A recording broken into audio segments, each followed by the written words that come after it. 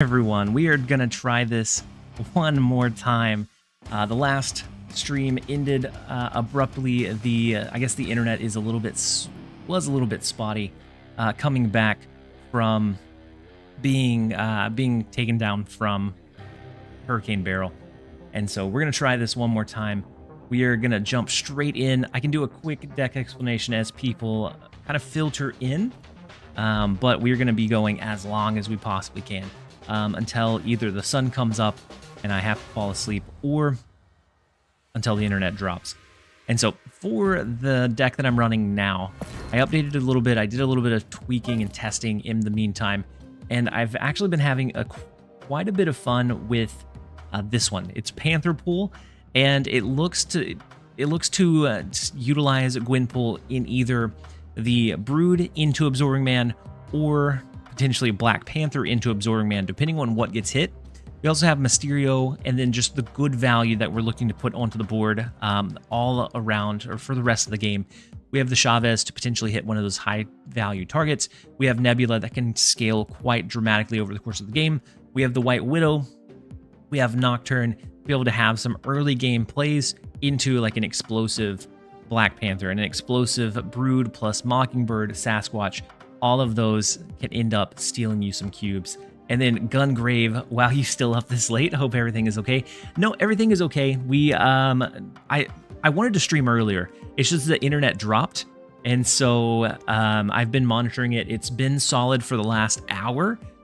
And so we are going to give this take number 2. Welcome in, Pilk. Thank you for joining us. Darth Jaden, Fire, 1x1 Dragon, Dark Scissor, Zero Youth, Zombie Lemon, OG Nerd. Thank you guys for being here. Darth Jaden, I haven't played in a while. Perfect time to get back into it. We have drops going on, so if your Marvel Snap account is linked, you'll just automatically gain rewards in-game. You get a pretty cool Wolverine variant, I think for 6 hours watched. And then Mr. Cam, welcome in. Eastern time, 2 a.m. here? Yeah, it's 1 a.m. here. But I wanted to stream most of the day for the Twitch drops. I just haven't been able to. And so how much caffeine? Actually, General, 0. I've kicked the caffeine habit, and so no caffeine is coursing through my veins right now. It was where I was living on caffeine, and then about a month and a half ago I kicked it. And so before we jump over into any games, as people are filtering in, I'm going to run the quick set of ads so that it pushes off. Caffeine is hard to quit. It is. I ended up going cold turkey. That way it doesn't push into our gameplay. I'm going to run a quick minute and a half, and then we'll jump into some gameplay. Makoto, welcome in. I'm glad to be back live. I wanted to be here earlier, but the internet dropped. We've been having power issues, and so it's been a struggle trying to be live on the first day of Twitch drops. I hope you know that you're my favorite content creator, Darth Jaden. I'm so glad. Black Panther is spicy. Black Panther is one that it's not always gonna pay off, but there's some games where if it gets hit once, twice, it can end up being pretty big. Sometimes you're gonna get a Black Panther and an Absorbing Man that both get hit. Both of them are gonna be 12 power plays on 5 and 6 respectively. Is the family sleeping? Yes, the family. I finally got my daughter down to sleep, and so the rest of the night should be good as long as the internet holds. We're good to climb a bit. And then Rin, welcome in. You're up, or either normally you're up late when you're watching me, or you're up incredibly early. Either one. I'm glad to see you here. But yeah, the family's okay. No major damage. Just 36 hours without power in Houston heat. That was the only rough part. But otherwise, we're good. He was like, finally they're asleep. And I wanted to make sure that the internet hopefully held solid, because last time it ended right after an hour, and we were just kind of getting into that stride. But I am glad to be back. We're going to push for Infinite, and I think it should be easily doable with Gwenpool. She's a pretty decent one. Much more interesting than Gilgamesh from last season. I'm going to go ahead and play Chavez on 1. Are you planning on staying up to see the sunrise? I am. As long as the internet holds, I'm here as long as you guys are here. And then Soren, good morning from Europe. Welcome in. Thank you for being here. Hopefully you're having a great day. I think we're going to go ahead and curve out the White Widow. Next turn, we do have Mysterio. We could do Mysterio plus Nebula if we wanted to get Sasquatch down. Laugh to stay sane. Glad everyone's okay after the abrupt drop-off. Yeah, it was just the internet.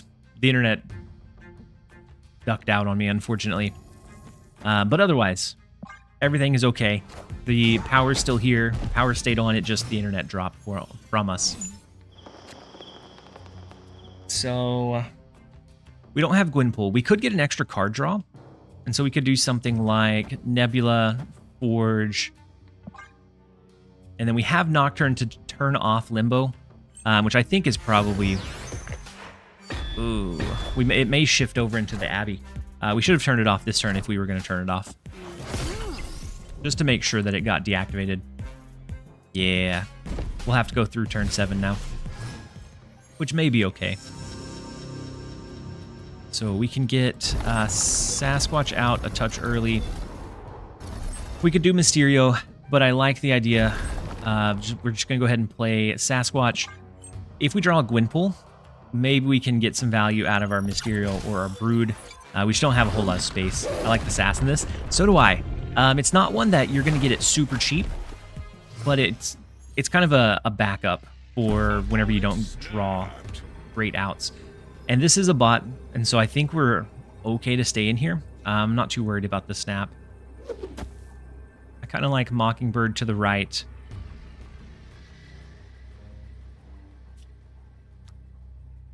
Either that or we go ahead and play Mysterio, but...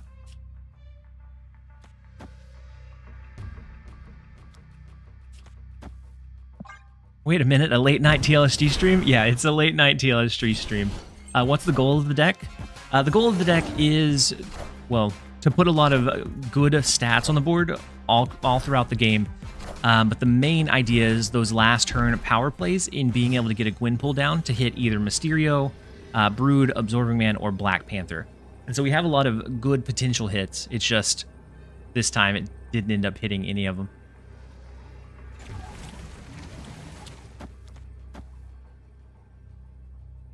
For me, it's a rare afternoon stream. Well, Rin, hopefully this is a little bit better time frame for you. We'll go for as long as we can possibly keep it up.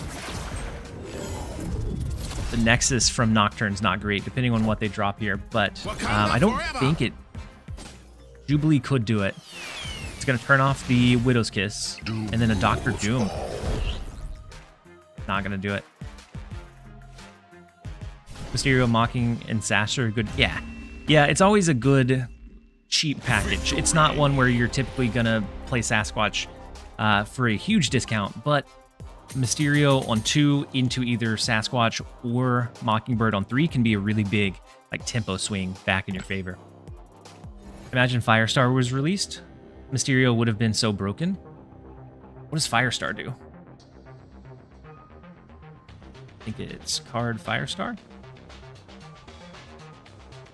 6 cost, 4 power on reveal. Each card you played last turn gains +3 power. Wow. That would be wild. Especially if you have like a Wong down. Would end up just hope you don't see Morbius. Yeah, Mobius.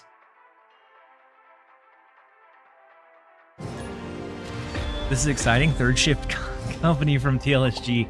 I'm glad to be here. I'm glad to be able to keep you guys company. Hopefully you guys are signed in and getting access or getting progress towards your drops. And Leonardo, welcome back in. We are back, and as long as the internet holds, we're back. I wanted to do a long stream from when I started before all the way through to the morning, but the internet had different ideas. So I think I'm going to go ahead and curve out the real Mysterio. We can get a cheap Mockingbird. Then if we draw a Gwenpool, we're going to have a better chance of it hitting Black Panther multiple times to get a big push. Captain Pixie, welcome in. I'm doing well. Hopefully you are as well. And then Lalo, late night stream. We are late night streaming. And I saw Dexter was still live for like a 24-hour. He was holding down like 10K viewership, something absolutely wild. I love to see how much like the category has grown over time. So I mean, Strange Academy is going to move the cards out after 5, and it's not going to be able to move into Miniaturized Lab. So it almost might be worth it to just go ahead and cap out the left lane. That way this stud's not going to take up any space over there. Do you have your on-screen tracker up? Ooh, I do. Did I turned it off, didn't I?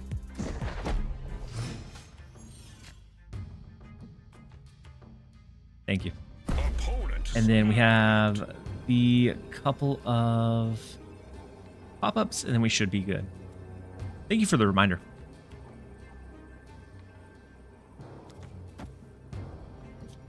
So unfortunately, no Gwenpool again. It's gonna make it a little bit more tough. Ooh, Wong. So the Nightcrawler, the Jeff, this is a Namora deck. And so at least we messed up the Namora to the Nightcrawler, at the very least. But I still don't know that's enough. They can move the Nightcrawler, drop Namora over there. The Widow's Kiss gets really big.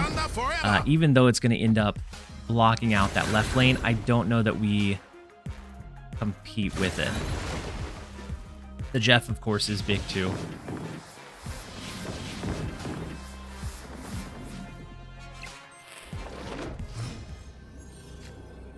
So we'll go up to 20, but we're not quite able to grab enough. We're going to jump out of this one. Thank you guys for being here. I know that it's super late for me, but some of you guys, it's afternoon. Some of you guys, it's a much better stream time. So I'm glad I'm able to hit this time frame at least every once in a while. Darth Jaden, you said, do you have any tips? I'm hard stuck Omega. Find a deck that you like to run. So for me, the grind is much more enjoyable, or feels like it takes less time if I'm enjoying playing the deck. So like I like to run either like mill or junk style stuff, and then even if I'm winning 1 or 2 cubes at a time, I find that I play more games before I kind of hit that limit of feeling like I need to take a break. And so even though I'm probably playing more games overall to get that climb, since I'm enjoying it, it doesn't feel like as much of a burden. And so find an archetype that you really enjoy. Makoto, it's 8 a.m. Perfect early morning stream for you then. Vosh, she said, nicest streamer on Twitch. His favorite deck are Junk and Mill. The Evil Within. I know. I don't know why I enjoy them so much, but I do. I think it's about being able to control what the opponent can do and really limiting their space of play. I used to like the posture check. Thank you, Ryan. I used to also really like Sarah counter, but it's not quite as effective now. What cards this season are most likely to be used in decks down the road? I'm missing a lot of S4 and 5 cards. Well, not Hydra Bob, that's for sure. I think Ajax is probably one that's really tough to hit consistently, or to trigger consistently, so I don't think you're going to be missing too much there either. And I'm trying to think of the other ones that are going to pop out. I think after that, he's a control player in other card games. Yeah, I really like control and being able to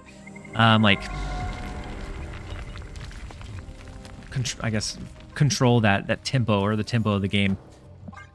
What's the latest news on the game?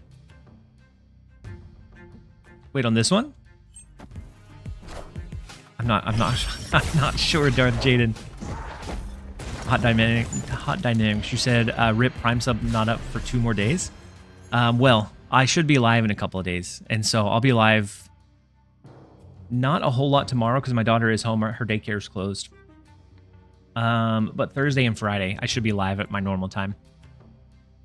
Is Captain Marvel still one of your favorite cards? It is. It's never been one that's just overly strong, but I just like the flexibility of her ability. I think it's very balanced. Since how long you playing Gwenpool? I want to know if it's worth buying her. So I've been playing her since I guess since the season started. From rank 70, she is easily a potential skip, but I think she's a very interesting flavor. Ooh, so this is capped out at 10. So all we have to do is play like a Mysterio over there. And so Black Panther is going to be pretty strong. We can always do Absorbing Man into Mysterio next turn. So this is going to be a really big Black Panther over to the left. I remember when Captain Marvel got buffed and was in like every deck for like 2 weeks. Yeah, and then they said, okay, maybe not. Maybe that was a bit too far. And they reeled it right back. And so actually Mockingbird is going to be more power than the Absorbing Man. And so it could be a Forge, a Mockingbird, a Mysterio. And we do get the Safety Blade Retreat. We'll gladly take it where we can. Jump over into the next one. Yeah, that was a huge Black Panther. And so it's not one that it always pays off. But there's some times where he gets hit once or twice and becomes really, really big.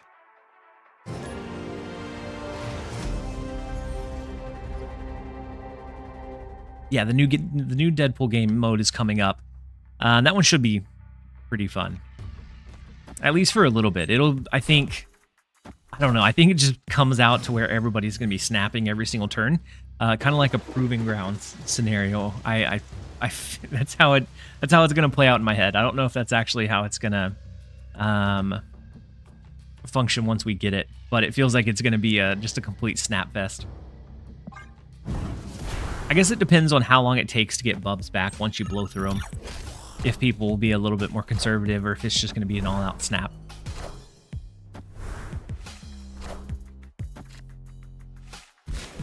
So the Maximus early from Revis, the Sunspot.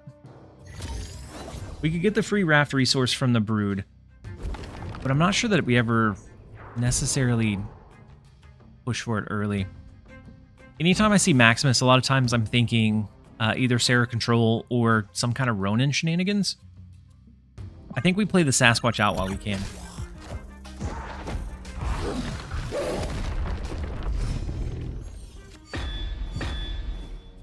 So we could curve into a Nocturne Chavez. We have that movable piece in the Nocturne, so if they don't cap it out this turn, we'll cap it out. Get the free raft resource alongside them next turn. I just wanted a movable target before we capped it out. So they did have Gwenpool come down. They had only 3 cards in hand. So it could hit some pretty high impact cards for them.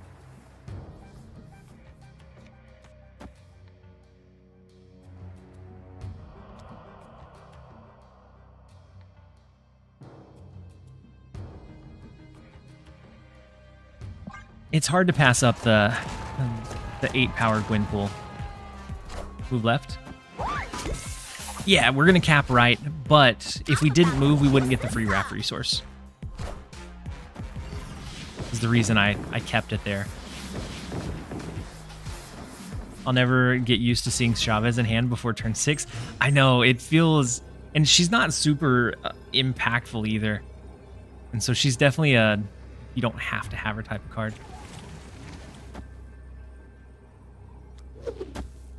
We add 6 more here. I don't know that we overpower that lane. I think the right lane becomes pretty tough, especially Gwenpool into the Moon Girl.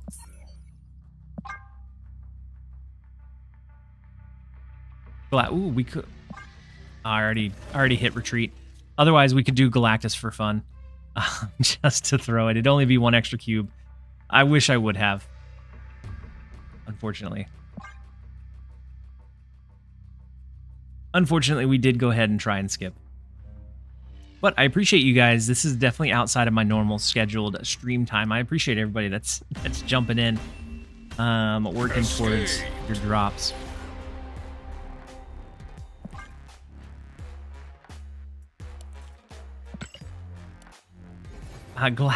Glass Eye.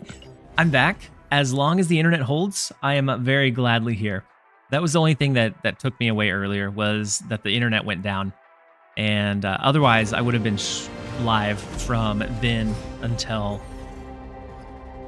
probably 6 or 7 hours from now. But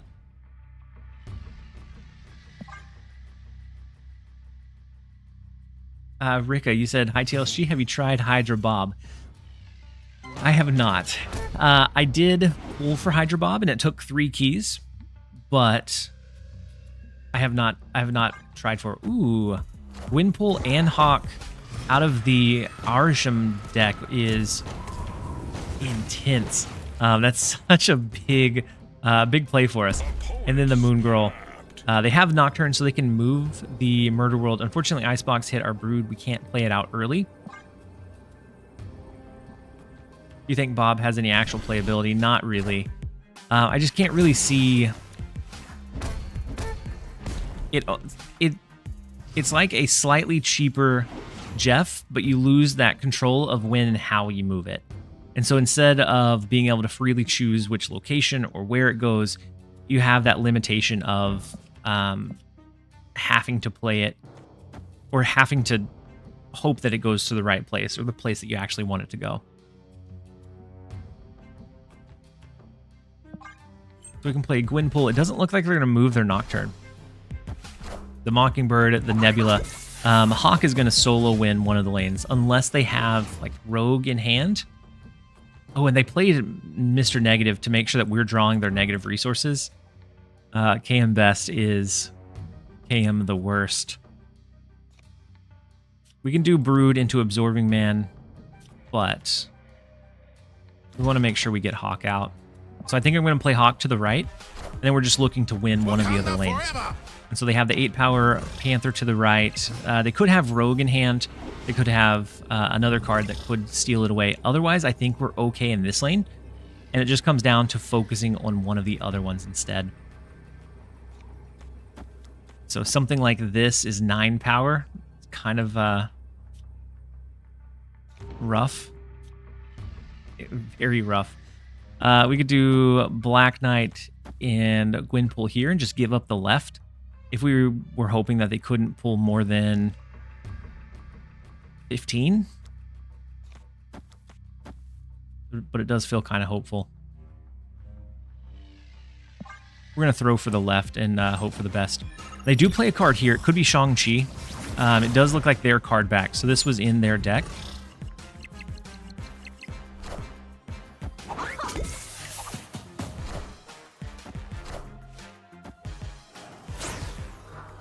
Rogue.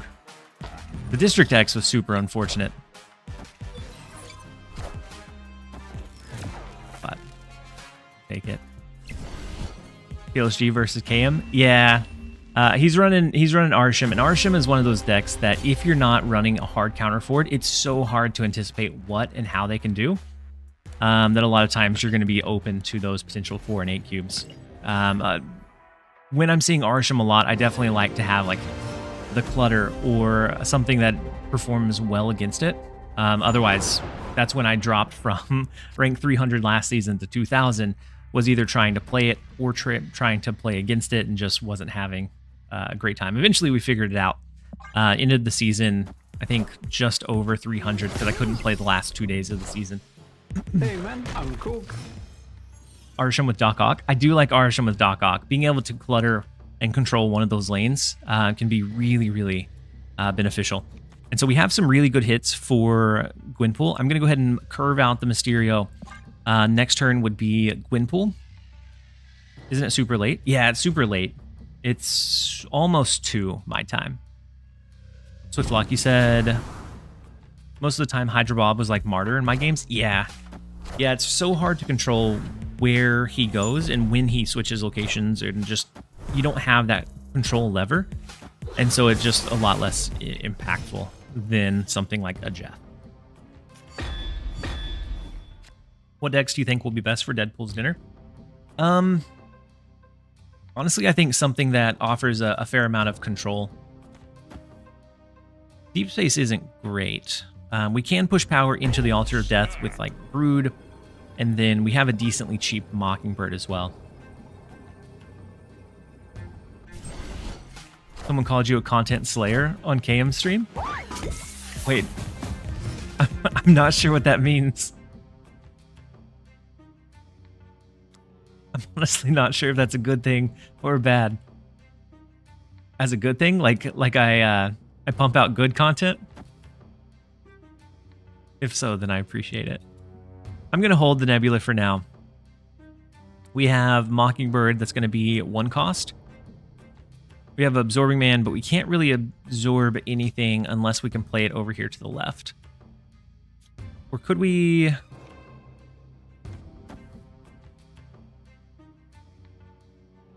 kind of like the Absorbing Man to copy the Gwenpool into playing something next turn.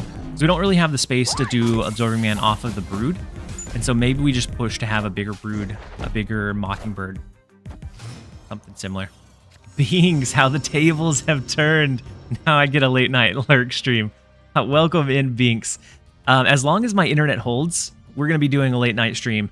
We had it launched up several hours ago and it crashed down. And so hopefully everything with your move has gone well. Hopefully you're getting settled in. But it's always a pleasure to see you pop in from time to time. So I think we're going to throw Nebula to the right. I know she won't scale over there. But I think between the 11 power Mockingbird, the Altar of Death, I think we'll have a pretty good advantage against them. And I think it's a bot as well. But Binks, I think this may be the first time that you've that I've been streaming late night when you weren't.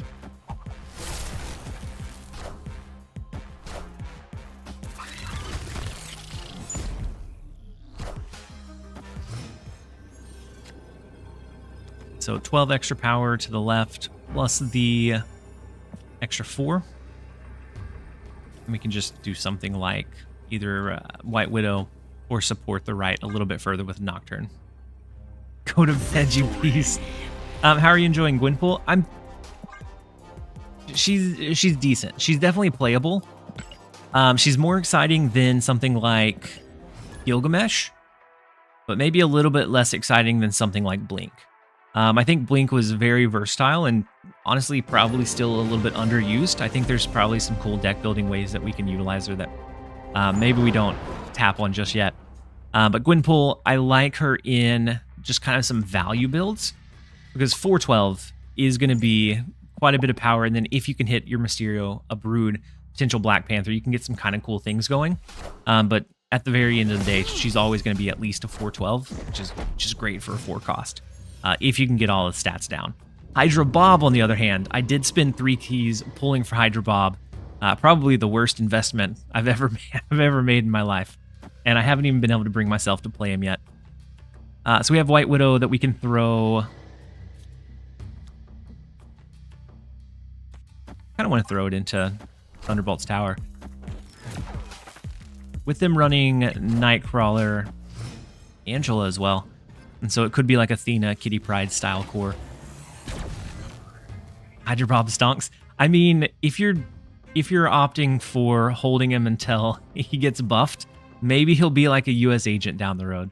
But as of right now, I couldn't find or think of anything good to do with that card, unfortunately. So we can throw Nocturne. We can go ahead and play our Sasquatch out. If we end up drawing into Gwenpool, then we have a pretty good push as well. No worries, Bob will be a 1-6 Thursday. Welcome back. Swiftman, thank you for the warm welcome. I'm glad that you guys are still here. Definitely outside of my normal content time. Gwenpool is just so high. She'll be a draft mode superstar. I agree. Just being able to have the raw stats so often. Yeah, the floor of it is so high.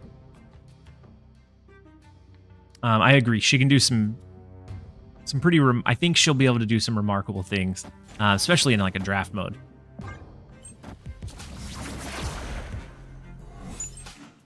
They lose their Goliath. We lose our Absorbing Man. Can I redeem a requested deck? Make you play Bob? I think I took that redemption option away. Like maybe we'll play Bob here a little bit, but right now we just need to hit infinite first. Hoosty, welcome back in. Hopefully you're having a great day so far. We're running the late stream. We're taking Binks's spot. He'll be taking our spot tomorrow. Bean Man, welcome in. Hopefully you're having a great day so far. The early Shang-Chi takes out the Sasquatch. So our Black Panther's safe. I never hit infinite. And I think different people push for different things in the game. So if infinite was not ever or needed to be a goal for you, then I think that's perfectly fine. But for me, that's part of the fun is really pushing and driving for, or trying to drive for infinite. So I think with the Shang-Chi, with them having a pretty big push in the left lane, it looks like one of the cores that like they're going to pump Angela pretty high. Like this would be our best bet for Nebula Mockingbird, but neither one is fantastic. No reason to get infinite. Yeah. Escape. Yeah, after you get 90, after that it's just cosmetic.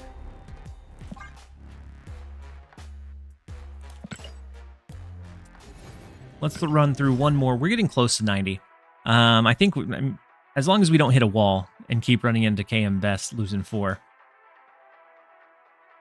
Rika, you said I tried Bob in a Spidey Craven pin deck.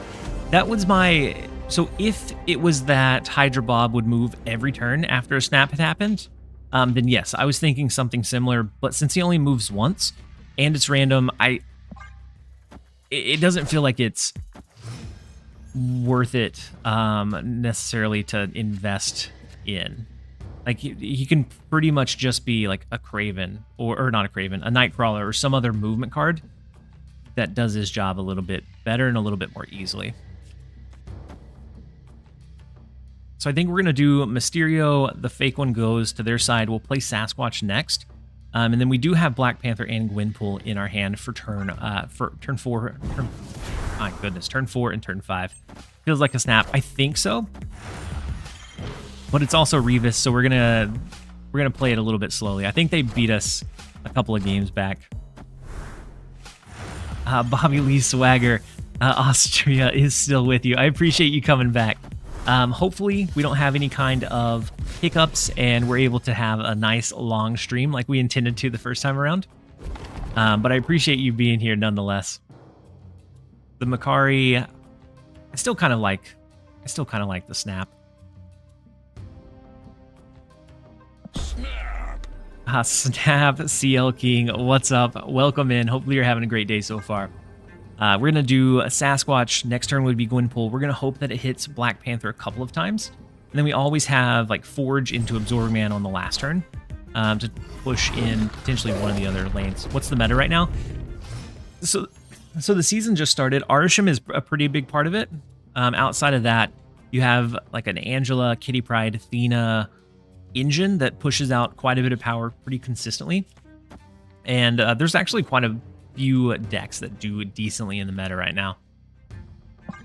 And then you can always do your like standard destroy or discard. Those do decently, I think, regardless of like when they get played. Victory. Take it. Are you from Europe? No, so I'm actually from the United States. I'm from Texas. And so we're just recovering from Hurricane Beryl, which took out my power for over 36 hours. And so it was mid-summer heat, and we were all inside sweating. They nerfed Zabu because Gwenpool is so OP with him. I think Gwenpool would be stronger with him for sure, but I don't know if it just makes her so OP. I think she'd be a bit stronger, but I don't think that would be like the breaking point for Zabu. Kai, well, welcome in. Hopefully you're having a great day so far. Let's go Cowboys. So where I live, it's really big Astros, and I'm not a super big baseball person, but the Astros is what gets kind of plastered everywhere. So it means Texas Lone Star guy. It can mean whatever it needs to mean. That could be one of the meanings. Maybe we come up with a story around that for our next story, but I do like the snapback here. We have Forge into probably Nocturne. Then we have a double trigger of Gwenpool, which just feels nasty. I was surprised when they nerfed Professor X. Professor X, if you weren't actively playing, Professor X with Cannonball was everywhere, and it was very, very It was hard to consistently counter, and so it felt really oppressive. It could just really win such a wide variety of games that it was just unfun to play against that consistently.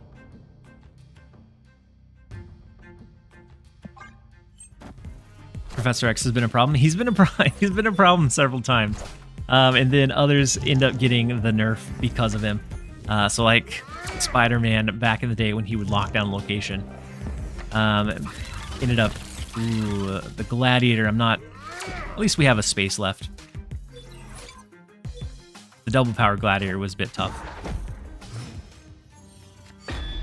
He terrorized the meta with lockdown. Yeah, is that San Antonio? It's Houston, near the Houston area. And so I still, I think we always have to go double Gwenpool. Like, we're going to lose this lane, but they're running an Arisham deck, so we would lose that lane to a double blob if they have it anyways.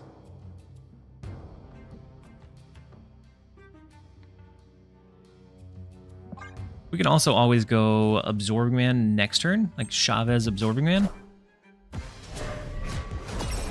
Surfer comes down. Might be better to double Deadpool. I guess we could have did Gwenpool outside of it, double Absorbing Man as a potential line.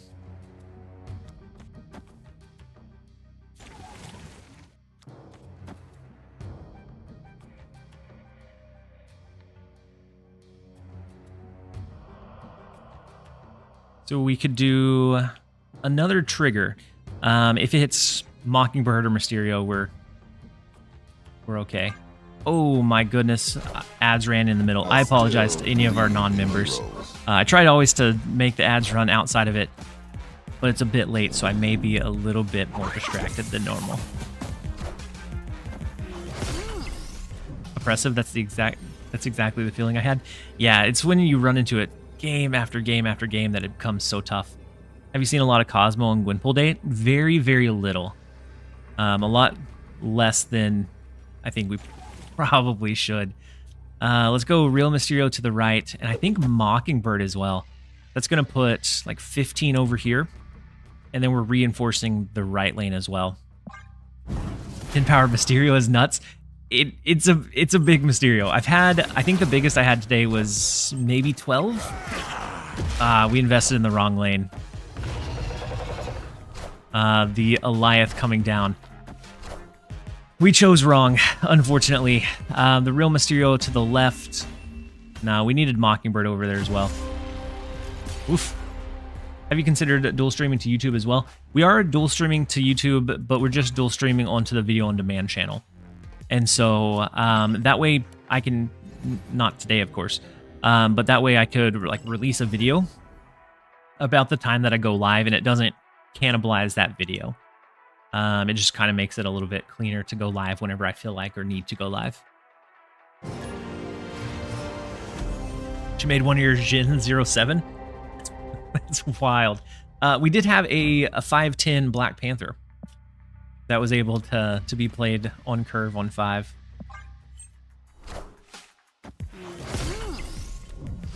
And then Snap. How are you finding Gwenpool? I think she's okay, but I think with like the hand buff stuff, it really depends on how you're pushing, because a lot of times you don't want to hurt your early game for the chance that she's going to hit like a Mysterio. And so I think it's a weird balance right now. And so with this deck in particular, that's why I built in like the Sasquatch, the Mockingbird, so that if we're playing it on curve and not holding it specifically for the Gwenpool, we now have that follow-up of like a Sasquatch play. And so we can kind of play just good value throughout the entire game rather than hoping that it hits one of those high value targets and that's enough for us to win. Darth Jaden, have a great stream. I appreciate it. It sounds like maybe you're popping off, but hopefully, if so, you have a good rest of your night. So we have the cheap Mockingbird. We have Nebula. I think I'm going to go ahead and Gwenpool to the left. And with them running Nakia, it looks like they're investing for that really heavy last turn big power play. We do have Eliath that might be able to surprise and steal it away. I'm going to go ahead and snap into it. We may lose another 8 cubes, but Tommy Nyquist, thank you so much for the 2 gifted. Definitely outside of your normal viewing time, but I appreciate the support. That pushes us to, that's actually 2 for today or 2 for this stream after our other one ended abruptly. But welcome in. Hopefully you're having a great day. AIM, you said, should I buy the season pass? Is it worthy? So I think that season pass is always resource-wise one of your best potential purchases. If you're going to buy anything in the game, typically season pass is your safest play. But if you're looking at Gwenpool as a card itself, I think it's going to be strong. I think we see it in builds from time to time, but I don't think it's going to be so completely cannibalizing that that's the only thing that's possible to be played. So if you want to go free to play, you can skip it. It's not going to be like a Loki where you just can't do anything else. And then Severo AB, thank you so much for the resub with your Prime sub. You see TLSG at my most optimal time. Nothing wrong with that. I appreciate you being here. Hopefully you have a great time in the stream, and hopefully you've been having a great day. And so with the Nocturne, the Grandmaster, we have to anticipate like a really big Sebastian Shaw. And so it may be that we try to hit whichever lane that's going to be in with an Eliath. We could do Black Panther to pull 8 more in a lane, then Mockingbird, but I don't know that that's going to be enough if they have their big hits, because they've had some really big hand buff in like a double Nakia, the Forge coming down.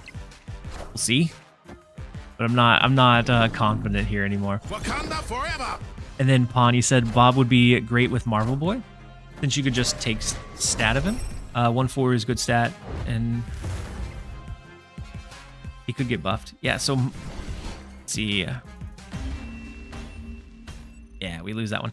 So Marvel Boy being a 3 cost, 2 power after each turn, give 3 of your 1 cost cards plus 1 power. He could be. But I feel like there would always be other cards that would be more optimal. And so whether it be like cards that have an on reveal, so like if you have Rocket, if you have your Nebula that can scale a little bit higher. The White Rabbit, whoa, overnight stream? Time to break out the sleeping bag and Coco. Eyes Bob as horrible predicted. I haven't even tried it. Like I've been too afraid to even try it.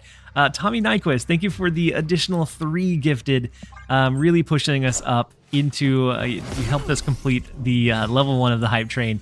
I appreciate the support and you being here at this odd time. Hopefully you're having a great night so far.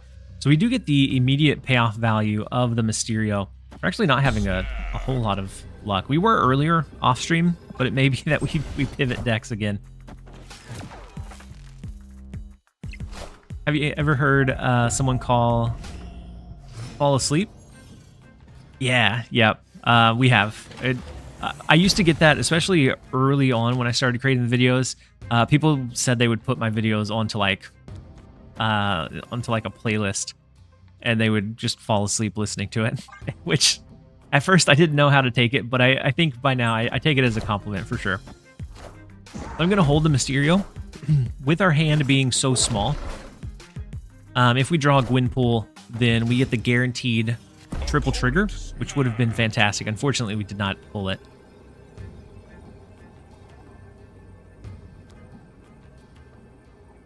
It is a bot, though, so I think we still hold off. Maybe we Black Panther on 5 into Mysterio and some other cards. Calming Voice for sure. Which surprised me because I thought I was very monotone whenever I first started creating content. But I'm glad that it's like a ASMR or a soothing enough to like fall asleep to and listen to it for long amounts of time. I watch videos / listen to them while sleeping.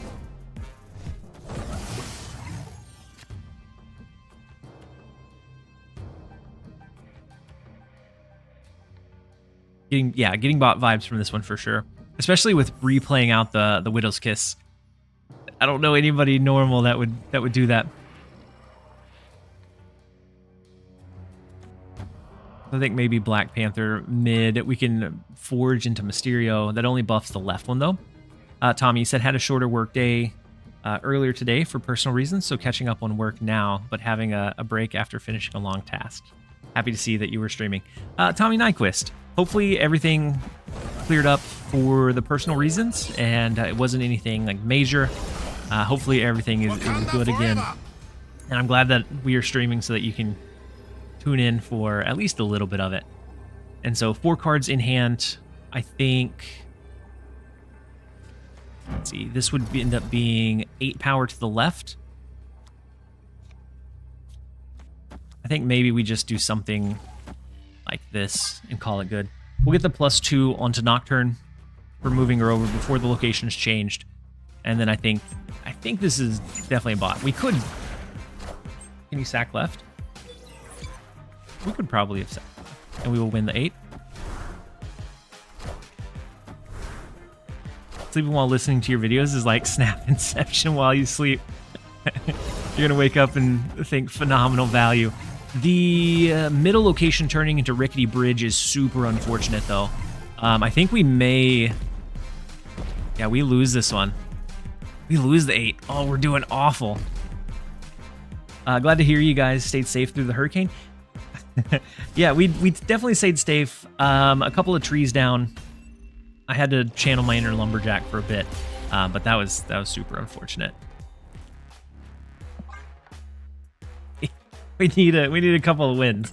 We need to maybe slow it down because we were, I think, midway through 88.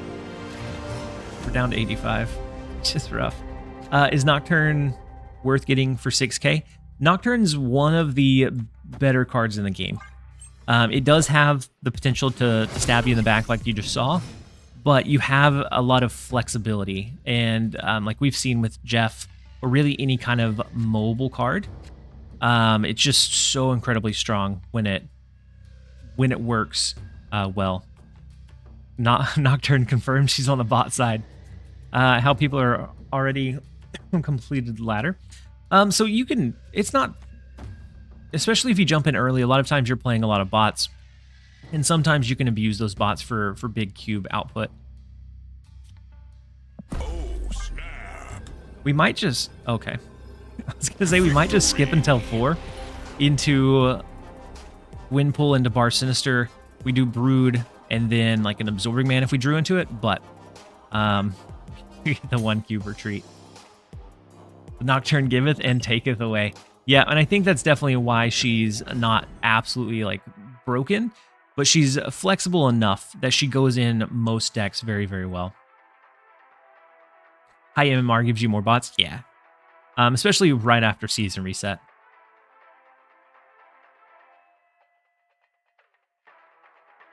And so early, like lower down, I think it definitely, you hit a lot more people that are actively trying like the good decks to climb. And so for me, once I hit Infinite is where I start running into those really sweaty people, not before. So it's an Arsham deck. It's Snow Guard on 1.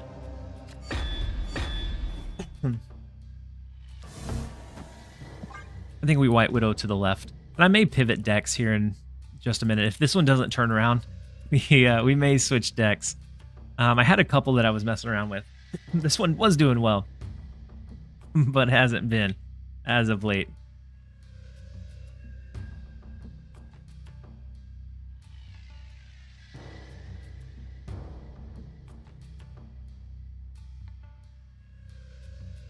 We can always just do like I think a generic Surfer, like a Patriot Surfer, I think. Going back closer to what I had originally, but I think maybe even taking a step further than what I had. I have a couple of ideas to change what I had whenever I first launched the stream earlier. Bots are usually fast queue, and they use base avatar. Yeah. With the Elysium, we get a really big discount on our cards. The Absorbing Man, I think we go ahead and we'll play Forge and Mysterio out. Actually, I'm going to hold them. I'm going to hold the Forge. We're going to hold the Forge. We could always use him alongside a Black Panther to make that scale a little bit higher, or potentially with Absorbing In to push it too. He said it's also great that most decks like running Nocturne generally want to be able to turn off Limbo. Yeah.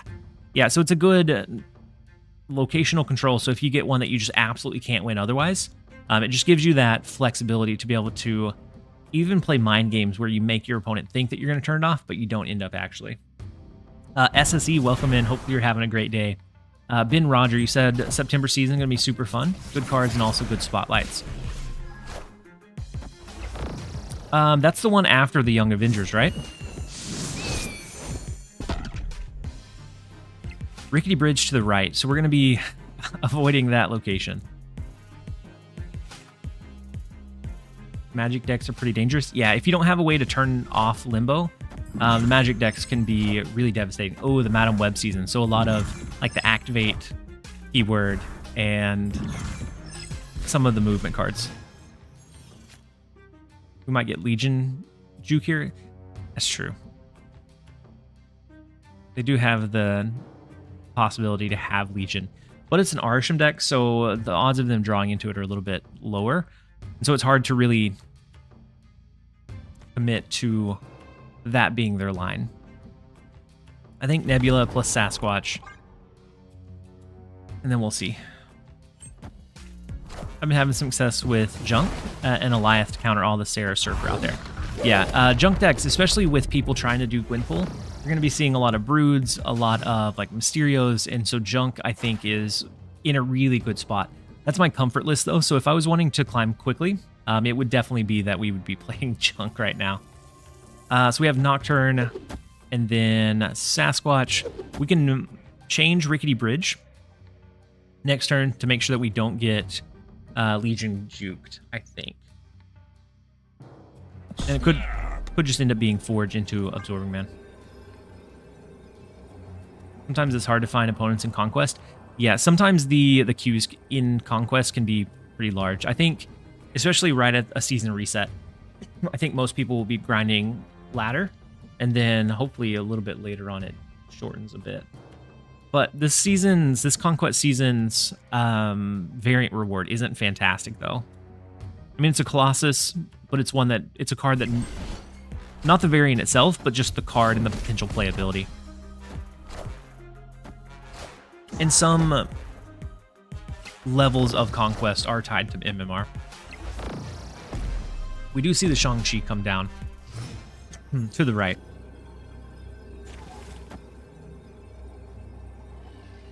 We could always juke and just go to the left instead of the Rickety Bridge and just play our Forge over there.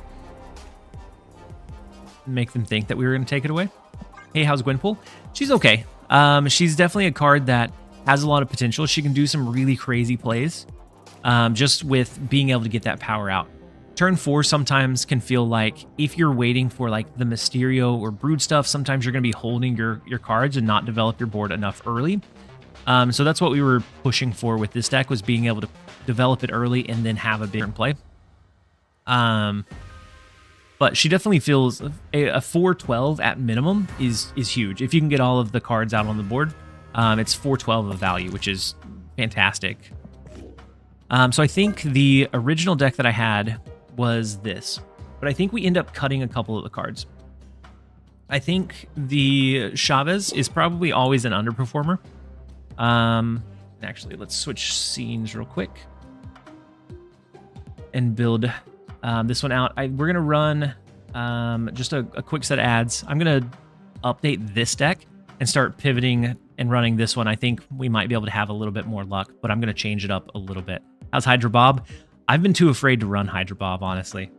So we're gonna run a quick set of ads so that it doesn't go in the middle of games. Don't go anywhere, you guys, and we'll build this out in the meantime. In your opinion, what's the best card?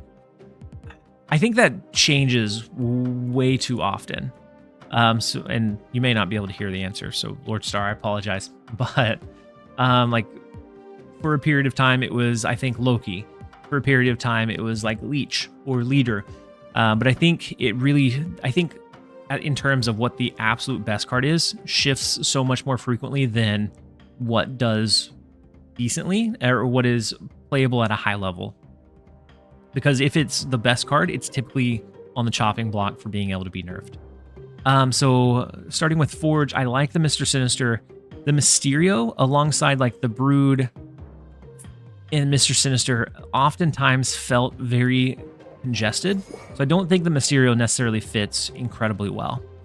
I do like having the Patriot, Brood, Surfer, Absorbing Man as a like backup line for Gwenpool. Iron Lad I think feels great. But since we're cutting some of the early curve, I think we take out those two and go a little bit more into like the Silver Surfer line. And so we'd be looking for some backup 3 costs. I'm going to throw in Fastos. I don't know that he is phenomenal even in like this Gwenpool style stuff.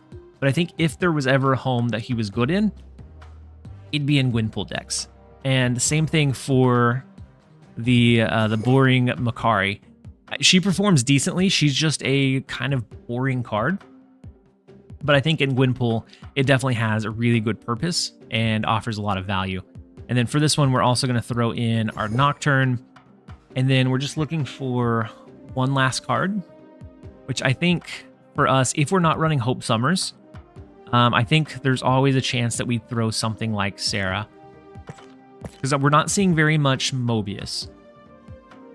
And so I think something like Sarah could give us the option to do Silver Surfer plus Absorbing Man on the last turn if we need to. We can always Gwenpool into Sarah to give us a better chance of playing out all 12 power stats, all power points of those stats that she gave off, even if it doesn't hit like a Brood or a Mr. Sinister. And so this one's Red Guardian. Red Guardian's another decent one. I think, honestly, you could probably cut Fastos for the Red Guardian. But I kind of like his sizzle here. But I think Red Guardian probably would perform just as good, if not better. And then General Sergeant. I missed the Hydrate reminder. Thank you. And then Mobius, you could as well. I think that would definitely be, like, depending on what you're seeing. Like Mobius instead of Fastos, you could take out Makari for Red Guardian and have some of those kind of text or flex spots. Even potentially like a Cosmo if you felt like you really needed one. But like I think if we're running the Gwenpool, I really like the Mr. Sinister line. Patriot, I think, serves some good lines into like the Brood Absorbing Man or even the Mr. Sinister Absorbing Man. I think we give this one a little bit of a try. If you could have any card, what would it be? So I'm only missing a handful of cards.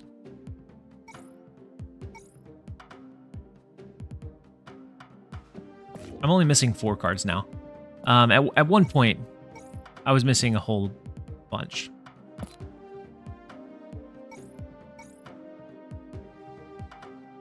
I'm stuck on 5 costs. Oh my goodness. So right now I'm only missing 4.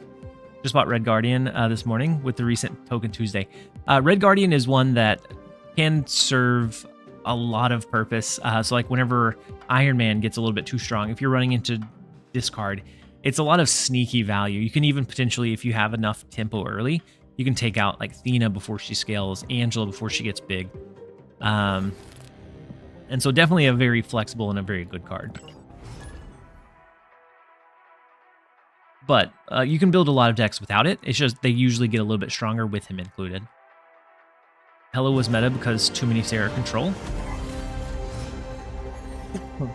Hela was meta because Corvus made it super consistent.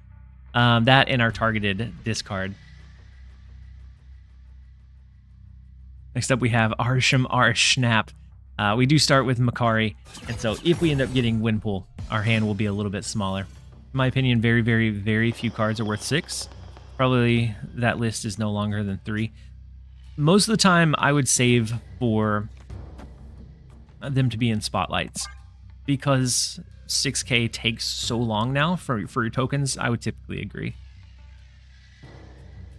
Yeah, and everyone was running tech. With Hela, you just like pick a lane to Shang-Chi. Yeah, and then you still dominate the other two.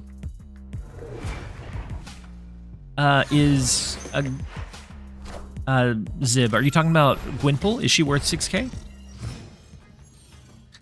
So Gwenpool, I think, is a fun card, but I don't think she's by any means like a necessity. You could easily build a lot of really good decks without it. Oh, Blob.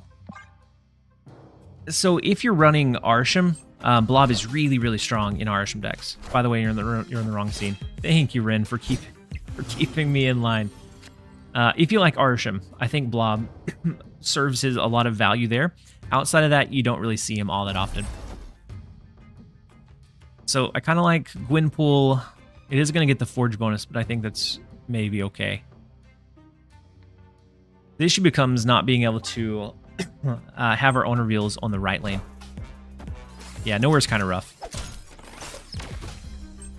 Yeah, outside of Arsham, you almost never see Blob. So Doc Ock ends up pulling Iron Lad, which ends up hitting Forge again. So we have a really buffed up Gwenpool. We'll take. We'll gladly take. What are some of your favorite cards or combos of cards throughout the history of playing Marvel Snap? Comfort picks or special win condition cards? So I have always really liked like debris or junk or clutter. And so for me, like the best one was like Green Goblin Titania, being able to take up 2 spots when like nobody would anticipate that 2 spots were at risk. I think that's probably my favorite like combo of cards in the game. Was the Titania Green Goblin duo. Still to this day, I really enjoy it, and that's why I still enjoy junk decks.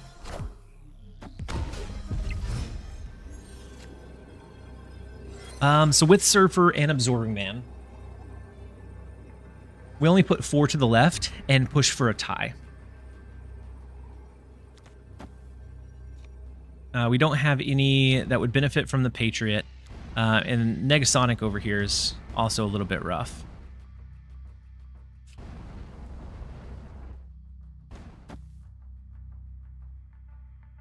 With it being Arsham deck, I don't know that they can put a whole lot here if they're doing like a big blob or something similar.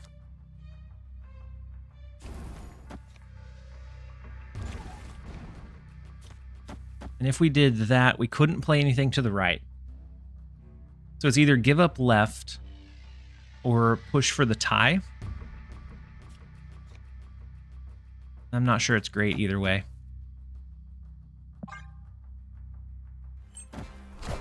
Are you friends with Binks? I watched him stream a few days ago. He called you a stream sniper.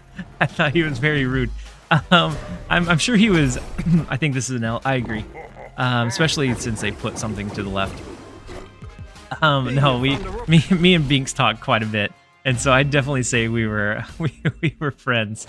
I think probably why he said that was I loaded his stream. I did a little bit of chatting, and then I ended up like leaving it on my computer, and about an hour later we matched together. I don't think he was being serious. It may not have came off that way, but I don't think he was being serious. Mockingbird is currently a top 3 card, arguably the best in the game. Yeah, I agree. Mockingbird is one of those that she's so incredibly strong and so incredibly flexible. And then, Tommy, to kind of go back to your question, another one was I think the original of like, it was Nova and like a Devil Dino, because Nova used to give +2 to all cards on the board, and so you could easily carnage one lane and have just an absurd amount of stats flying onto the other ones. Stay hydrated. I appreciate you. I appreciate you, Uni.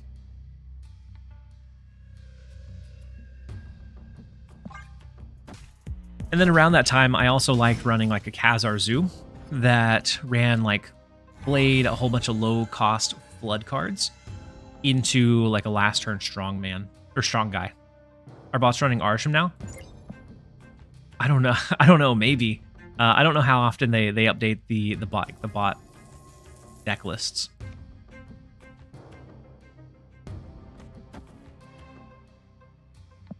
It's almost never a good idea to Fastos more than once. No bots don't run Series 5 cards. Where's the blanket basket? So it ended up being my daughter's toy basket. She has a whole bunch of her toys in it now. Binks' brand is rude. No. He's never been rude to me. We chat quite a bit, actually. He's probably one of the content creators that I talk to the most. And so I think it's definitely like an on-stream thing rather than like an actual representation of who he is. Yeah, the hub giving out Arsham now, which is so unfortunate. Here's a Twitch command, exclamation point rude. I could see that. What locations annoy you? I don't think any locations just outright annoy me. Because there's a lot of, like with any location, I think there's like a lot of play around potential, and so I like being able to solve that puzzle and be able to like have a deck that does well into really anything that comes up. And so a few flex tools and you're usually able to account for it. And that's why I think Nocturne plays such a big role in a lot of these games. So we have Iron Lad that could hit Gwenpool, could hit Patriot, Mr. Sinister Forge. It has several good hits. I don't know that we Fastos again, though. I think it might end up being Nocturne. We go Iron Lad. Next turn, we go like Brood, Silver Surfer. And then maybe another 3-cost card. I am Iron Man. A Teelan? Ooh, that is a pretty rough one. I don't typically enjoy a Teelan. I think you got me there. Fortunately, we drew straight into a rock.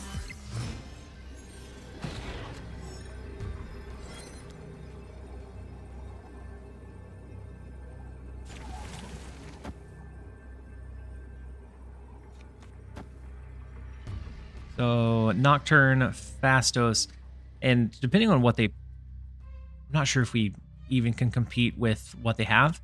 Sometimes they'll just abandon the Iron Man lane because of the threat of how much power he puts out. They have another Iron Man, and so Kitty Pryde here, but oh no, they haven't played Kitty Pryde.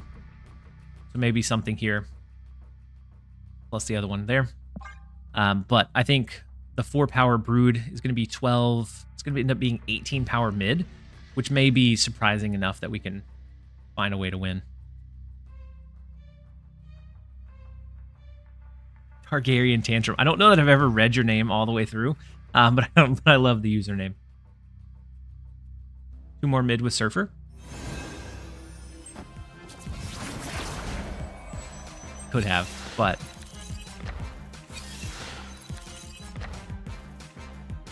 we copied the Iron Man. It doesn't look like they played it. Hawk to the right is big. Oof. Not winning that one. And then Angela to the left will allow Athena to scale. Maybe Brood to the left into the Surfer could have been the line. That would have been 10 more. Yeah. Taking away one of the Broodlings, but then we would have ended up having a tough win here. There was a way to win it, and that was sacrificing one of the little Broodlings, but that's all right. Posture check. I appreciate you guys checking up on me. I always end up, I think part of it's this chair. I love the posture check. So important for us 30-plus-year-old. Yeah, and since I was chopping trees yesterday, with what blew over from the hurricane, my back's sore, and so I think the posture checks are really important. So this looks like, at least the avatar and name combo feels kind of bot-like. I'm actually going to snap into it. We'll play it aggressively. Starlight Citadel, I think for the most part is okay. We do have Gwenpool for 4. I think let's go Forge and see.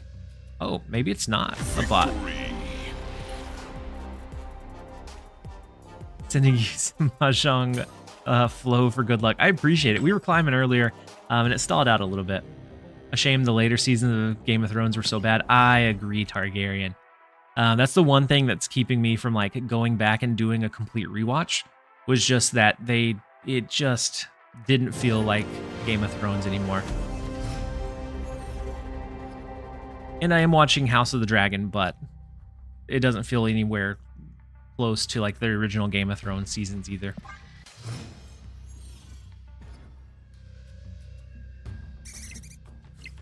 So next up we have Clifford.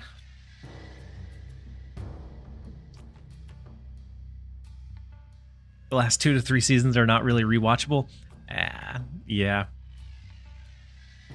Before that, it felt like everything was high stakes, and you never knew what was going to happen. After that, it felt really much like they were just trying to check the boxes.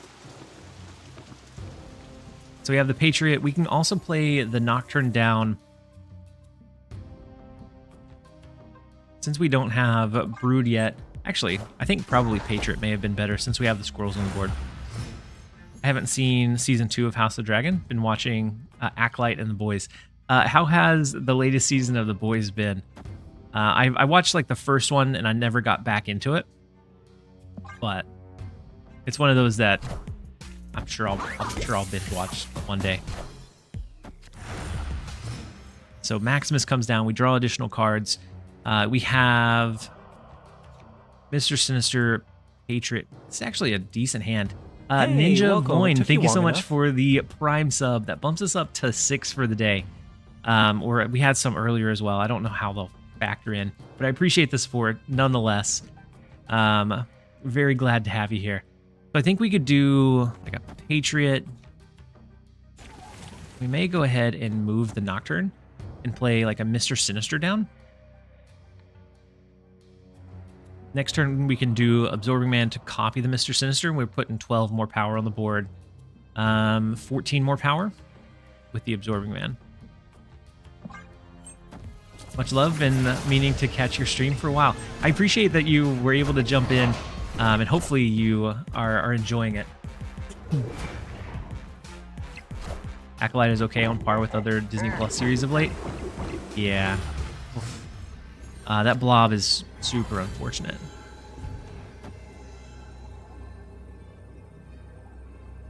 So maybe the 12 extra power, the 14 power here would win, but we're not touching Weir Island.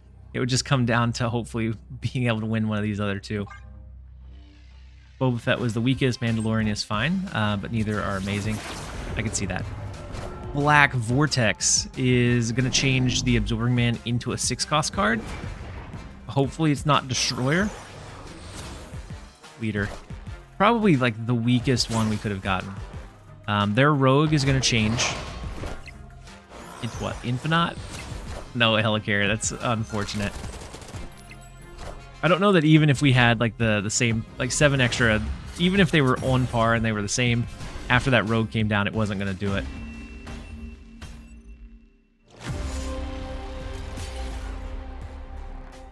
Yeah, and I feel that I definitely feel that about the Star Wars shows. It's kind of like the Marvel movies and series. It feels like they're doing too much to try to keep it relevant. And then it feels like the quality ends up, or the story overall ends up kind of suffering.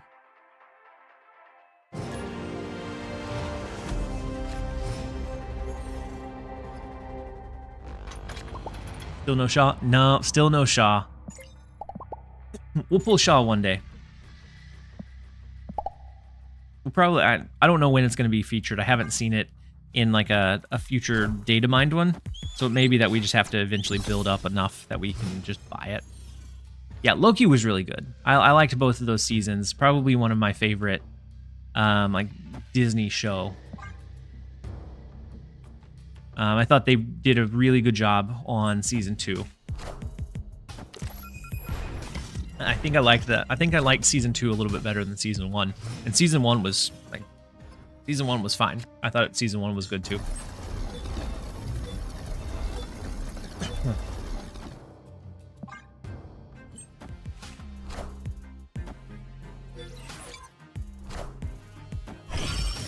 You said it's jarring to see the actor.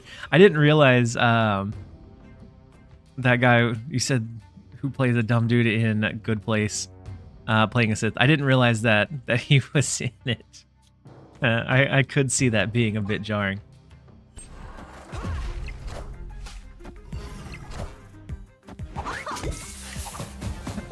So Jessica Jones, Ronin, both created by Coulson, which were both really solid cards for him. Let's go ahead and throw Sarah. That'll give us some discount. We do have the 12 power from Mr. Sinister. We could also do Absorbing Man. We have the 9 powered Nocturne, which is huge.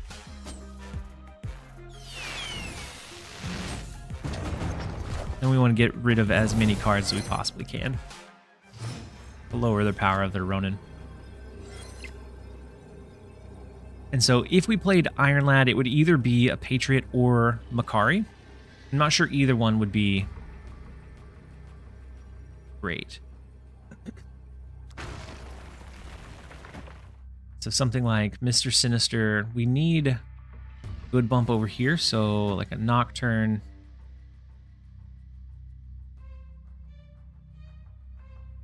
If we want Surfer, then it would need to be Sinister.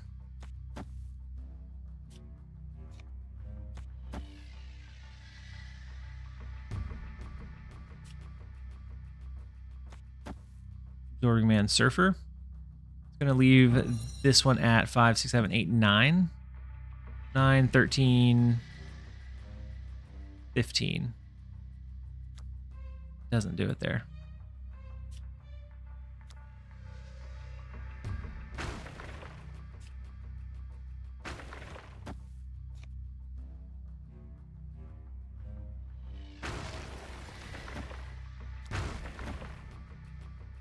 Ooh, Surfer's not really buffing anything up for us.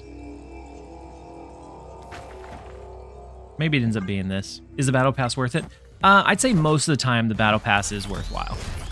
So like even outside of any card that was featured in it, the Battle Pass is one of the best resources for the amount of money that you spend on it in the game. And so I'd say most likely, if you're going to spend anything at all, Battle Pass is probably one of the most worthwhile ones. And so then the Nocturne's going to push us just over that edge. We hold out mid by 1. Victory. We needed a win.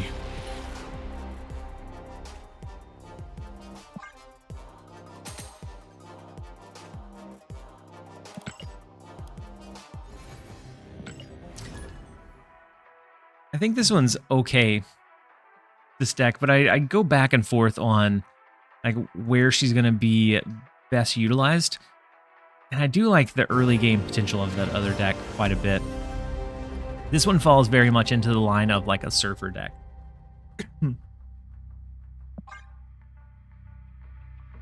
Have you watched Reacher? I have not, Targaryen.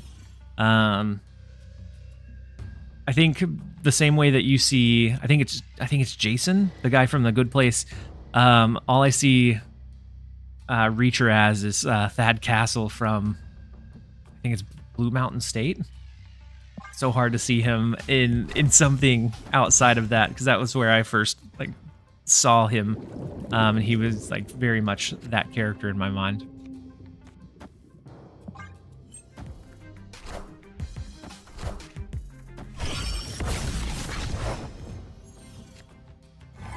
I used to love that show. I thought it was a pretty good one. Hydrate, I appreciate it, Rice Burner. All right, let's throw the Gwenpool down. Oh, that is going to be a guaranteed triple hit on Makari, unfortunately. The Doc Ock to the right. Our Iron Lad hits Patriot, which is not awful. Surfer coming down is a little bit unfortunate. It's going to be probably the biggest Makari I've ever seen come down.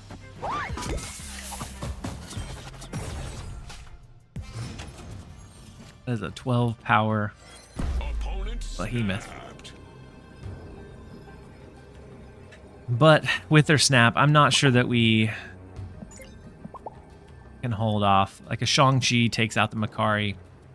They're already winning over here. There's nothing that we can do to bump up that right lane. Unfortunate, we're going to jump out. Escaped. Revis, thank you so much for the 79 party raid. Hopefully you had a fantastic stream.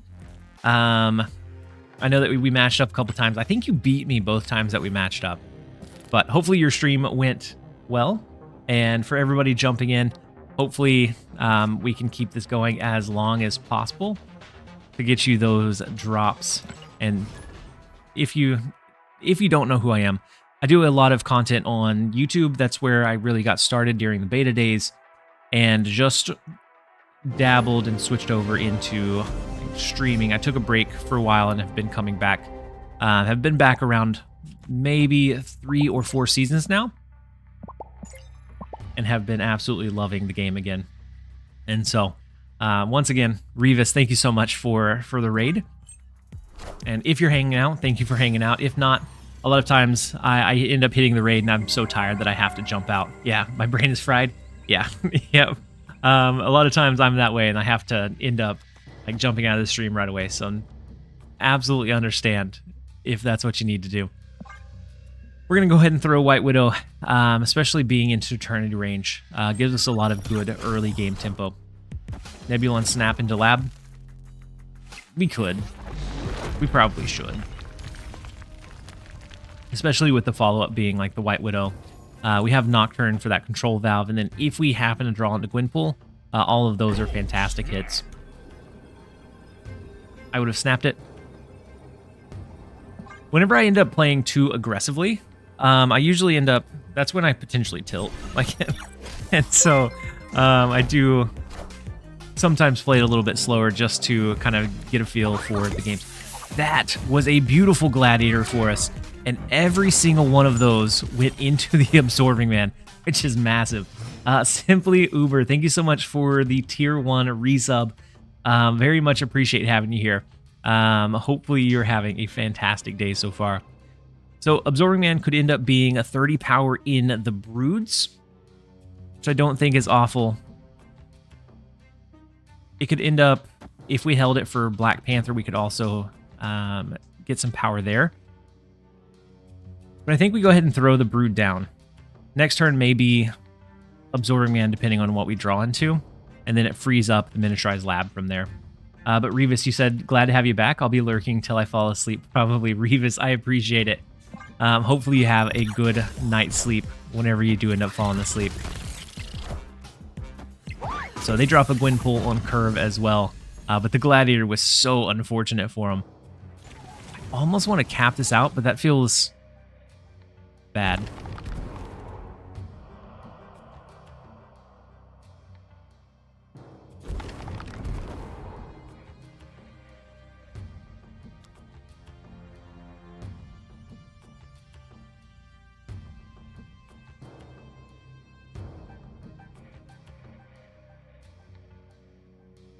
Yeah, you have to cap it out for the Absorbing Man.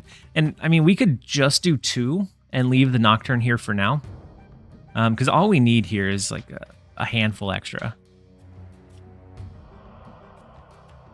And then that would leave Sasquatch at 5 next turn. We could do Sasquatch, Chavez, move the Nocturne over.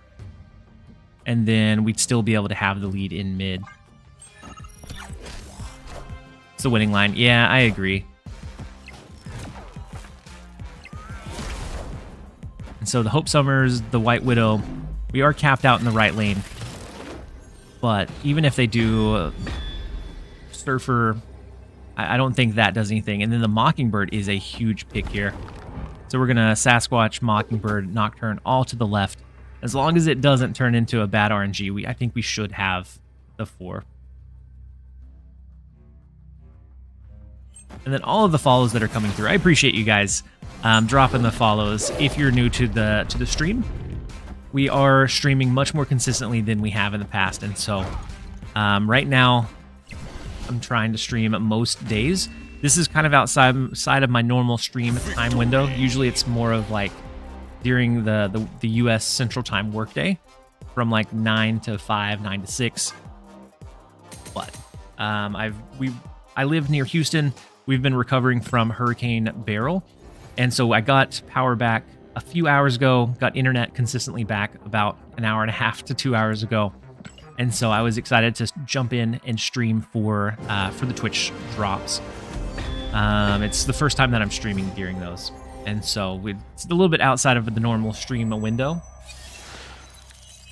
But the vibes carry over regardless of which window we're streaming in. Opponent snapped.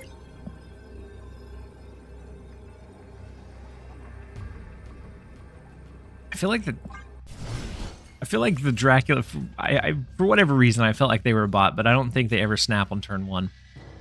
So Elysium gives us a discount. We can get Gwenpool down next turn. We do have a really wide variety of cards that it could hit. I almost think we don't hold Mysterio. But with the discount, I think we'll just let Gwenpool hit what she's going to hit. How does Gwenpool feel so far? Gwenpool feels like she has a really high ceiling. So she feels like she can do some really cool things. So a couple of games ago, I guess last game, we ended up getting a 10 power Absorbing Man, which can do such powerful things and such a big power swing. We also, one of the games, got a 10 power Black Panther. And so that's a 20 power 5 cost. And so she can do some really silly things.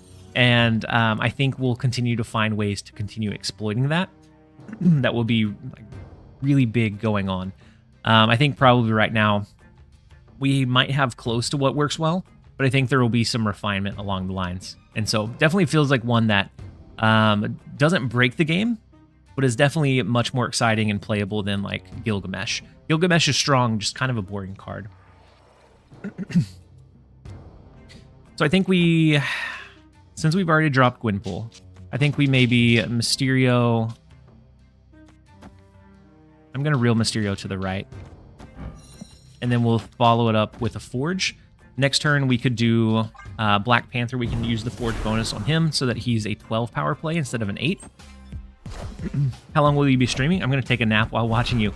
Pawn, I'm going to be streaming until either the internet cuts out or probably 5 or 6 more hours, or unless I just get incredibly tired. So we're going to be streaming for a while. Ironically, Gilgamesh would work well in a Gwenpool shell.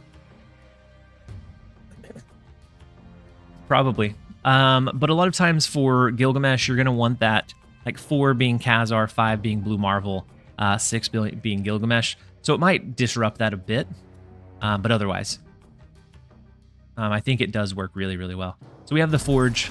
They've already Shang-Chi'd, so I think we Black Panther right, Sasquatch mid, Mockingbird left. Husky Puppies with another raid.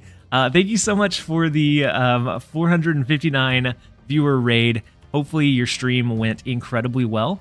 We're just kind of launching into ours. We're going to be running a overnighter. And so all of you guys that are here, definitely buckle in. Hopefully you enjoyed Husky's stream.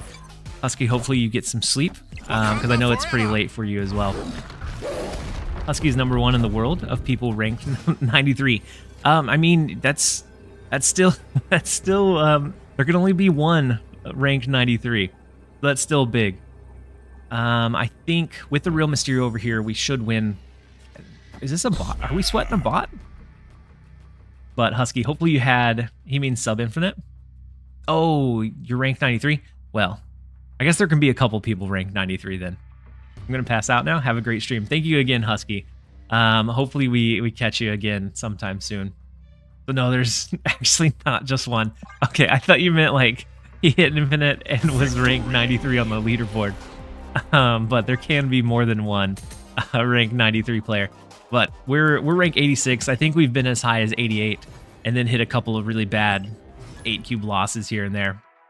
But I think it's par for the course. We have plenty of time to still pull it up. And then Salem's Arc, you said just tuning in, how's the deck doing? I'm enjoying the deck. It can definitely whiff sometimes, but I like that this version of the Gwenpool doesn't have us holding almost all of our cards until like the last turn in hopes that it hits like our Mysterio, our Brood. For this deck, we typically want to tempo out Mysterio, even if we have Gwenpool in hand, because we would rather get a Sasquatch on 3. Binks was top 20 before he ended the stream today. That's huge. Especially with Binks, because I know he plays a lot of fun decks, and so being top 20 is awesome. And then Pokerio? Good morning from Spain. Thank you for being here. Hopefully you're having a great day. And then Husky, thank you again for the raid. Hopefully you get some good sleep, and hopefully we'll catch you around. The Viper is kind of unfortunate. I think we probably play the Nocturne to the left to kind of protect any kind of like debris or Green Goblin or any of the other clutter that may be in line. But with Arsham, I don't think we're too worried about it. I think it was maybe a one-off, and it definitely clogs us quite a bit. So then the Quinjet comes down, being the big discount. The Gwenpool, the only downside is we don't have a whole lot of space, but the double trigger of Gwenpool gives us a really big potential Brood Mockingbird Sasquatch, so we'll take it any day. Odin, one day I'm gonna make it to where y'all are. Absolutely. Just continue playing. Make sure that you're enjoying what you're playing, and then you'll be there before you know it. I play an absurd amount of Marvel Snap, and so that I think that contributes to where I'm able to get, just because I play so much of it, and I play it so much because I enjoy it, and I'm fortunate that I'm able to do that for like streaming and make some money back so that I can afford like the new cards and things like that. I think we go ahead and play our Sasquatch. We hold the Mockingbird for now. Somehow the double trigger didn't hit Brood once, and so it stacked onto both the Sasquatch and Mockingbird, which I'm perfectly fine with.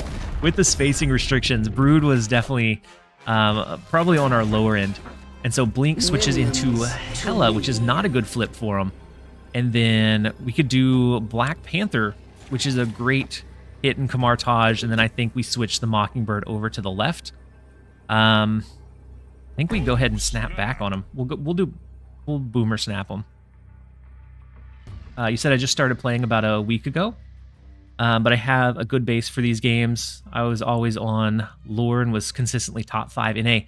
I wonder if we ever ran into each other. I played lore legend Runeterra. I played Runeterra quite a bit, but it was kind of off and on. Same thing with like Hearthstone. I played that. I ran it up to like legendary rank, and it would just like mid-season I would get a hit of funk and end up switching to something else. And so you definitely do have a good base there. And so the double, the push in the left, we may not be able to win it, but it is a big Black Panther. If they have Blob, yeah, the double trigger Blob, we're not going to be able to do it. You never overcome the giant Blob, unfortunately. No, even if we stack the Mockingbird there, the Mockingbird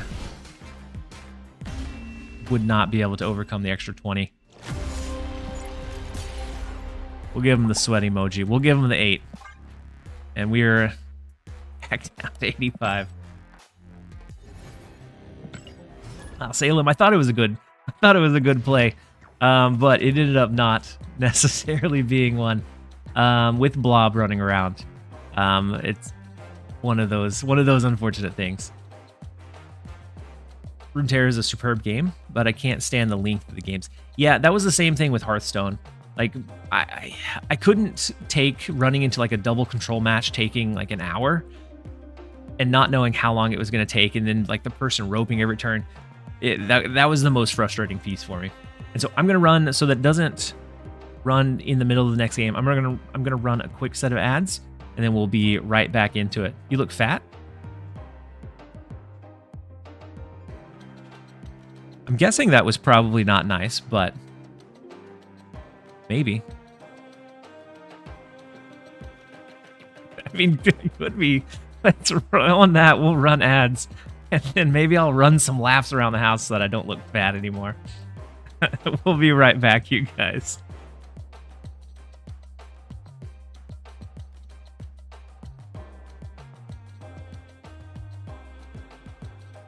My biggest issue with lore is playing with the cell phone sideways. That too. Stacy Peach, I appreciate it. It could be the beard. That definitely adds some like some structure to the face. But I did gain some weight over the last several years. I'm working on breaking back into running. Now that I've kicked the caffeine habit, I'm trying to add some healthiness back into my routine. So I'm slowly but surely starting to run again. So if I look fat now, maybe I won't in a few months. We're going to go ahead and jump in. It won't miss too much of it. We have about 45 seconds left with the ads. I appreciate all of you guys that are choosing to hang out with me for your drops. Don't worry, you don't. And that's all right. I'm not too worried about it. It was just super random.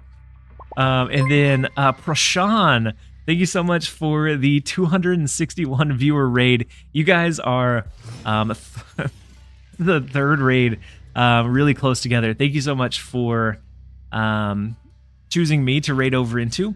Hopefully you had a fantastic stream, and we're glad to have you guys here.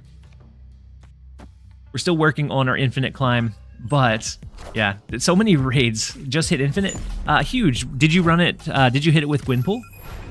Passing it out now. I appreciate the raid again. Hopefully we can catch you around. I may still be live when you wake up, honestly. Hopefully we can catch you around sometime soon. So we do have Brood that gives us power into the Altar of Death, but I kind of want to drop Gwenpool first. And so I think it's something like Nebula Gwenpool, just in case this turns into the Altar of Death. Played Gwen, then Hawk. Yeah. If I start feeling like I'm not going to quite hit Infinite, I may switch over to like Junk. Junk does really well into... It's my comfort list, my comfort climb. Drop's not upping their percentages for me. Have you linked your Marvel Snap account? As long as you have, drops should be activated, and they'll just automatically start ticking up that way. Should I play Gwenpool and Bar Sinister? The chaoticness in me says absolutely yes, you should. I'm going to go ahead and play Brood. That'll give us extra energy. It also gives us a fighting chance in this lane. And then we have the scalability of Nebula in mid. So I think this becomes a pretty quick snap. We have Nocturne that can change one of the locations if we need a little bit of extra support. But I think between Brood, Mockingbird, I think we should be able to hold it down. That is an awful lot of cards. Yo, Woody, I did it versus you earlier, and it was cracked. No, you had the largest Brood just drop down that I had ever seen. It did help that we had the Nexus in the game, but I agree, it was absolutely cracked in that one. A 14 power Brood, yeah. And there was just like, I had a solid follow-up, but not when compared to a 14 power Brood. So I had to just humbly retreat at that point. KM Best coming in with a huge raid as well. You guys are, this is ridiculous. I've never had this many raids. KM, hopefully you had a fantastic stream, and I am glad to hopefully be able to hold that attention and help you guys get your drops. Were you able to hit infinite, KM?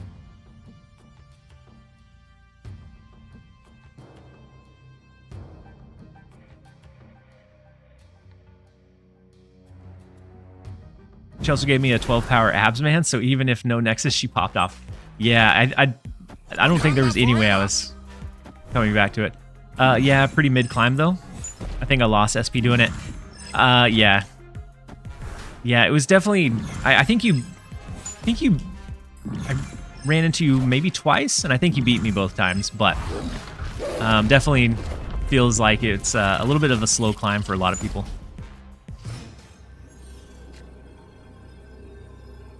Dragon, you said it's not working. I've connected it, watched this channel many times for drops. It's not going.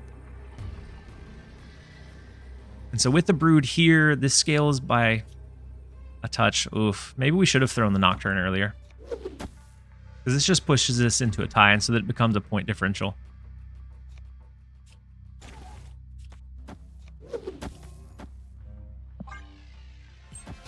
I mean, when I say slow climb, I mean 7 hours. Yeah.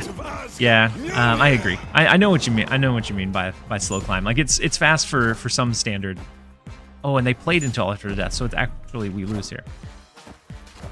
I'm going much slower, so it may honestly take me more than seven hours to hit that climb. Apparently, KX4 in Snap climbs was even slower. Well, I donated 4 to the KX as well. So, I guess we're donating the cubes. We're helping the climb. We were climbing off stream earlier, but now I'm kind of just like stagnant. We've kind of stuttered out. Charity stream? I didn't mean for it to be a charity stream, but would you fill the deck? So with Gwenpool, I was looking at trying to find ways to fit Scar in, but a lot of times you're not going to have a lot of those 10 power cards out early. You might get Sasquatch, but that would really be the biggest one that you would have that early on. So I think Scar would be a little bit clunky in it. I bought Tears of the Kingdom yesterday, so I'm not climbing yet. Still watching though. Gwen seems fun. Danny, she's definitely fun. She can do some kind of crazy things. And I think that is definitely what we need. Arshan brought so much like uncertainty into the game. Gwenpool brings that, but to a much more controlled extent. And so it's not like, do they have 16 blobs that they're going to throw down? It's a lot more like controlled chaos. Gwen, huge Cersei value. For Gwen going from 4 to 5. Yeah, but everything that she buffs otherwise, but that'd already be on the board. I could see some Cersei play in it. Is Black Panther a flex card? Can Chavez or Black Panther be replaced with Shaw or Nakia? I think you could. I do like Black Panther as a way to give a secondary Absorbing Man target. That way you can either have Brood Absorbing Man or Black Panther Absorbing Man. But yeah, it's definitely not one that's going to pop every single game for you.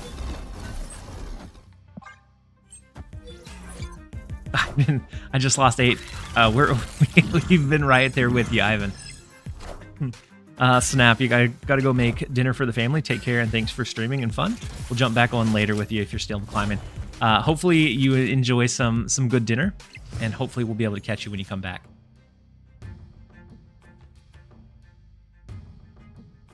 So with this being a destroy deck, we have to look out for Killmonger, so I don't really want to play our Nebula.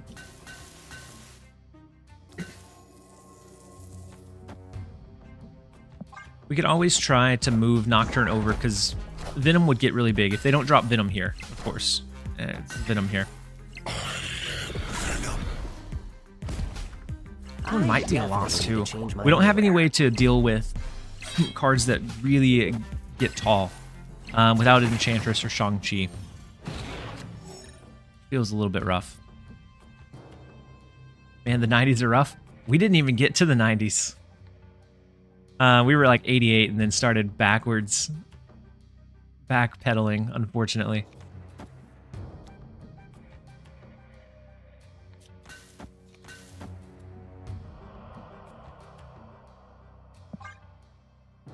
With Scar, I also run Cole Obsidian, Fastos, Hope, Sage. Yeah, I think if you're running Scar, you definitely want Hope for that ramp.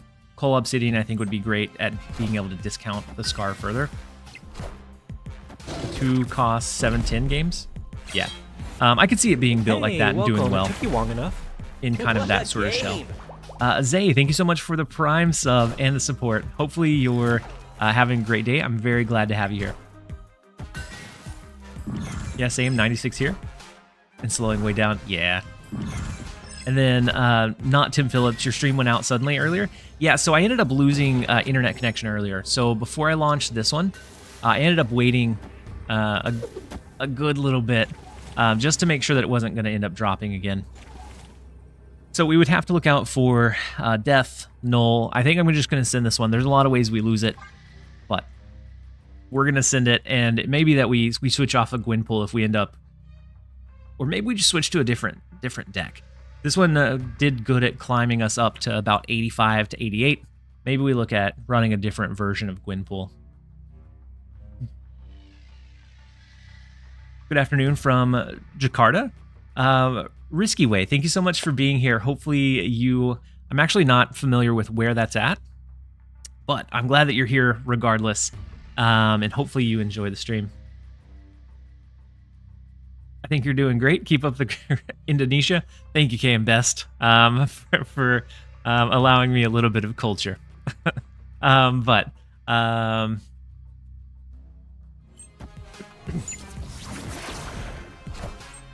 Arnold Zola on the Venom. Wakanda forever.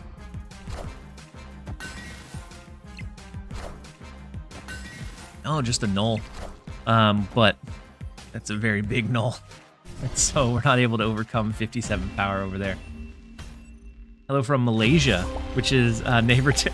Hey, thank you for giving out the the geography, since I don't know the locations very well. Thank you, Carvac, for being here. Hopefully you're having a great day. What do you think of trying Gwenpool and a Nimrod Destroy? I think she ends up being a little bit too slow. Because you're gonna it's gonna take the slot of a Shuri, and I don't think it's ever gonna be worth it. GeoGuessr in the chat. that is definitely not the game that I shine in. Time for some GeoGuessr streams. Did you try her in a bounce shell? I did try her in like a black swan shell, and it just felt all right, but a lot of times it felt like I was kind of playing it a little bit clunky. And so maybe it just that I needed to refine how it was built a little bit. You should try Cersei instead of Panther here. It's nice for when you don't buff your brood to transform them and discount Mockingbird even more. We can plug it in. We can plug it in and give it a shot here in just a minute. I don't mind doing that at all. And then Zay, you said, hey TLSG, I've not seen you since your break. I hope you're doing well and not working yourself too hard. We are back enjoying the game. I'm enjoying doing like the experimenting and just overall, just like the games, even if it's like a grind at the end of the season, I'm enjoying it much more than I was. And so I think we're definitely in like a much more healthy spot than we were before. And so I'm able to actually appreciate the game instead of it feeling super stressful and overwhelming. I'm probably going to climb to Infinite Arsham before Cassandra Nova is open. I think with Cassandra Nova, especially with the Arsham decks, you end up getting... I think she's going to do really well against that deck. At a 3 cost, coming in at such a high power range, I think it gets really crazy really fast. And so Arsham enjoyers definitely need to soak it up for the next couple of weeks before she is introduced into the game. Nightshade, I've recently discovered your YouTube channel. I like the way you talk and your approach to the game. I appreciate it, Nightshade. And hopefully you enjoy the stream as well. It's definitely a little bit different like pace or tempo, but hopefully you still enjoy it nonetheless. So I think we go ahead and we move our Nocturne. Or we can save it for the last turn for kind of like a potential surprise play.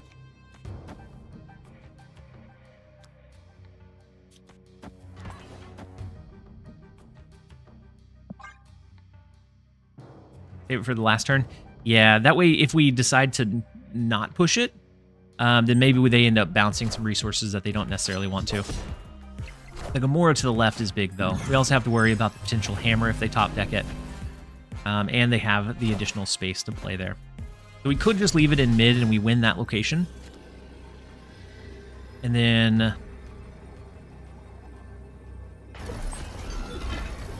this would be 8. So it actually puts us to 10.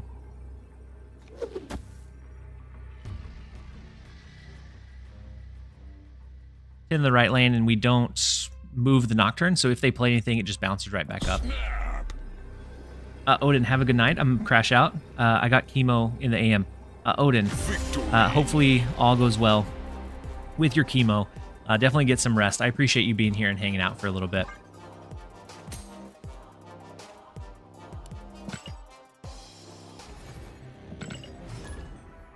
We're getting some small wins, but it's good.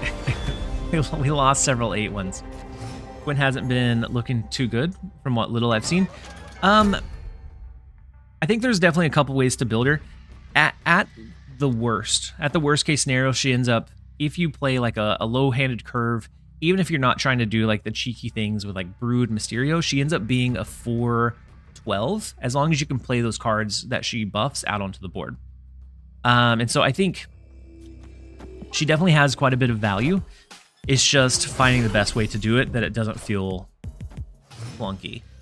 So I think potentially holding your Mysterio and Brood for the last turn can oftentimes feel a little bit gimmicky, because then you're just hoping for a good hit, and then it's enough to be able to win you the game off of. But there are times where she's just going to end up hitting cards, and you're not going to get anything other than like the +2 off of it.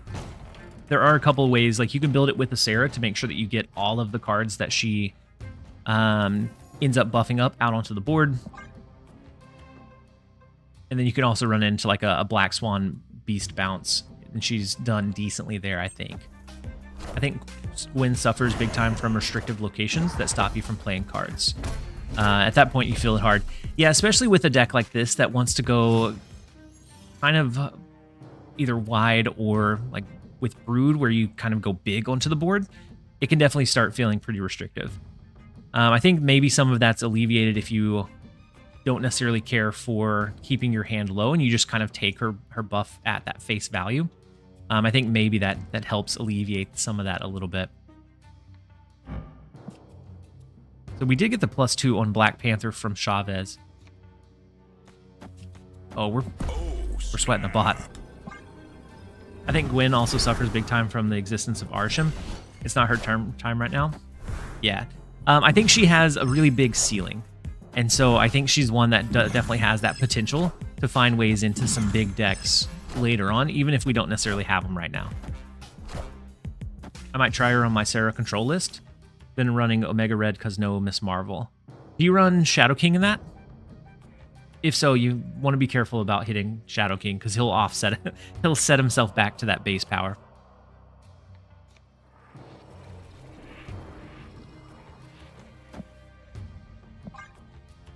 I also did play her in Arsham. Yeah, I think she fits into Arsham okay as well. Being able to play it on 3 and then just make sure that you get those stats on the board, I think is also a really big way to play it. I'm just kind of tired of playing Arsham myself, and so I didn't go that route. But I think it's definitely a good and potentially viable one. I think we're gonna do this. I don't think we even need to think too much about it because I do think we're up against the bot. You are too? Yeah. It's either you're playing it or you're playing in that mirror. And it was too common too quickly. Not that it's super, like it has counters and it can be beaten. It's just the mass amount of play rate, I think, is what makes it old really fast. Yeah, it forced a lot of my Gwenpool decks to run the Hawk packages. Yeah. Yeah, which definitely feel like tacked on for a lot of different builds, and I don't enjoy having to feel like I'm just adding it to beat one particular deck. Now I understand why they didn't give Fastos the on-hand effect. Yeah, if it was on hand, I think Fastos would be, like if it did both deck and hand, it would be a wild card. What do we end up getting destroyed? Nebula, that's okay.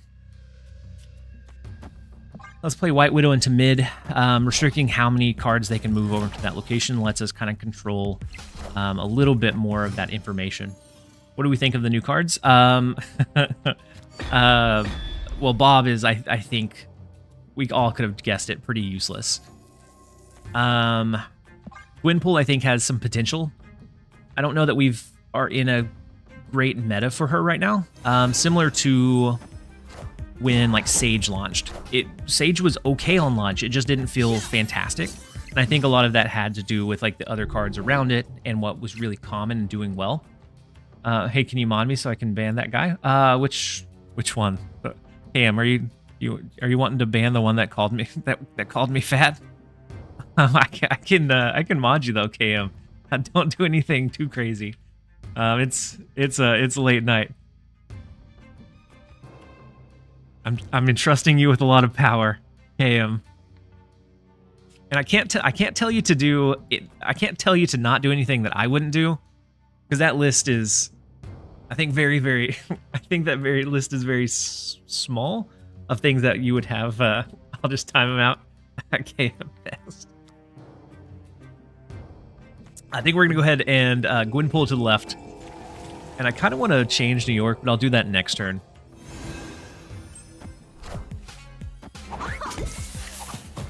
Oh no! Whenever KM's mod, it gets wild real fast.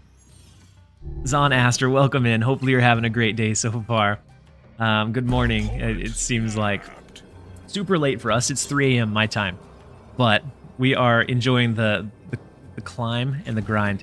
So they hit Mr. Negative on 4, so nothing. They didn't get to curve it out early. We still have to be respective of how big that can go, how quickly.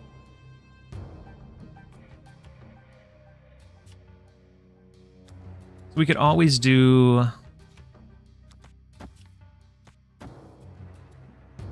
a brood into an absorbing man. Would end up giving 18 power to the right, and it would help us discount our Mockingbird. Then good evening to you. Thank you so much, Zon Master. You got time to build my deck? Main is Galactus. Xenoxa, what kind of cook do you have with Galactus? Are you running a Gwenpool Galactus deck?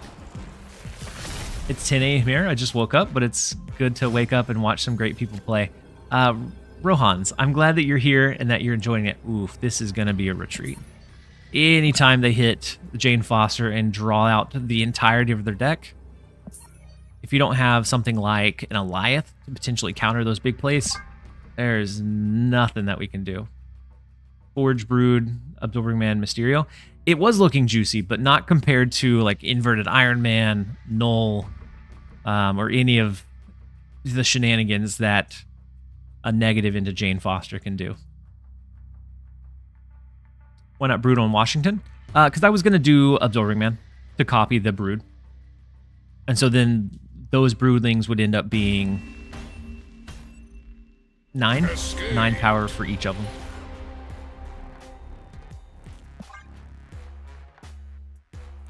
I'm just running Forge, Wong, Nakia, Grandmaster.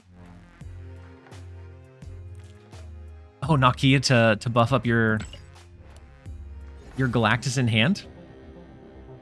And then Zet, are you going to continue your 30-day account series? So I actually just finished recording 30 days.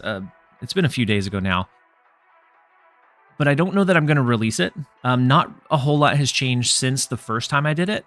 So I want something like big and significant to have changed. Really, the only thing that's changed since my first 30-day segment was that the booster shop is now worthwhile instead of it being unusable before. And so it didn't really feel like there was enough changed. I would like to be able to finish it at some point because I did lose the 60 to 90 day footage, and so I wasn't able to release that, and so it doesn't have an exact end, unfortunately. And so it's a series that I want to revisit, but I just don't think right now is when we do it. Wait, when is Deadpool's dinner? I think it's next patch, which it should be, I think mid to late this month, maybe the 23rd. I think would be the approximate date we could see it. The whole reason I play Snap is because of that series, which I've actually heard quite a bit of, and I'm glad that it had an impact. And that series was the first one that, like, somebody that I casually know had happened or just like organically stumbled upon one of my videos without knowing that I had a YouTube channel. Kiln location is kind of scary, but we do have the real Mysterio here. We can go Sasquatch into Forge, but I'm not sure this one wins. I do think they need to push for the left this turn to make sure that the Widow's Kiss isn't intact, so I think I'm actually going to go Forge and Sasquatch. See what they end up pushing. Wait, KM. They say something else. Why are you banning people, KM? Was there a message that I missed?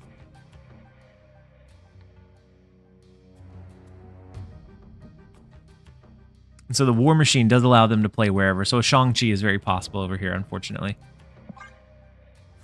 KM the Enforcer.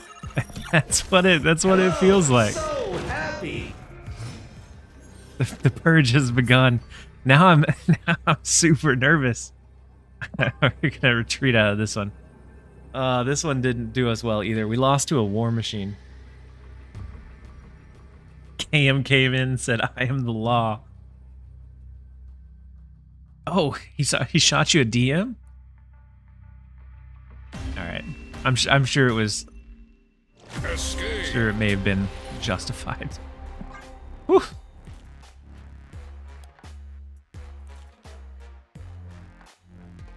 I sent you the pictures and DMs. No, I trust you. I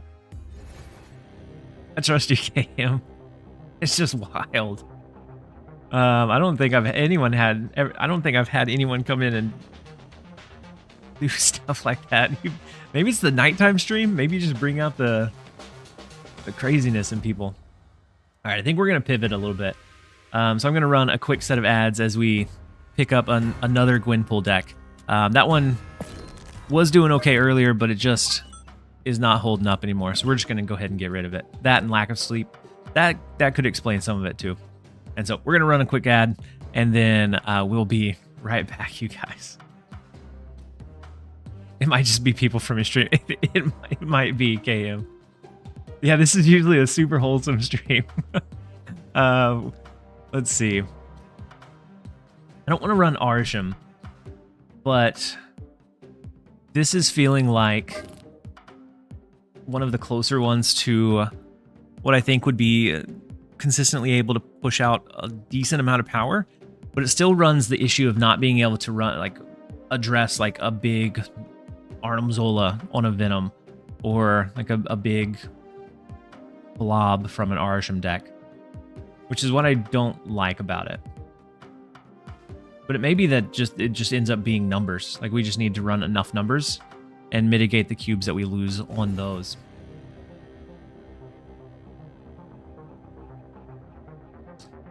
Insanity, what am I doing watching you at 4 a.m.? Hope the stream is going fantastic. And we could add Shang-Chi, but it doesn't mesh with the rest of the game plan for it, really. Combo with Absorbing Man, you could, but it doesn't fit into like the Surfer line. New loading screen. But Linsanity, welcome in. Hopefully you're having a great day. We are having a crazy stream. We got hit with several really big raids as I guess we're cleaning up like the nighttime. We had people ending their long streams, and so we're picking up from there. And so we've been this is a crazy amount of viewership for me. And so I'm glad that you guys are here. I know a lot of people are AFK, but we are having a fantastic and fun stream. KM Best is banning people left and right. And so you always know it's a good party of a stream when that happens. Do you also delete all your decks when a new season hits? I don't delete all of them. I cycled through decks so quickly that I typically will delete a couple a day as I'm AFK. KM, if you're heading AFK, I appreciate you being here for a bit and holding down the fort. I delete them as I need additional space. So it's usually I'll delete a couple each day as I brew different things. Glad to see you back, Giant. I'm glad to be back, and honestly, I'm glad that people want to watch my content, because it could have been that nobody cared anymore when I came back from my big long hiatus. So they lost Gwenpool, but we lost the ability to play in Sanctum Sanctorum. And so Brood doesn't look as good of a play here. Oh, and just fun posting. Hey, I'm alright. Why would you ever AFK on you? That's like laying in a pool without doing anything. So honestly, on drop days, a lot of times before, what I would do is just load up a stream and then go to bed and just let it run overnight. That way I could wake up in the morning to the variants. And just wherever they raided me into was where I ended up in the morning. And so I definitely get people wanting to do that as well. Snapped. With the Fastos, Brood takes up too much space in this one. We lost our Patriot, so Silver Surfer would be the only other trigger. I'm not sure it's worth the space. But I think they're probably running into the same thing that we are. But wouldn't that sometimes cause you to have video error when you need it for you to reload it? A couple of times. Like I woke up a couple times and I would just click on a new stream and then AFK in that one as well. So we don't really need Sarah. I'm going to go with Iron Lad. And maybe we'll hit Nocturne. Would be, ooh.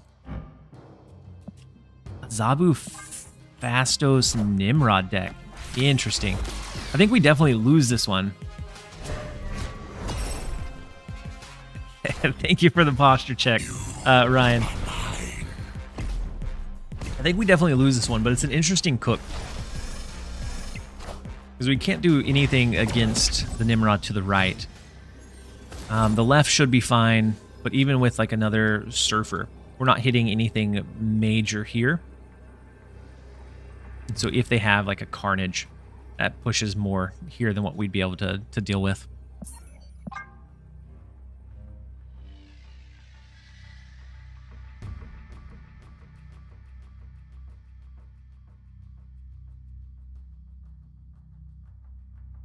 And I also thought of trying a line that was closer to like that built Shang-Chi into the Gwenpool deck, but I'm not sure if it really fits either. And I started to build one out, and I think I ended up deleting it. I'll still run this one a couple of times. That one I think definitely was an issue with board space more than anything.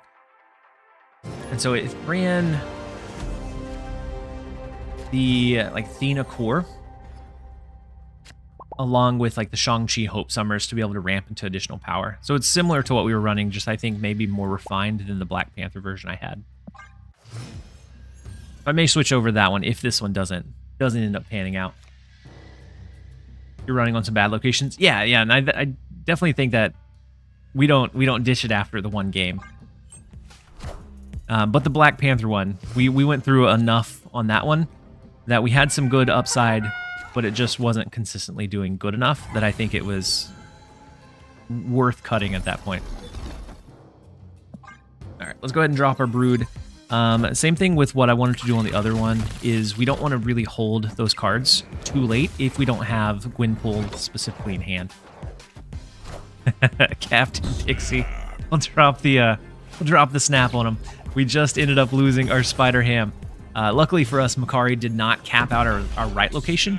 Ooh, that is not fantastic. Into the immediate snapback. Have you tried in a Destroy deck? Classic deck, just Zola replaced with Gwen? I haven't. It feels like Gwen would be too slow in a Destroy deck though, right? I mean, maybe I'm wrong, but that's where my headspace would be. Would be that most of the time by 4 you're wanting to do those other things. So Iron Lad, what did Iron Lad hit? Iron Heart.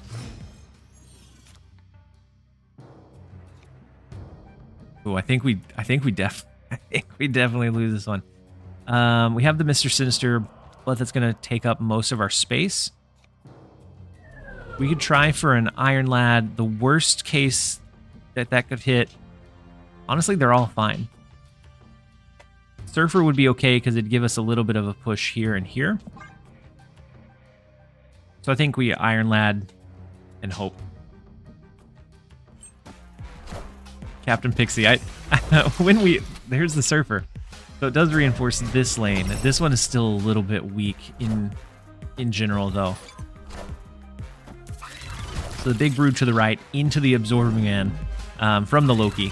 And so they do have a pretty big push on us.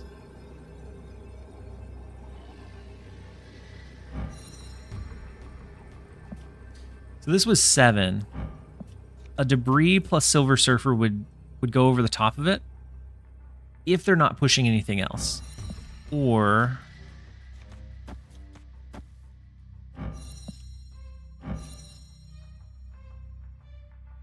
that would put us up over what they have now, but if they ended up doing Silver Surfer, that wouldn't be able to win. I think this would be our only real shot. But I don't think it's a great one.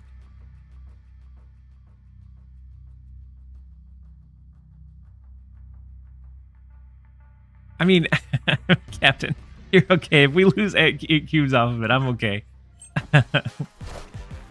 You said small sample size, but definitely good so far. Ooh, the Cersei in the left is... okay, Taskmaster stabbed him in the back into the Nocturne. But we are not... we are going to be able to do it with the debris swinging over, or at least tying the Spider-Man 2099 in the left lane. My goodness, Captain, you knew what you were doing all along. Goodness. Whew. Calculated. Whew. That was way closer than I like for them to be. But Captain knew that was the plan all along. We are the KM luckiest. We absolutely are the KM luckiest. Sometimes that's what it takes, a little bit of luck. Classic Monster Metropolis debris. This looks like maybe a bot, so maybe we slow play it. Any Hydra Bob play? I have not played Hydra Bob yet. I'm very low on the value that Hydra Bob is going to bring. I think Swarm is really good with Gwenpool. Yeah, so I had I actually got cooked by a Gwenpool MODOK Swarm discard deck earlier today, and so I think if it does hit the swarms, huge value. Yeah, the Taskmaster was what needed. It was just the piece that stabbed him in the back. KM Lux. I mean, sometimes we'll take it. We can do Gwenpool this turn, but I'm not sure.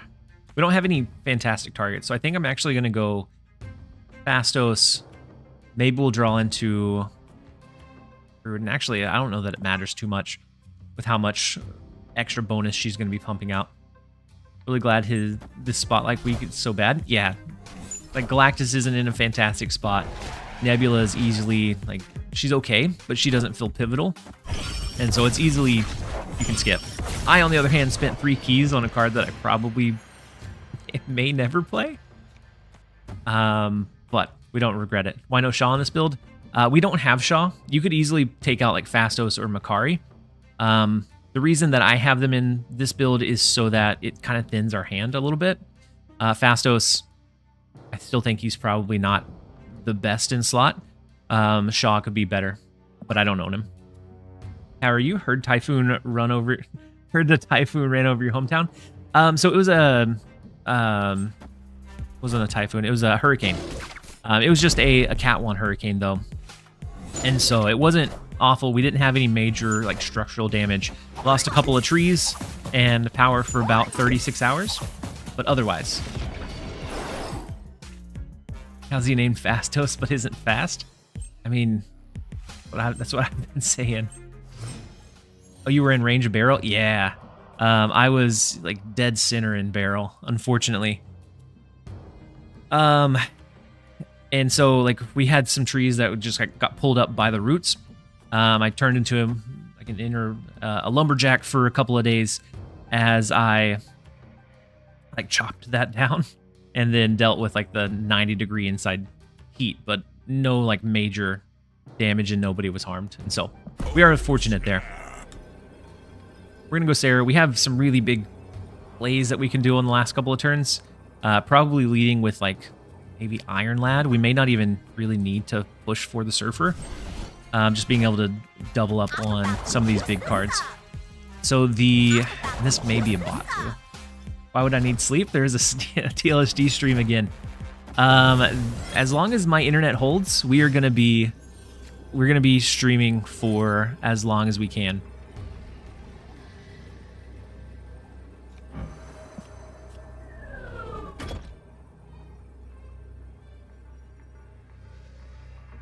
We don't even need to play anything, right? Definitely feels like a bot. But we'll just go highest power that we can. Go Iron Lad into Forge. The Surfer is a robot. So that's why we get the retreat on 6. I thought so, but I've been cooked by a couple people I thought were bots. And so I always try to take them at face value too.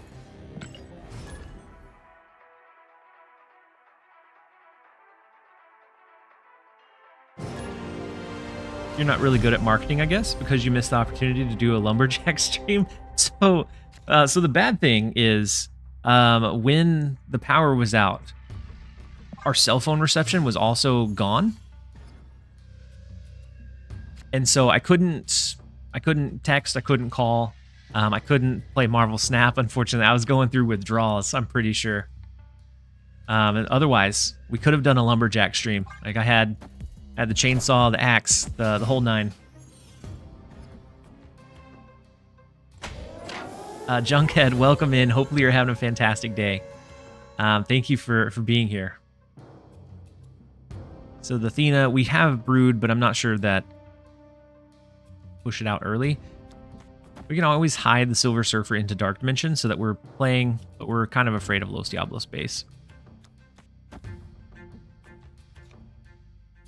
So I think I'm just going to play Forge on the off chance that we draw Gwenpool next turn. We can always just ramp out the Brood if not. Previously untapped would indicate bot. So one of the patches, the recent patches, ended up breaking that functionality. It wasn't able to tell whether a player was a bot or not.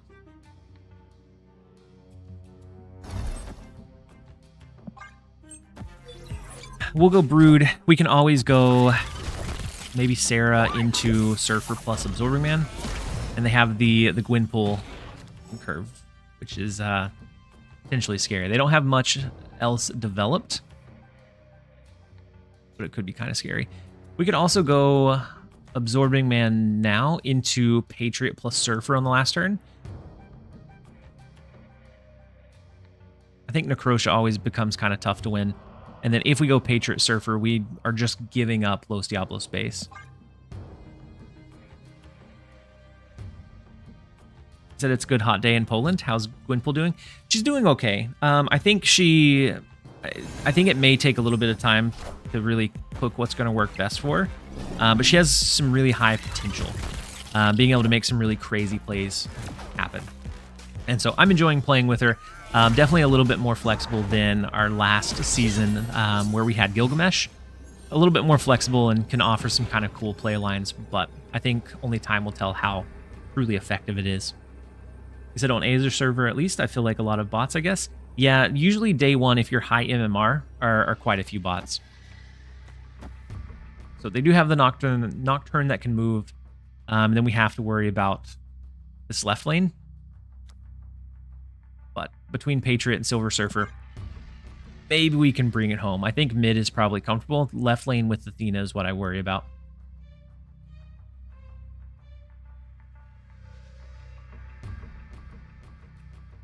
And then, hi TLSG, I hope your family is safe and sound without much damage.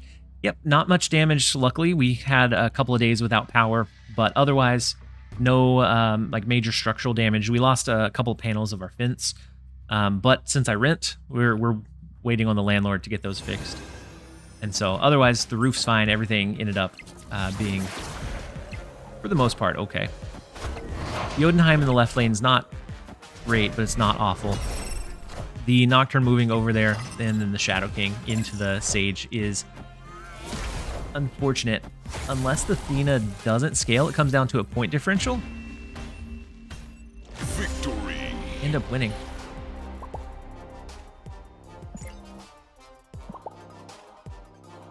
Not a comfortable win, but we'll take it. With the Shadow King setting all of our cards here to that base power, it didn't give them any good like Sage range, and so we're lucky there.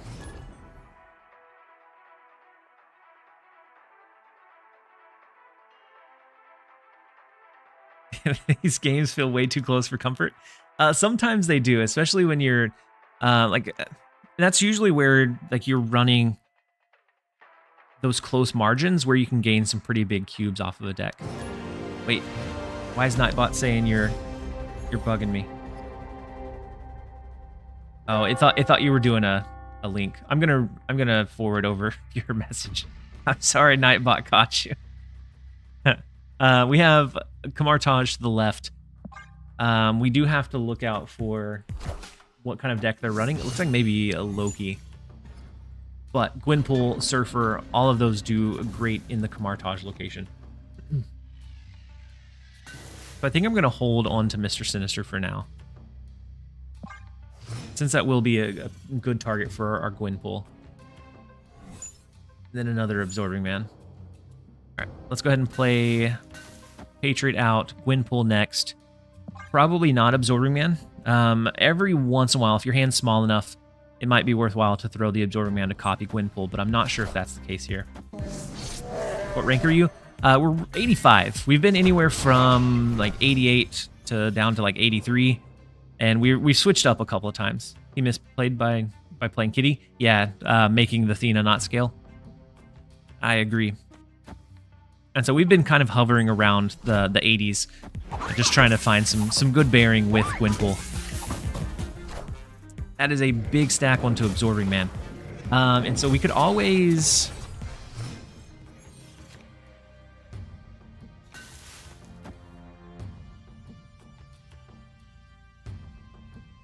We can always Absorbing Man one more time. Mr. Sinister would be our follow-up into Absorbing Man. It's going to create, right now, at least 20 power in the Absorbing Man play. I kind of think we trigger it one more time. And then Nar, you said, I just tuned in. How are you finding Gwenpool? I like her. I think she has a really high ceiling, but it's just about finding where she fits best. This is going to be a high right reel. Could be a low light reel as well. Just watched your 0 to 30 free to play. Great video for new players. Heck and Jack, I'm glad that you, hopefully you found, ooh, that is a 18 power Absorbing Man. I'm glad that you found it helpful. And that was the main goal, was when we first started, like, do it again, do it again. When we first started, there's so many currencies and different things. It's really kind of overwhelming to figure out where is going to be most worthwhile to play, or where to like put those resources. So we could do Mr. Sinister. We have to look out for like a Sarah, but otherwise we don't have any big cards that would push into Kamartaj. So it might be this.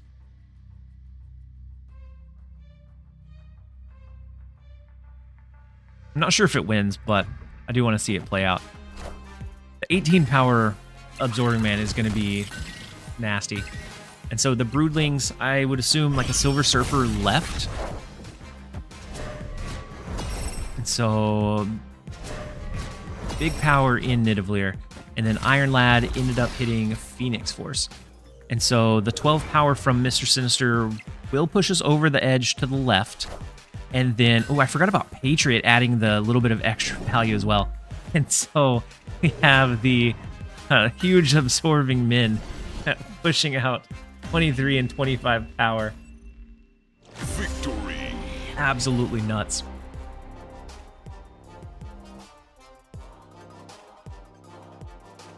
Take it. She creates some really nutty play lines and some potential. This one was definitely pushed forward by Kamartaj, but that's a sinister Mr. Sinister. It absolutely is. He said, all right, that was cool.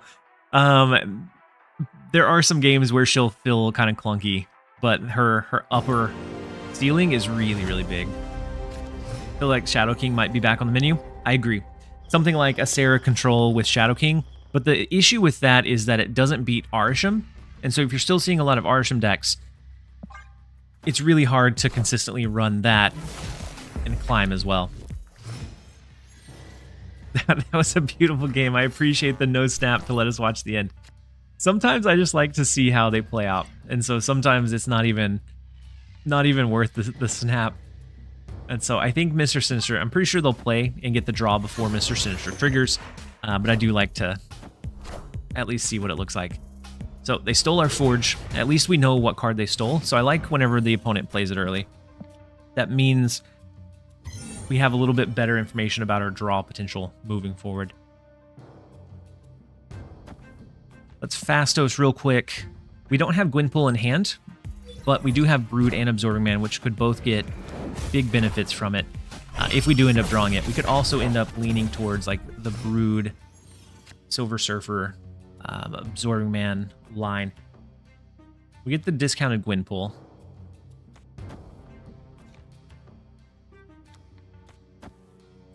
Kind of like playing it to the left. We save the space for a potential Brood or Absorbing Man to the right, and then we still have one additional space to play over there. What's your favorite food? Probably spaghetti.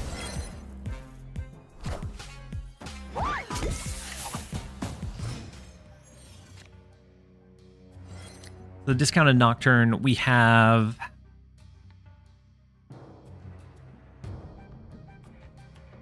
I think we need to get Brood out this turn, though. This one may not end up being an Absorbing Man game, unless we ended up throwing it this turn. Copy the Gwenpool. But I like the idea of getting both Patriot and Silver Surfer out next turn. And so that would look something like Brood, Nocturne. Next turn we could go Patriot, Surfer. Mom's spaghetti? I mean... honestly, yeah. So my mom has a recipe from Italy that like her grandma used to make for her that's kind of been passed down, and it's a roast spaghetti instead of like your traditional meat sauce. And so yeah, that's honestly probably my favorite. Like, I know that it was a joke, but that's probably my favorite version of the spaghetti. So we already have a lead over here. I think with Patriot that pushes it just a little bit, not a whole lot.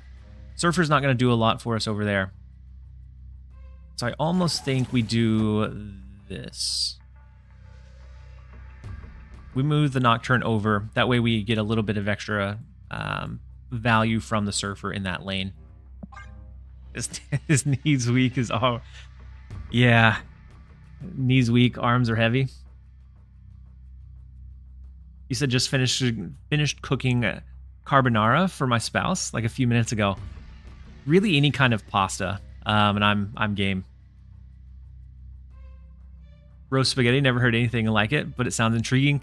Yeah, so instead of like cooking your roast in like your traditional like your onions and the traditional like your carrots, potatoes, instead of that you cook it in like the homemade spaghetti sauce.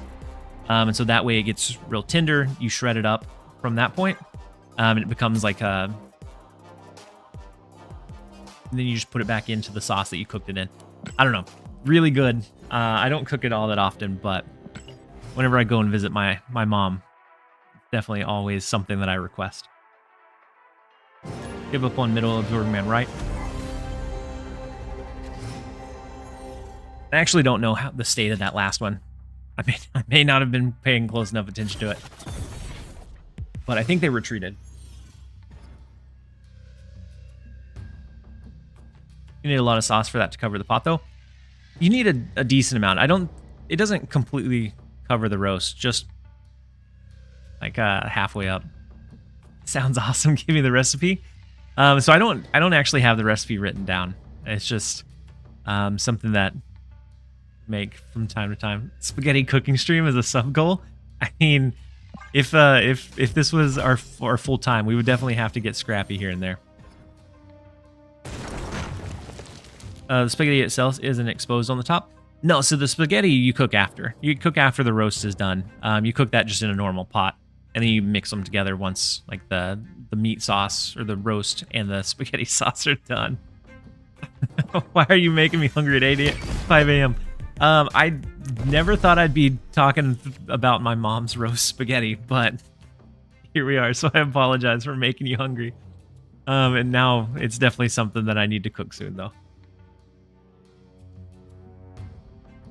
Didn't know that you have Italian root. Yeah, somewhere far down the line, we have some Italian roots. I guess not super far. It's like my mom's parents. You're also making me hungry. Okay, I'll stop because now I'm getting hungry too, and I don't have any kind. Came for the gameplay, stayed for the pasta talk. I mean, that's how you lure them in. So the Patriot in Onslaught Citadel is gonna be good for like the Mr. Sinister. We're coming into the last turn, so it may be that we forge Sinister Absorbing Man. Might be our potential line. A new section for your Discord. TLSG's homemade recipes. We might need to add it.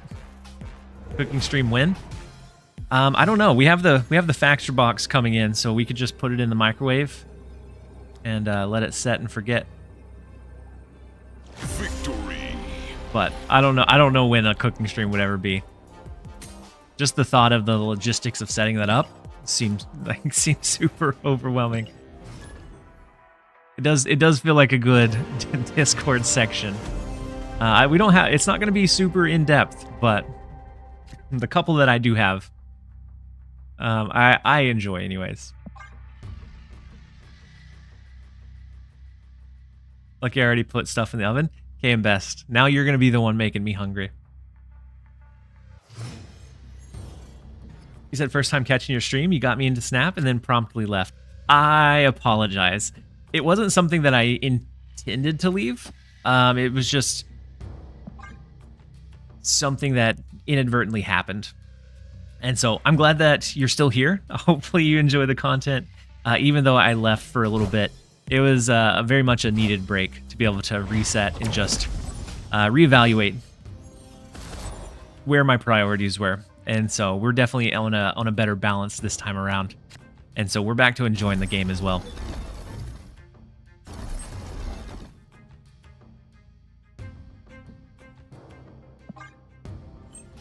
Me too. First time catching you live. Josie, welcome in. I'm glad that you're here. Definitely outside of our normal stream time, but we are absolutely enjoying it. We had a couple of really big raids back to back to back. I think there were 4 within like 15 to 20 minutes. And so absolutely still buzzing about that. But having a good stream, we're slowly climbing, but otherwise very positive vibes. Kinetic, what's up, TLSG? I know you from YouTube. Great content. Thank you so much, Kinetic. Hopefully you're having a great day. I'm glad that you're here with us. And so, wait, is this a bot? Psylocke, Wolfsbane, Nokia. So as long as we're losing going into next turn, they stick around. Wait, hey, Glob, hold on. Before I do it, you know that means you get a timeout, right? As long as you're clear, I'll grant your timeout request.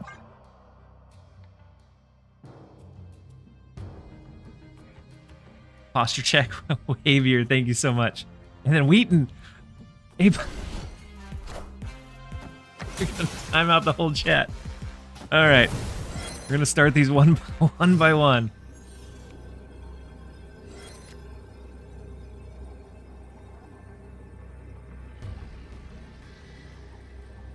Oh no.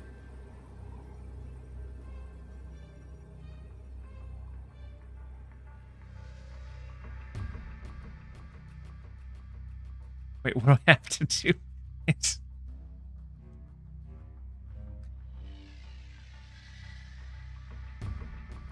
Wait, if you have stream elements? I do have stream elements. Well, is there something that makes this faster? Let me figure out our last turn before we choke here. So this is 12. That puts us to 11.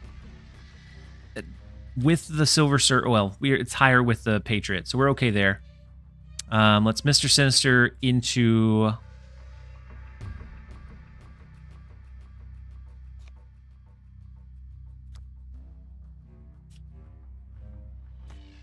I kind of think Brood plus Surfer. That's where we're gonna do it. I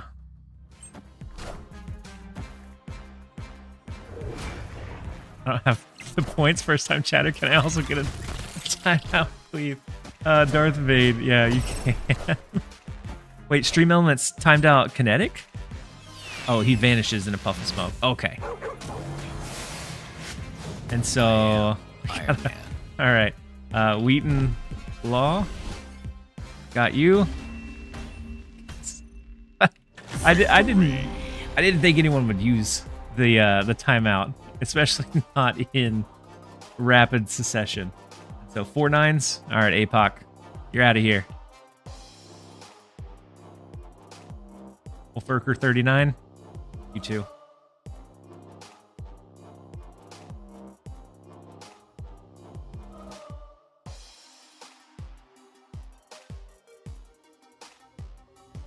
I had someone get very mad because for a very brief window, I had channel points where you could time someone else out. And I had someone get very, very mad that they got timed out. And so I took that one away.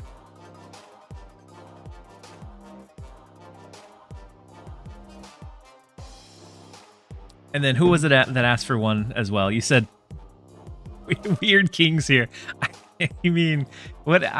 I'm not going to yuck on anybody's yum. If it's something that you enjoy, absolutely.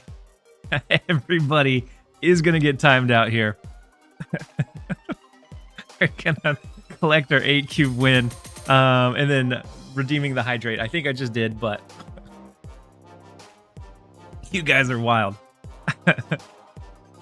We are going to take a quick ad break. It just queued up the minute and a half. I'm going to run to the restroom real fast. Don't go anywhere. We're going to continue our upward climb. Right back.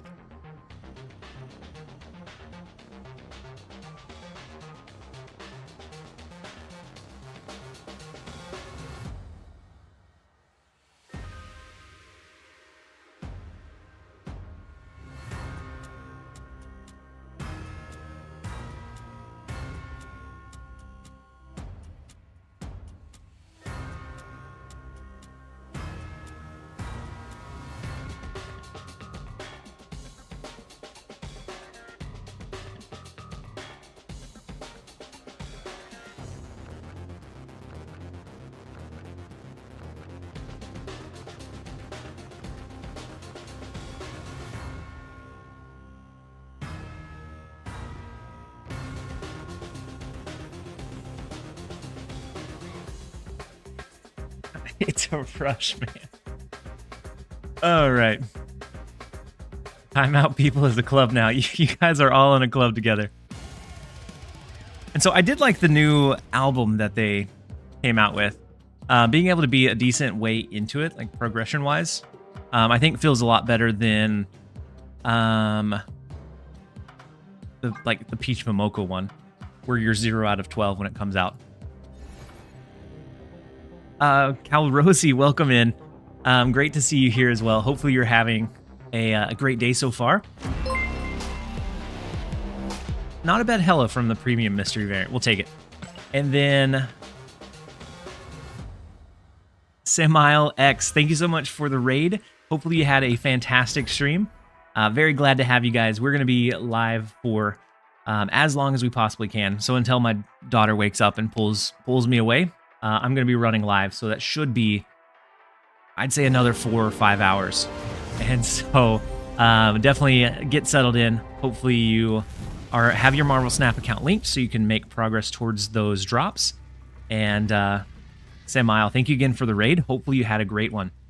GG's earlier bumped into you on the ladder. Is your... I guess what's your... Is your in-game name the same? And then KM, you get off work. So because of the hurricane, my work actually closed Monday and Tuesday, and then today I got a notice that they're closed Wednesday and Thursday. But with that, my daughter's daycare is closed tomorrow, so she's going to be at home with me. And so I'll be on dad duty. And so I figured I'd stream over the night and then switch over into dad mode during the day. I'm sure I can squeeze in a nap somewhere. Plinks, you said, great to have you back. It's great to be back. Honest, like it's been such a pleasure being able to come back and have people that wanted to watch my content, honestly, because it could have been that you guys moved on while I was taking my break in that time that I needed to kind of reassess. It could have been that you had moved on and moved away, and so I'm just honored that people still want to watch the content, that you still enjoy the vibes. And then Kinetic, you said best hurricane vacations. Yeah, every once in a while, it's really nice to get a little bit of a hurricane vacation. And then BenStar2K, thank you so much for giving out the Tier 1 gifted sub. A huge support. Thank you so much. Hopefully you're having a great day. And I'm glad that you're here. There's not an alternate where we moved on. I'm sure some people moved on, but a lot of an alternate dimension. But I was really surprised with how much viewership retained. And so it definitely took me going from feeling like that imposter syndrome, like I think one day I'm going to upload a video and then just nothing's going to happen. It definitely made me kind of realize the impact that some of the content has for such a wide variety of people. Oh, the Venom in Shuri's lab is always going to be tough to beat. I like Makari in this deck. So do I. I think it helps thin out your hand a significant amount. And so it feels... it's still a boring card, but I definitely like her in like a Gwenpool style deck for sure. APOC, I enjoy how you explain your thought process behind every play. Isn't it exhausting though? It's at this point, it's kind of like second nature. I think it was something that I naturally fell into because that was kind of like my commentary style. So even during like, I used to do playtesting for a couple of different games, nothing like consistent, but I used to do some playtesting, and that would be kind of like, it's like the running internal dialogue, and it just kind of fit really well for like the card game genre. I think this game ends up definitely being potential retreat, but we're going to stay in it for now. I'm going to play Iron Lad. We're going to go ahead and play out Patriot as well, not into the Isle of Silence. Does Hydra Bob need a nerf? He is absolutely meta-defining, for sure. And then Oracle. Sorry, I missed it. Thank you so much for the 1 month resub, or the resub as a tier 1 for the 2nd month. He said, I saw your goal and I'm gladly spending money to make somebody lose their job. That came out wrong. If I would be honored to be able to lose my job. And so if it comes down to that, I would very, very gladly lose it. I don't think we ever compete for the left. Or I don't think we can ever compete for the left. We'll jump out of this one. We'll rinse and repeat. Hang and Hydra Bob. Yeah, they're top tier in their own little 2-card meta. Escape. He said, when is TLSG going to...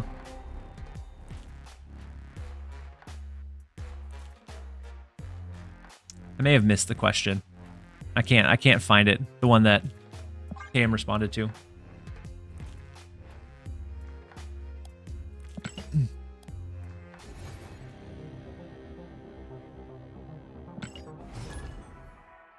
Oh, he asked when you'd be on your channel.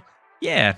So I had the pleasure of connecting with KM on the kind of return to the game player experience, and hopefully they can make some strides into making that a little bit easier transition, like what it looked like from that returning player that had been out for several months. His original data mine was a lot better. His original data mine was if you're losing a location, he moves, right? I think even that one feels honestly a little lackluster. And so I think just from, I think his ability in general is kind of unfortunate. Oh, he was a 2/6 then? I think a 2/6 would definitely be a little bit, yeah, a little bit better. At least playable. At 1/4, he only moves once and it requires a snap. And so you can't even really build anything off of it. It just becomes like a last turn play and maybe like a Moon Girl Flood. But a lot of times you're going to have something else that does it better anyways.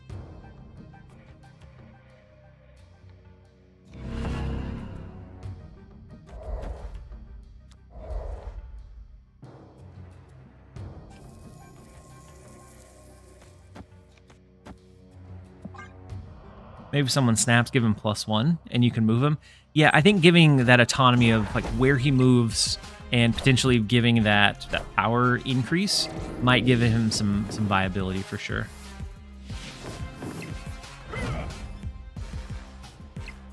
Posture check. Kale, thank you so much for the reminder. Ooh, their dagger rotated, which is unfortunate for him. Into Ghost Spider, we'll absolutely take it. So going into the last turn, we have, I think, Brood over here.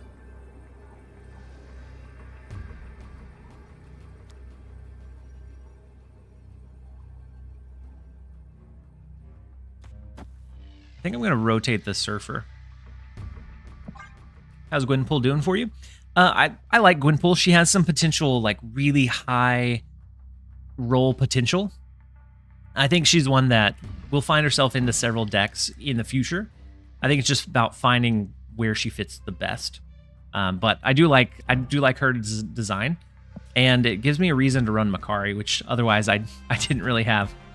Let's hope you have a massive raid when Dex finally passes out. How long has that madman been running? I know that he does just some insanely large ones, long runs. But if that happens, I would freak out for sure.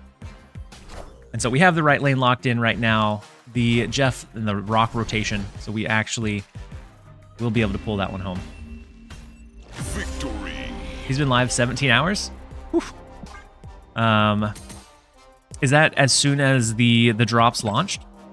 Did he pick up? I was still without power at that point. I wasn't able to like queue in to watch, unfortunately, because the cell service was still awful. Yeah, I think, yeah, I know that his title said he was going to go for 24. TLSG going maximum effort. Yeah, I was so excited to be able to stream when the drops launched, that when I didn't have power, I was really sad. But I'm able to do this late night stream. What state are you based on? I'm in Texas, and so it's 4 a.m. my time right now. We have Mr. Sinister. I think we might go ahead and play it. Then we can Nocturne Gwenpool, get the extra energy from the White Hot Room. Time for a 24-hour TLSG stream. If we end up going full time, we'll gladly do like a subathon to push it over that edge if we start ever creeping close to that goal. But that was the goal that my wife said she would allow me to switch over and do it full time, and I think that's around where we would need to be sustainable. And so definitely I've been enjoying the streams, but I want to make sure that it's going to be, I want to make sure that I can provide for my daughter before we make that transition. It would definitely be like a dream switch, but it has to be sustainable too. Greetings from Germany. It's 11 a.m. here. Perfect time for a little bit of stream. So right around your lunchtime. Thank you for joining in. And I hope you've been having a great morning for you. It's a great night for us. Hopefully it's a great morning for you. So with Warrior Falls, we can clear up some of our cheaper cards. We can actually pop that Nova as well with like a Forge. You seem like a genuine dude. I hope everything good you want happens for you. Darth Dave, I appreciate it. And I'm glad that I give off that vibe, because that's definitely very much what I hear a lot of, is that it's very positive vibes, very like humble, and that's very true to like who I am. And then Plinks, thank you so much for the 1 community gifted sub. I appreciate the support. Hopefully you are having a fantastic time, and I'm glad that you're here, and I appreciate the support. I'm watching the stream at work office. Hopefully my boss won't find me out. And worst case scenario, I keep it very, very PG. So there's not going to be any kind of cussing or any kind of obscurities spouted out. And so I did also say that I was going to call in sick, but I ended up they canceled work. So maybe I just use my call in sick week for next week instead. We'll see how the streams go, but it's definitely a very tempting potential. I think we Iron Lad. We could either hit Absorbing Man, which would copy Fastos. We could hit Surfer, Gwenpool, Brood. All of these are fantastic hits. So I think we even snap into it. Plus, we'll get the Krakoa bonus onto that top card. What if your boss is watching you? I doubt it. I don't think... Wow. Moscow Chad. I don't know why the bot censored the word filthy, but I allowed it to come through. I don't think anyone at my work knows that I stream. At least they haven't let on that they do. And if you are, you have to drop a sub. Ooh, we hit Gwenpool from the Iron Lad, which is great. And so Gwenpool next turn would end up being 12 power.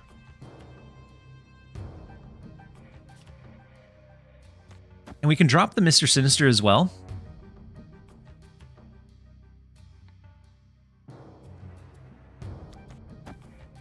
That leaves us with really big Nocturne and a Patriot to push a little bit more into these two lanes.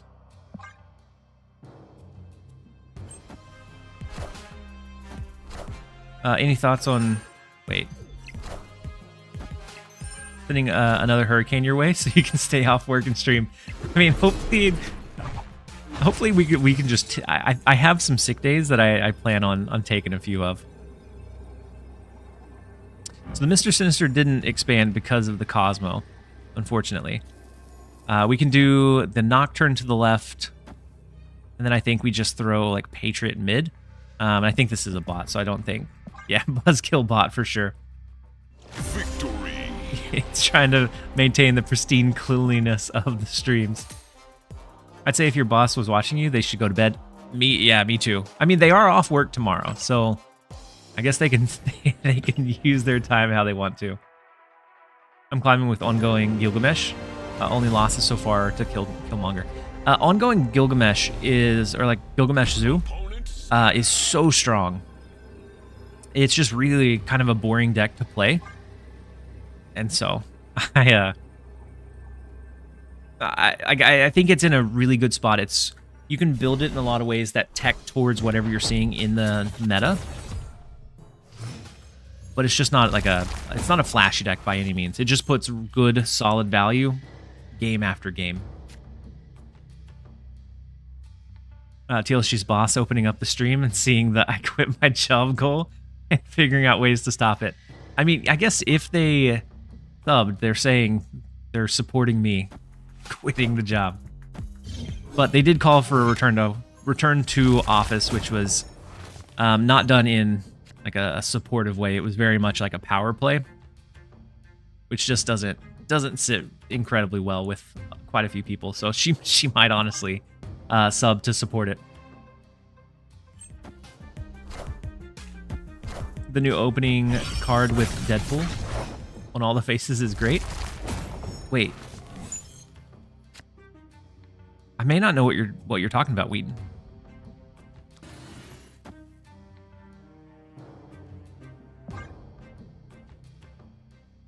Arth. And it's a deck. It's kind of like Hela. It does what it wants to do very well. So I can't knock anyone for playing it because it is very strong.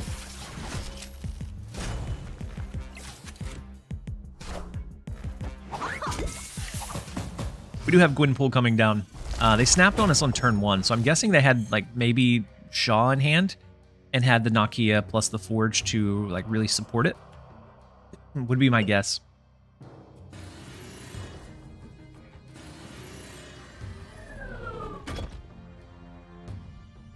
As much as I want to play something like Sarah, I think we go Lad into Krakoa. I'm from Netherlands, by the way, working from home. You're on a separate screen while I'm filing out firewall sheets. Well, Oracle, I appreciate it. I do the same thing when I was working from home, or when I was allowed to work from home, I guess. I did the same thing. I had like a stream up on one screen, and then I had my work on another. A lot of times I kept the volume kind of quiet, or else I'd get very, very distracted. But no, I definitely know what that feels like. I said, all right, I have to pick up my friend from the airport late tomorrow. So I'm going to try and get some sleep. Good night, everyone. It was so nice to see his streams thriving even at 4 a.m.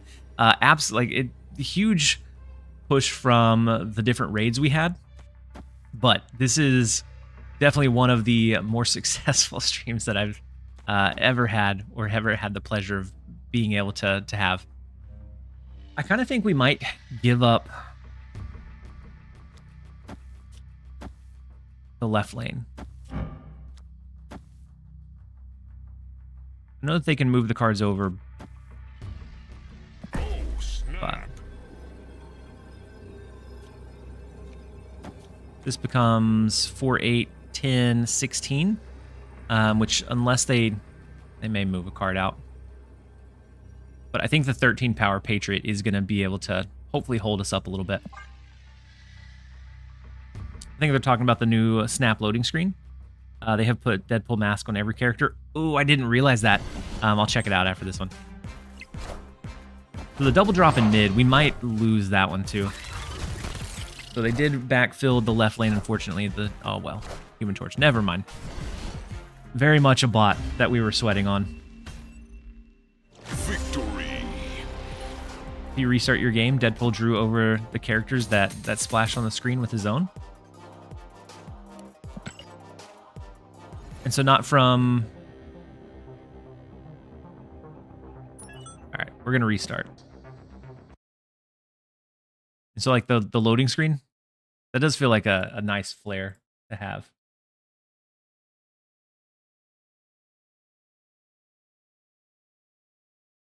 Sweating on a bot equals most future bedrooms. Okay, I see it now. I like the new loading screen. It definitely is a nice touch. Yeah, this is the first time I've seen them change it since the launch too. All right, our hand buff deck is doing decent. We're back up to 88, so we're gonna continue pushing there.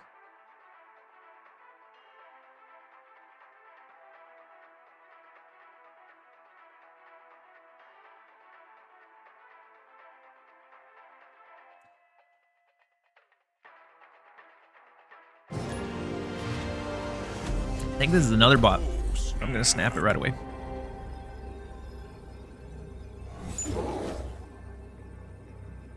We do have Fastos into Gwenpool as well. So we have a good, at least a decent curve with our cards. So even if it ends up, for some reason, not being a bot, I think we have a pretty good hand here. TSU Hey, Twitch, welcome. thank you It so took much you long for the enough. Prime sub and the support. Very glad to have you here. Hopefully you're having a fantastic day. I actually prefer the audio on, especially because you do a lot of play-by-play. I can just keep my eyes on. Yeah, for me, I ended up... It ended up pulling me away too much, and so I had to keep it low for the audio. Or else I found that I was paying too much attention to the game and not enough to my work. And Tia, I'm glad that you found us from the YouTube, and that you've enjoyed the content over there. Very, very similar vibes here for the live stream. Just a little bit slower gameplay because I do get a little distracted with chat from time to time. Right now, I think most people are either lurking or kind of sleepy, so it is a little bit slower, so it doesn't impact quite as much. Why even bother? Thank you for the posture check. We have Professor X we can lock in a location with, but of course, cards can move into it, so like our Nocturne could be that kind of backfill. It's either that or we go...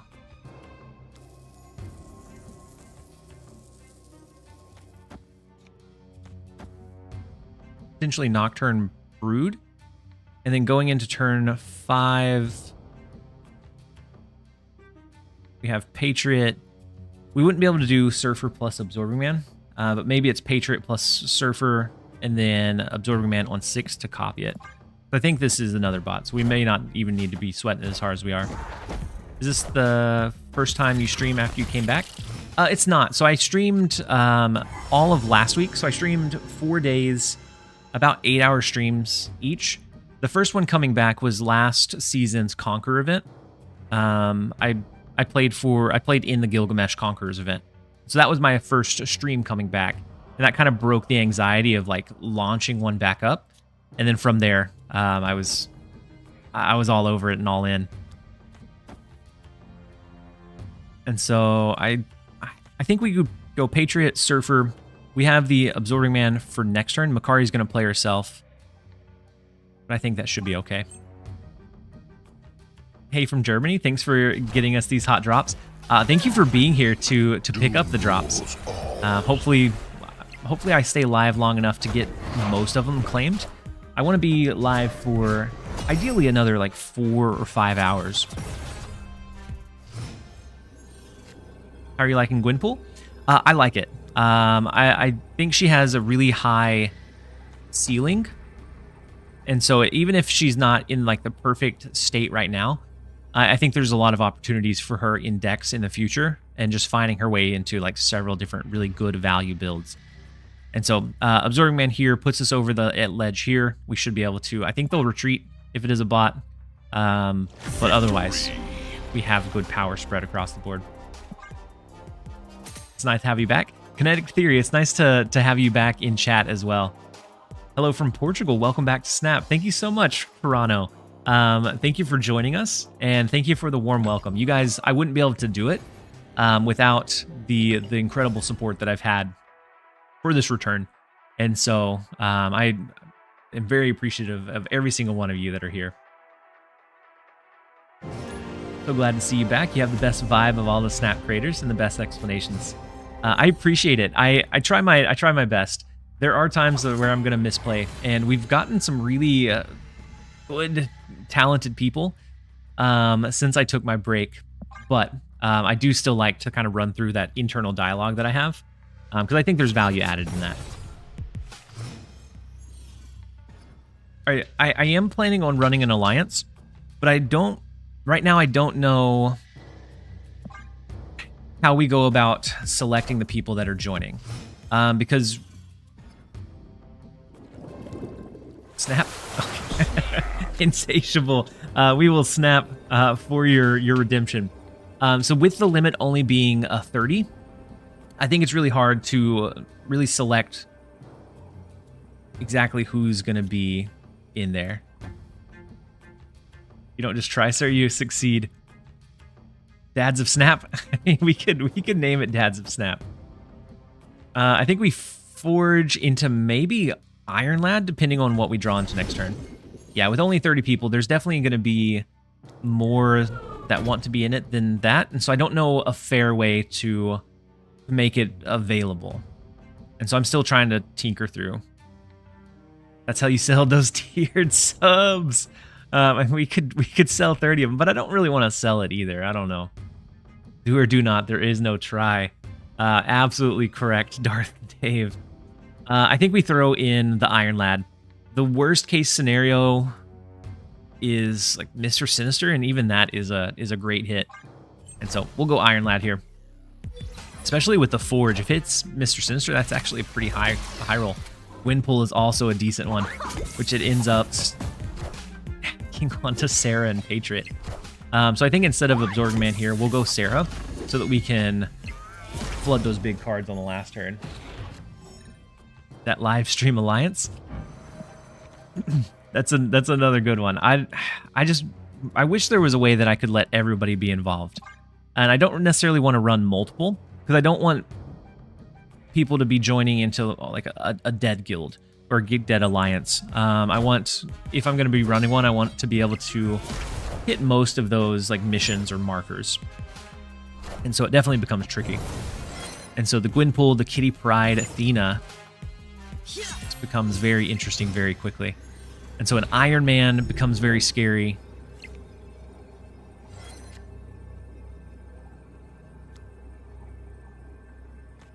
We go Brood,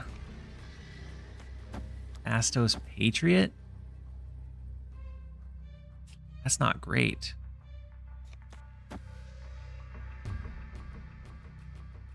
That's only 8 in the left. Oof. I think we retreat even after the snap. Like the Brood's fine. We could do the Absorbing Man, but that's still only 8 power here. So if they scale this one, there's no way we fight against it. We're going to jump out of this one. Escaped.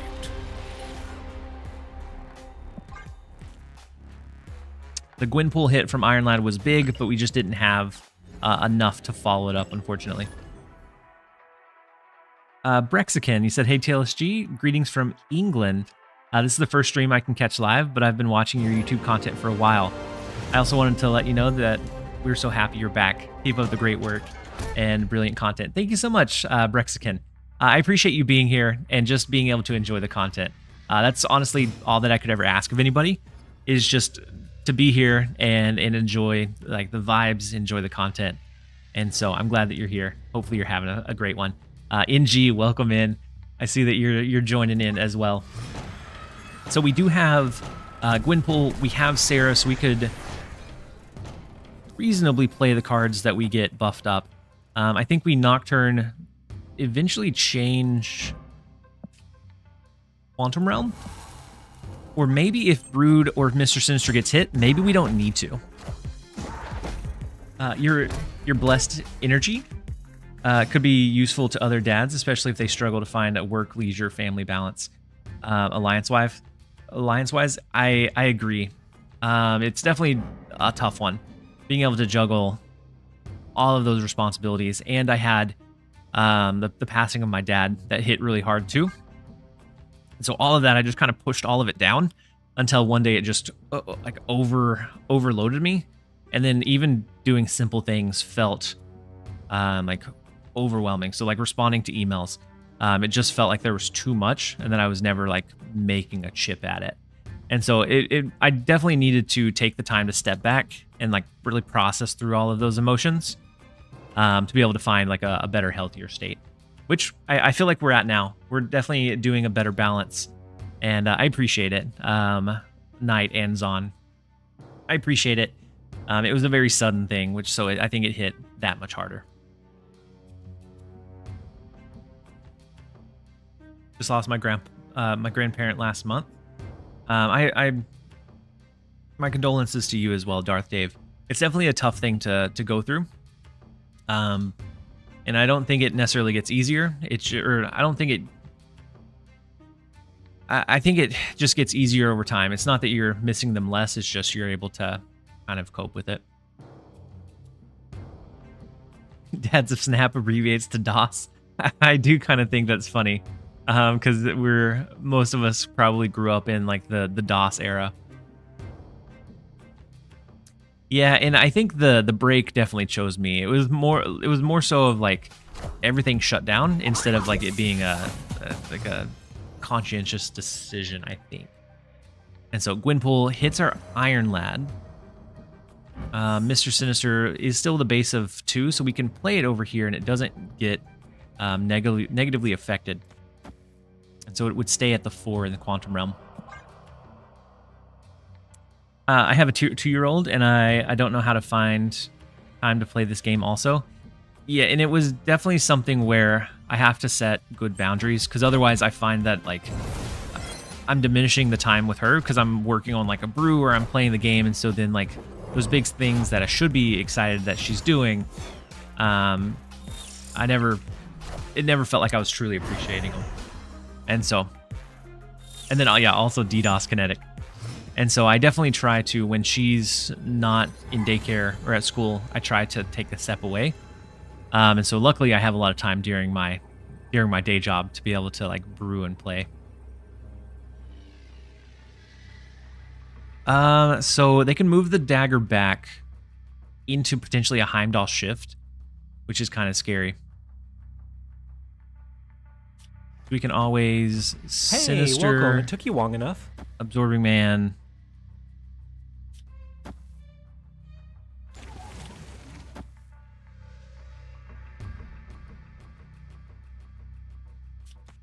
Brood, but I'm not sure if that wins.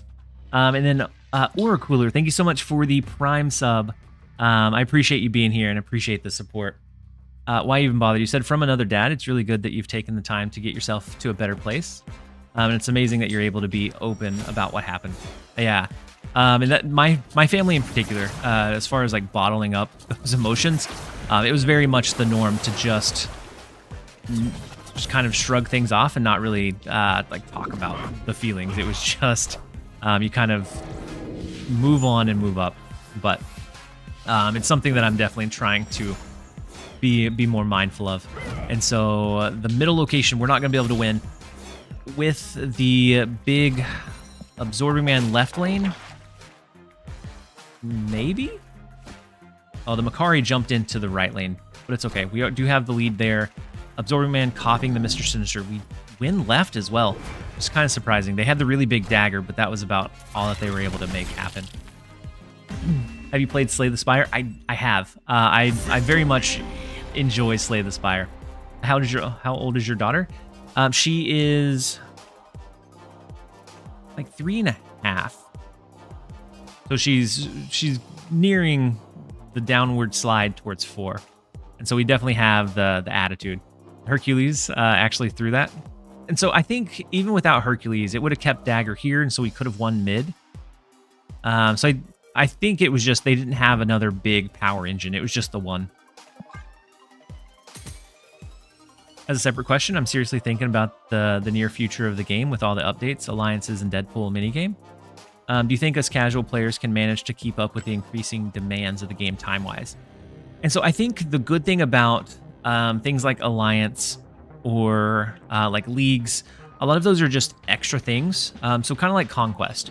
You don't ever actually have to run the Conquest, like if it's too time-consuming. You get a little bit of like currency, but nothing crazy. And so I think the good thing about those is we won't have to do or consume all of them to be able to still make progress. I think it's just additional for those people that are like really playing it heavily. The one thing I'm kind of worried about is Deadpool's dinner, and that being a mechanism to unlock cards. I hope that a casual player will be able to pretty easily attain the card without too much of like a commitment time-wise. And so I'm going to run a quick set of ads as we kind of catch up on a few of these chats so that it doesn't roll over into our next gameplay. And then we will be right back, you guys.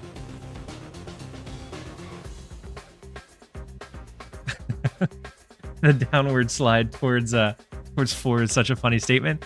And so we're getting to the point of, so early 3s, she was still very, like she was becoming her own little person, but she was still very much not into like she didn't throw tantrums very often. She listened really well. And now as we're getting closer to 4, it's more becoming like we have to really address like doing whatever she wants, even if we say no, the tantrum throwing, that sort of thing. And so it's definitely the downward slide till 4. 3-nager, yeah, she's definitely, and we thought we were lucky that she didn't go through a 3-nager phase. But then as she's getting closer to 4, it's definitely there. Were you doing content creation full time before the break? I wasn't. It was something, and I think that was another piece of why I needed to take the break, was because I was doing a video every single day. And then my full-time job and raising my daughter and spending time with my wife and the rest of my family, of course. And so it was just very, like I was burning the candle on like every single end and in the middle. It just, I wasn't feeling like I was truly present anywhere.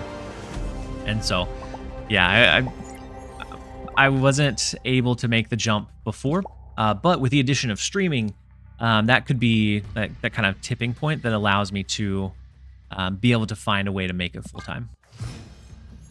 Can't wait to see high level Bob gameplay soon. We're still working on, we're still cooking on Bob. We're not quite there yet. We're still working on it. She has 5 tiny people in her head.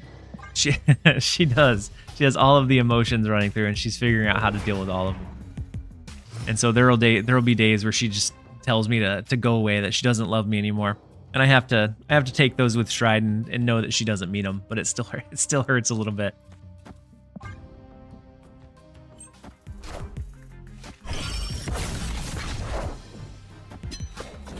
Four is truly a sweet spot in terms of being a person, but not really as crazy as to get at 6. Oof. So I have that to look forward to. We could do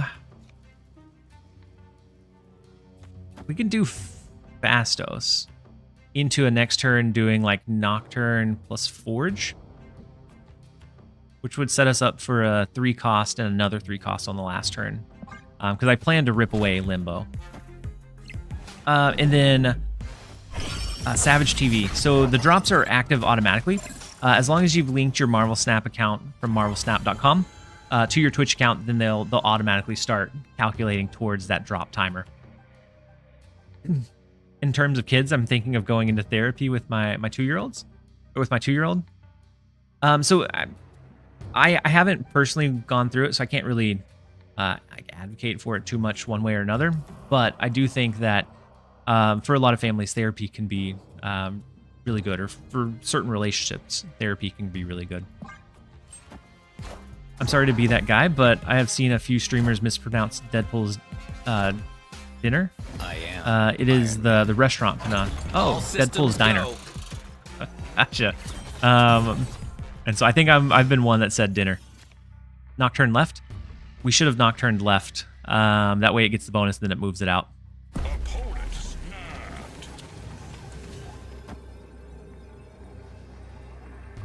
That feels like a crazy snap, right? They played Iron Man. They can do Mystique, but then they still have to have something else to follow up and win the other lane.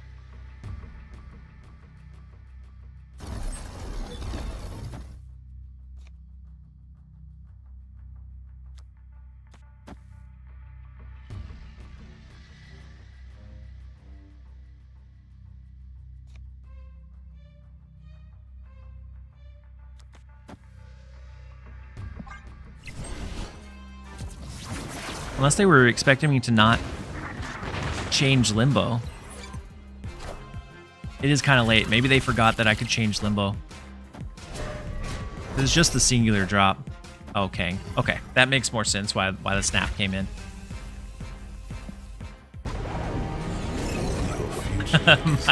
Mike Dot. Well, welcome to the chat, Mike.tv. I am Iron Man. We did get Kang stabbed. Victory. I don't know. I don't know that I've seen Kang in so long.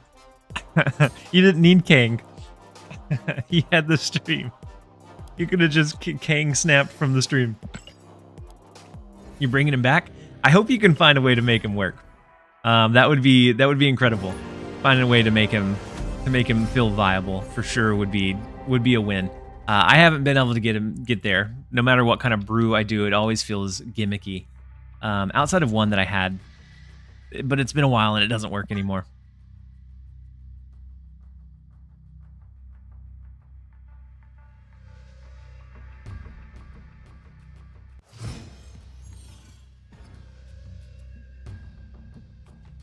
I've won a surprising number of games on Boomer Snaps. I mean, you can't. So the example I always use was when he came out. Like, I was doing the Boomer Snap for Kang, and I got Cosmo blocked, and so I lost 8 cubes off of a Boomer Snap because they Cosmo blocked me. And so at that point, I was like, okay, we need to put him down. I can't rely on the Kang Snap anymore. Does Hydra Bob move extra times for Kang Snaps? I don't think he does. I think he just moves one time. I want to say one time period.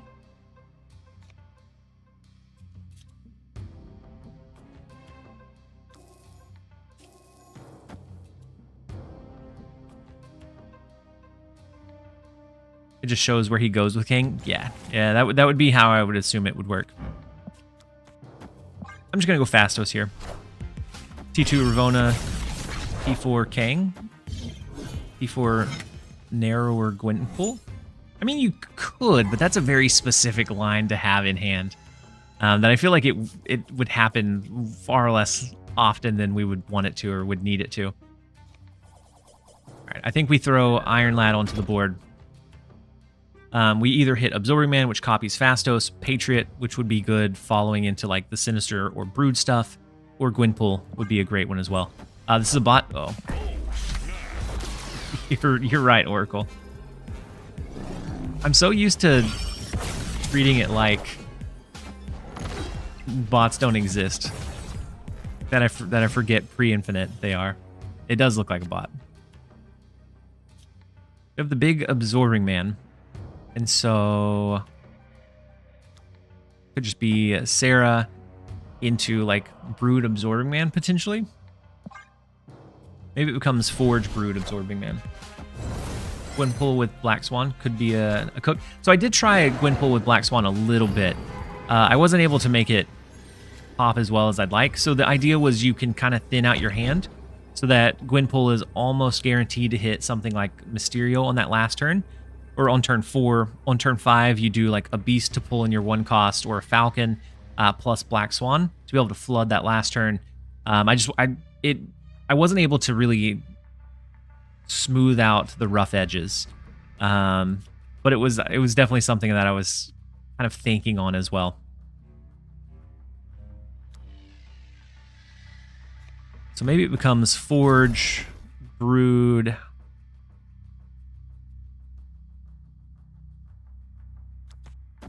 Surfer.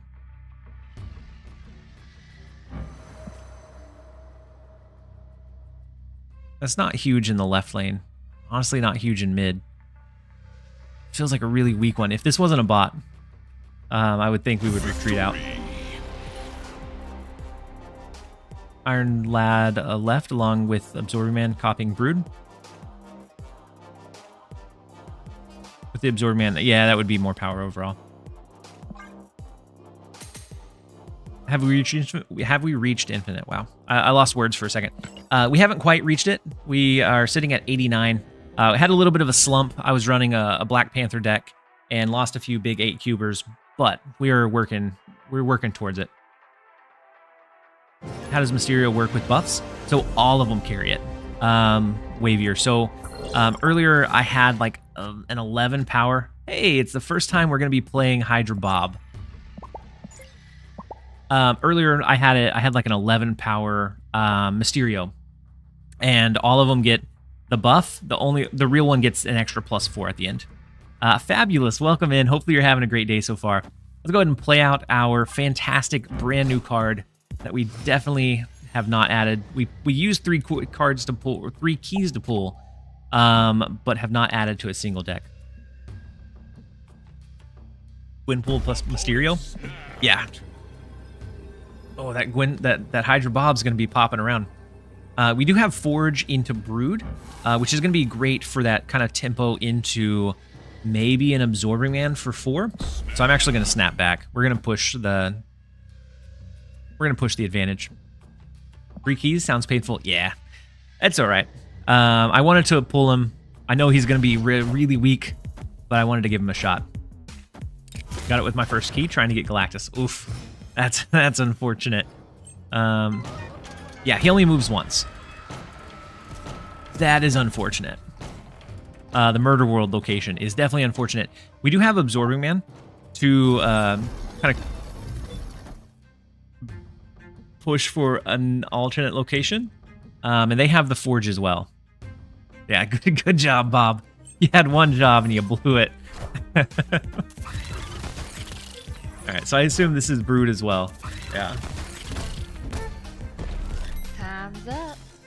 First time you get to do anything and you explode. He couldn't take it. He couldn't take it anymore. And then I think we Absorbing Man right. There would be a weird line where they play small cards for these two. But I feel like this might end up being a complete mirror. Hydra Bob could have been that changing factor. I staked both my keys and opened my targets, Galactus and Nebula. Nice, you were able to dodge the Bob. They do play 2 cards, and so it's not going to be an exact mirror. Ooh, the Nova into Nocturne. And so then it comes down to that point differential, which we should be able to win. That is a big 8-cuber swinging back our way. Victory. Hydro Bob almost through. But we were able to get there in the end. We had a really good top deck of Absorbing Man going into turn number 4. They could have won. Yeah, had they done like Nova Nocturne, that's a really tough read to do that. But yeah, they could have won. Surfer left. Hey, On our welcome. end, It took Surfer you left. long enough. Yeah. The scary thing about TVA games is a lot of times it comes down to like a gut read. Great showcase for Bob. And then Dobby Lassie? I'm so sorry. I feel like I butchered that. Thank you so much for the Prime sub. So very glad to have you here. Hopefully you're having a fantastic day or night and that you're enjoying the stream. And I appreciate the support. He did it on purpose. Yep, we with that one we ended up hitting Galactic and just a little bit further to get our card back. Well done in your first Bob game. I mean, 100% win rate when playing Bob. So I think the stats speak for themselves. Do you think the 1200 gold Deadpool variant is worth for someone that doesn't spend other than the season pass? So I think for that alone, if you don't play much Deadpool or if you don't necessarily like it, then it might not be worth it for just the album by itself. For the album, I would look at what other Deadpool variants we have, trying to see if maybe there are like a 700 gold options that you could buy instead. Good luck getting Day 1 Infinite. We might be able to get there. We still have quite a bit of time to push. I got my favorite card in the game yesterday, but I feel Galactus is a bit bad. Galactus is definitely in a tough spot right now. Yeah, I typically don't invest for the variants unless I was like one step away from one of the albums and like getting a key or getting something big. Hody, welcome in. Hopefully you're having a great day. I think that alone deserves a snap. And so their Mysterio turned into Arnim Zola, and then our Forge turned into Agatha. And so we'll put the pressure on. We know that the real Mysterio is here, so we could be able to calculate that in. We'll gladly take the 1 cube retreat here and there. And I did actually finally complete one of my albums. Like I don't typically buy variants, but we did complete the Destroyer Pixel one. All from Season Pass, Collection Track rewards, mystery variants, Pixel variant. At least I got something out of it. Otherwise, it kind of feels like a bit of a waste. Ordinary Harry has a good one. So I haven't played one recently enough to have a good Galactus. The only one that I can think of off the top of my head is it's more of a combo-y one that runs like a lot of the big bads. It runs like Ultron, or it runs a lot of higher end stuff. It has Ultron, Null, Killmonger, Destroyer, and then Galactus is kind of a big way to push or surprise the opponent. When it was new, it was surprising, but it's definitely been popularized. He tweaked it a bit. Ooh, I'd be curious to see what he did to tweak it. Because the biggest draw for that deck was the surprise factor. And then once it becomes so popular, it doesn't have that surprise factor anymore. And so I'd be curious how he changed it a little bit. Yeah, Galactus had its time in the...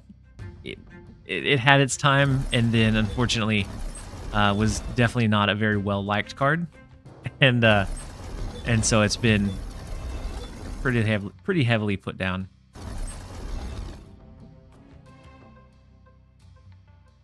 I'm going to go ahead and go Brood to the right. I know that's going to take away and not give us the Abby bonus, but I think we're okay with that. I was just thinking about the extra card draw from the Abbey. Next turn, whatever we play into Mirror Dimension, if that copies into the Abbey, we'd be able to draw off of that. But good old times, T3 Wave, Galactus, and then Spider-Man. Yeah. Good for some times, frustrating for others.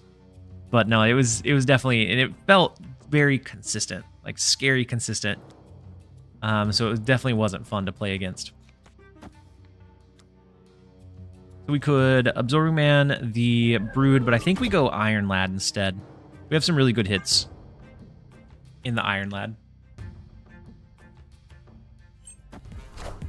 Oh, it is Sean with the beta avatar. And so yeah, it looks like maybe a destroyer bot. I do Lad left. Yeah, left.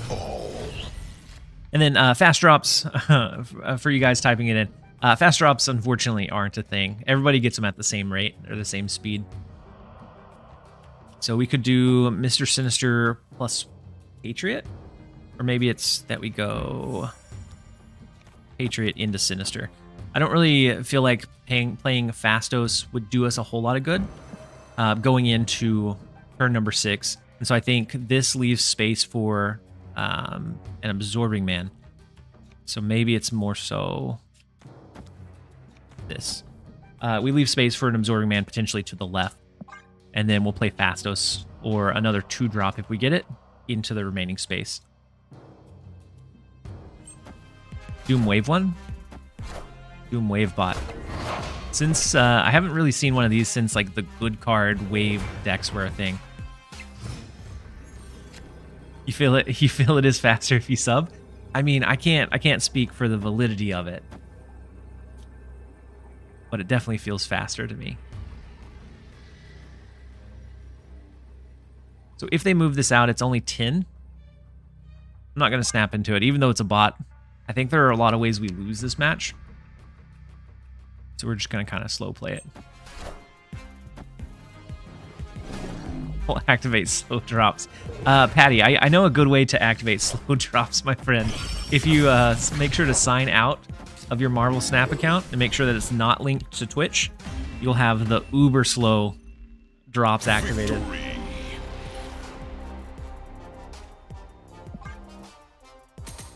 And so fast drops for me was always you load into a stream and then leave it running as you go to bed.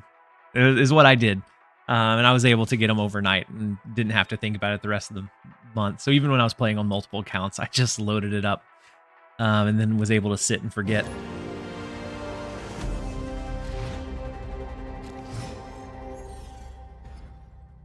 Opening every tab for turbo drops. I don't think, I think at one time that may have been how Twitch drops work, but I think they fixed it. Oracle, I resubbed and got the Wolverine variant almost right after. I mean, some might call it a coincidence. Some might call it fate, though. You get a lot of time for the drops too. Yeah, you get a large majority of the month. So it's definitely not like a high pressure thing, which I like. I like that they give it a big time window. Speaking of drops, just got the variant. Huge. I'm looking forward to that one. I think that Wolverine one looks really sleek. And for the album, it puts me at that next level.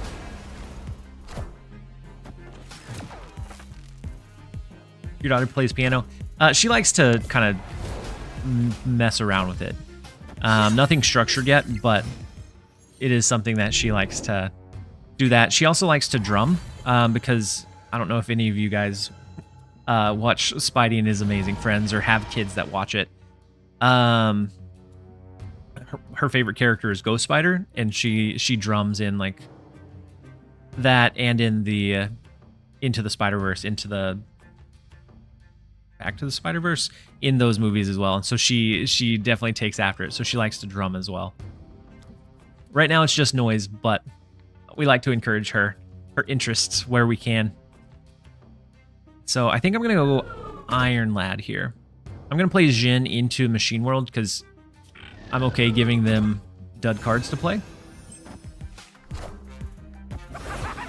I don't know which Wolverine that one is, Wheaton. Melis tells me some boys in her class play Spider-Man with her. She has to be the perp one. Yeah, in her daycare, she has a group of kids that she runs around with. And they have one person that plays Peter, one that plays Miles, and then one that is Ghost Spider or Gwen. And so they have like a little trio at her school.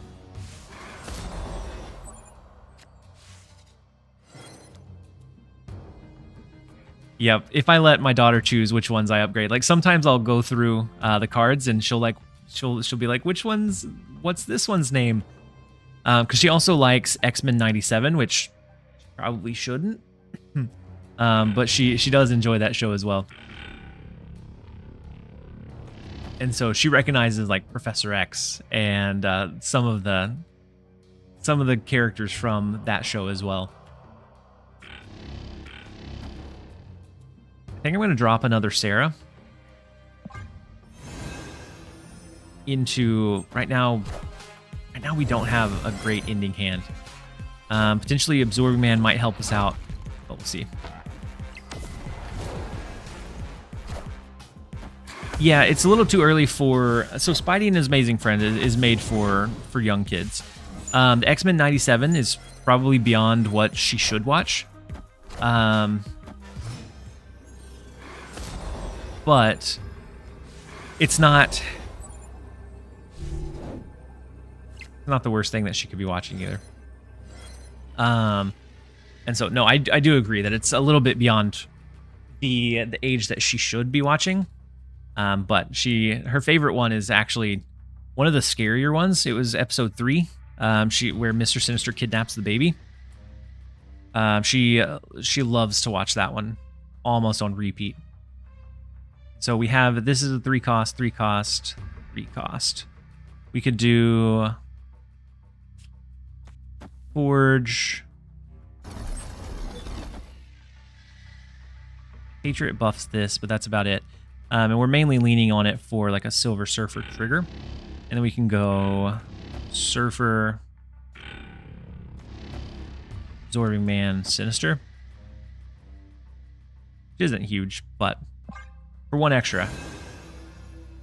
Do you watch it with her? Yeah, it's not, yeah. It's something that I watched with her. And so we haven't watched, once it got towards the end, so when the Sentinels were fighting and some a little bit more heavy stuff, we cut it back at that point.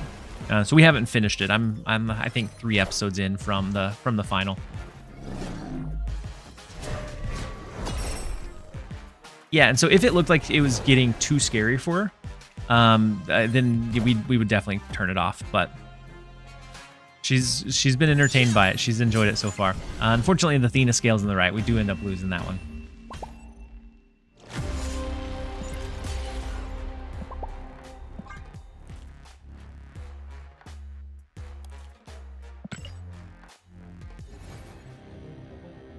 It's better than Cocomelon or whatever YouTube. Yeah, that, and I don't necessarily like Peppa Pig either. She does watch some Bluey, which I'm okay with Bluey, but so toxic BMers, I hate them. See, but that lets them win. If it doesn't bother you and you just kind of shrug it off, then I think that takes away some of their power. Yeah, I enjoy Bluey. We watch Bluey with her. But Peppa Pig is kind of, it really puts things into like those gender categories of like, guys don't like pink, and things like that. And so I don't necessarily care for as much of Peppa Pig, but TLSG BMs by never emoting. I mean, sometimes we give the fist bump, but a lot of times if I'm streaming, I forget. We have 2 Iron Lads and a discount from Elysium, which is kind of nice. And then Kira, welcome in. Hopefully you're having a great day. I finally got them into Bluey this month. Yeah, and she goes through little waves, and so I think Bluey has some really good messages in it, and so it's a fun thing for both kids and for me. It teaches me some lessons too. It's an older show. Maybe it was better for 80s and 90s. Are you talking about Peppa Pig, Nightshade? So we have Iron Lad, which can dig into the depths of our deck. I think we go ahead and do it. Emote only chat. Cal Rosie coming right up. I think fist bump no matter win or lose is proper? It can be. Like if it's a bad loss and you know it's a bad loss, or like if it's a bad win against your opponent and you know that they're probably frustrated and you like give that little fist bump, sometimes it can be a little frustrating. But I think for the most part, a fist bump after is fine. We're gonna go into the emote only chat. We have 2 minutes. Enjoy the onslaught of emotes. I always appreciate this one. It's always fun to see all of the people that, or all of the different creators and emotes that come through from the different people that you guys support. So we have Silver Surfer, we have Patriot, which are both nice. The Sarah coming down is big though. Gives them a really big discount. I don't know that we ever come over the top of that. But I am curious. We're going to go Nocturne into Iron Lad. There's always a chance that we hit Gwenpool, and then we could play Gwenpool again next turn. Ooh, a double Sarah. Oh my goodness. Into Snow Guard. Brood's not a bad one. Brood gives us a big 18 power in that lane. We could always piggyback off of it with another Broodling, so maybe something like this. We still have that control lever of this Nocturne to move out. So then I think we throw Patriot down, and then we still have a little bit of maneuverability in each of the lanes. Pilkin Choyer, I'm glad that you're still around. And so I have a couple. I think we still have a gifted sub for Lambie. We have Binks. And then we actually have one for a creator that I rated recently, Perry Manilow. I thought his name was really funny. And so I always enjoy a little bit of those. Let's see, the Havoc, which is they have plenty of discount. They're not gonna need any extra energy from the double Sarah. But this lane becomes, I think, decently winnable if we move Nocturne over into a Forge plus Surfer. We might be able to push for it. I think with how much power or how much discount they have, we maybe don't. But we're going to give it a shot.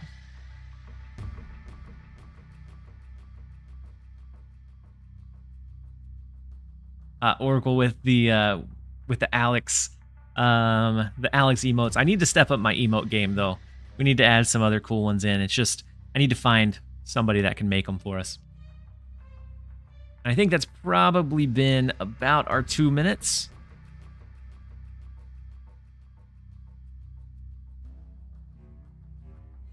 Go ahead and click it off. And then you guys are free once again.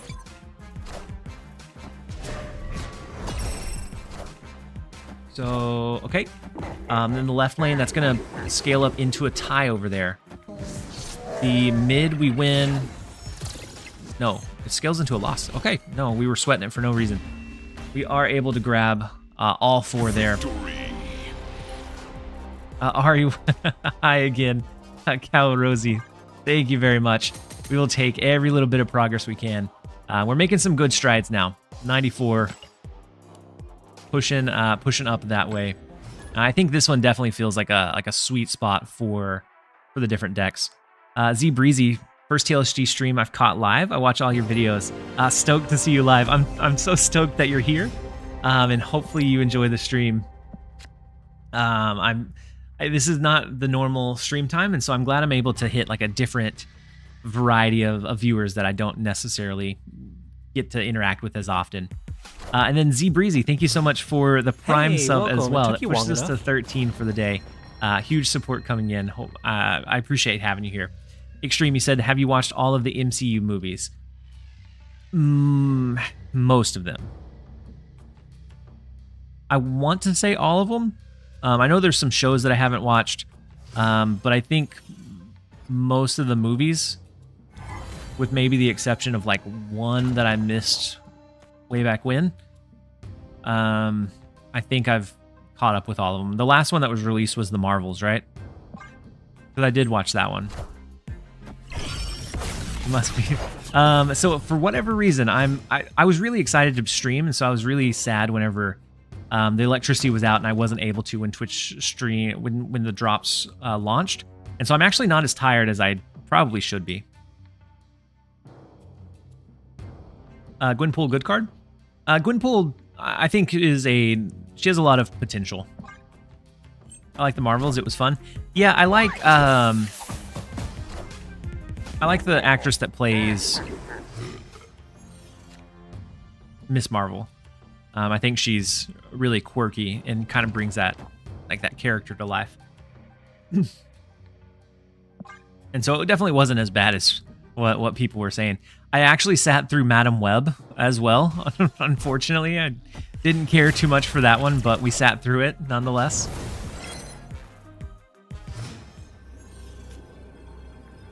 The stream time is perfect for me. I'm up super early, like 3 a.m. starting work, self-employed from home. Slow dive. Hopefully your self-employment is going incredibly well. So the left lane blob is scary, especially being that it came on turn, I think, 4.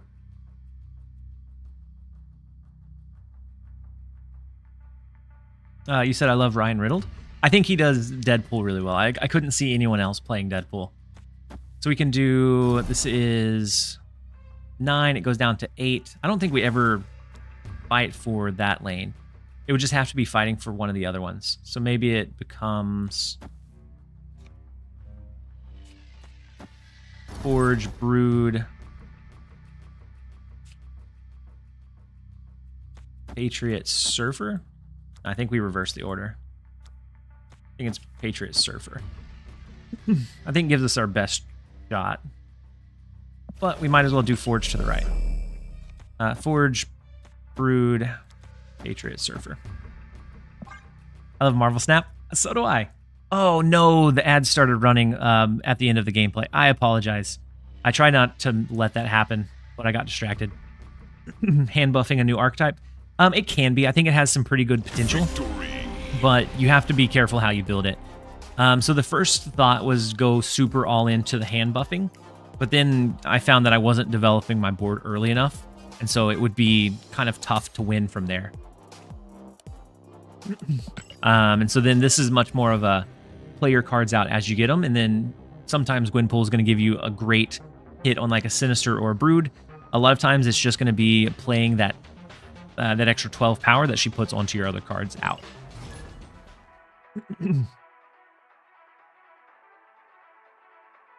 You apologize to the people's ad-free? Yeah.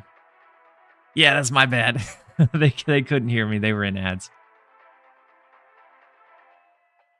My wife doesn't like any of the superhero Marvel stuff. I got her to watch the entirety of Miss Marvel Disney Plus. I did like the Miss Marvel show. I thought it was, I thought it was like quirky, but I thought it was fun at the same time. So I did like that one.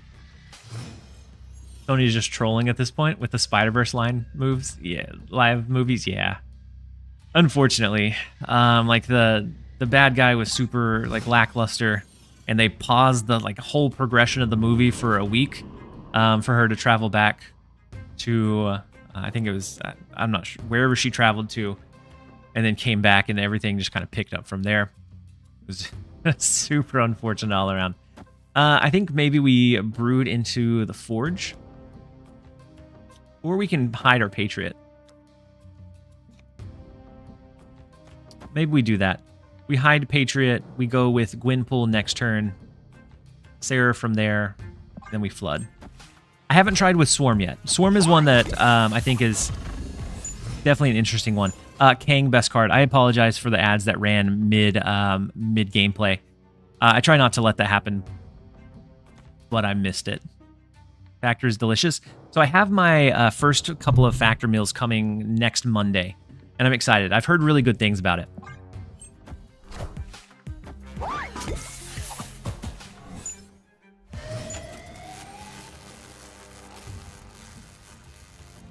And so that ended up hitting our Surfer, which is nice, and then Brood. So we could always maybe drop a Brood, hide a Sentinel, or we go with like a Sarah. That would allow us to drop a Brood to the right. And then we could play like a Nocturne Surfer, something similar. I'm glad you're back. I'm glad that you're here to enjoy it. I wouldn't be able to do it if it wasn't for the support from you guys. And so I'm glad that I have an audience to return back to, and I'm glad that you guys are still enjoying the content. And so Brood to the right. We have Absorbing Man to copy the Brood, but they have Loki, so they're going to have a really... They kind of overrode their Gwenpool cards, though, unless they played them into mid. So maybe it becomes this, that we just push for left and right. I think this is very much a possible loss. But I'm curious what they have in mid. Fastos Makari replacements. So you could do Red Guardian. Red Guardian has some decent value in the current state of the game.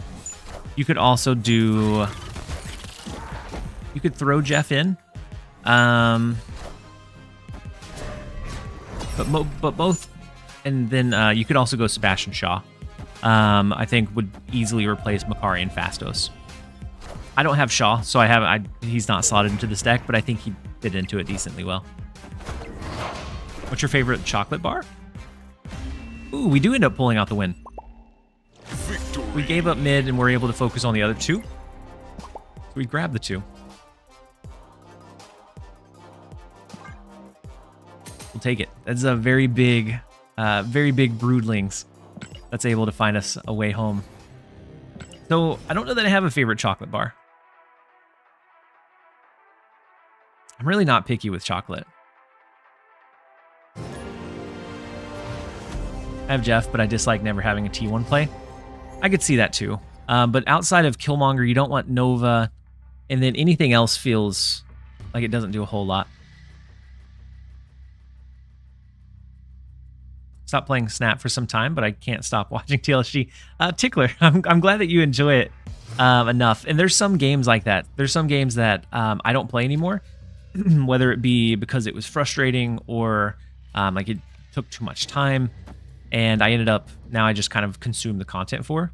RuneScape for me is one of those games. It was just too big of a grind, and I couldn't invest that much time feasibly into it anymore. And so now I just watch other people from time to time either do content on it or that are doing the grind live. Working from home has so many benefits. Yeah. Oh, and the posture check. Sitting like a goblin again. Yeah, I'm sad that they're doing a callback for my job to return back to the office, unfortunately. Because I did like to have streams running in the background.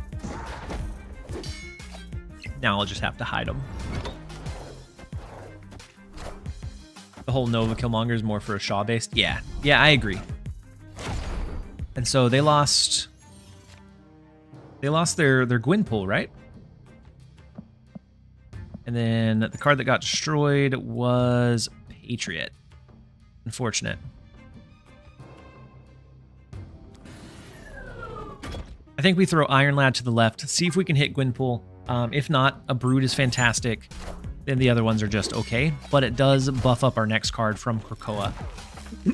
Yeah, RuneScape had a built-in warning for the devs. Run escape. Yeah. I enjoyed it, though. I wasted way too much time in RuneScape. That was probably one of the games that held my attention the longest. Even over things like WoW, where I like maxed out a character of every class and then got bored with the end game.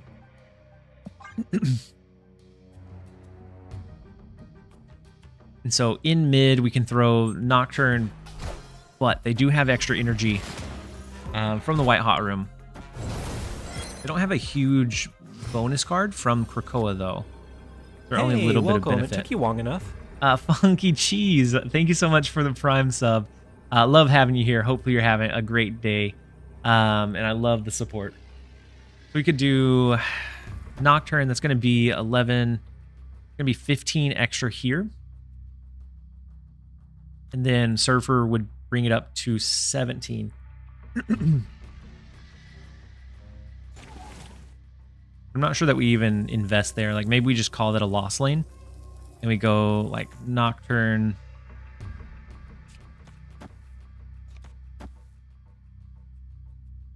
Nocturne, Fasto, Surfer.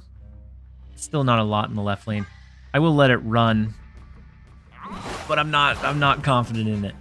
As much as I love Deadpool and the gang, Hydra Bob is a pass for me. I agree. Hydra Bob is a very easy skip week. You should see WoW now. There's so many modes. Yeah, there's classic, fresh, Kandarian, and retail. They also have like the hardcore runs as well. So they've definitely done a lot of crazy things with WoW. And I think maybe some of that took like note from what RuneScape did with like the Ultimate Iron Man and those that have like higher stakes and get people to replay the game that they've already played a ridiculous amount of hours in. I used to play on private servers too, hardcore and all. Yeah, it's one of those games that you can definitely invest a lot of time in. But for whatever reason, WoW just didn't hold me as long. Like, obviously, it held me a while to be able to max out all of the characters. But in-game just didn't have as much draw for me. Knowing that as soon as an expansion came out, it wiped all of your progress, I just didn't see any point in hard grinding it.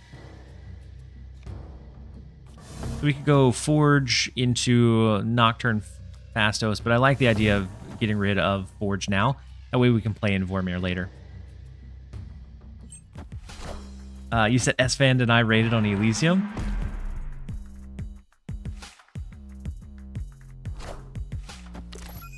Forge Brood mid.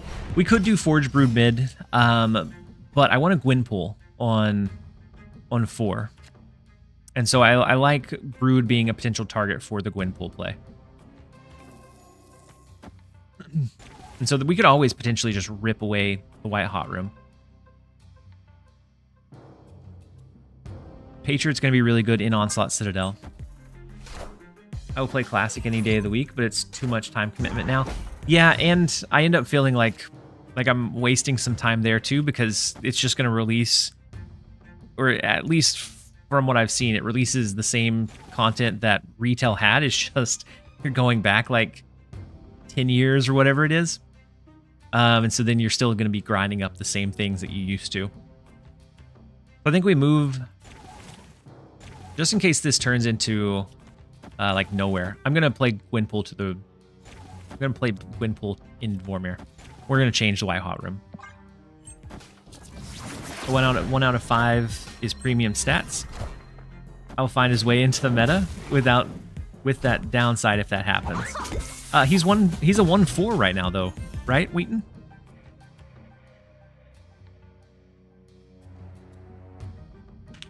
So the Lechugia in mid. They did drop the... Honestly, I thought Bob would have a better ability. I agree. So we have the Iron Lad. We may just go...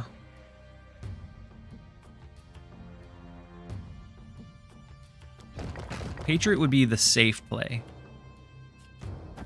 That would allow us to choose where we brood plus Silver Surfer next turn. I think maybe we go with that. Yeah, his ability is a new grounds in a way, with it being tied to that snap mechanic. Iron Lad Ride is always Sarah. You just gotta trust. We can...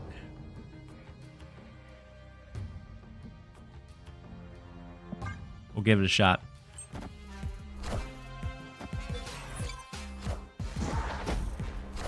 Nocturne to the left can change Onslaught Citadel.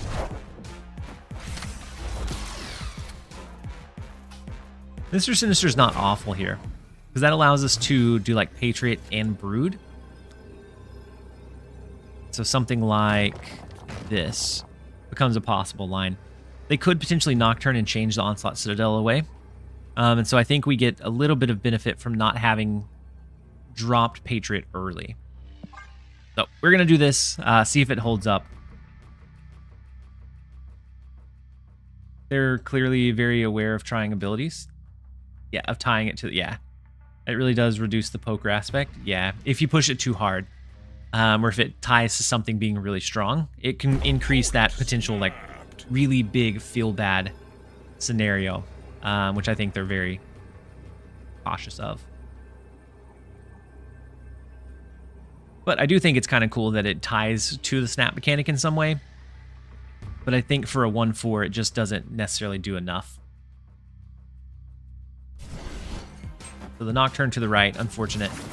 If this is a big blob, okay, yeah. I was going to say, if it's a big card, we lose. We definitely lose this one. We traded back the 4 that we got earlier, unfortunately. Even if this was still Onslaught Citadel, we didn't win with the big blob there.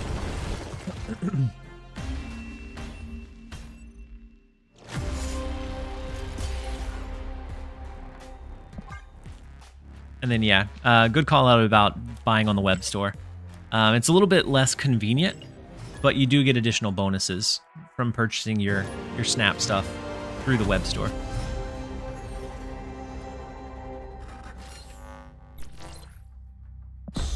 Let's go ahead and snap into this, and they may not be a pop, but I thought they were whenever I initially snapped. So the Chavez comes down. So it looks like maybe they're running a hand buff deck, so maybe my snap was premature, but we do have a Gwenpool in our hand, so we get some decent value. It's always interesting playing those buffed up cards into Quantum Realm.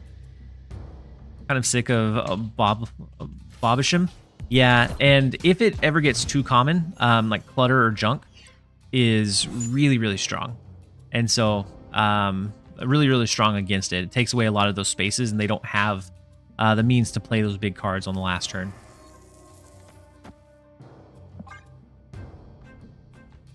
They aren't allowed to advertise outside store in the game. Oh, as far as like the web store? Yeah.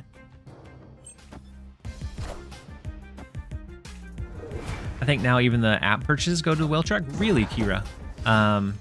If so, then that's an update that I didn't catch. So let's go with Gwenpool here. I'm actually going to go with it over to Mojo World. And then we'll follow up with Sarah over there as well, and that opens up our possibility for what we do on the last turn. Wow. All 3 stacked onto Patriot, which is crazy. This becomes a 3/8.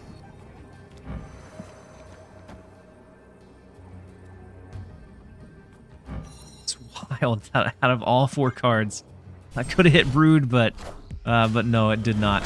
And so the debris comes down with Sarah. We will get Patriot down as well, so we get a little bit of extra bonus in this rock. So I think... Sorry, guys. Excuse me. So Patriot becomes a 3/8 because it changes his base, not the extra bonuses that he gets. So he's safe to play over here. We could do Sinister as well, and Absorbing Man, I think would potentially get us where we need to go.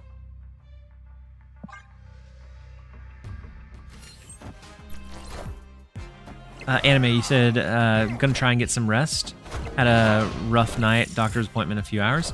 Hopefully everything goes well for you, Anime Freaky. And then if we're live whenever you get news, hopefully it's good news. Definitely check back in so that we can kind of keep a gauge. Can you pull stats of this deck after the match? So stats for me, or stats overall for the deck? And the casserole. I think this definitely was a bot. We'll gladly take the 8 though. Is Gwenpool good in your opinion? I think she has the possibility to be really strong. How you've been doing? Yeah, I can pull it.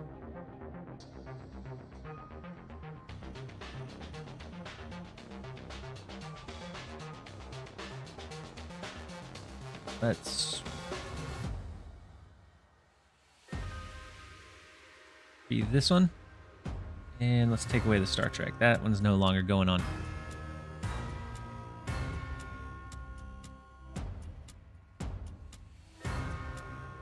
So right now, 69% win rate, 86 cubes. We played that many games with it? Oh, this one was, since I didn't change the actual deck, I did have a prior version that got kind of lumped in here as well. And so overall, it's going really, really good. Of course, there are bot matches in there that kind of help like prop it up. But I still think a sizable win rate nonetheless.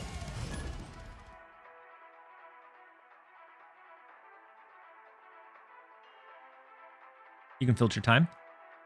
So the other one that I used was earlier today. So I don't know that the time would filter much of it.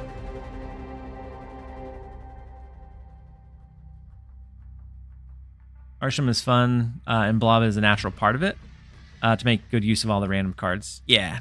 Yeah, I don't blame anyone for using the Blob. I don't care for it too much.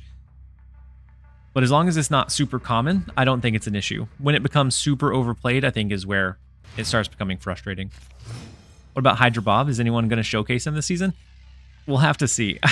I don't know. I'm going to see if I can, after I get some downtime, I'm going to see if I can maybe brew something with him. But I don't even have any good ideas like off the top of my head. Yeah, I think Copycat is going to be one of the strongest. Just that, Hey man, I'm that, cool. that knowledge that she gives, that inverse or that, like, I guess, lopsided knowledge. I don't know a good way to say it.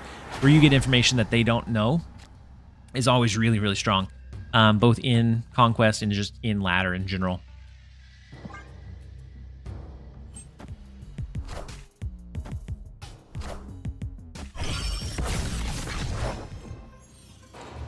What's this month's best card?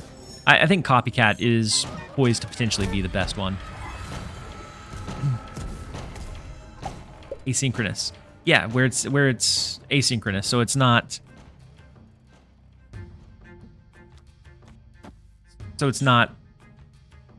the same information. You get more information than what they have. Thank you. I should know that from all the asynchronous school that we ended up having to go through during COVID.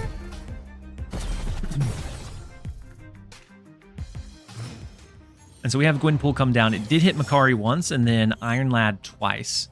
And so I think here I think we ship it on the Iron Lad. The worst case scenario would be Forge. Otherwise, we get a pretty good flip. And we may even throw it into Murder World. Absorbing Man would copy Gwenpool, could potentially push up our Brood. So maybe we throw the Rock as well. Let's go ahead and throw it. Havoc, welcome in. Hopefully you're having a great day so far. The stream has been wild. We hit some really big raids earlier as people were ending out their night. And so we've been having a good stream so far. Hopefully you had a good night. And hopefully we will continue to do well and climb well. So they had their Forge come down. I think we go ahead and play out the Brood. I think I'm going to hold the Sinister.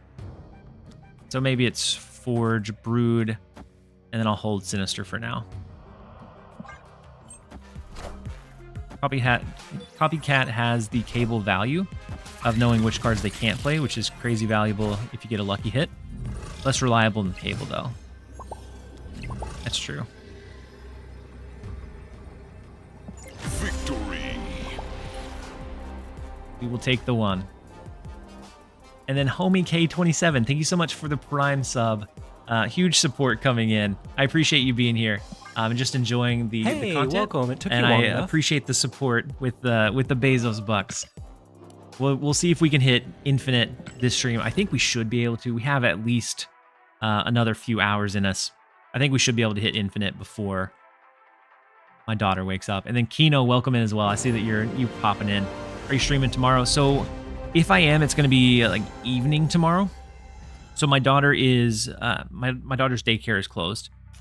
So we were impacted by Hurricane Beryl, and so we were out of power for 36 hours. Her daycare still doesn't have power running to it, and so she's going to be home with me. And my wife does have to go back to work, and so I'm not streaming during like the normal business hours tomorrow. That's why I'm able to push for a long one today, or tonight, I guess.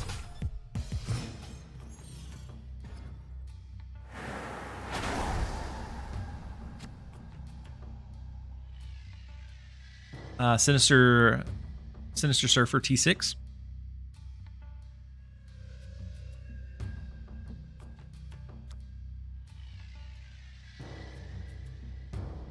Oh, what? Surfer in the left lane?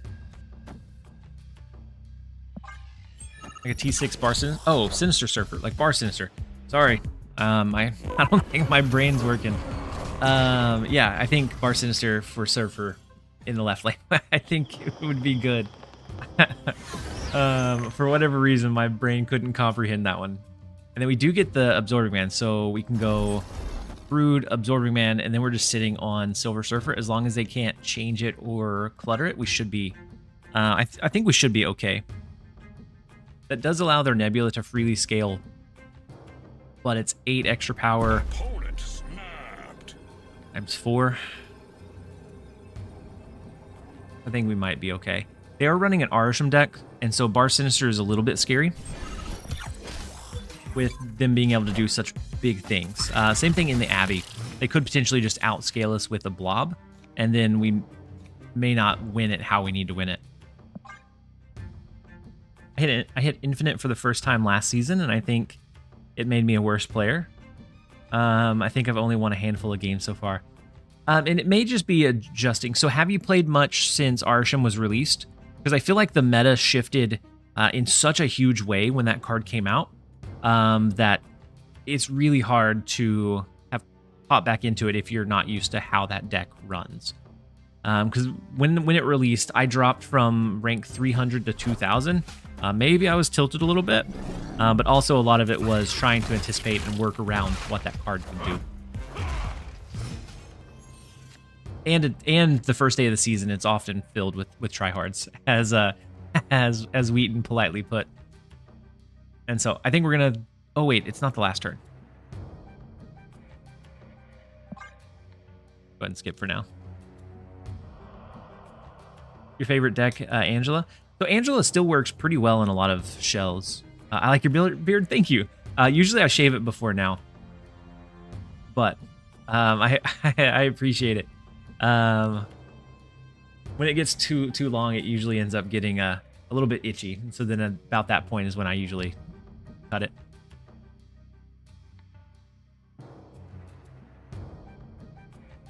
When you say Arsham, it sounds like Art Germ. And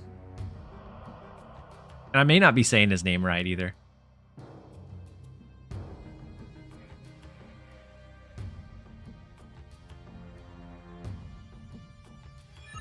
Gabriel's taking an awful long time.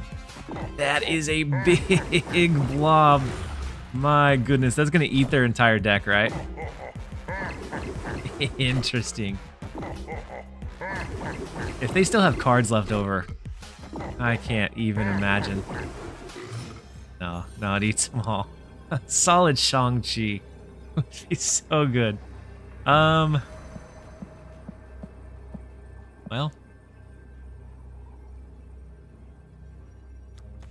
It comes down to if Surfer scales this right lane enough, I guess. Because they can't really do much to... They only win with a Taskmaster. Taskmaster would only copy 15. So it'd bring them to...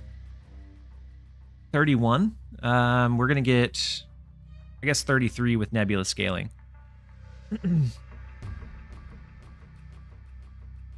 Oh, snap.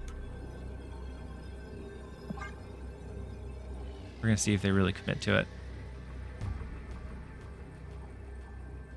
How much cards in deck? They don't have any left. So they ate them all. And they only have 4 in hand. Maybe I shouldn't have snapped. Maybe we should have just stuck it out for the 4. Oh well.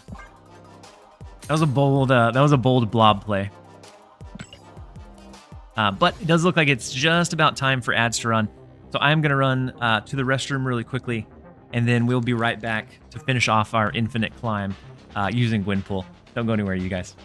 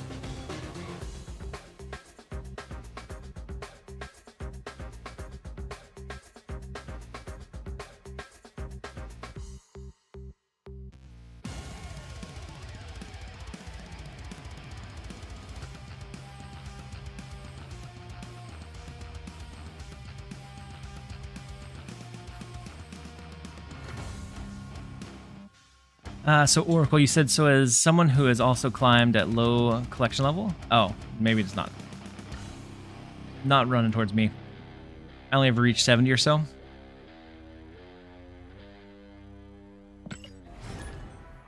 Let's go ahead and jump back in. Thank you guys for hanging out and spending your evening with me. I think I make progress towards the drop as well. I'll check it out a little bit later. So is it supposed to pick 3 different cards or 3 of the same? So it's random. So it does a roll. So it's like essentially if we had these 3 cards, it does a roll of 1 through 3 each time it picks, and then it picks one of them. And then it does that again 3 different times. Sometimes it's going to stack. Sometimes it's going to be all unique. It just really, it's random. It depends.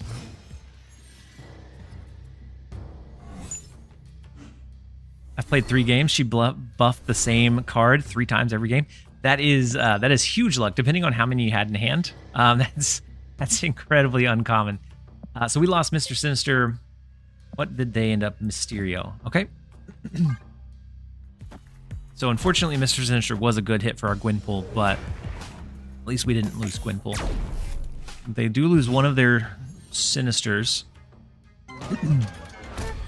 It was Sebastian Shaw 1 game 2. Whew. That would be a really big Sebastian Shaw. All right, I think we play Patriot. Then we'll go Gwenpool and then Sarah. We just don't have any good enablers right now so far. We're gonna need potentially a Brood or something to maybe help us out in Danger Room, I think. Gwenpool buffing Goblins Trice is gonna be legendary. We do top deck the Brood, so some good potential value there. We're only going to have 4 cards for it to potentially buff. I think they'll have the same if they drop it this turn. Let's split the Gwenpool so we have a choice between like where we play the Absorbing Man or the Brood. Unfortunate. The game plan was to do Brood and 1 Absorbing Man into Danger Room to make sure that we got the bigger end over there, and to make sure that Brood didn't destroy before the Absorbing Man came down.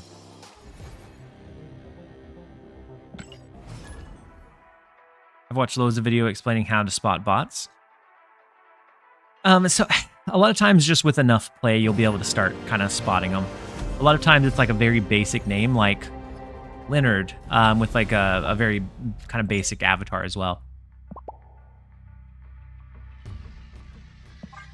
And so we have Castle Blackstone in the left. We do have our Brood into like an Absorbing Man. We have the Sarah line and Mr. Sinister as well. I think we're going to push for Sinister. I think we're going to push Sinister out early. Actually, I'm going to put it into Crown City. I'd rather leave the 3 spaces available for like a Brood. And if we win Crown City, then we'll get the power in Castle Blackstone for the extra energy going into next turn.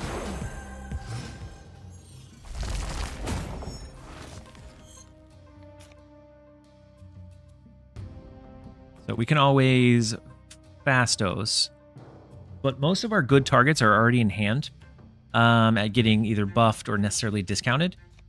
And so I think for this one, maybe we don't even hold out. Maybe we just go Brood, Absorbing Man next turn into potentially Sarah, and then we flood on the last turn. We could also hold the Silver Surfer. We could also hold the Absorbing Man to copy the Silver Surfer. But I like the Brood out now. They did snap into it, so I think they have the Forge into Brood line. And our Absorbing Man should be able to copy that amount of power that they put out. Generic first name plus avatar. Yeah, bot timing as well. So like if we snapped back and then locked in, they would like immediately accept that, like that snap, and it would play it almost right away. And so it's just a feeling that you start getting. You can kind of identify those small trends. So they have the Absorbing Man copying into Crown City, so that's going to be a pretty big lane for them. So we do have Patriot, which is nice. So Patriot and Surfer. But we're going to really need to be able to push into mid. And I think with the Silver Surfer, we may not be able to get that push that we need. So we may have to be able to do it without the Crown City bonus. Cosmo comes down in the right. That's all right. We can kind of park our Patriot there. So I think it goes Patriot, Nocturne, Surfer.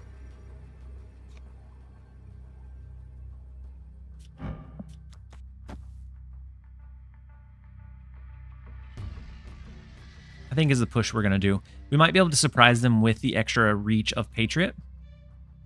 Nocturne mid. I think we're going to have to go without the extra +4. We can switch it around to Nocturne mid. But it feels like we need to kind of give up that middle location.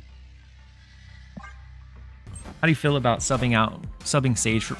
I think either Sage, Red Guardian. I think there's several viable options for Makari. Posture check. Thank you, Nightshade Lotus. Keeping us steady. And so the Surfer comes down. That is going to... Looks like we wouldn't have won it either way. Mid was that pivotal location for us. Emote only chat. Would this type of deck still work if I didn't have Iron Lad, Fastos, and Nocturne? So Iron Lad, I think is Iron Lad, I think is pretty important in being able to kind of fish for some of those other ones.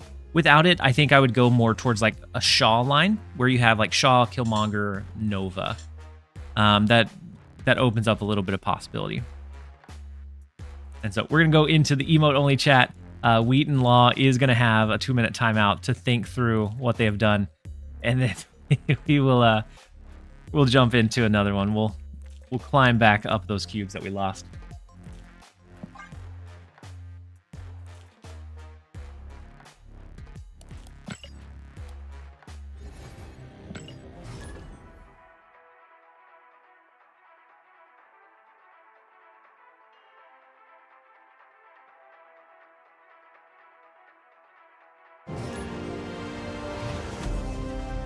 I forgot we were on emote only for a second, because usually we have quite a few people that flood them out right off the bat. So I'll add my contribution to it.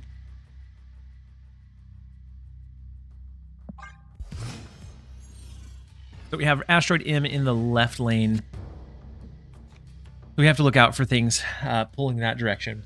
We could always hide an Absorbing Man. That would allow us to play out our broods on the last turn or kind of increase our reach a little bit.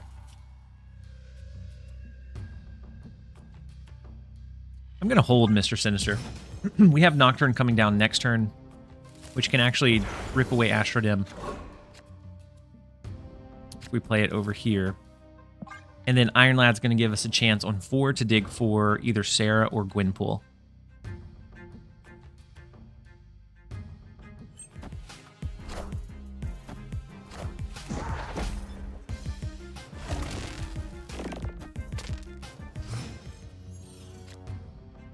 Simply Uber, you have some pretty good ones that you support there.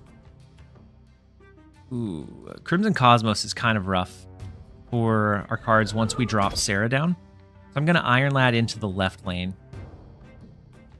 and see what we can hit over there. All right, so Black Bolt hits our Forge, not a huge loss, especially if that hit Gwenpool. It did not. Fastos, I think is okay as well. All right, I think that's been about 2 minutes. Let's go ahead and free you guys from the emote only chat. And then KX4 in with Oracle. You have the trust. So I think we should be able to Sarah to the left, which would open up the possibility of what we do on the last turn. It just wouldn't be able to help us much in the left lane. Right, so the Dr. Doom might have to abandon left. After Sarah comes down, there's nothing we can play over there. So I think we abandon the left lane.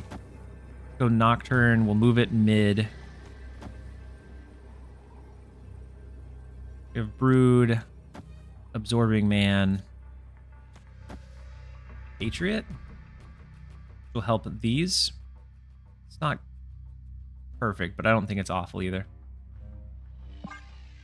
Oh, Simply Uber. Did you queue up you queued up another emote only? All right, let's trigger it one more time. They didn't want the freedom. They went right back in. Willian, welcome in. I see that you said hi. Welcome in. There was a channel point redemption for the emote only chat, and so it's for 2 minutes that we run it. And so with Patriot coming down, can we match the right lane? No, not quite.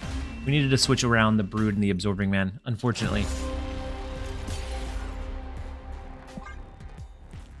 We'll turn our luck around. We hit a little bit of a dip, but people are playing relatively passive, so we're not losing too many cubes off of our losses.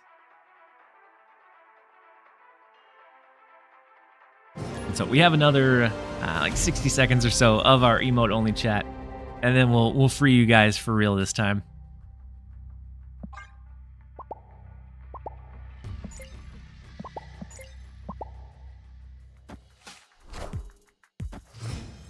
Oracle, what's the Charizard one from? I guess you can't really tell me. Okay, never mind.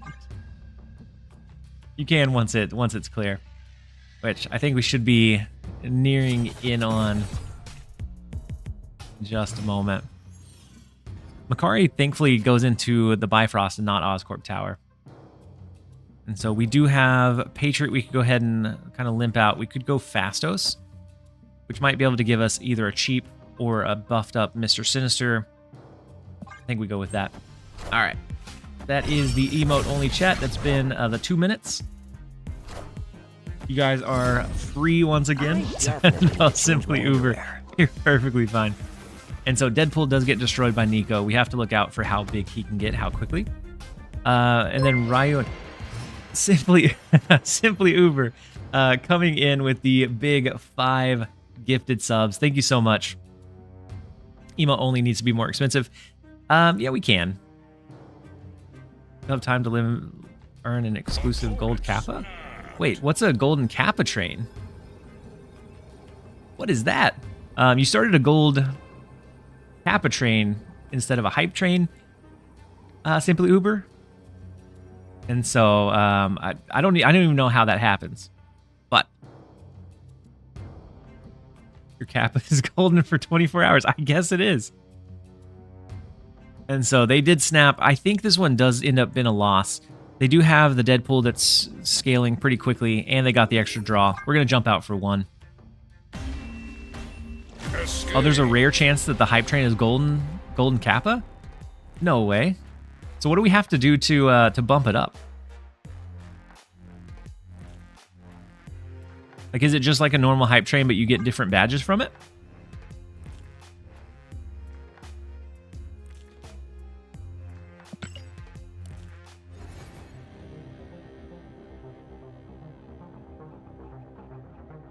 It would be funny if we have 50k channel points for 1 stream long emote only. That would be a really long stream.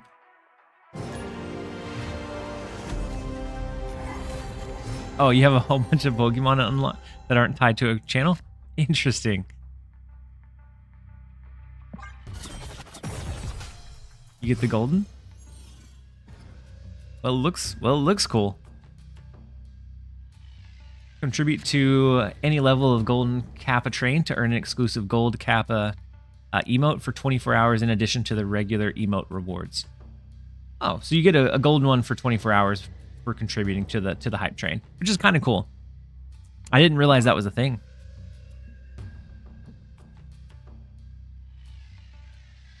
Your emote is so small. I do need more emotes. That's something that I want to. I don't have any cool like animated ones. I want someone. Is it a scam train? Yeah, for only 24 hours. It feels like maybe a scam train. But I do want to create some more emotes, especially now that we're streaming more consistently. It's something that I want to dive into. So we could do. There was or is a level 100 hype train kappa. Oh my goodness, we are never gonna get that one. So we have Brood. We could do Absorbing Man on 4 to the left to try and win that one. Oh, it's a bot. I don't know why we're sweating a bot. This one should be hopefully easy cubes.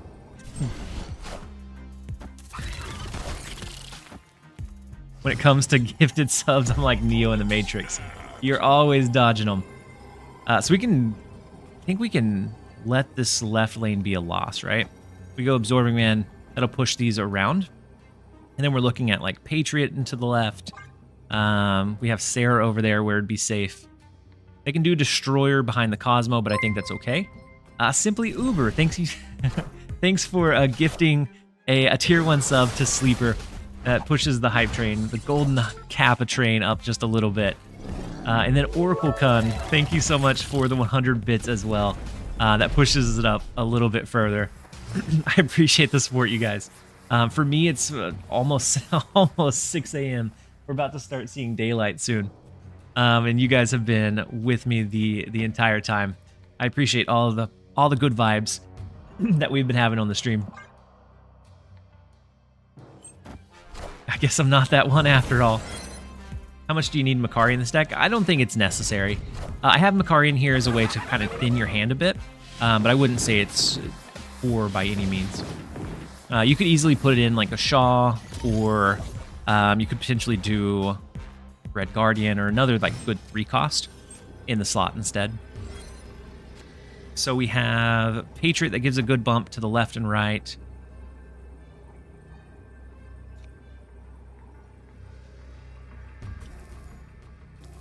Into Nocturne and Surfer, which gives a really good push in all the lanes. I think do they retreat? If this is a bot, is Gwenpool in the deck? I haven't seen her. She's in the deck. It's just, oh my goodness. Simply Uber with an additional 5 gifted subs that pushes up the hype train even further. That brings us to a massive 26 for the day. Huge support coming in. If you got a gifted sub from them and you're not sleeping, if you're not AFK, make sure to thank them in the chat. Huge support. Thank you again, Simply Uber.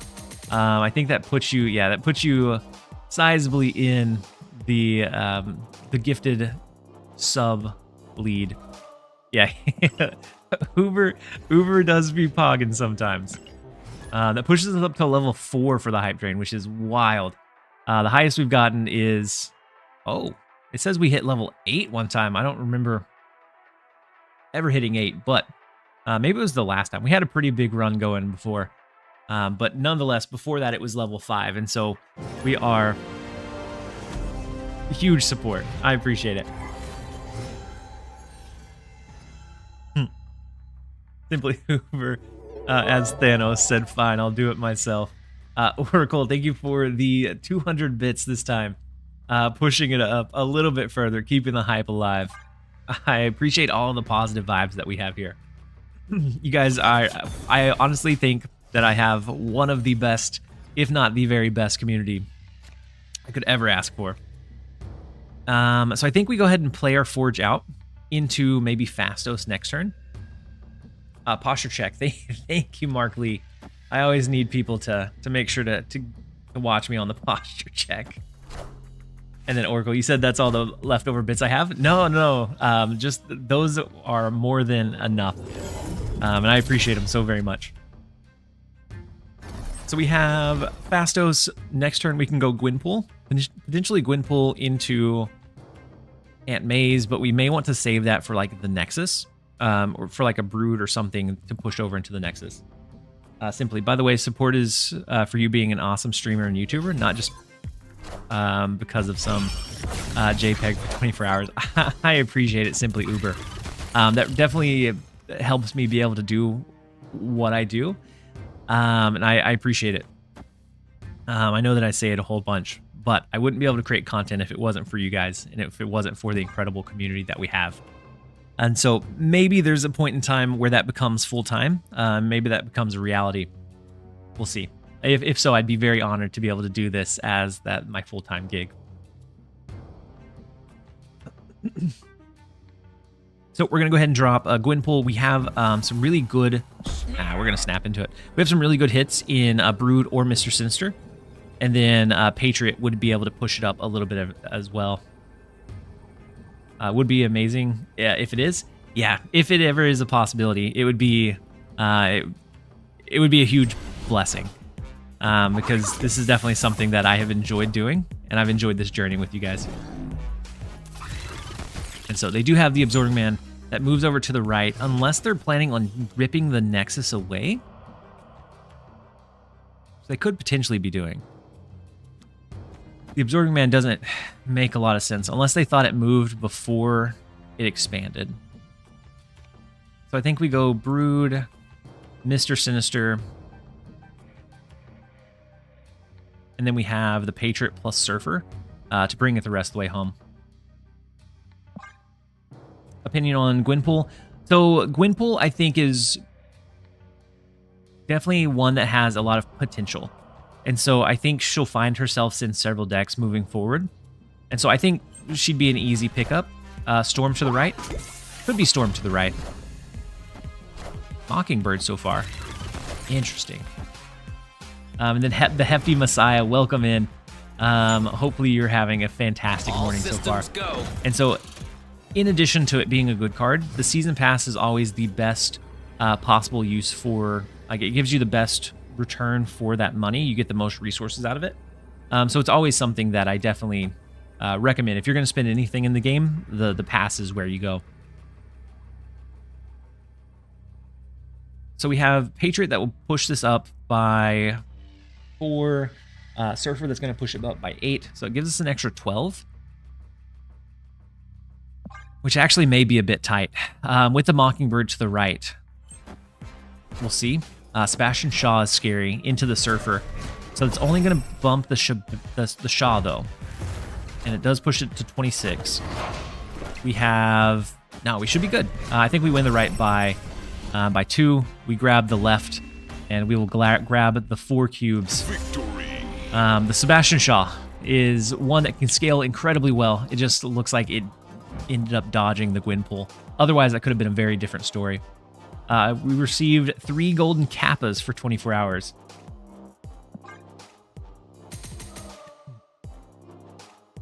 Where would our golden kappas be? Actually, don't know how to find them. Maybe it's a refresh. Hey, Simply Hoover, you have it. Hey, we have it too. It turns the normal one into a gold one.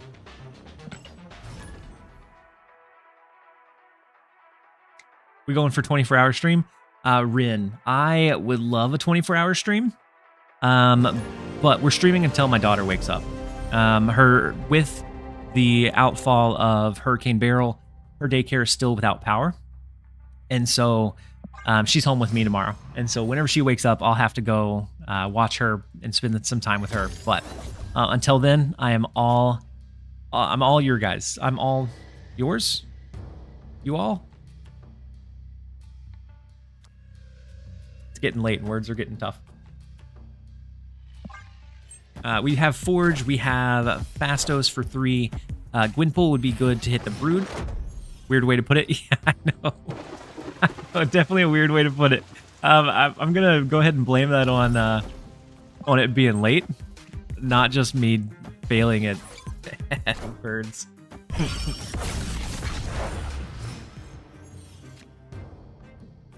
So we get the Fastos. We get a discounted Patriot, which is going to be decent because with Sarah it becomes a 1-cost card. I think we roll the dice on Iron Lad here. Not Fastos. Gwenpool would be great. Mr. Sinister would be fantastic. Surfer would be a low roll. But Absorbing Man would be okay. Makari would be a really low roll. I'm on a train now. You are Oracle. Gwenpool is huge. Did they add a new location? Not that I've seen yet. Gwenpool getting hit there was incredibly big. We could always go Gwenpool plus Patriot.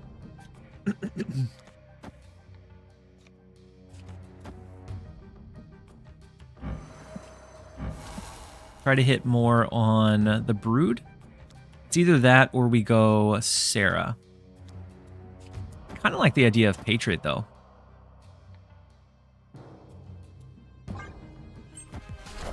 Oracle, grabbing lunch? All right. We'll see you when you get back.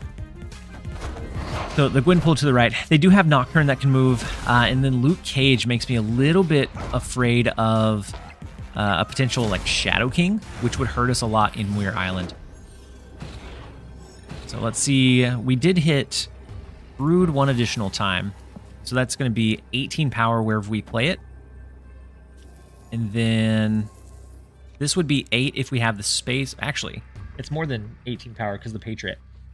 This would be 10 power if we push it mid. And I think we just leave the right lane as is.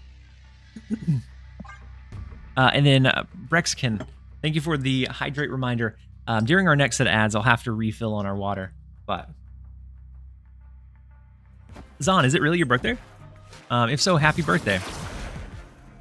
So Kiln comes down. A Cosmo would be rough. A shout out from Maryland, USA. Coco, welcome in. Hopefully you're having a great morning or afternoon. It should be morning for you, right? The Iron Man to the left. Iron Man. Is not going to do it, right? The Shadow King to the right was a worry of mine, but it looks like it's not going to matter. We're going to grab the 2 cubes against Icarus here, and we probably need to start paying attention to our snap lines. I've just been kind of letting it go out. You said just hit infinite with my Gwenpool deck. Karn, huge. What kind of core did it have? And then Zon, I don't know if I said it, but happy birthday. And so we're at 96. I'm going to run a quick set of ads, get some more water, and then we'll be right back. You guys don't go anywhere.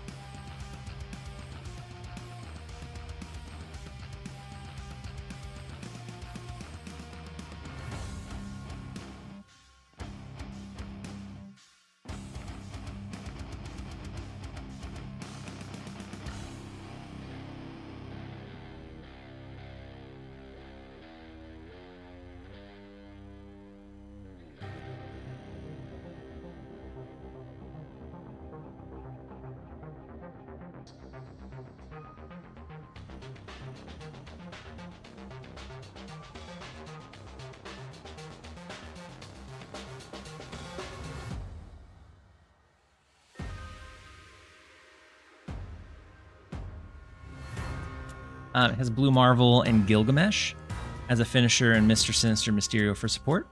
I like it. My first draft did have Blue Marvel in it and ran much more towards that overall power. But we ended up making some changes along the way. But I do like the Blue Marvel and Gilgamesh in it.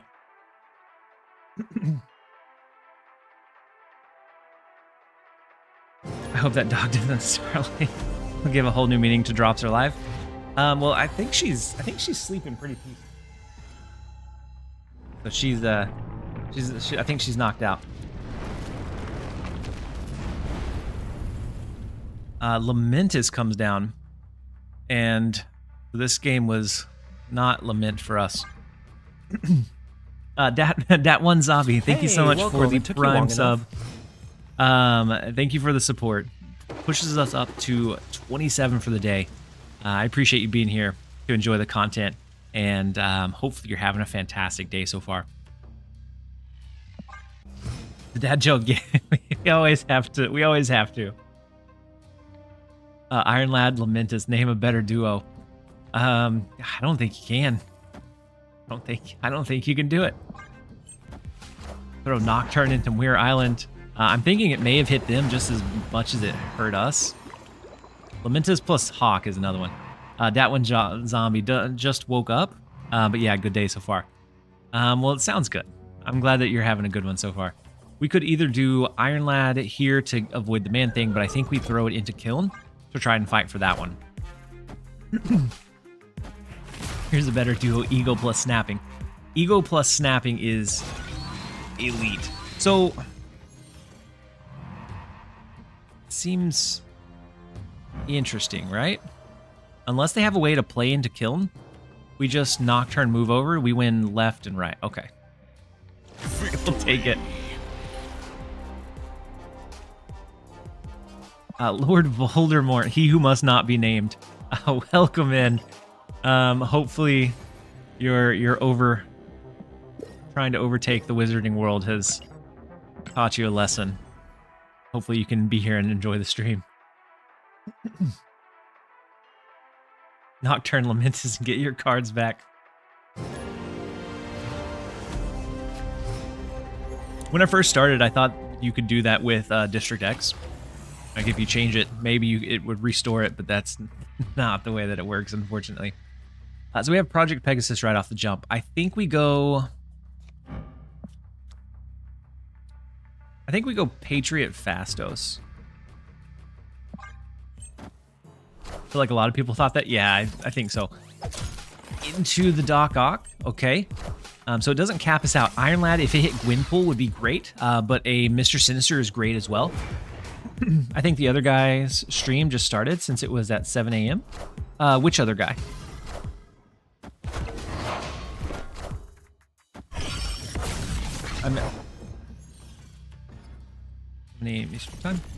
What other card should replace Fastos since I don't have him?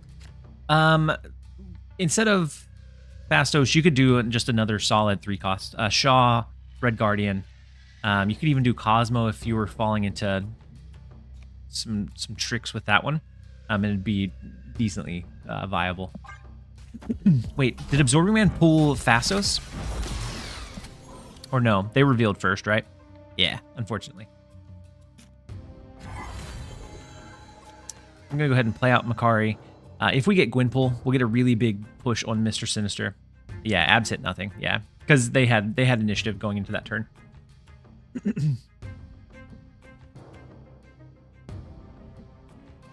Oh, I was just messing around about the guy that was stream. Okay, yeah, he was doing a he was doing a mech arena as well. Quinjet's unfortunate. Or the Rogue's unfortunate, stealing the Patriot. Brood is not bad, but we don't have a whole lot of space. What does TLSG stand for? So TLSG stands for that live stream guy. I about 8 years ago. sorry about my voice. About 8 years ago. I thought it'd be really funny if I was streaming and somebody found it and was telling their friend about it and said, "Hey, have you seen that live stream guy?" And their response would be, "No, which one?" And then during that time, I streamed for maybe a month. And during that time, the like 5 to 10 people that watched me shortened that name to TLSG for short. And I ended up just kind of keeping it. And so that, like every game that I went to, I just kept those letters. And so they just kind of naturally came along with it when we came over to this one as well. And then Spidey 1973, thank you so much for the Prime sub. I very much appreciate the support. Hopefully you're having a fantastic one. Is that Patriot variant still exclusive? I think it is. I think it was during the first Christmas event, which is why I still use it. So we have Gwenpool. I think it goes something like that, but I don't know if this wins. They only have 3 cards to play. This is 8 in the left lane, so that doesn't even win us the left.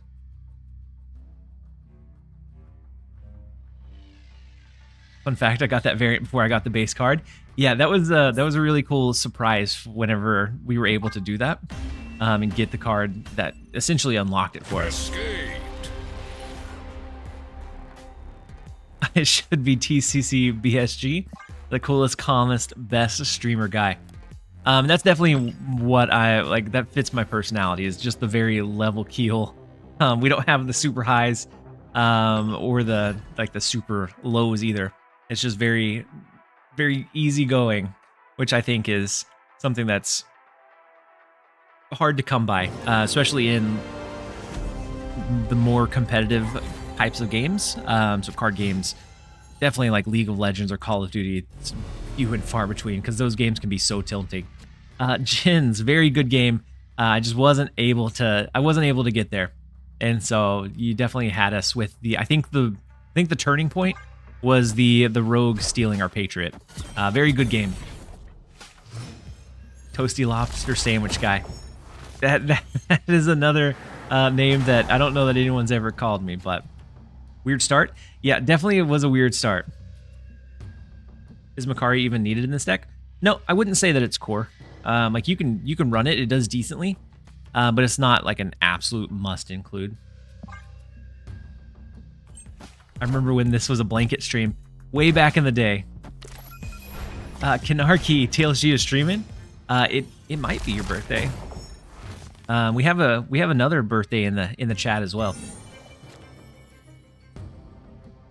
Yeah, snap. We're still streaming. And I'm gonna go for at least probably another 2, maybe 3 hours is what I would estimate before my daughter wakes up. So I think we go Patriot here into Iron Lad next turn. We don't necessarily need the extra energy. Is Kane good for Arsham decks? I wouldn't say good. He's playable, but I wouldn't say he's like great either.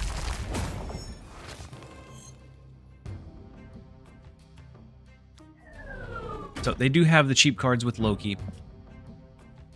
They had Human Torch built in. Oh, it's the Phoenix Force Loki deck. They do have Gwenpool, and they already have it black and white with a neon border. That is... Oh, wait, no. That was created by Loki. Never mind. Disregard me. It's late. So Iron Lad hit Nocturne. We could do another Nocturne and like maybe Mr. Sinister. We have Absorbing Man that could copy it as well. That long stream guy. Yep, it is that long stream guy. I wanted to go when we first launched earlier, that like 2 or 3 hour gap when the internet went down. I wanted to go from then until like 8 or 9, but the internet didn't have it in the cards. You said you thought they had it black and white too? I thought they were fully committed to the Gwenpool, but not quite. Kanarki, thank you so much for the gifted sub. Very much appreciate the support, and hopefully you're having a great one. So we can move the Nocturne over. That brings us up to 18 here, but we don't have any way to buff it, which is the issue. We can do Absorbing Man, which copies Mr. Sinister, but then we can't do anything else.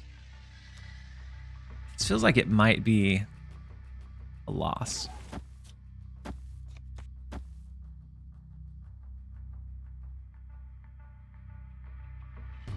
This would push us up by 7, but the chances of them not playing there are pretty low. Escape. Kanarki, you're appreciated. You're appreciated, Kanarki. Capt, I've been using the Gilgazoo deck with Gwenpool with the most success. And so I think it would slot into that one pretty well. I think just anywhere like Gilgamesh Zoo is pretty solid. It does a lot of consistent power output. They're playing Loki without Arsham now. Or WoW, yeah. Yep. Loki, that it looked like their deck was the Loki Phoenix Force combo, which is something that's kind of picked up a little bit of steam recently. I haven't actually looked at the variants for the season pass, so I'll look at them after this one. I know that the Conquest variant is... It's a card that I never use. It's for Colossus, and so even if the variant itself was really solid, it feels a little. It's never gonna get used, so it feels kind of bad. So we have the Makari that'll come down this turn. Let's go ahead and play out our Forge. Negative Zone is a little bit tricky unless we get Nocturne to be able to change it. And then Washington, D.C. is great for Sinister and the Broodlings. Let's go Fastos for now. And we'll see what we end up drawing. No one uses Colossus? Yeah, it's a wasted variant, unfortunately. Except for bots. Bots use the Colossus. Does anyone outside of Pool 2 use Colossus? I don't think so. It's not one that's really ever ran. I can't think of any reason that people would run it. I kind of think we Widow's Bite to the left. We Patriot mid. Maybe we throw Sarah to the right. Ideally, we get Brood, but if not, Mr. Sinister's a decent backup in the left lane. We do get Nocturne, but we don't have enough turns to be able to play it. Unless we did Nocturne Sinister. C3 Colossus sometimes, but I think even that one's kind of rare. Yeah, and people were using it in Namor as a way to not allow that power to be reduced. And they do steal our Patriot, which is also unfortunate. Into a Mystique. Do they have cards in their deck that benefit from that? Maybe a Doctor Doom be slotted in?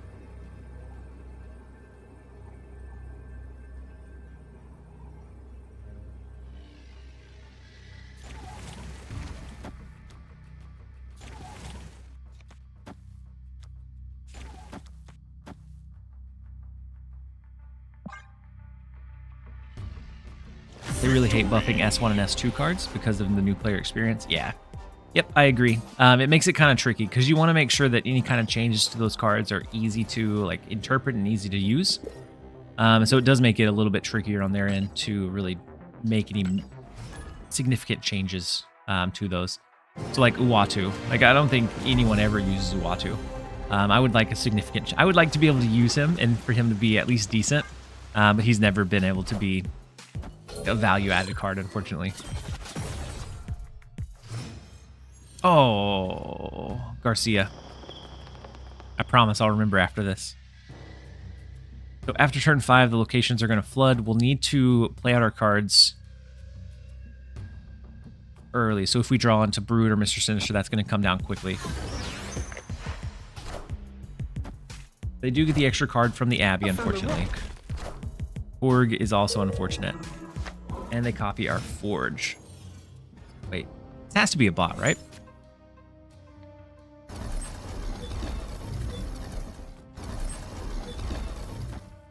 So I think Real Mysterio to the left. The fake one will get buffed up by Patriot. And so maybe we do the real one mid. Next turn, we're able to do Iron Lad either here or here. And since it looks like a bot-like play, we're going to snap into it. They could make Uatu a 1-3 that reveals all the locations on 1. And I still feel like that would be great. Yeah, I think that would definitely be usable at that power level. Just at 1-2, I don't like other cards always fit better with either better on reveals or something. So we get Gwenpool, but I don't know that it's worth it to drop it this time. Well, it's after turn 5, so we get one extra turn to play. So we'll go ahead and play the Gwenpool. And then next turn, maybe we drop our Sarah, maybe we drop Iron Lad. It just depends. Definitely dropping Sarah. Goodness.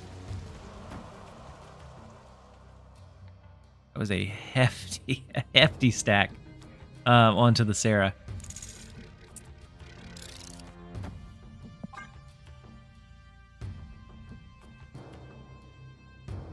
Go ahead and drop it over here, and then we'll see if we can capitalize on it.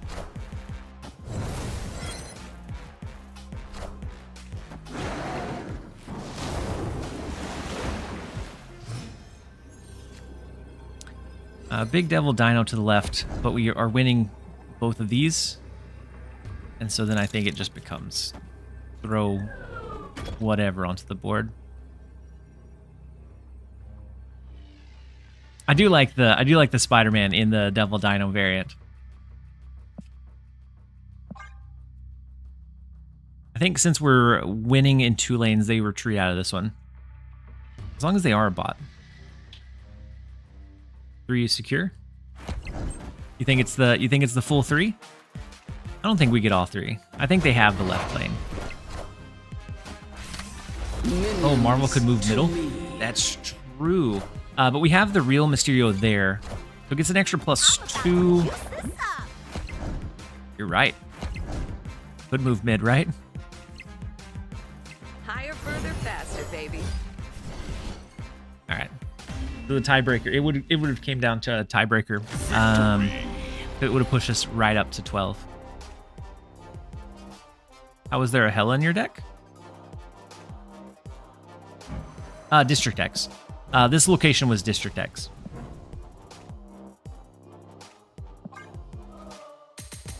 Oh, lane 3? Yeah, lane 3 with the Sarah was definitely secured.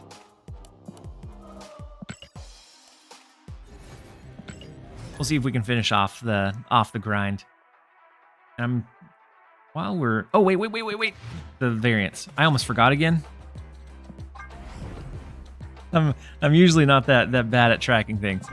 So the Wolverine, I do like the Pandart style. So I like that Wolverine variant. That should count towards our album, right?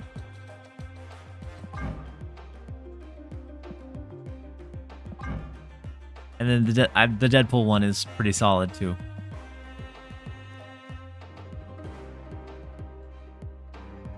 And then I like this Gwenpool one. I was looking at this when we did the thumbnails. So I think I like all 3 of those. And they're on decently usable cards. For the first 2, it's in like a Deadpool destroy style stuff. But they're all definitely usable. Oh, wait. Oh, no. Escaped. When I hit cancel, it connected anyways. Well, we got a loss under our belt. That's all right. Might as well return to Snap for this Gwenpool variant. The Gwenpool one is nice. They definitely stacked the lineup for this season. The worst season variant, in my opinion, is the Hitmonkey one. The Hitmonkey one was not great. I agree, Garcia. I agree, Jay. So we're going to have a pretty deep hand. So Gwenpool is going to be very sporadic on what it hits. Triskelion definitely adds to that sporadicness. But at least Red Guardian feeds into the Silver Surfer stuff. I think we go Forge, and then we may do Red Guardian onto the Quinjet.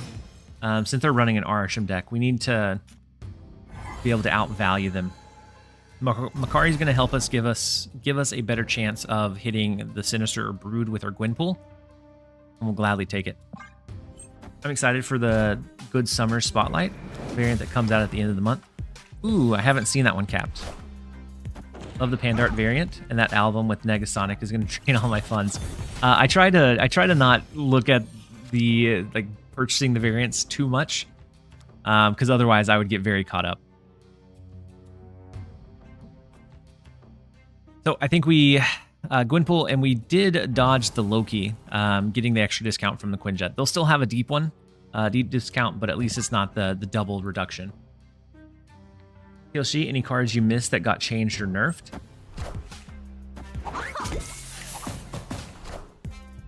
I miss the old Chavez. I used to build her, tech her into so many different builds. So we have Iron Lad. That's a massive 10 power play. We might do that over like a Sarah. Although Sarah would allow us to do 2, 3, 4, 5, 6.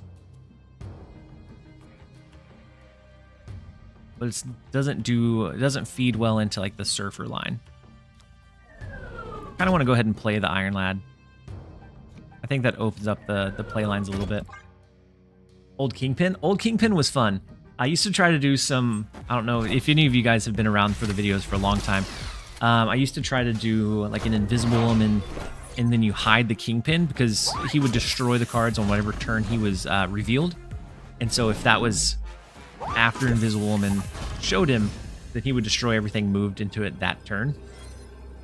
And so then I'd hide like a Magneto and an arrow and just try to yank everything from the opponent over there. Never worked incredibly well, but it was fun. It was fun to play around with. So we got the Patriot on the Iron Lad. So we could always go Brood Sinister. But with them having Gwenpool and our cards, I think it's kind of iffy. We could also go Brood Surfer and push a little bit heavier towards either the left or the right lane. Then we'd only be pushing for 2.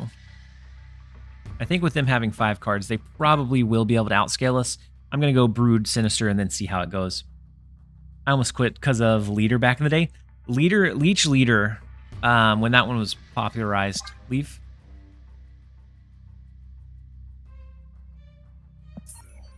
All right, you're probably right.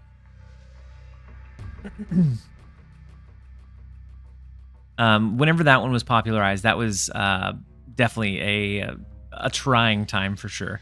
That was probably the most frustrated I got with Snap, was when it was that, because you could build around it, you could anticipate it, but then sometimes they would just not play the leader. And so there were so many games that I would pick an inoptimal line to try and play around the leader play, and then they would just not drop leader, or whenever you decide to go for the optimal line, they would have leader. It just, it was so tough to play around it. It was so oppressive because of how much that power would swing in your favor or in their favor. Crazy how Leader and Leech stayed under the radar for so long until that meta. Yeah, until that meta, people thought Leech was bad, and then that one brought it out, and it was just, it was just awful. One good, well-constructed deck can change the overall opinion of a card drastically. You said quick one for you. I love Deadpool, but I have not been able to find a consistent deck highlighting him. Any recommendations? Yeah, so a pretty, depending on how deep your collection is, it becomes a pretty standard destroy deck. With like your Null, Death, and then I think it runs Nico as a way to potentially draw into a lot of your additional cards early. But once you have those resources, the Deadpool version definitely becomes almost standardized. To be fair, that's the only card I really hate. The ones where you have to either play around that card or everything else. Yeah. Yep, those can be some of the most trying cards for sure. I think we're going to go ahead and play Fastos into the Abbey. If Makari jumps over there, maybe we get the additional draw. The Deadpool Taskmaster combo was insane. Yeah, that one was a big one. Brown Paladin, overnight stream. Yeah, we are running an overnight stream. I wanted to stream during the day, like as soon as the drops went live, but I didn't have power, and then everything else came about, and so we ended up launching an overnight stream once everything calmed down, because I had the time, the power was back, internet was being steady, and so we went ahead and launched it. So we have the Gwenpool. We don't have any great targets for it though. And so we could always do Iron Lad. But I think we're going to go Gwenpool, and then maybe next turn we just throw the Iron Lad out there. Did you get hit by the Hurricane? We did. Or I did. Hurricane Barrel came through. It didn't do any major damage. Everybody's safe. Everybody's sound. We lost a few trees, and we were just without power for about 36 hours. So Iron Lad would have been the play hitting Brood here. But a 2-cost Brood into one of them moving, plus Patriot. We'll see what we can do next turn. The Red Hulk becomes really scary, but they've only played 2 cards so far. Snap, drops finished. Thanks a bunch as always, mate. I appreciate you hanging out in here, leaving the stream running. I'm glad that you were able to get your drops, and then hopefully we'll catch you around another one sometime soon. Yeah, there's still quite a few people that are impacted by not having power, but fortunately we did recover it today. So the Doc Ock to the left is rough into the Red Hulk. But how many turns have we not used our full energy? I think is the big question I have. He has 16 power? Oh, that's fine.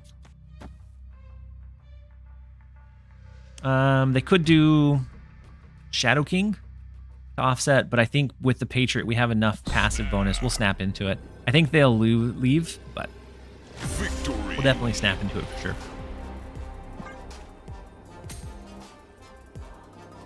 We're slowly getting there. We're on the upward climb, but I need to snap a bit more aggressively.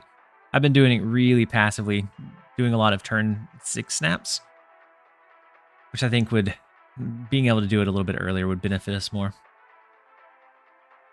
And Smooth, thank you for paying attention to how big their the Red Hulk was, because I had no idea.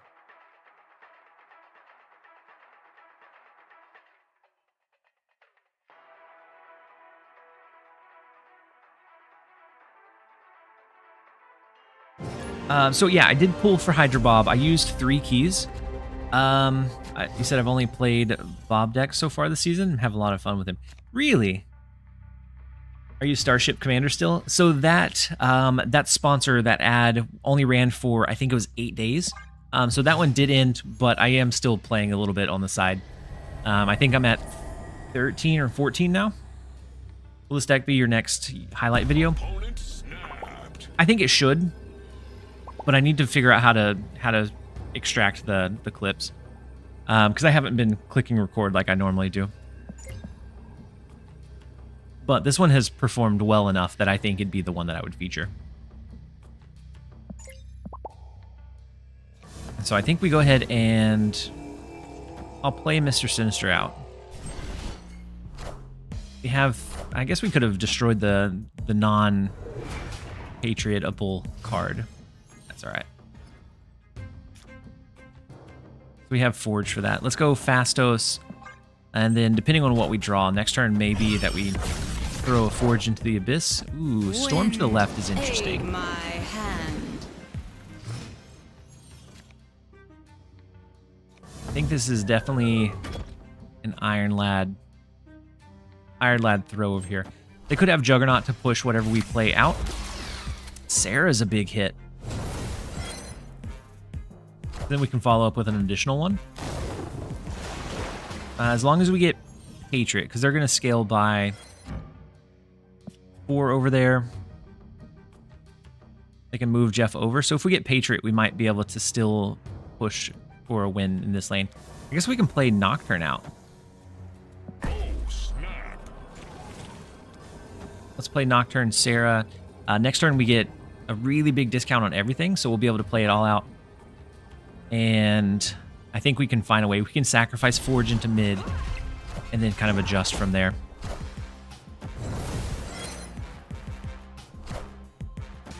So the Hope Summer's the Silk. So they do have a lot of movable cards. Initially push additional power into this lane. We unfortunately don't get Surfer or Patriot, which becomes very scary very quickly. I think it's something like Forge, Brood, Absorbing Man. And honestly, we might do Makari first and only allow the first Brood over there, which still feels a little bit iffy, not pushing additional power there.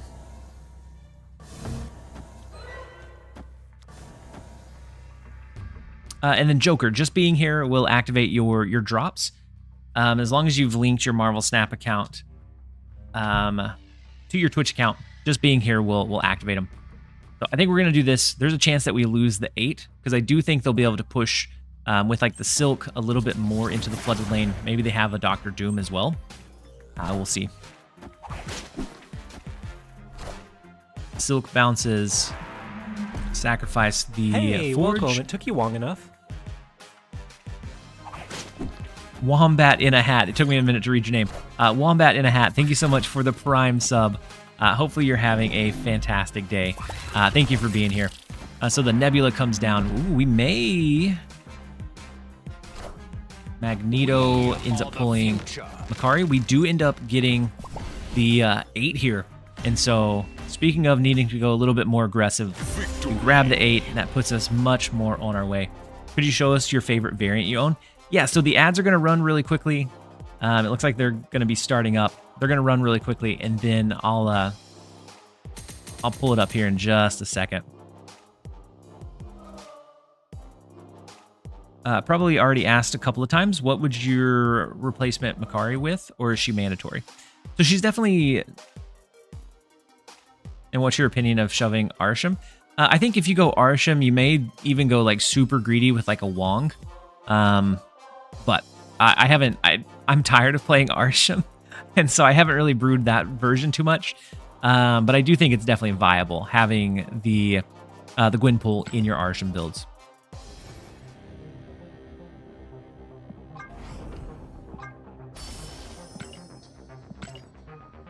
Wouldn't Shaw be better than Makari? It could. But I do like that Makari thins out your hand. So you have a better chance of hitting like the high impact, like Brood or Absorbing Man or Mr. Sinister. But you could also go Shaw instead of Makari. I don't own Shaw, but it's definitely for thinning out your hand, but not core by any means. And so I actually pulled a variant this weekend. That is my absolute favorite that I own, and I spent the only time I've spent money on a cosmetic border, and probably the only time I will.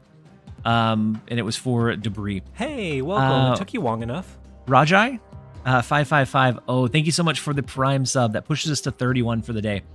And so the Debris is you get the border on the rocks. You have the crackle. And so it's like you get 5 of the border for the price of 1. The cluttered deck gave me an 80 to 90% win rate against Arsham last week. Yeah, it absolutely shuts down the Arsham decks.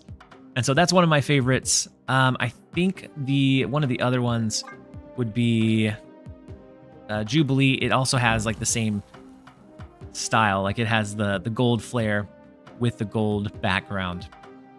Clog is still good now? Yeah, Clog is still really good. Yeah, you're able to wreck a lot of decks for sure. And then I have a few that I like. That's definitely one of my top ones. Another one that's not very good, but like it doesn't look like anything special, would be the Chavez. Because it's able to be the gold background border without any kind of particles, that's not something that you're able to attain anymore.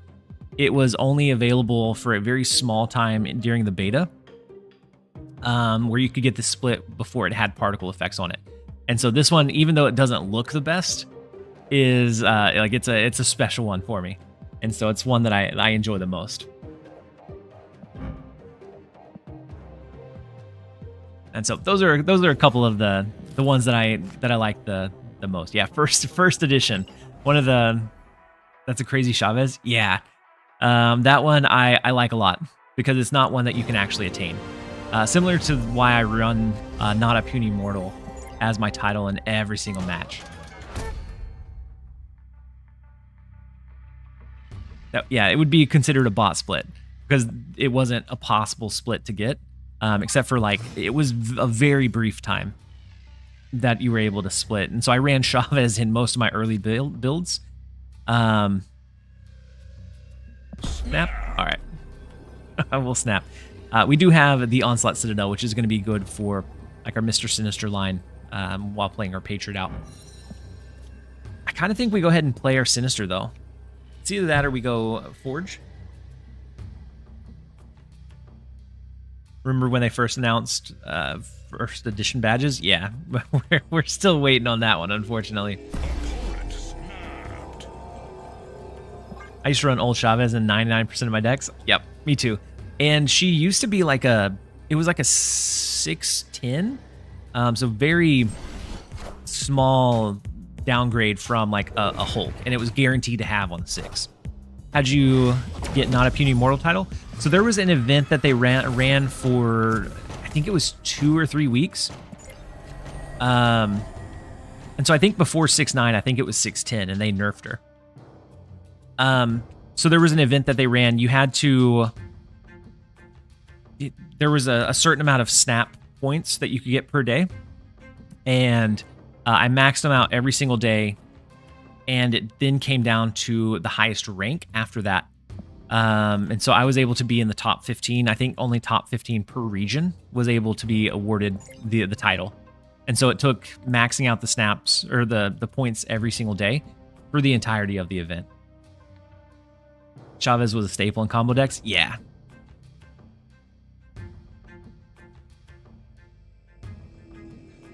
Ooh, I forgot to lock.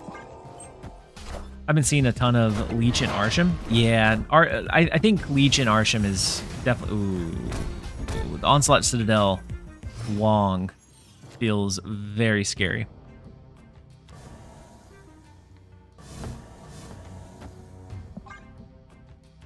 I do think we lose this one.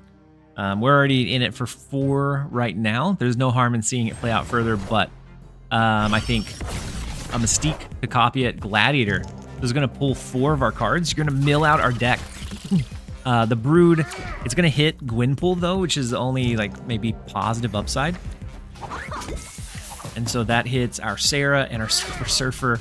It's also going to hit the Nocturne, maybe Absorbing Man, to hit the, I guess Fastos wouldn't be it.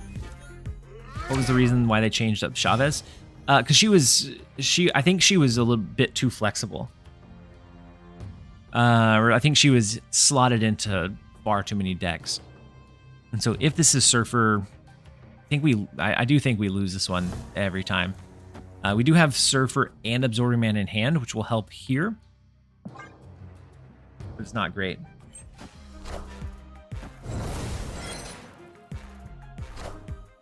Ooh, yeah, the Shaw is scary. Because they'll trigger Surfer 1,000 times.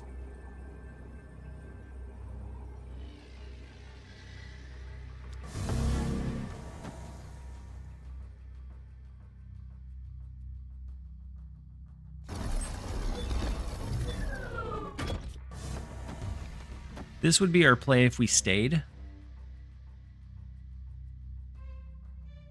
But as long as they have Surfer, it triggers enough times that I don't think we compete here. And we can't outscale the Shaw, unfortunately. Escaped. Namora? Ooh, that'd be a stacked Namora too. And so yeah, it's definitely worth a retreat.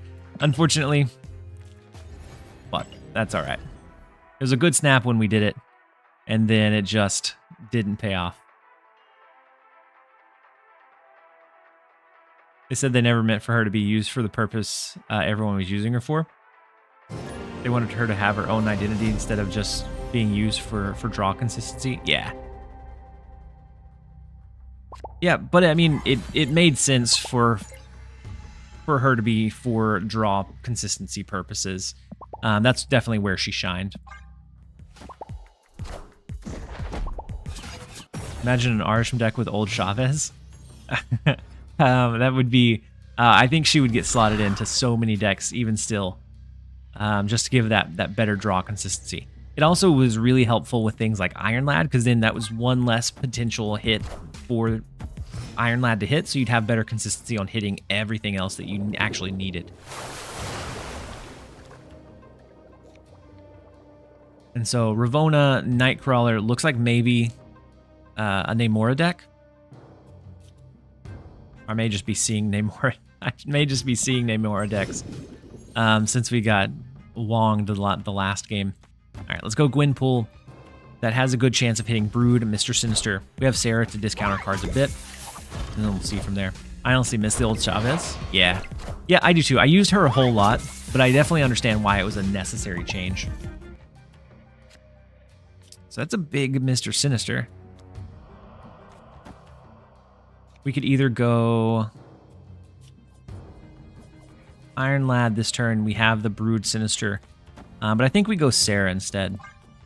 I think Killmonger also hit the nail on the head saying, or KM, not Killmonger, my goodness. Saying that it was making the 12th card in the deck redundant. That meant less cards to sell. Yeah, it was making it where she was just the auto include. She was so good in discard. I agree. So that's a big Sage coming down. And then the Jeff. And so we have Surfer in our deck somewhere. But I think this becomes a Brood, Sinister. And since we don't have the space for any more, I think it becomes Iron Lad. And we're just shooting for like maybe a Silver Surfer trigger. But I think they moved the Sage out of here. So it may be that we're able to compete for this right lane. I shouldn't have skipped Fastos. It's kind of sad that he's so hard to that it's so hard to catch up on the cards you miss. I agree. I wish it was easier to like acquire those missing pieces that you have. But Fastos, he's definitely still. You're able to skip him still. Ooh, that Odin over there. We don't even touch it. But the Broodlings will give us enough push in the left lane. We have the Mr. Sinister coming down. We win mid, but that right lane is hefty. Fastos got buffed. No, he didn't get buffed. It's just with Gwenpool, he kind of slots into like a 3, then 4 kind of curve a little bit better. He's still very easily replaced. Like you can put in a Shaw, and Shaw may perform better than Fastos does here. Wasn't there a deck a long time ago with Quicksilver, Domino, Iron Lad, and Chavez? Maybe. Not one that I was running. How well is the deck playing? The deck's been playing pretty well. Let me see our updated stats on it. Right now, we're at a 66% win rate with 105 cubes gained. But to be fair, that does include some bots, and so it is inflated somewhat. But we're at least maintaining and climbing decently with it. Where do you see your stats? So I use mine on Untapped. Switch over to this one. And so I see mine on Untapped. It's the deck tracker I use. And so it includes like your different stats for the different decks that you've ran. So you can do like current season, last 7 days, to see kind of how the decks are performing. But that's where I keep track of mine. So Makari pulled to the left. Unfortunately, it did not go into mid where Sanctum Sanctorum is. I'm going to go ahead and play out our Forge. We have Gwenpool for 4, but we don't have a lot of space to play it in. But luckily, this looks like it's a bot, so maybe we can still swindle away a win. Have you filtered for session? So we've had a super long session though. 100% a bot. All right, we'll snap into it. I still need to find a good deck to climb the season. The one that I used last season was Hella Tribunal. Ooh, yeah, Hella Tribunal definitely took the hit the worst, or the nerf the worst. Other ones are still decently playable, but that one is definitely struggling. Since we don't have a lot of space, we could opt to not do Gwenpool and just go with like an Iron Lad instead, looking for maybe a Nocturne. We could always play the Nocturne next turn. So we'll go Gwenpool, and then next turn, depending on what we draw, it may be that we go Iron Lad. Do you have Premium Untapped? I do. It's one that's, I mean, I didn't pay for it, but by being an affiliate for them, I get it auto included. So we have the Nocturne. We can win Sanctum Sanctorum. Then it just comes down to winning this left lane. So we have to beat. I'm actually going to put Nocturne here to stop a potential Hobgoblin, because these bot decks a lot of times do like to run those shenanigans.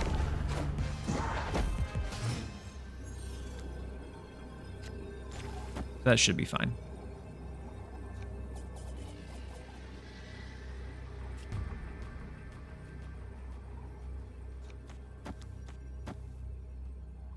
Go Surfer, Absorbing Man, and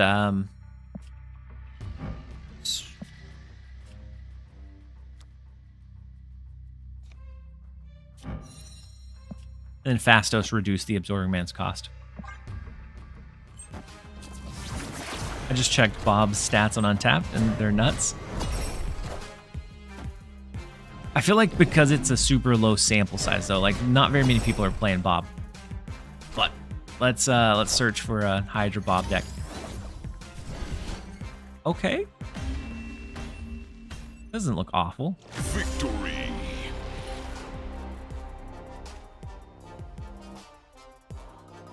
It looks like he's included in a lot of Gilgamesh Zoo style stuff, though.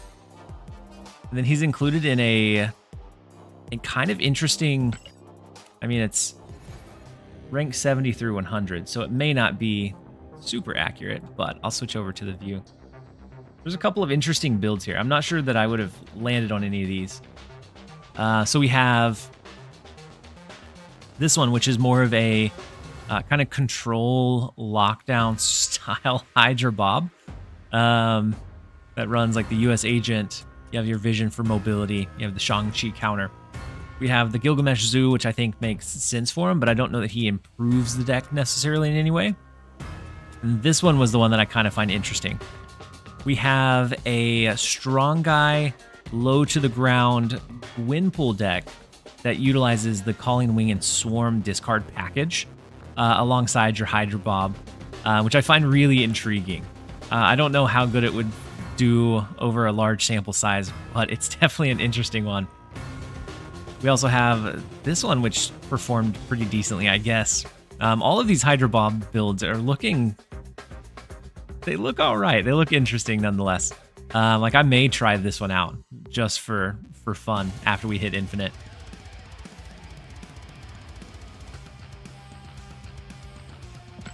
But we're 98. We're too close to throw now. Bob is definitely getting carried. Yeah, I agree. I agree that he's not doing the heavy lifting, but some of those decks are interesting cooks for sure. Didn't know there's bots after 90. Yeah, especially when you're on like maybe off hours. I was thinking the old Dracula Strong Guy deck might be a good fit for Bob. It looks like it may be an okay slot for him.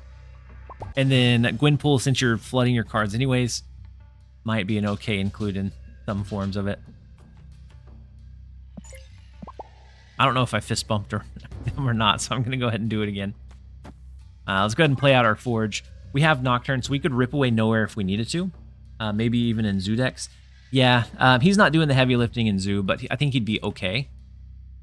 Don't have Nocturne or Iron Lad. So for Nocturne, you could do another like solid 3 cost. Iron Lad is mainly in here to be able to dig further into our deck to try and hit like a Gwenpool if you don't have it in hand. It gives you another way to like... Iron Lad hitting Brood is such a huge power swing that it's a hard replace for Iron Lad. I saw a Silky Smooth deck in the list with Elsa and Gwenpool, which made sense to me.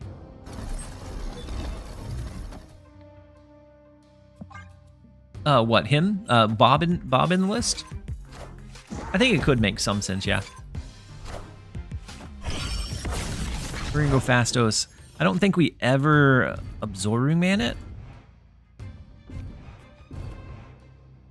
You just lose so much value from it. I think instead we're just gonna lean into like a Nocturne. And then we'll throw Sarah into Nowhere. Lots of moving buff cards. Yeah. Yeah, but he only moves once, which is why it's so hard for me to throw him in. Like, I would always rather have, like, a Sylph, since you don't have any control over, like, where and how he changes or moves. And so they have the Nova. I'm assuming they have, like, a Sebastian Shaw that's going to come down. And they may have the Killmonger as well.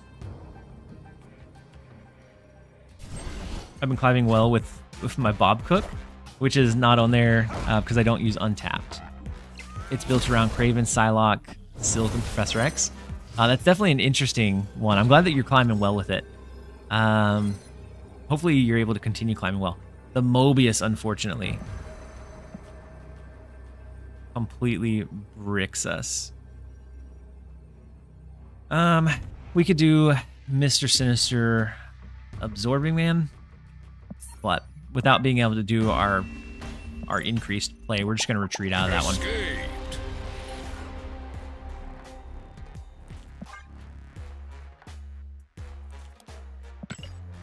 Oh man, do I hate Mobius. I think he's a necessary card. Before he came out, Power Cheat and just getting energy, like Energy Cheat is so strong.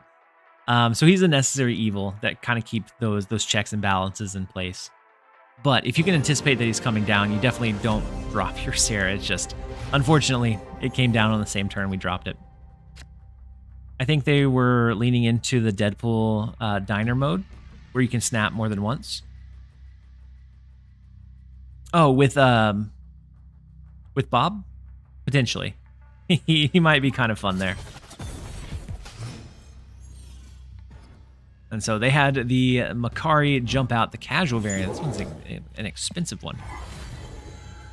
Let's go with our Brood. We have Iron Lad that we'll probably throw into the Crimson Cosmos. Otherwise, it becomes difficult to play over there. Our Makari jumps to the right. Black Vortex is always an interesting one. We do have Gwenpool. So I think we Fastos, let it change. We have Gwenpool for the left lane next turn. And then maybe we'll draw into like a Brood or a Mr. Sinister. That does make the card useless outside of that game mode. Yeah.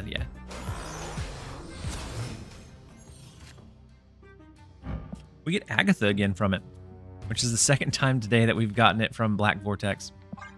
Hey, I just got Black Swan last season. Using her plus Bast on turn 5 to surprise your opponent on turn 6. Yeah, and I think you can also do Gwenpool in a Black Swan build. I think is like a good potential line. So we have Iron Lad that could hit Sinister or Absorbing Man or Sarah here. So I think we're going to go ahead and throw it. I'll play it to the left, and they have Sebastian Shaw to the right, so that probably becomes our abandon lane. Ooh, Sarah is a huge hit.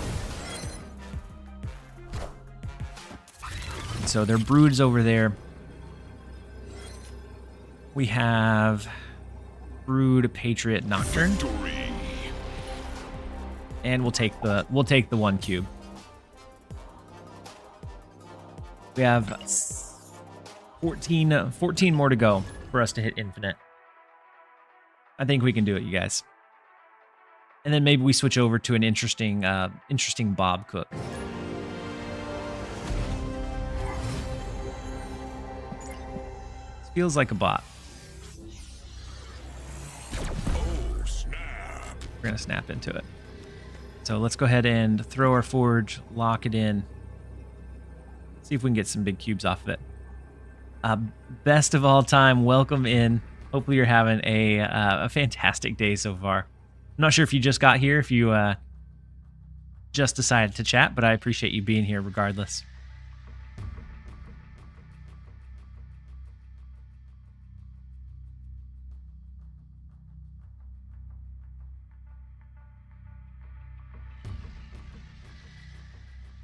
I took a break from watching you at 96 already. Victory. You're at 96 already? Well played, Uni. I went to sleep when you started streaming. You're still live. We are still live. We're going for as long as we can. Yeah, that wasn't a bot. I thought it was, but it turns out it was not. Huck, I'm glad that you're back. Hopefully you rested well, and hopefully we can hit infinite for you while you're in the stream. Good luck with the rest of the stream. I'm yo-yoing around 88, so going to watch the new episode of The Acolyte then bed. Snap, thank you for hanging out with us today. Hopefully we catch you again sometime soon.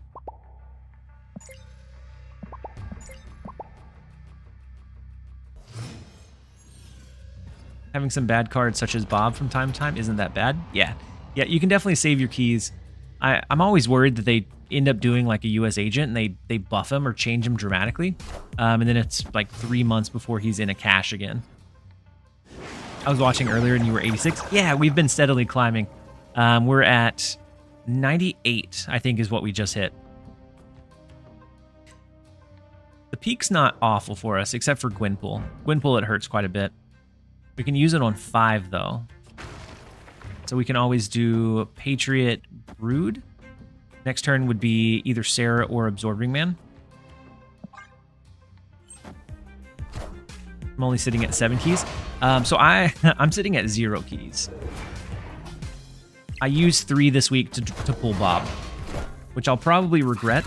I don't know that I'll ever like, actively use him, but at least we have him.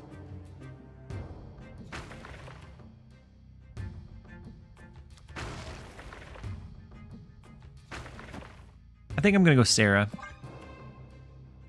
That gives us the opportunity to do like a Silver Surfer into Absorbing Man, potentially. We can also go Gwenpool on this next turn. Ooh, and the Red Guardian takes out our Patriot, which is super unfortunate. And we do draw into Surfer, which is nice to see. So let's go Gwenpool, and then we may not be able to pull it the rest of the way home. September looks to me as a fantastic season. September is the like Madam Web season, right? I think there could be some pretty. I think around that time is when it's going to roll out with the activate keyword, and so I think there's definitely going to be some potential things that can be used there. So Iron Lad for just a flat 10 into like a Silver Surfer, or it's Silver Surfer plus Absorbing Man, but I kind of like the idea of the flat Iron Lad 10, and then Makari's going to jump into mid. Leonardo, we are still on. We're still rolling. We're still live. Lad could hit Sinister. Lad could hit Sinister, which would be a big push into mid. So Nebula, that's not a big finisher for him. So Iron Lad does hit Sinister. You guys were right. We would have been able to win mid, but we should be able to outscale the left lane anyways with just this that we have. So we'll take it. And then Makari jumps out into the middle lane. You guys had the 1 out of 4 call correct. I saw your community post on YouTube. Is everyone doing okay? Yeah, so everyone's doing okay. No major damage. Just we lost a tree and a few panels of our fins, but nothing major. We have power again. Internet's been consistent, so must retreat on Arsham. Must remember such horrid RNG. Yeah, that's what I have to tell myself as well, Meltdown Kid. Well played, Gino. Welcome in. We're gonna run a quick good morning. Did you fall out of bed? Me? We didn't go to bed. We didn't go to bed, Nimbus. Does Absman make Sinister clones at 4 power? So Absman makes clones at whatever power he's at. So since he was 10, the Sinister clone would have been 10 power. Or if you just use him at base, then it is the 4 power. Oracle, I know you're sleep deprived, but I have a question. I nearly have 6,000 tokens. I have Pixie pinned, but should I be boring and get White Widow instead? I would say be boring, get White Widow. Pixie's fun, but not super consistent all the time. We're gonna run a quick set of ads. I'm gonna run to the restroom real fast, and then we'll be right back. Don't go anywhere, guys. We're gonna finish off our climb very, very soon.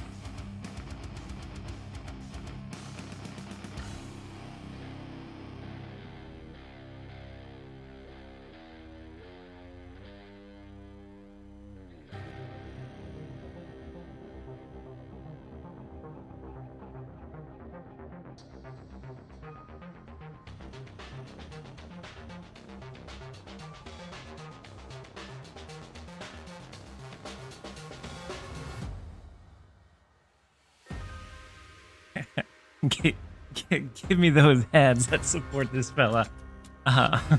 Ma, I love the enthusiasm.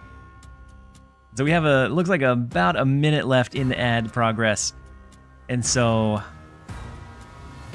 I think we have enough to upgrade Gwenpool, hopefully to at least orange.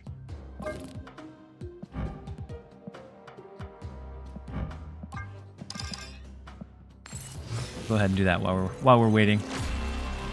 Ma, you said I'm so ready? Did you not get hit with the ads? Shiny logo.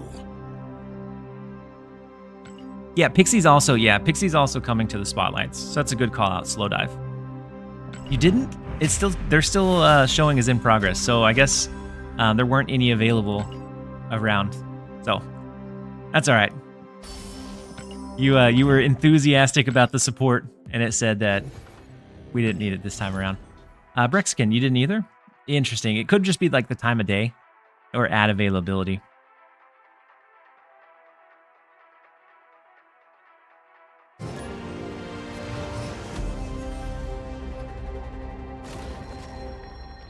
So let's finish off our climb. The boss is always an interest. Bobby, you got one quick ad. Interesting, because it pushed for it pushed it for 2 minutes, and so I'm glad that you guys got the short ones. How are you liking Gwenpool so far? I like her. I think she's decently flexible in either like hand buff or going into like the Silver Surfer stuff that uses Brood. And I think just at base value, even if you don't hit like a good card like your Brood or Sinister, she's at minimum a 412 if you can get all of the cards that she buffs onto the board. Calibrex Gaming, welcome in. Hopefully you are having a fantastic morning so far. I moved to Moscow specifically so I never have to watch ads. Moscow Chad, that is a Chad move for sure. I think that's where your name comes from. Now I'm sad I didn't pull for Makari. She can be replaced. She doesn't feel absolutely necessary. It's just she gets some decent tempo out, and she helps thin your hand a little bit. And so if you don't have her, I'd go like Red Guardian or another similar card. But Makari's definitely decent in this build. Gwenpool is pretty good. I thought she would be worse. So did I. She's definitely been... I've been pleasantly surprised. So we have the buffed up Sarah. We have Forge and Nocturne that also got the Gwenpool bonus. We could always go Forge, Sinister, maybe Patriot. We don't have a lot of 3 cost cards on the board just yet, and so we'll see what it looks like. Looks like they're running a Sarah as well.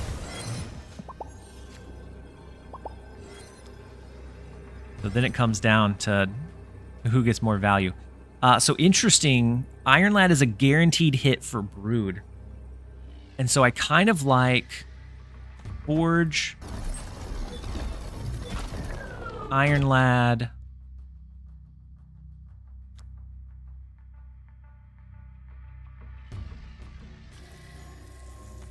almost like just like Nocturne to the right. Sarah Pride? I do like the Sarah Pride variant a lot. How are your albums? They're lacking for sure.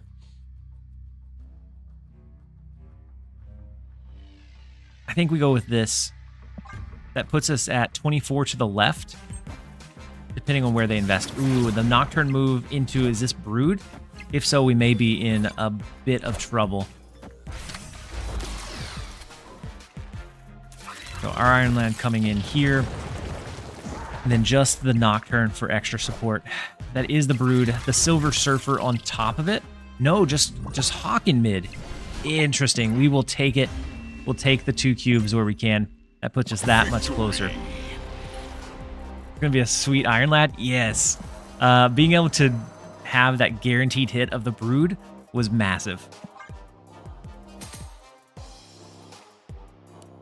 So we're down to a 1-cuber and a big 8-cuber away. I remember way back you were playing during your lunch break. You come so far, congrats. Now we're playing overnight instead, Din Danger.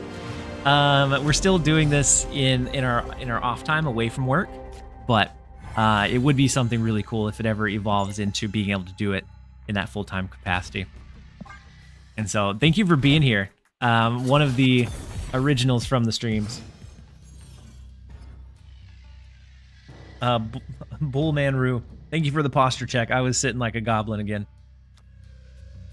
So we do have Mr. Sinister. We have Brood. We have Absorbing Man. I kind of think we go ahead and just tempo Mr. Sinister out this turn. I believe. We're working towards it. We're working as much as we can towards it. Welcome. It took you long enough. ZX1 was the X11. Thank you so much for the Prime sub. Very much appreciate having you here. Let's go Nocturne for now. And then Mystic for Hire, thank you for the resub as well for the 4th month with your Prime sub. What is your blood coffee level? So I actually am caffeine free. I've been caffeine free for maybe about 2 months, I would say. And so that includes tonight. Right now, we're just drinking water, just ice water.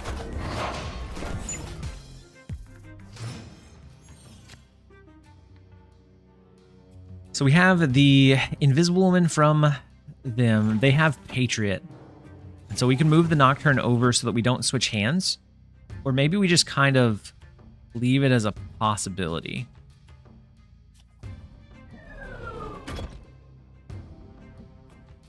We can Iron Lad, we can Sarah, and then just give them suboptimal cards. Kind of like it. We play it, we make them think that we're going to move it over, and then we never do. And then Din Danger, thank you so much for the tier 1 as well. You guys are incredible. We do unfortunately end up hitting Gwenpool, which does buff up our Sarah and Brood. And so Gladiator pulls out our Surfer.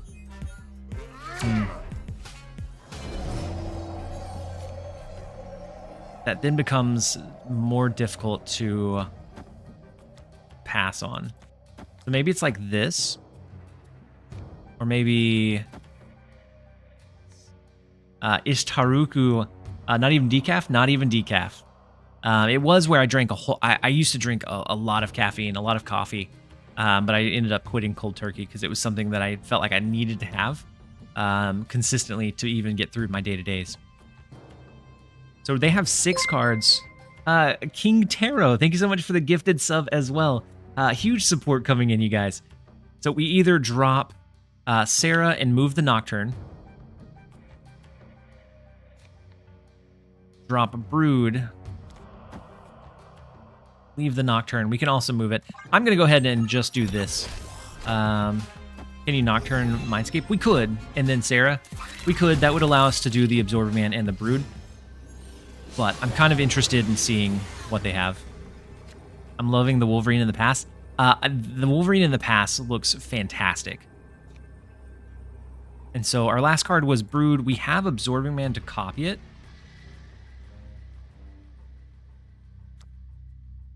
Move the Nocturne over, play Forge after the Absorbing Man. All right, we get the 1. Victory. Twitch drop Wolverine variant looks really good. Yeah, that one looks really good too. I think from streaming, I should be able to claim it, I think. I'll check after the stream, but if not, I'll be AFKing in some streams after I head to bed. Just got the Twitch Wolverine and got a synced. Ooh, you got an inked variant from it? Nice. The Grecki is still my favorite. That's a good one as well. And so they do pull out a 1-cost card. This one may be a bot, and so maybe we can cheese it for 4 or 8 cubes. May not be a bot. I was wrong about the Dracula one. We'll see.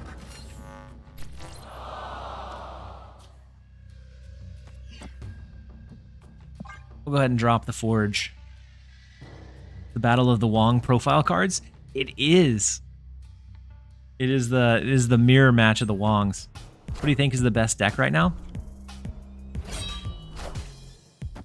I think that really depends. I think the one that has the most potential is probably the Angela Athena Iron Man Juggernaut kind of core. That can do a lot of really good things. You may have to tech in Hawk to be able to have a favorable play against the Arisham decks. But I think that one is probably the one that has some of the most potential right now. So we could do Nocturne, but I kind of want to do Mr. Sinister since we have the Forge bonus. But without Patriot in hand, I think I'm just going to go Nocturne instead. I used to think whoever used the base avatars are bots. A lot of times they do end up being that way. You guys like Fastos and Surfer? He's easy to skip. Like I don't feel like he'd be worth the tokens. That he could easily be Shaw or like Red Guardian or another 3-cost. Does the new Deadpool variant in the shop belong in the new upcoming Deadpool bundle? Yeah. Yep. There's some bonus ones included so that you make progress towards it from those bonus ones. And so it will help out the progression. And so we do have both Sinister and Absorbing Man at the increased power. So let's go. I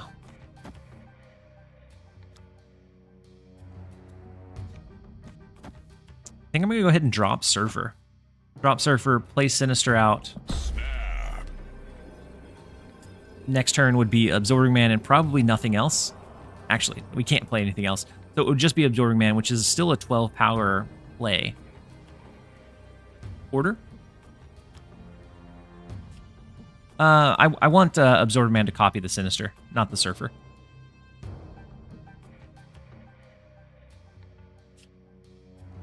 But this would be a 12 power play. Rather than, I guess, 2, 4, 6. I guess it'd be the same power either way. So it just depends on where we're going to need to push for. But actually, we're going to do it this way. I'm glad I can instantly get this 6 out of 9 Deadpool variant. Yeah. It's much nicer being able to do something like that. Versus getting an album launch and it being like a 0 out of 9. And so if they drop the... Do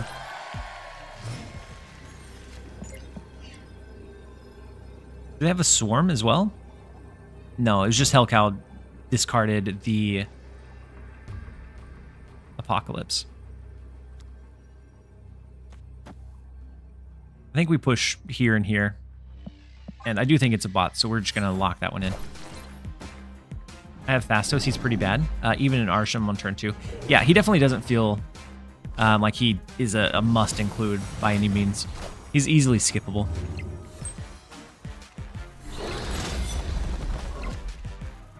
Play on curve or you lose value. Yeah. I do like Gwen. I think by turn 4 you have a lot of control over like what cards you draw and being able to have her more consistently. But and then Fastos has felt okay, but not critical in this build by any means. 4 more to go. We're almost there. We need one more good push, and then we'll be into Infinite, and we can maybe switch over into like a Bob build or something like that.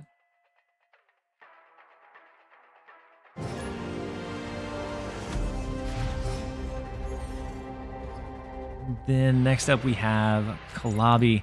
And it looks like it's going to be a human. They have an infinite avatar, so it couldn't be a free 4, unfortunately. Opponent snapped. They are Arsham. Snapping on 1, they probably have at least a pretty decent line. I'm going to jump out of it.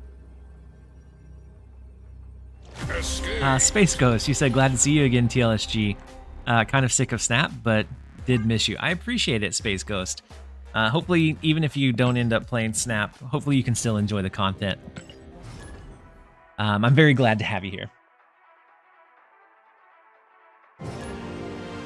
So from 4, now it's very quickly 5 more. But knowing that they were in Arsham and seeing that Snap right off the bat is definitely a bit scary. We know that this one has Blob, which is also kind of scary. Not gonna lie, I don't have much motivation to play this season. And I mean, I think that comes and goes. And so if you're not feeling like playing, you like depending on what level that is, you may just complete your dailies and move on. If it's even worse than that, maybe you don't even complete your dailies and just get a good reset from the game. I'm about the same. I haven't played Snap in a month, but I still enjoy some of the content creators. Well, Drath, I appreciate you being here. Even if you're not enjoying the game, I appreciate you being here to enjoy the content. And then Alpha, welcome in. Hopefully you're having a great one. We have Fastos.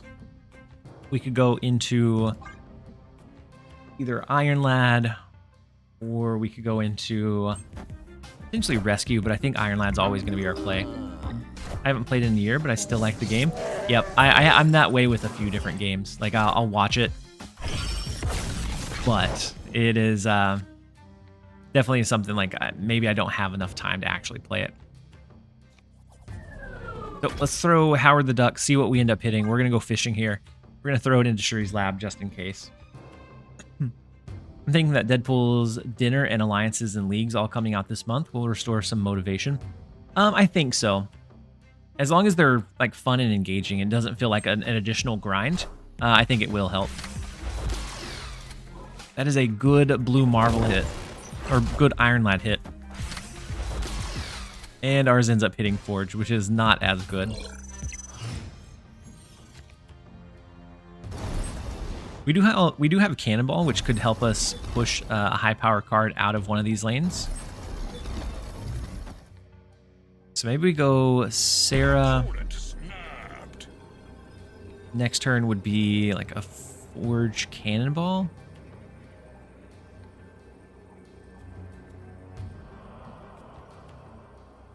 But it's still going to push it somewhere else. Them having Blob, I don't think we ever beat the Blob play. So we're going to jump out of this one too. Escaped. Yeah, I know that it murders Blob if it was on the board, but yeah, maybe we should have. Maybe we should have stayed for the Blob and just countered that one. But with the extra energy, they can do so many big plays. The thing I like most about Bob is that he's so unique. Playing him makes you think differently about snapping decisions. Yeah, I do like that it kind of changes that thought process of snapping, but it also maybe overextends you in some positions. That might be kind of scary too.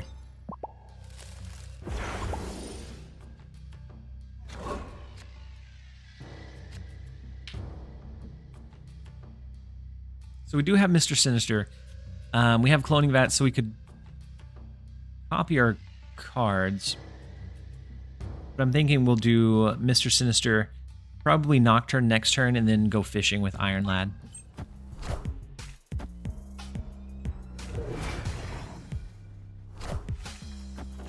White Widow is definitely scary in the Cloning Vats. We'll play at least Nocturne over there so that we don't get completely capped. Although they copied it, and so might need to Nocturne here.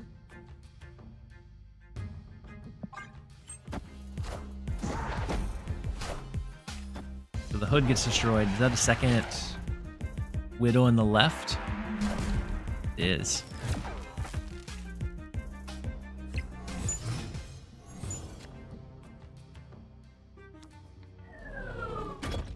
Still think we fish, but if they do use a third one in Cloning Vats, I think we're going to go with the Iron Lad, see if they end up going for the third White Widow. If so, that makes winning the Cloning Vats really tough, depending on what Iron Lad hits here.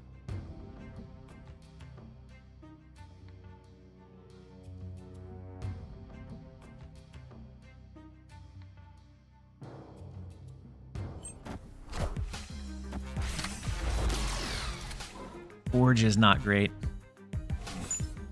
Do you think Gwenpool would be viable? I think so. I attempted to run a version that ran like a Black Swan. It felt close, but also clunky in some scenarios. And so it was something that I wanted to dive into a little bit further, but I don't know exactly how to refine it from what I had. So it's going to take a little bit of play testing.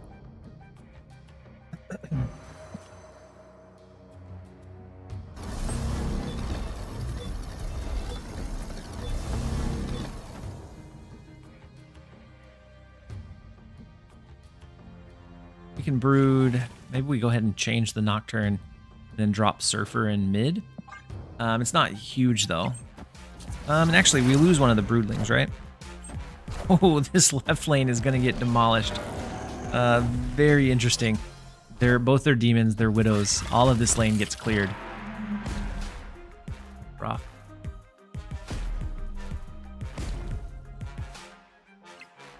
So they have the Void. Could be looking at either Cersei or Annihilus. I think that Rickety Bridge swung the tempo back in our favor dramatically. So now we could do like a Fastos into a Surfer. Snap. Yeah, I was thinking the same thing, Spy Jest. I think that becomes a snap because we have the left lane protected. They can't really do anything big here. And so we are able to bring that one back home. Forge into server?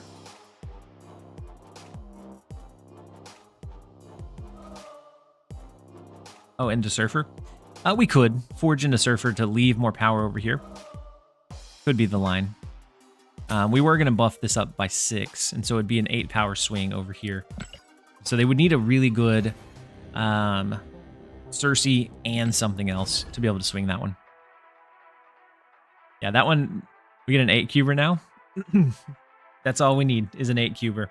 Then it goes back to real people after that.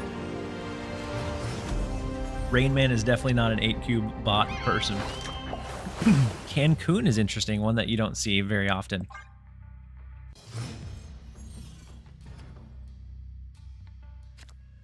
Crimson Cosmos is a little bit tricky for several Surfer decks. We do have a bit higher curve, so we can play at least some cards there. I think we go ahead and play the Nocturne. A lot of times I like to play Fastos on curve, but I like to threaten Cancun as well. And so that, oh, okay, well, never mind. They're going to magic. We're going to snap into the magic play because we can pull it away. We have Gwenpool into next turn into potentially an Iron Lad into Crimson Cosmos. And we do have the Brood. So we'll go ahead and snap into this. And we get the quick retreat, which we'll gladly take. Just need a couple more and we'll be there.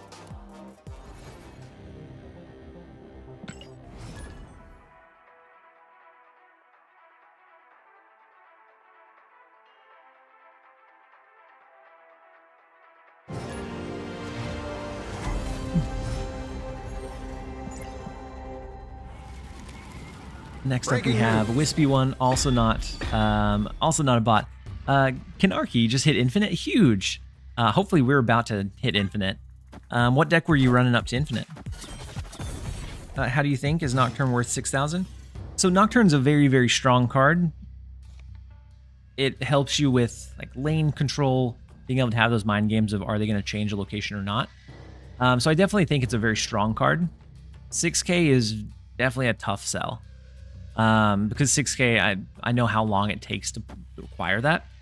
That it's hard to really put 6K on very many cards at all. I think I use Nocturne as one of the most common cards in my deck builds now, just because it has such a good flexible amount of power. But depending on how big your collection is and how many tokens you have, it could be worth it. But it could also be that it'd be better just to save.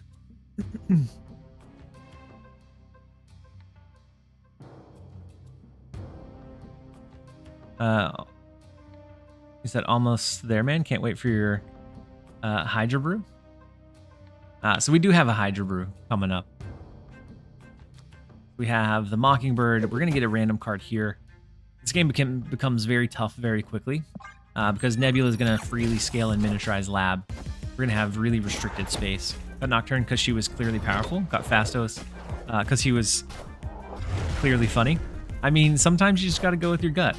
Interrobang with the huge raid. Hopefully you had a fantastic stream, Interrobang. And hopefully you're going to get some well-deserved sleep as well. Were you able to grind it up to infinite? I think we're going to go ahead and throw Iron Lad here. And then all of the raiders coming in. If we did, I'm delirious now. How long did you go for? I know that you've been live for quite a while. But for everybody jumping in, thank you guys for being here. Hopefully you continue to enjoy it. And 8 hours? Dej? Yeah, 8 hours. We're at 6, so we have a couple more. We're almost infinite, but definitely feeling it. If you're around the same time frame as I am, right now we stayed up all night at 7:30, so I'm sure we'll hit a wall at some point. I think we go ahead and throw another Nocturne.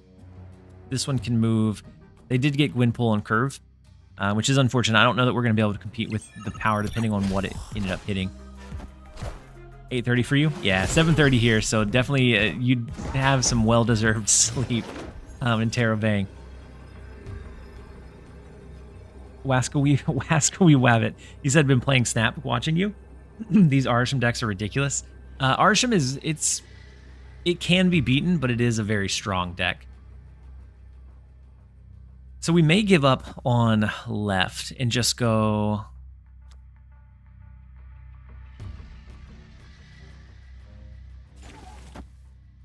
Go Iron Lad, Nocturne.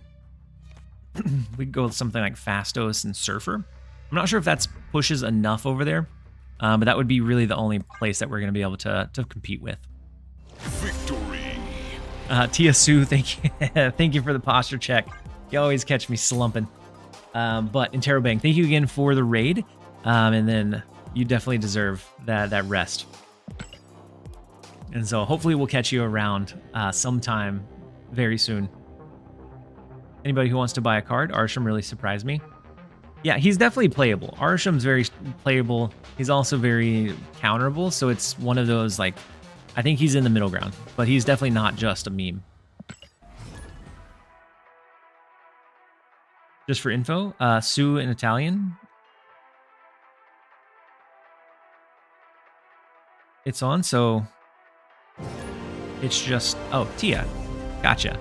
All right, I'll try to remember Tia from now on. Joker, welcome in. Hopefully you're having a fantastic day so far. And then just being in here will activate the drops. And so as long as you've linked your Marvel Snap account to your Twitch account, just being here will add time towards that variant counter. Legion carries Arsham. Legion's strong, but I think Blob carries Arsham more than Legion a lot of times. And then Eliath is also fantastic in the build too. So we ended up discarding our Forge. They lost their Warpath. Oh, they're an Arsham build. And so the Warpath doesn't really tell us much. I got to Infinite, mostly on Legion back. Legion can be really strong. You can get some really big like cube equity games out of the Legion play. But I don't think he's the only thing carrying the deck. And then, yeah, I ended up dropping Loki in my Arsham builds. He's really good in the mirrors, but outside of that, he doesn't... I didn't feel like he carried enough weight for me to justify the include. Gwenpool on 3 is huge. Gwenpool on 3 can be really big, yeah. So we can either Absorbing Man to copy the Fastos, but I don't think that's ever worth it. I'd rather go something like Brood. We can potentially Absorbing Man it on 4, and then drop like Surfer. Let's Patriot on turn number 6. Ramping is way too strong. Yeah, Ramping is really, really strong. So far, they haven't had a really cohesive early game. So if that continues into the late game, we may be able to pull a cube or two. So I'm going to go ahead and snap into it. We do have the Nocturne, the Silver Surfer follow-up, and we do get the 1 cube retreat. So we're slowly chipping away. People are playing much tighter. We're chipping away at these 1 cube at a time. All we need is somebody to accept a snap, and then we win that one, and we will have hit Infinite. Yeah, we're 2 cubes away. We should be able to get it. This looks like maybe... I've been wrong a couple times tonight, but the base avatar, a name like Sergio, this could very well be a bot. Running Human Torch. Ooh, in Fisk Tower, if it's a full-on movement deck, we'll go ahead and snap them.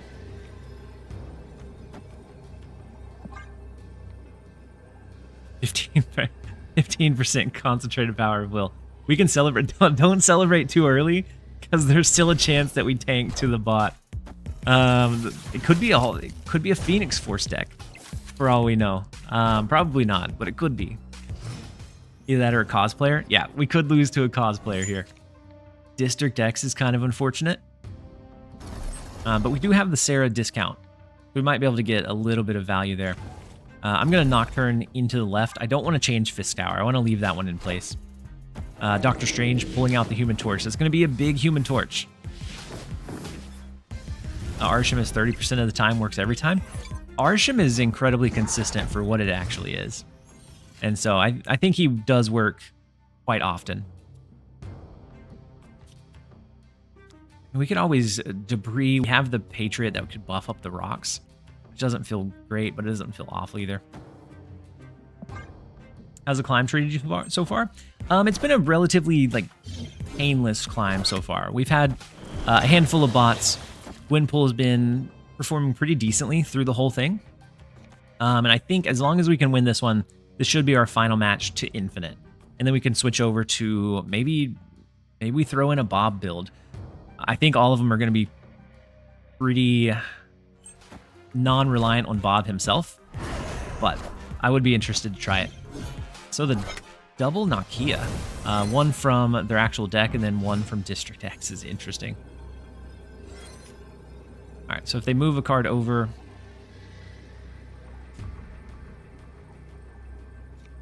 you can always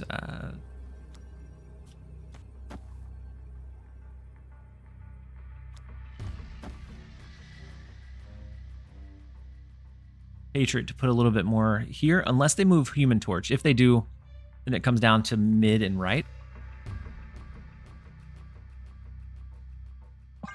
But we're gonna lock it in and hopefully not choke against the bot move player. I always take my time to Infinite. Yeah, you have plenty of season to be able to climb, so there is absolutely no rush involved.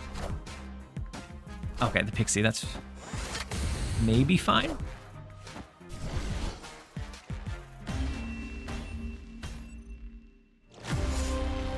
That is not maybe fine. That is unfortunate. I thought that was going to be it. Gladiator, I guess Gamora to the right could have been the play. It would have made more sense than them actually moving a card out. So I think in like hindsight, them moving into Fisk Tower, I thought it was just going to be a bot-like thing that they did. And it turns out we were wrong. So we were a little bit further away from Infinite now. We'll still be able to get there.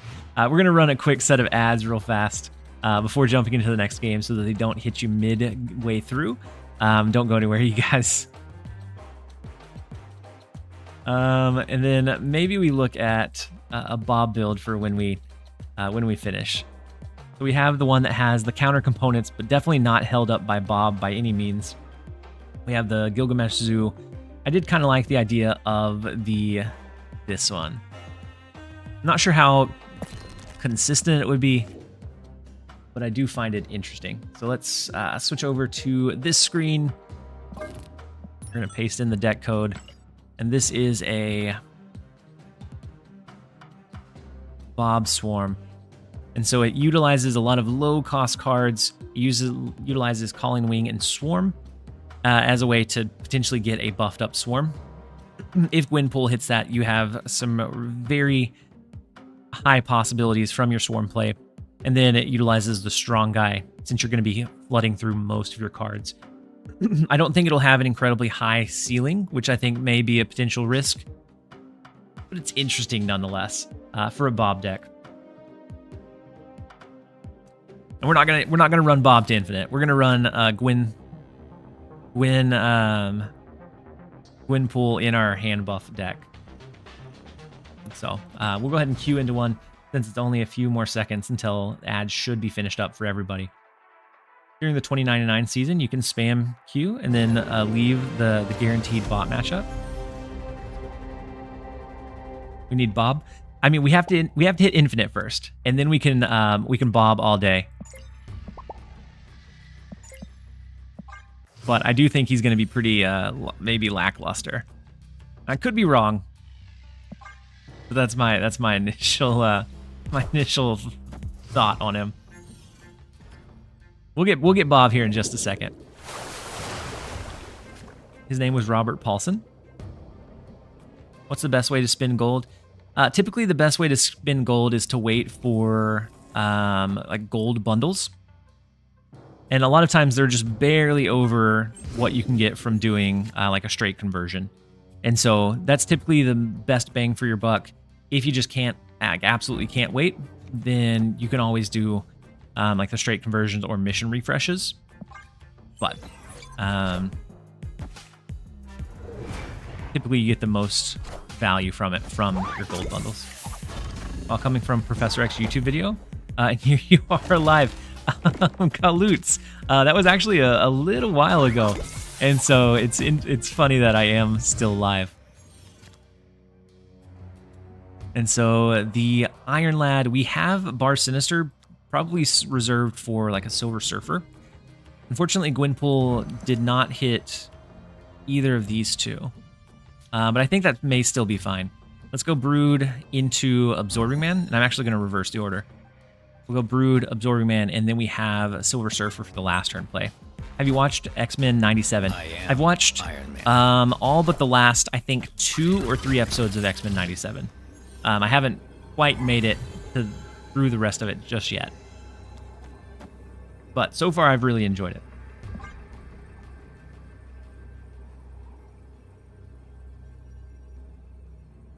Last thing I said was a Fight Club reference. Gotcha. I may or may not have. Oh, it's the last turn. Thank you guys for keeping me in check. Why did I think it was turn 4? I was trying to throw.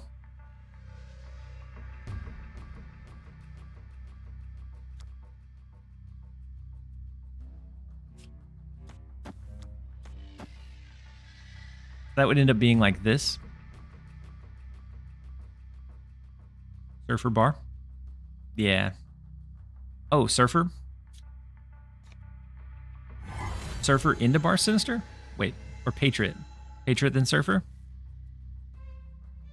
But I think we can.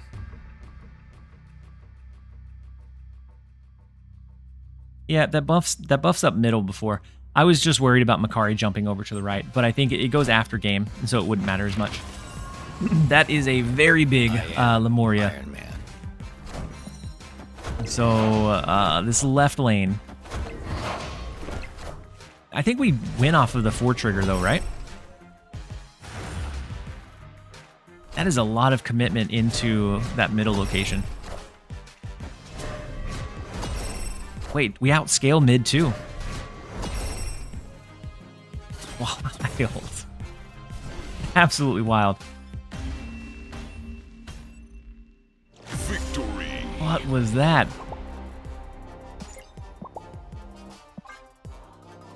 Man, we could have used that last game. Z Breezy, you said you just got my final drop. Thanks for the stream. Pleasure to see you live. Hopefully I'll catch you another one soon. Enjoy the rest of your night and good luck with the grind. Thank you so much, Z Breezy, for hanging out. Hopefully you have a great rest of your day or night. And we'll catch you around on the next one. It's Clint, welcome in. And then Golem or Quolum. So fast drops aren't an actual thing. All drops end up being the same speed.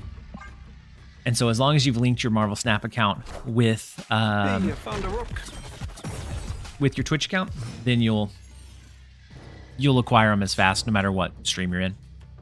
And then KX, welcome in as well. We were almost there. We were 2 cubes away and ended up losing to a bot. Of all things. The most demoralizing way to not hit infinite. But we'll be able to push it up the rest of the way. Should tokens be the important consideration when spending gold or the credits? Yeah, I think it depends. If you have a particular card that you're targeting, tokens would definitely be an important consideration. For just flat progression or like getting the keys for those new cards, then I think tokens weigh a big piece of it. I'm 90% of the Wolverine variant. You're almost there, Chill Pill. All right, so let's go Gwenpool into the Hope Summers. The double hit on Absorbing Man's not bad. That would end up being a 24 power Brood.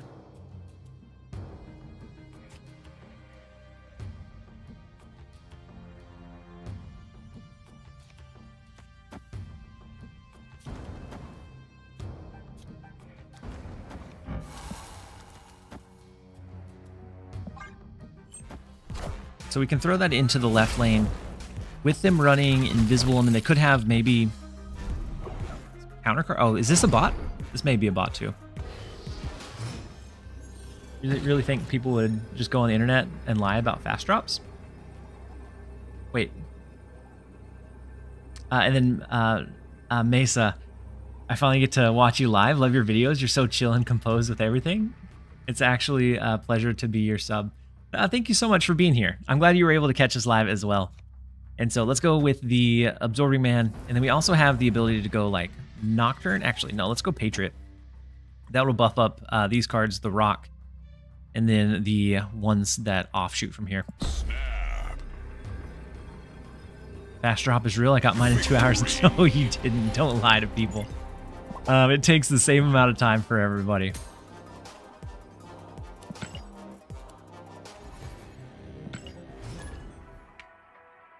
You said it's 1:45 there. It is almost 8 a.m. my time. And so we should be able to hit infinite before my daughter wakes up. But it becomes a time crunch because it could be anywhere from now to like 9:30 when she ends up waking up. Wait, this is no ultra fast mega drops? No, unfortunately. We just have the regular old lurk and collect drops here. My fast drop, honestly, 6 hours for the length of time that they give you is pretty fast. They give us weeks to be able to acquire them, which I'm appreciative of. I would rather that than it end up being super restrictive. Let's go Fastos here. Tell your daughter she's allowed to wake up 3 hours late. She is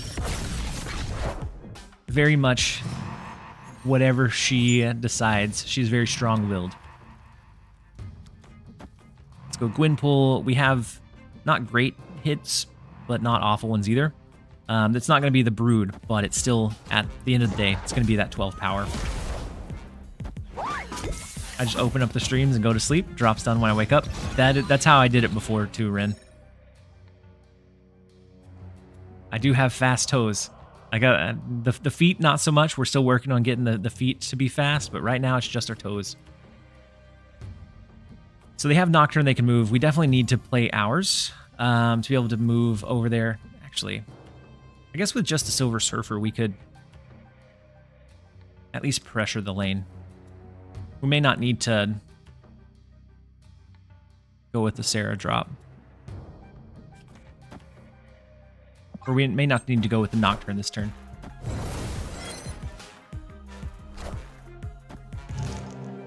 Gladiator ends up pulling... I wish it would have pulled Absorb, man. That would have been beautiful. Best advice for someone who has never hit Infinite. My highest rank was 94 last season with a Mr. Negative Destroy. So definitely find an archetype that you're enjoying. It makes the grind and those potential losses hurt a lot less. So like if you're chasing a deck that typically will perform well, but you don't enjoy it, it's going to feel like it takes so much longer than what it would otherwise. And so that would be my biggest thing. And then try not to pay too much attention to it as you get closer, because that anxiety will kind of mess with your snap lines and your confidence going into some of those final turns.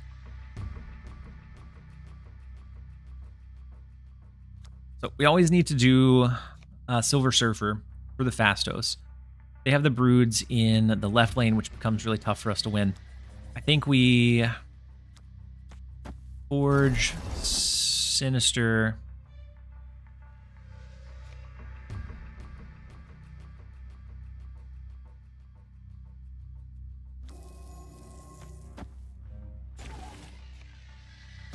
Forge, Sinister. We'll go Nocturne and Surfer as well.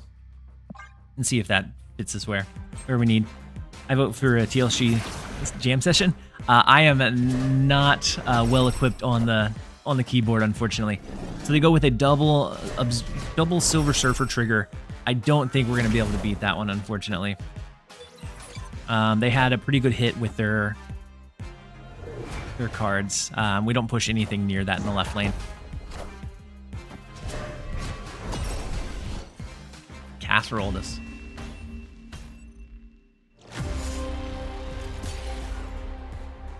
Don't know what happened the last 3 seasons. I get to 85 and then stall out.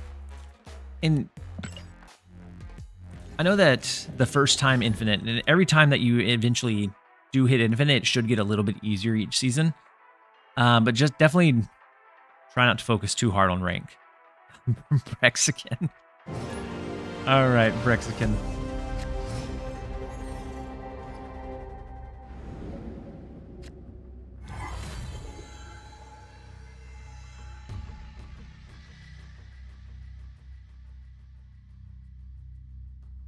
Oh no. All right. We next up we have Dara. I don't want to rope him, and so let me time out this last timeout. And then we'll focus on the game. Shame on you guys. All right, so we have Forge. We can throw it into playing like a Patriot. Deep Space becomes a difficult location to win. Why would anyone spend? I had earlier. It was no shorter than like 8 to 10 people that used it all at once. It was the longest list of timeouts that I've ever had. I don't know. All right, so we have the Fastos. We have Gwenpool to use on 4 into like an Absorbing Man, but Deep Space becomes our biggest liability lane. Trick to hit infinite is discipline. Don't stay when you've lost. Retreat for the least amount of cubes. Snap when you have your combo. Yeah. I've came back in February after only playing on launch and always hit infinite. Yep, it definitely takes snapping is very much a skill that is not in every single card game. Mr. Sinister is a good one. Let's go Gwenpool left. That leaves space for a potential Sinister right. And then whatever Grand Central pulls. Deep Space is still our worry location. They're not pumping. He may be still a little bit sleepy, but him not snapping is definitely not normal Dara.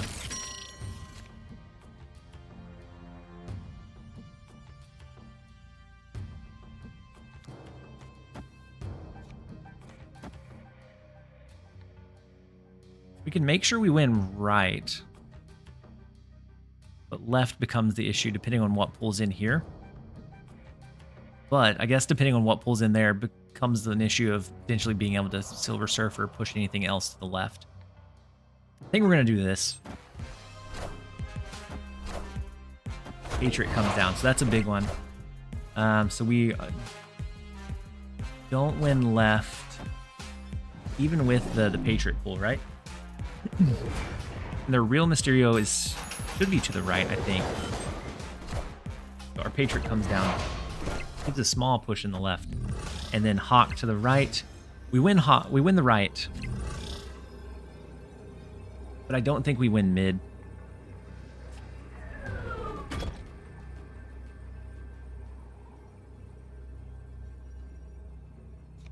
We're gonna jump out of this one. There's no shot that they play less than 2 here. Cap, you said time for work. Thanks for the stream, TLSG, and have a great rest of the day. Catch you later on. And so hopefully you have a great day at work. Thank you for joining and being here for the time that you could. I appreciate you being here and hanging out. What's the best way to target a card you want to split to gold? So if you have at least enough tokens to be able to split the majority of your cards, then you can always guarantee that they pop up here. And so I have like 5 cards that I don't have the boosters for. But let's say I wanted just Gladiator. I could play Hercules just enough to get at least 5 boosters to be able to split him once, and then don't split him. He'll stop showing up in the bonus booster roulette, and then it'll only be the cards that you don't have it for. So you can kind of control what cards pop up there. But if you're kind of far away on a lot of cards that might take longer, then it might be worth.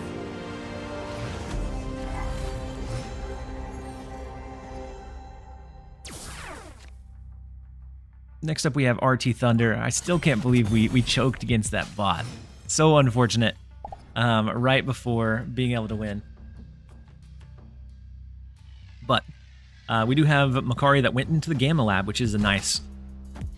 Streams every day this week.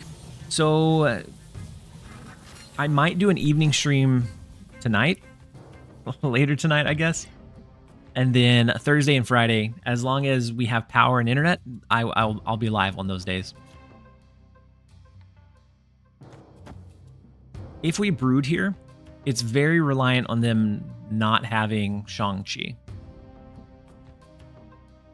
which feels a bit risky. We could also go like Nocturne. That way we have at least 2. And then Patriot does buff them up, so our 2 would be better than their 2. Over the last couple of days, I kept getting Max Drecky's Doctor Doom. Upgraded it all the way to Infinite and ended up with a gold with green Stardust split. That's huge. Let's go Gwenpool. We could potentially hit Brood, which would be nice. We have Patriot, which is going to help our Hulks. So I think I'm going to snap into it. We feel decently confident. We can flood Mojo World pretty easily.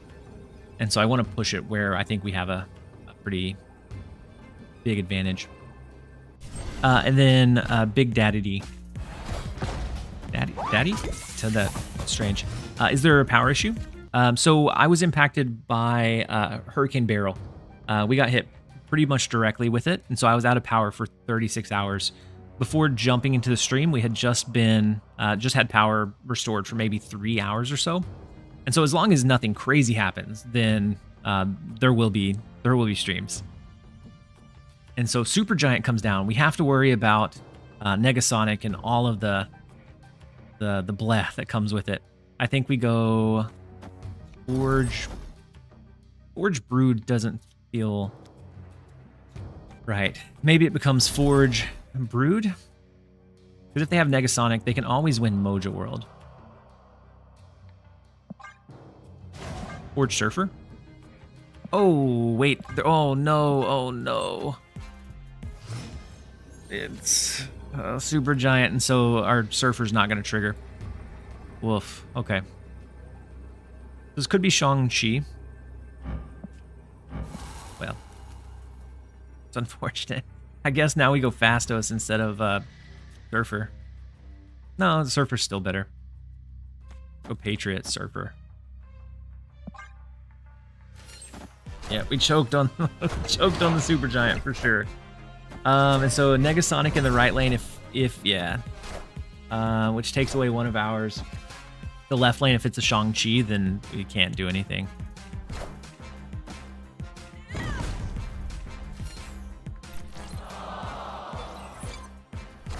Into the 4 cubes too.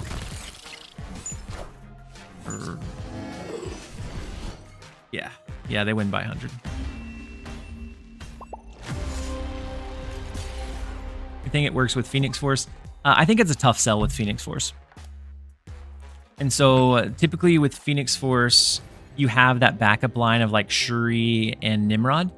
And so Gwenpool would be competing with that Shuri play. Like you might be able to make it work as that extra like redundancy piece. But I think it ends up dropping a little bit too late.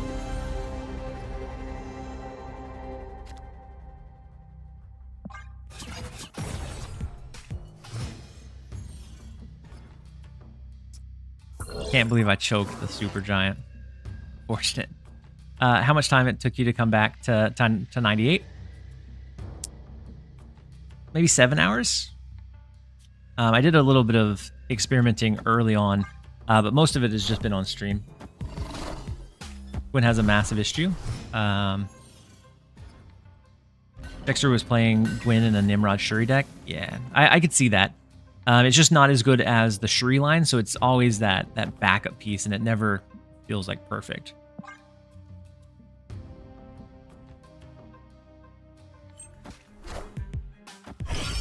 Min-max wax. I'm not sure what that means. Min-max. We could go a cheap Sarah here. Into the Gwenpool after. Or we go Gwenpool this turn. I kind of like Gwenpool after. We have a chance to hit like a Mr. Sinister.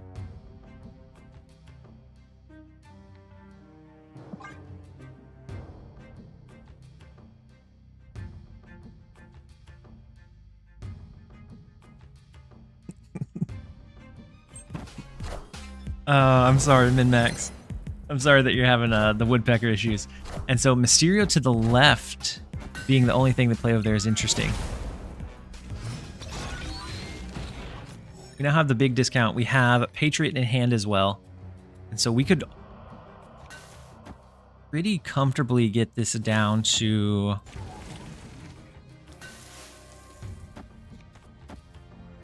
three cards. And we can play all three of these next turn. So we can do the Brood, the Absorbing Man, and then follow up with the Patriot. So it ends up being a really big power swing for us. This is Wolverine variant, only available through drops.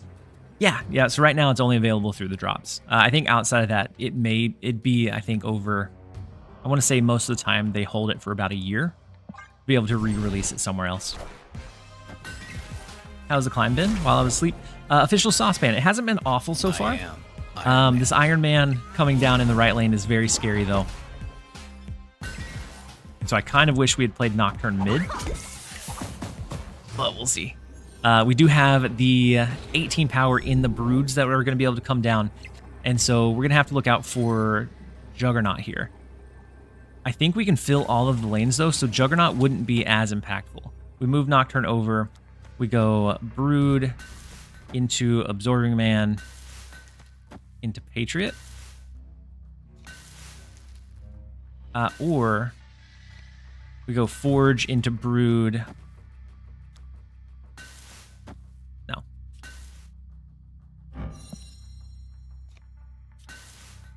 Nope, we'll go Brood, Absorbing Man, Patriot.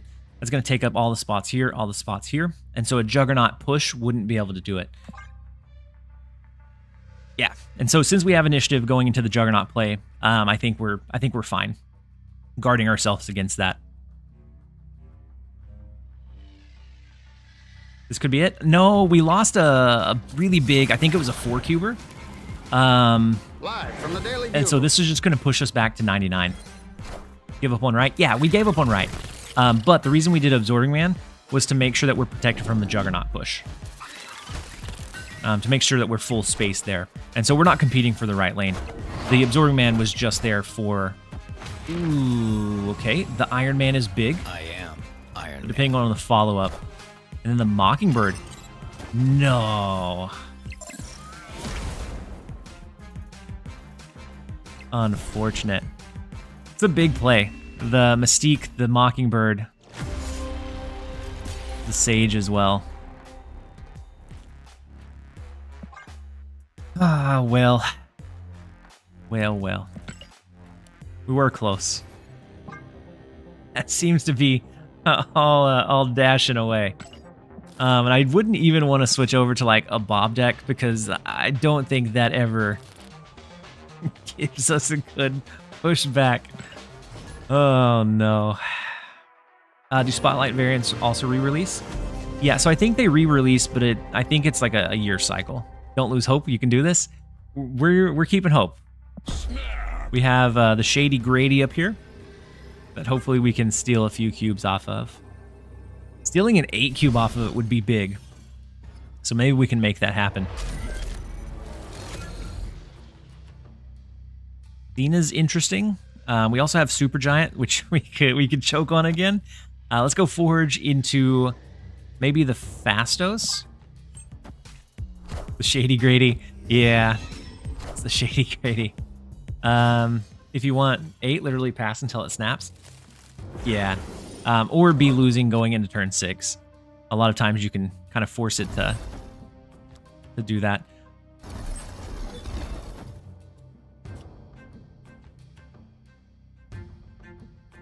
So I kind of want to skip here to try and make it snap, but I'm also afraid.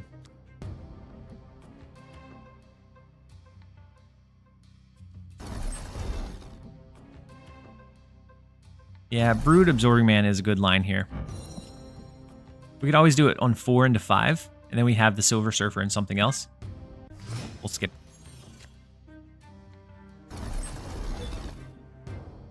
KX, you said full skip until it snaps?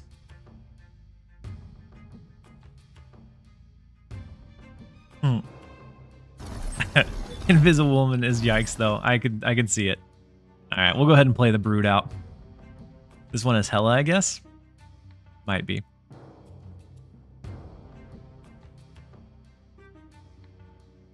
The moved bot is what I actually lost to earlier. The goose in the right lane is unfortunate. So they should snap here because they're winning 2 of the lanes, right? No. You can't Absorbing Man anymore.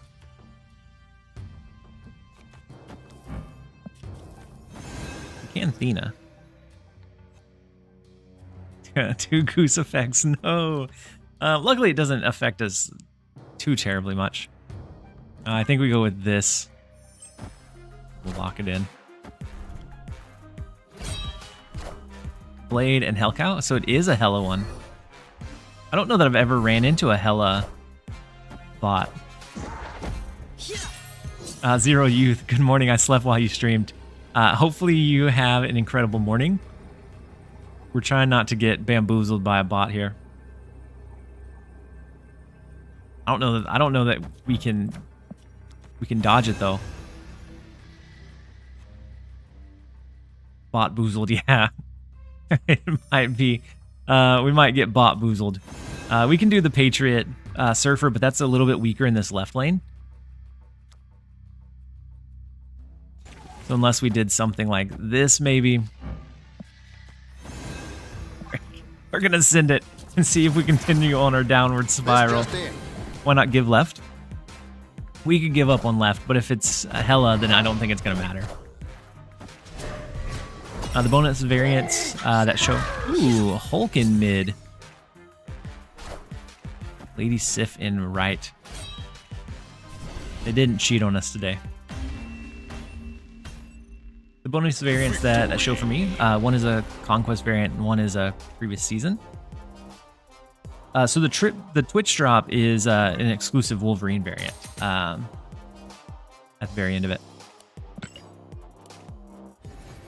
We'll get there one bot at a time. I never get bots in the 90s. Find this one today, never before. Really?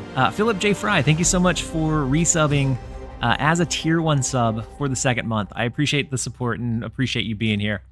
We're close to infinite. We were at one point within 2 cubes, but it slipped away. And the last time I snapped on Onslaught Citadel, we got hit with a counter Wong. And so it was the Wong decision to snap, but we're going to try and push it where we can.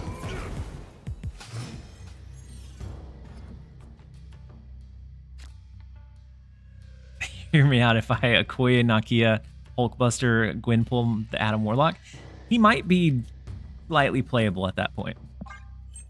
So we have the on-curve Fastos, which doesn't always mean a whole lot. The White Widow coming down in Onslaught Citadel will always cap it out by the end of the game, and so that shouldn't be a big issue. It's just early game tempo that we lose. We have Brood, which is going to get a pretty big bonus from the Patriot. My only concern is potentially needing to hold it.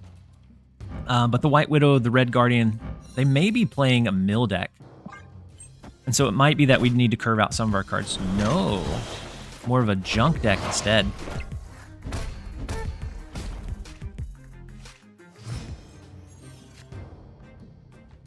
So we get Gwenpool, but I'd be afraid that they'd cap these out before we got to utilize it.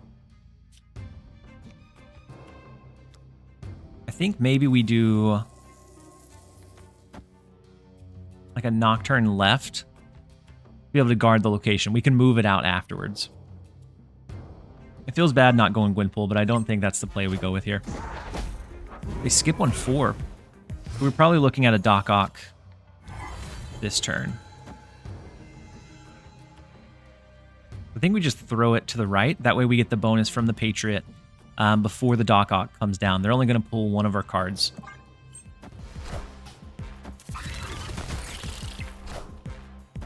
Doc Ock mid was not something I was anticipating. So we pull in the Makari, which is probably good. Otherwise, we would have been completely capped out going into the last turn. And so I think we're okay here. We could Iron Lad to dig for Potential Surfer.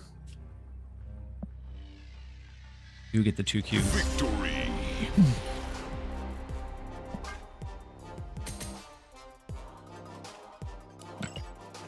That much closer. 1 8 cube away. 1 8 cuber away from being able to pull in infinite. I wouldn't call it easy. I do think we got lucky that they didn't have more of their clog components. Otherwise, we may not have been able to get there. 2 for an 8 cuber. We can try.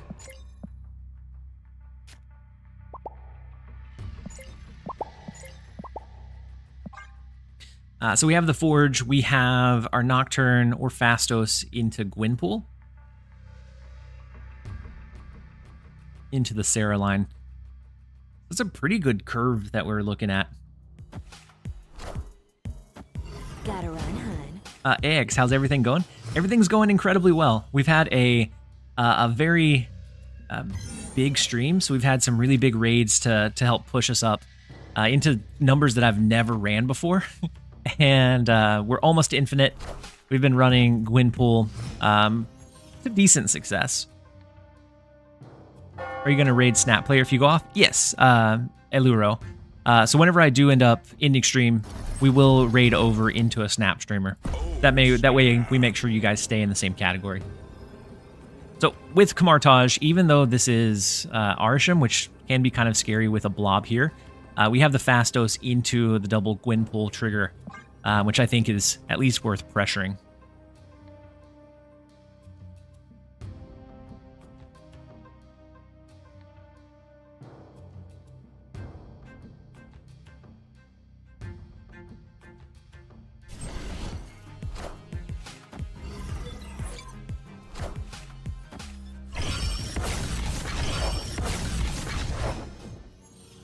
And so the Red Skull, you said, I fell on the Steam sale train and bought Red Dead Redemption 2. The Steam sales will get you. I've bought so many games that I never played because they were on like an 80 or 90% sale. And so they're sitting in my library. Ooh, the Legion into Xandar stops before our Gwenpool double triggers. But good to hear everything's fine. Hey, what rate would you give the Gwen? Hey, welcome. It took you long enough. I think 3, potentially going into 4, because I think she has some good future potential that she can offer. Red Dead, if you haven't played it, is awesome. Scuttle Coil, thank you so much for the Prime sub. Very much appreciate the support and having you here. And so I kind of think we go Sinister, not Surfer. I think we go Sinister Brood here. Next turn we can always go Iron Lad to fish for Patriot or Absorbing Man or Makari if we don't draw into it. We can go Iron Lad and then Surfer as well. I had over 550 Steam games. Yeah. So Doc Ock comes down, pulls our Sarah for us, which is nice. Our Sinister's not going to be able to expand in this left lane, though, which is unfortunate. And the Silver Surfer does come down, and it buffs a total of 1 card. A rough Doc Ock pull for us there. Not one that I was anticipating, unfortunately. We have the Brood come down. The Patriot wouldn't do us much good over there anymore. And so it comes down to winning the other 2 lanes, which I think gets kind of scary kind of quick.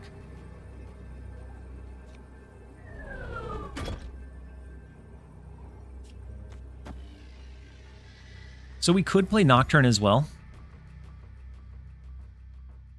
But there's a chance that Iron Lad pulls Absorbing Man and puts another 10 power one.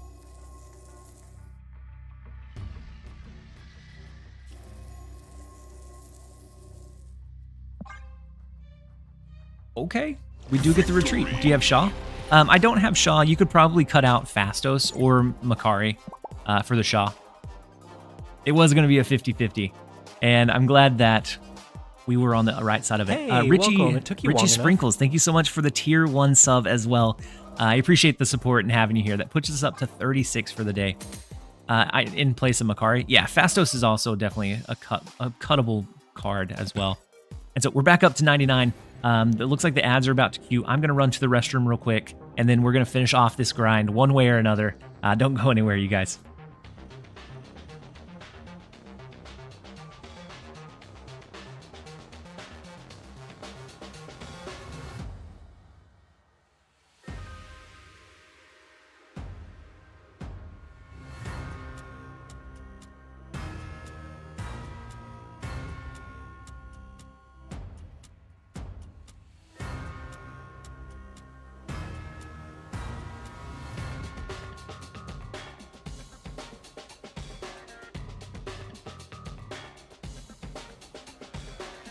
Hey, welcome. It took you long enough.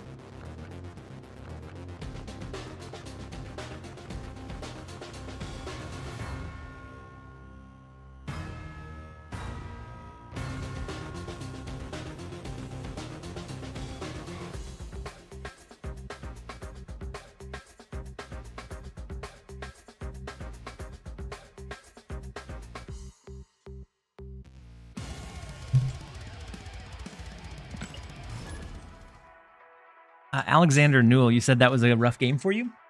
That last one, yeah, it was. There were a couple of ways if you had a really good finisher that you could have pulled it home, but it was a little bit unfortunate. Good game as always, though.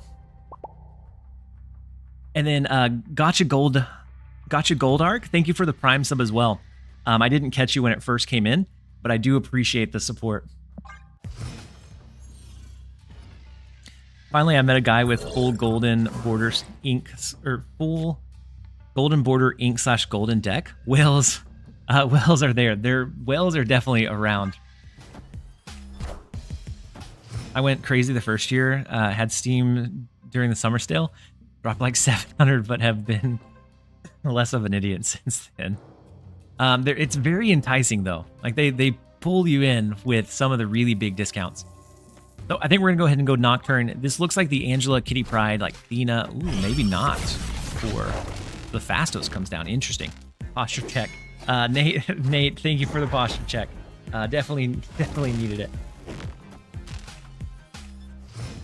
Why is it only one card we were getting from Twitch drops? The past two events have been 2 variants. I don't know. They may be running 2 drops. I couldn't say for welcome. sure. It took you long enough. Speechful, thank you so much for the Prime sub as well. And then Zero Youth, we're going to be launching into an emote-only chat for 2 minutes, you guys. Enjoy. And then Matt, you got to get timed out. What did you do, Matt?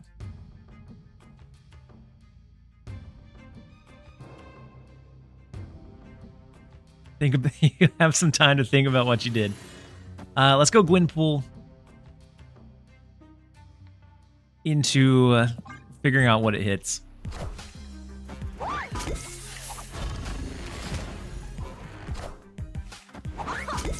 And then KX, I like your emotes quite a bit. I need to up my emote game.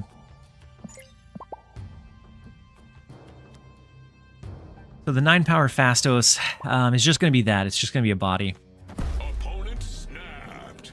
And so I think Sarah, we have Brood, Fastos, Surfer.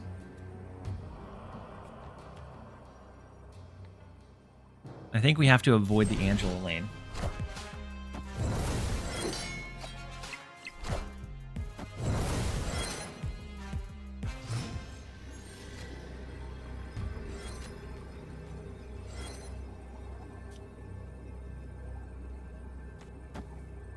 So it becomes a big Brood. We have the big Fastos.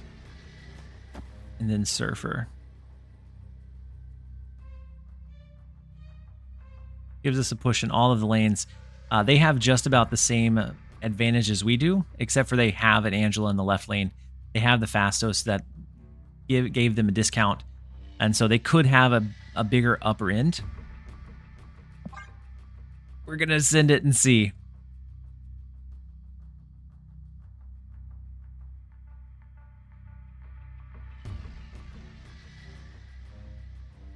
Then Jeff, I didn't realize Jeff had the 2 spider points. I like those too. I like the emote only chat because I get to see who the different people like support. And so I think it's always funny to see all the different emotes coming around. And so a decent right lane. One of their cards is Mysterio, and then it depends on what this other one hit. Monkey. Interesting, but not going to be quite big enough. So even with the real one over there, we grab the 4. Victory. And I think that deserves breaking open the barrier. You guys are free from the emote-only chat. You're free to talk again. That was a close one.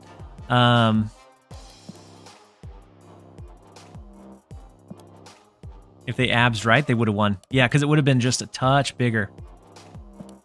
Had they switched it around. Gladly take it, though. We're back.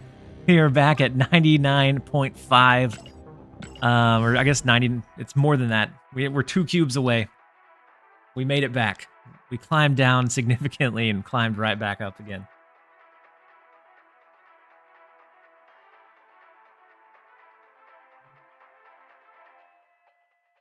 You said I died forgetting I made the chat emote only. You did. You did turn it into emote only. So next up we have Saurian. So hopefully we can come out on top. The left lane may very quickly be capped out had Makari jumped the wrong way. We have the Jeff. We have Clintar. Is this the best Gwenpool deck you've played? What are the stats for it? So all of the stats for these early ones are going to be very skewed. And so it's definitely felt one of the most consistent for me. But all of the stats are going to be a bit skewed because you have bot games. You have the funny beast emote? I don't. Unfortunately, we don't. I think we hold the Mr. Sinister. Next turn would be Fastos into Iron Lad. So right now the stats on this deck are 67%.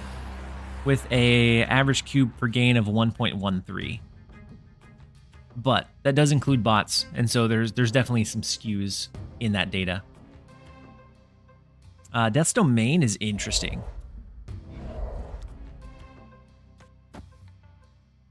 So we already have power over there. They can move Jeff, but it's not going to be high enough. Posture check. Thank you, R. So we can Fastos, we can Iron Lad to dig for potentially Gwenpool. Mr. Sinister can always be played to further support the Death's Domain. Let's snap into it, see if we can get 2. I love the new Wolverine variant in the album they just released. I actually haven't seen I guess the newest one. Maybe I need to check it out. They do have Nocturne, so they can change the right lane. Clintar is going to change our cards, so Sarah wouldn't be a great shot here, but we can do Iron Lad that's going to merge those 2 together. So they're probably going to move Nocturne into Death's Domain this turn. Posture check. Thank you, Summer Brand, for the posture check. Time's up. No! Nocturne changed it to TVA. So depending on what they played mid, that should be it, right? Is that infinite? Off of a Nocturne backstab? That's not how I wanted to do it, but we'll take it. Victory. That was an unfortunate Nocturne change. Has there been has there been people hard countering this with Shadow King Grandmaster? Not that I've seen. We take those. We take those pity wins where we can. And that will shoot us right up to infinite. Rank 53 for just around 8,000 snap points. And so we'll take it. We will take those. Let's claim our card back. Throw it on. We'll gladly call the hand buff deck the infinite one for this season.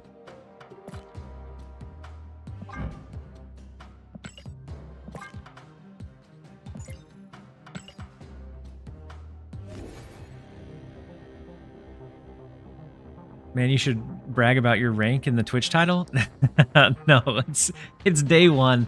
So like 8,000, like I'll go to sleep, wake up, and it'll be like 350. And so it's just because we hit it early.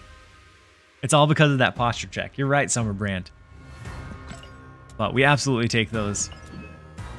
But let's pull up the stats that we had overall on that trek for that deck. It did pretty well for us. Coming in at 67. Oh, wrong screen. Hold on. There we go. So it had pretty good stats, coming in at 67% win rate.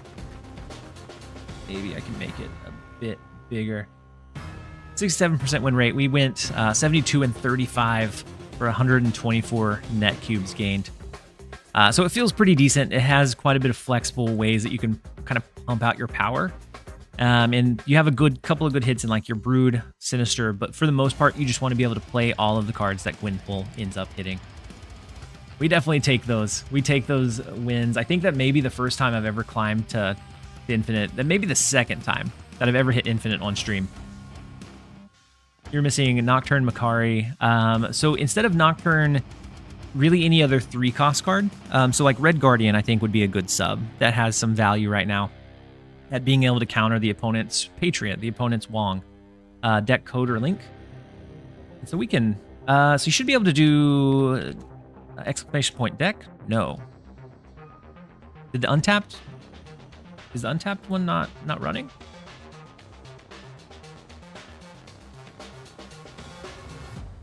May have to re-add the untapped bot, but I can grab the link for you.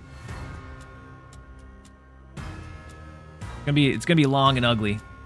We're just gonna paste it in. We're just gonna send it over there. Do you think she would work in a regular Sarah control? My issue with and then Pakor. Thank you for the hydrate. My issue with her in a regular Sarah control would be that you want to play Shadow King a lot. And so if she hits Shadow King, he offsets that bonus and sets himself back to base unless you are running Luke Cage. And so I think could be a couple ways that he does function. But I think I'd be worried about the Shadow King line. Can you show the stats one more time? Yeah, I can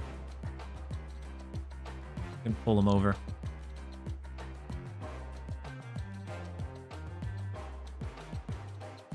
So we have the Gwenpool hand buff deck that we ran for 107 games to climb up to Infinite.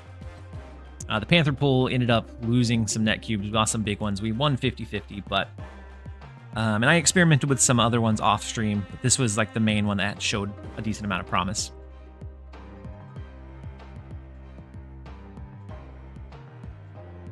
Would Mysterio work?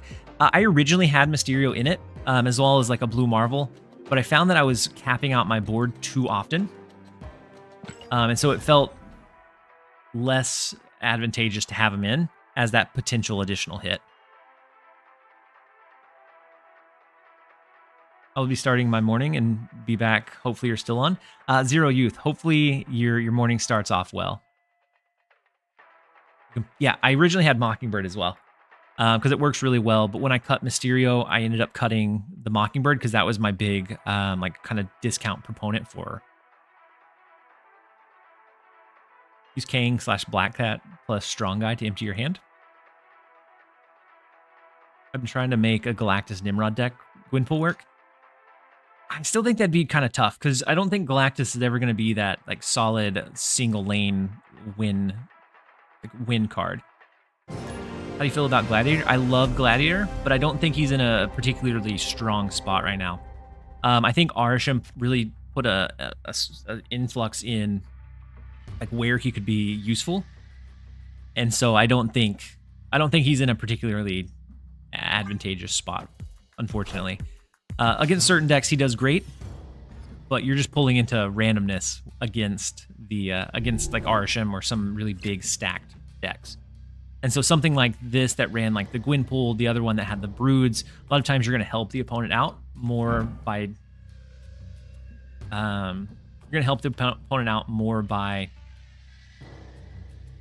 pulling their card than it is just going to be having those stats.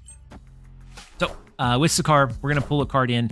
Hopefully it's Strong Guy or Bob, but it turns out to be Swarm, unfortunately. They do hit Taskmaster as well, so that's unfortunate. I don't want to snap into that.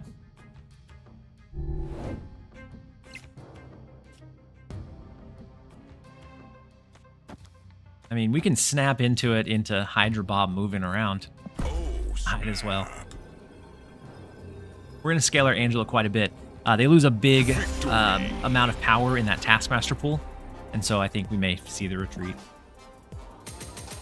I played a deck kind of like this, but with Dakin. How did it do for you? Gwen on full 4 and then Dakin plus Colleen Wing is nice. I could see that. I could see it being pretty decent.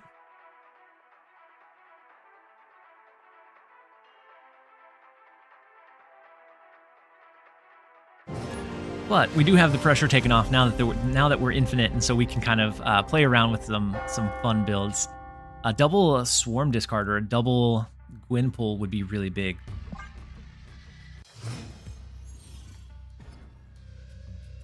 To be honest, SS is very good into Blob matchup. Silver Surfer? So I'm not sure why the untapped bot is not here. Oh, Silver Samurai. Thank you guys. I'm running on no sleep. I appreciate it. So we have the Hope Summers. We have a double Gwenpool. We have potentially a double Doctor Doom as well. I could see Silver Samurai being good into the Blob matchup. I was rank 53-2 last night. This morning I woke up to rank 177. Yeah, the early climb, if the faster you climb, the more you're going to drop overnight, because there's so much SP kind of influx that some people that just have a higher base MMR are naturally going to get there. They're going to get some hodgepodge. They could get a good Gwenpool, but otherwise I think they get just kind of a mess. We have Calling Wing, so if we had Swarm, we could get some decent pulls. But I think we're just going to lay kind of low with this. We can get Strong Guy. We should be able to proc Strong Guy on the last turn. We can always end up discarding the Kitty Pryde if we need to. Discard so many Iron Men and Blobs. Pull the Gwen. We're going to Gwen the pull, for sure.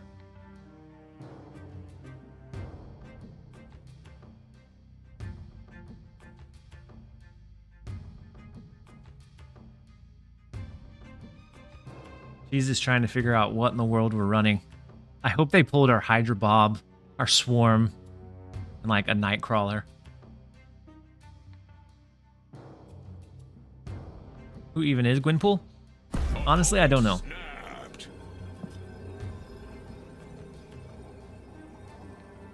We might be beaten here. But I do want to stick it out at least for one turn. Just to see what they drop. Have been in my pool. My goodness, nada. So they get Gwenpool as well. And then the Nightcrawler. So we have a 9-power Doctor Doom. We can go Strong Guy.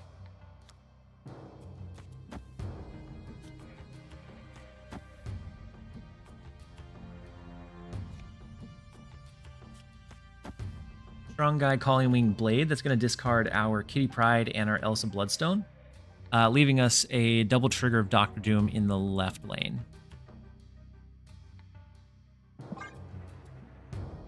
What's the Hykatron command to see the lure of a card? I don't think I have Hykatron. I don't think I have it added.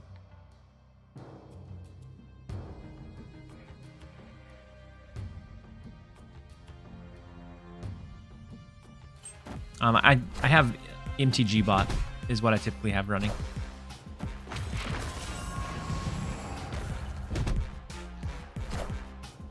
What is this spicy list?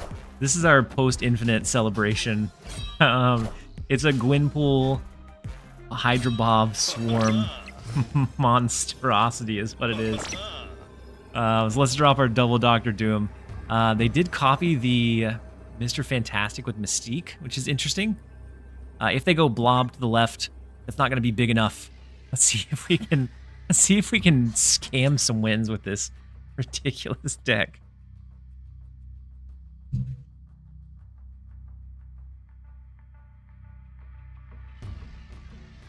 They can move the Nightcrawler, so they can play more into the hub if they need to. Doom rules all.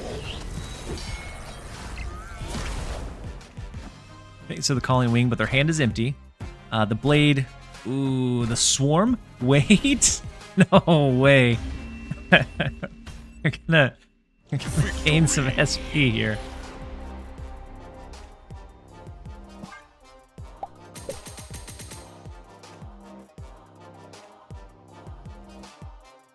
Oh, we didn't change at all. The SP gap must be pretty big. But so far, we're 2-0 with this wild list. See how long we can run it for. I'm not sure why the untapped isn't. And let me see if I can pull up the settings for my untapped. Because it should be linked.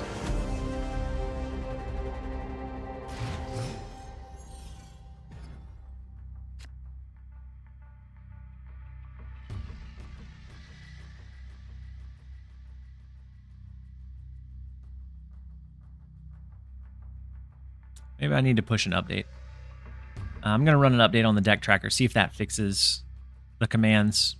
For some reason, I'm not sure why it's not linking. But we do have Hydra Bob here. We're going to go ahead and throw him onto the board.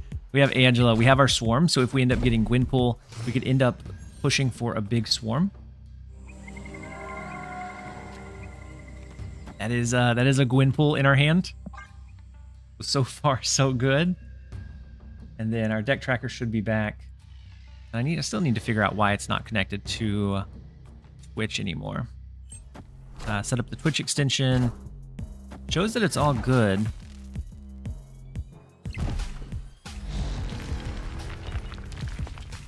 Victory. Wait. What?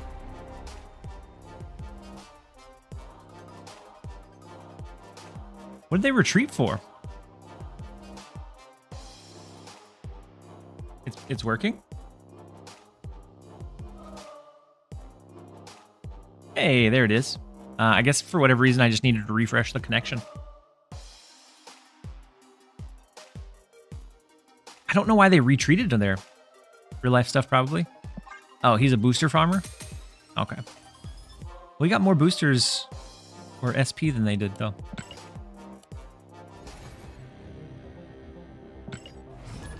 Carrie Smith, welcome in.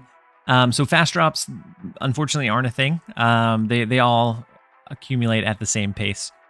So as long as you've linked your Marvel Snap account to your Twitch account, then you acquire them at the same pace. Oh, well, I know it's a meme, but some people think it's real, and so I figure I'd give everyone a heads up. Because some people do, unfortunately, think it's real. And so if they're a first-time chatter in here, I like to point it out. And so we do get an extra energy starting out. We have Angela, so we're going to be able to thin our hand. We have Gwenpool, so it's going to be able to really kind of focus on to like 1 or 2 cards. Get the most value from it. People also think Chocolate Milk. Yes, but I'm still gonna give people a heads up. Opponent snapped. So we have the Jeff, the Kitty Pryde for scaling.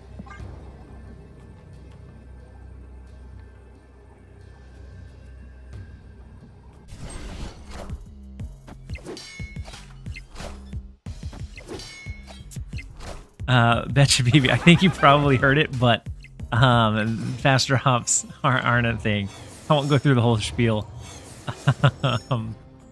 But you are a first-time chatter, so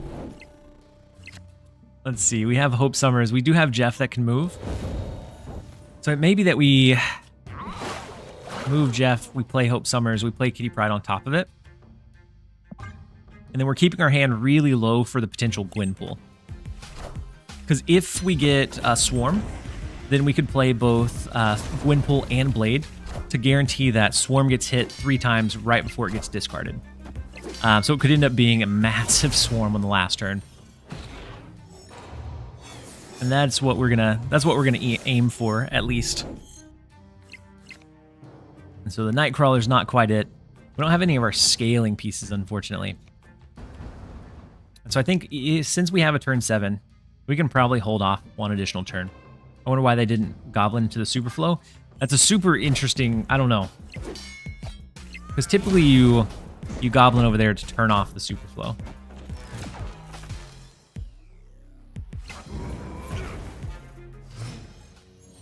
But you're right. I don't know why they did it.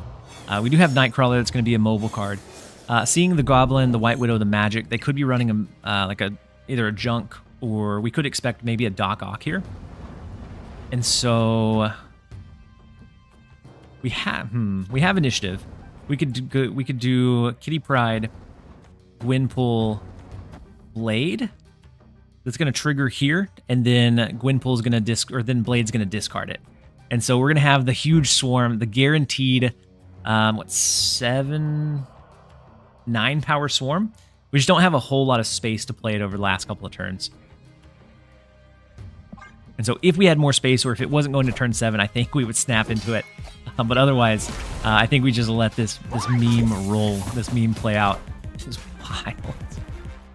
wild. The 9 power Swarms coming in big. Discard first, then pull.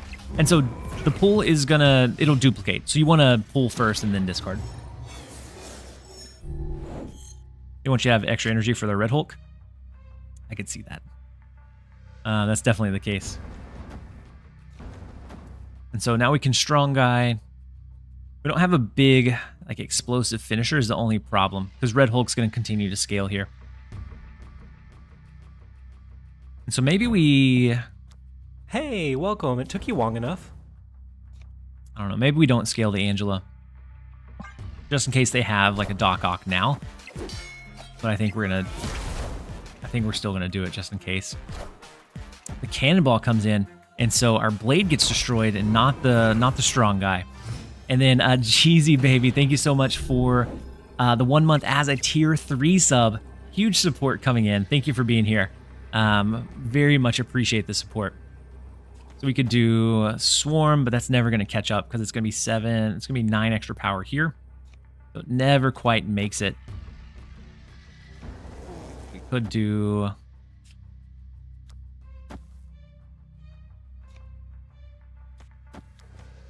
something like this. I think gives us at least a somewhat chance. Or they could have Dagger. This could be the Junk deck and they didn't have many of their clutter components. So they could run Iron Fist, Dagger, Ghost Spider, swing another location. Gonna be here for a long time. You absolutely are. The Doc Ock on the left into Iron Fist, into Ghost Spider. Had we stacked both of the 9s over there? No, we are gonna be able to pull this one out. A wild deck that shouldn't be working, but it's finding a way to work.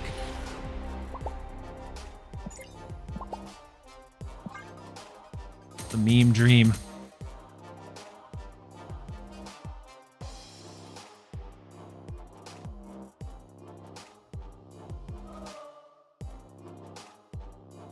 Yeah, the Strong Guy came in clutch there. And we do drop from 53 down to 52.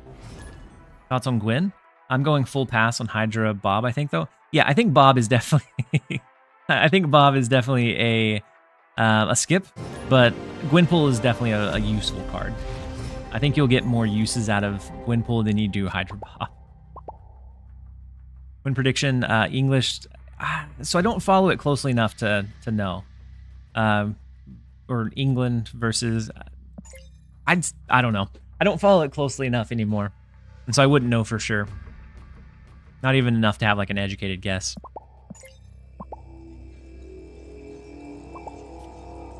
All right, let's go ahead and go Kitty Pryde. He said don't be mean to him. Hey man, I'm cool. Put your rank in stream title for viewer bait. We could.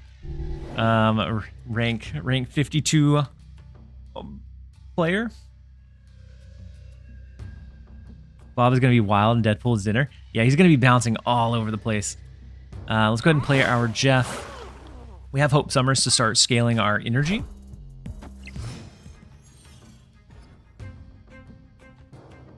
We do have the ability to move over to the Sanctum Sanctorum, which is nice.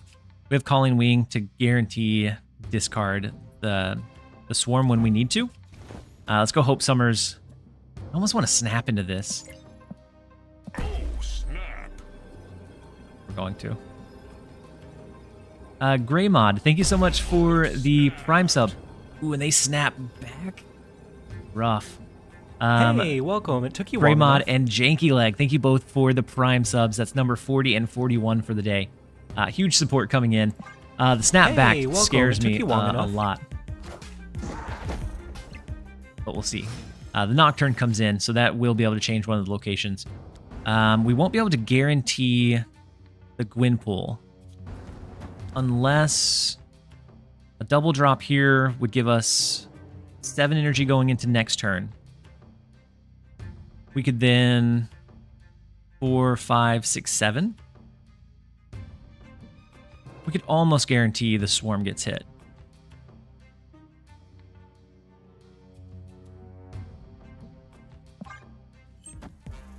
We aren't seeing Bob move. I don't think we've drawn Bob since we started running the deck. He's somewhere in there. We just haven't seen it yet. And so I guess if this is a 1-cost card, we can't guarantee it. The Calling Wing wouldn't even guarantee discard it.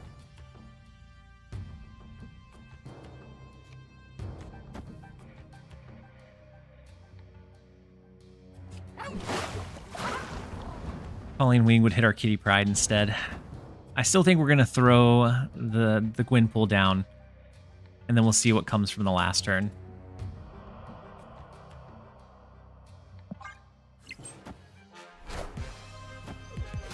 The Cosmo, which does block our Gwenpool, unfortunately. Did one of the puppies walk by?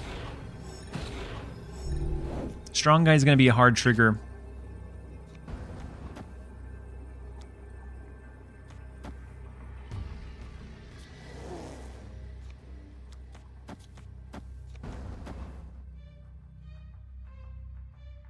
Depending on how many cards get flooded, they can move Nocturne over into Sanctum Sanctorum, so we would lose there. Right now, a Hawk would be 12.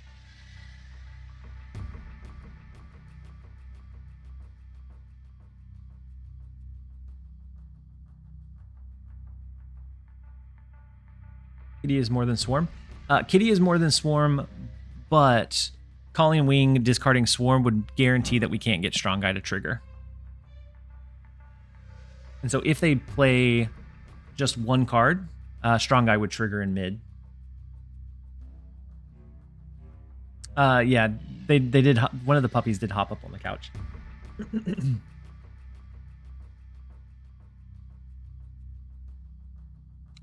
I still think this is a loss, but we're going to send it. So the Nocturne move over, just a singular card in mid. So it is going to come down to a potential point differential. The Angela, the Forge, into it. Is it a Hawk in mid?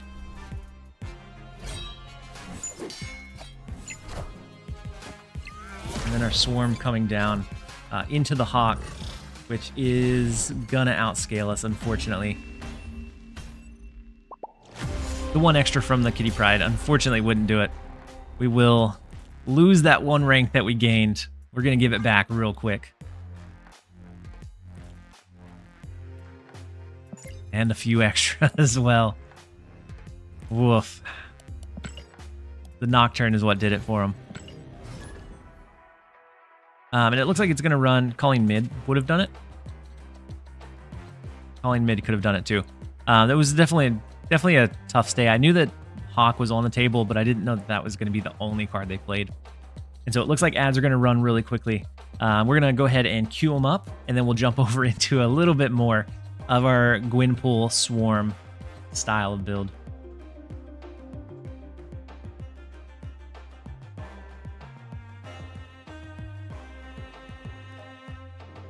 And then P1, you said sup TLSG, the late streamer guy. We are still pumping. We're still climbing. We hit infinite. Let me give him a couple more seconds. We hit infinite, and then we switched over to what I thought was going to be a super troll Bob build, but it hasn't been decent, or it hasn't been awful.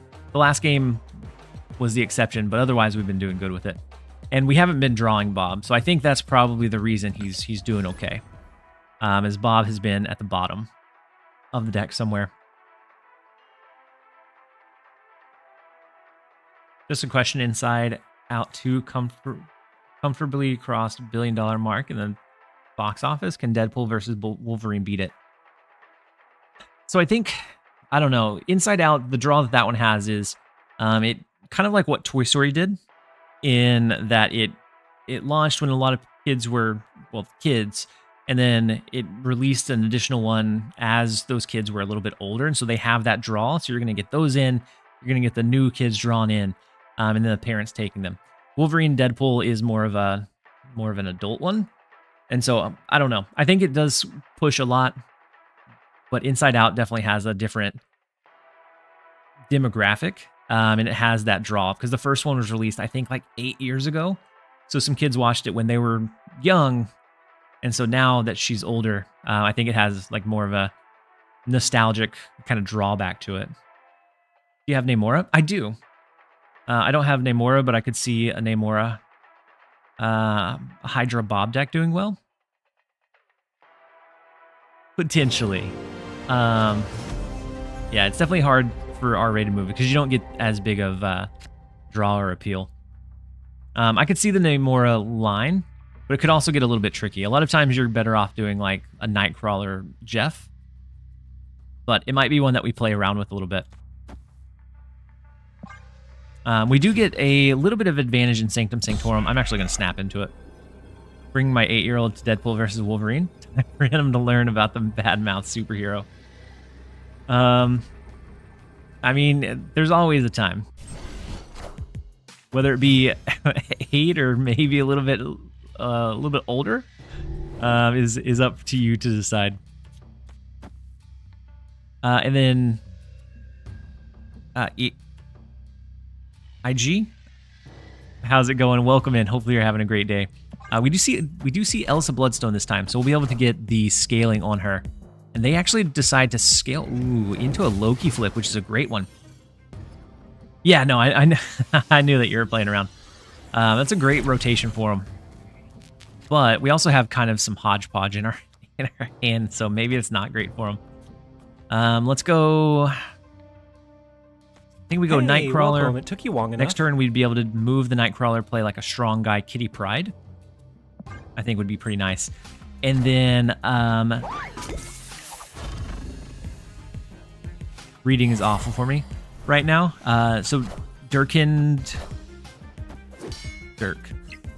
you so much for the Prime sub and the support. I'm glad that you're here. Hopefully you're having a fantastic day so far. So the rotation into Viper is so funny. We can move the Nightcrawler. Let's play Strong Guy. Let's go Kitty Pryde, or go ahead and play Blade to discard the Swarm.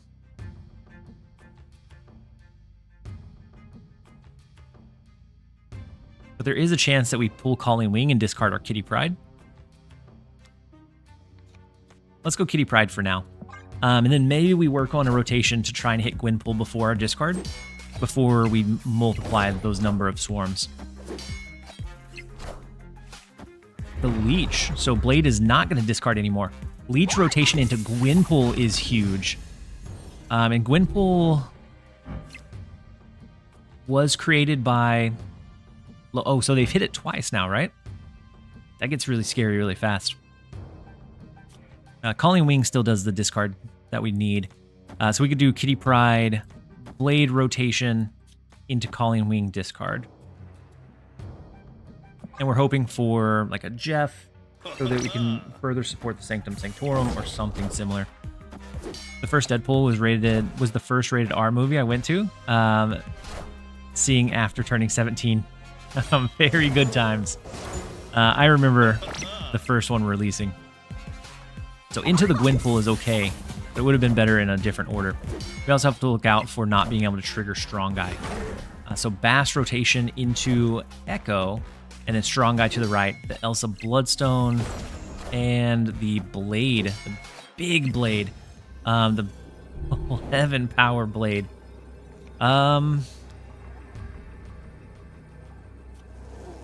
This becomes really rough. So we're not going to trigger the Strong Guy. There's no way we compete here. It comes down to just a Hail Mary flip, unless they can compete for Sanctum Sanctorum.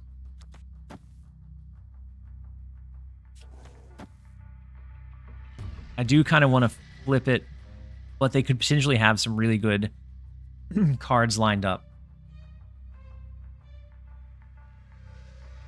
It goes from 2 to 8. Comes 10. Ooh, we're down 4 mid, right? Yeah. Deck has such a low top end? Yeah, it typically does. So 10, 11, 12 in the right lane brings us up to 26, and that's not going to be enough. If we were able to trigger Strong Guy, still wouldn't quite beat it as long as they did. So with the snap, Hydra Bob would move out, sabotage us in Sanctum. Play both swarms, hope for Colleen.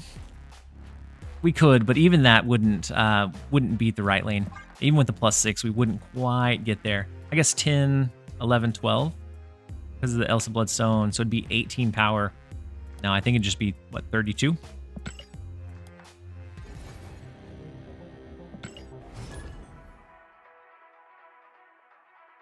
You said you hit infinite on your alt account?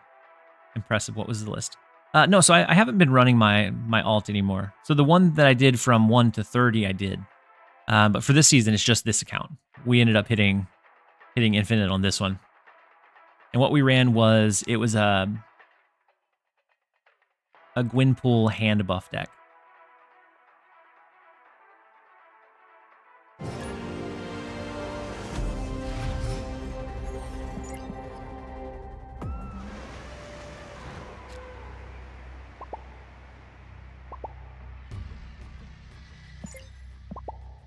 All right, next up we have Pit. Let's see if we can get a couple more wins under our belt. Got all the drops. Thanks to you, TLSG. Fabulous. Thank you for hanging out in the stream. Glad you got your drops. Hopefully you had a little bit of fun as well. And yeah, I think it was fun streaming the European hours. I was able to interact with several people that I don't normally get to. And so it's definitely been a really fun stream. All right, so we do have Elsa Bloodstone. We have Gwenpool, all scaling into Castle Blackstone. Gwenpool on 2 is crazy. Over 1K viewers. Yeah, we got very fortunate with several big raids, and it's been maintaining around that since then. And so definitely very exciting. We, I think at one point, had a little over 2K, so definitely a new max for us. Loved it. Please do it more often. If they continue pumping numbers like this, we will do them as often as humanly possible. So the big Mockingbird in mid is scary. We have Gwenpool. We can start scaling it with like a Kitty Pride. We have Swarm, Calling Wing to hit the Swarm, but it still becomes kind of scary. We'd have to beat an 11 power Giganto.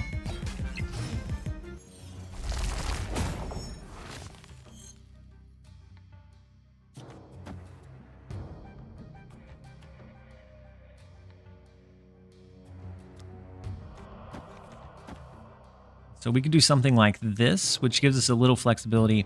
We can always sacrifice the Nightcrawler in Warrior Falls. That way we could play a couple of Swarms over there, maybe a Strong Guy as well. We can actually tie for the highest power there with our Strong Guy.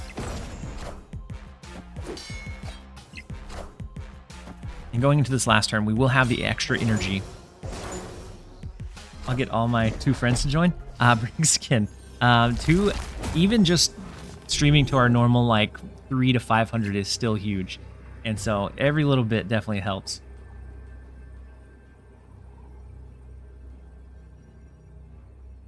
I think this lane becomes like...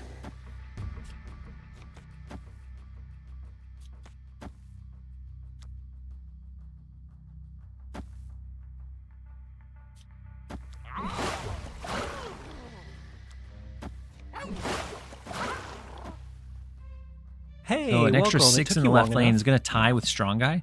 And so we're just really sacrificing the Nightcrawler. But by capping out the right lane, we'll be able to get the Elsa Bloodstone bonus on both Kitty Pryde and Swarm. Swarm the Falls. We could also swarm the Falls with all of our small stuff. You think that's the direction? Because we could do this and just give up on right, and we're competing for mid and left.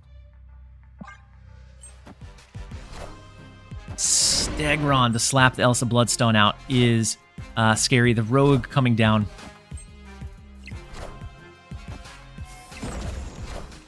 And so our mid is not going to get the Elsa Bloodstone bonus, unfortunately. And then Jeff is not quite going to be able to do it. Had we had the right lane capped out, Stegron wouldn't have been able to trigger. I think we could have won it with our original line. Unfortunately, that did not end up panning out. That's all right.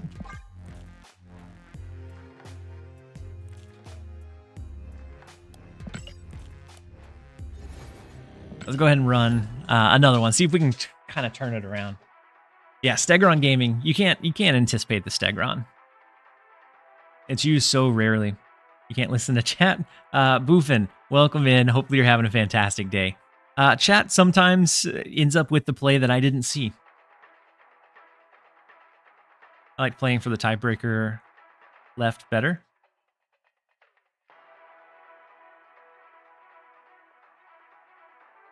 No waiver, you're fine. Don't feel bad about it. If you recommend something and I take it, that even if it ends up being the wrong one, that's on me. If it was the right play, then that's on you. And so it's all good. I don't get mad about changing it. Yeah, I think it was a sensible enough play. Otherwise, it was a tie left. It gives us the win that lane, and so then it would be coming down to which lane are we competing for otherwise. And so I don't think it was an awful play. Next up, we have Splat. The first location is Time Theater, so we get 2 Hope Summers. We can save Hydra Bob for a turn when we maybe snap.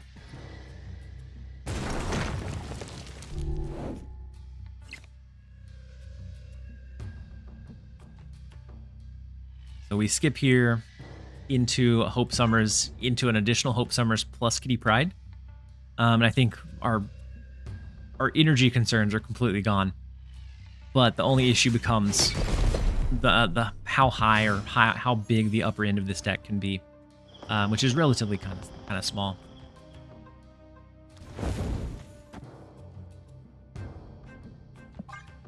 So we can do Hope Summers next turn. Maybe we don't double trigger the Hope Summers. Maybe we just stack one and play Kitty Pryde somewhere else so that we get the additional card draw.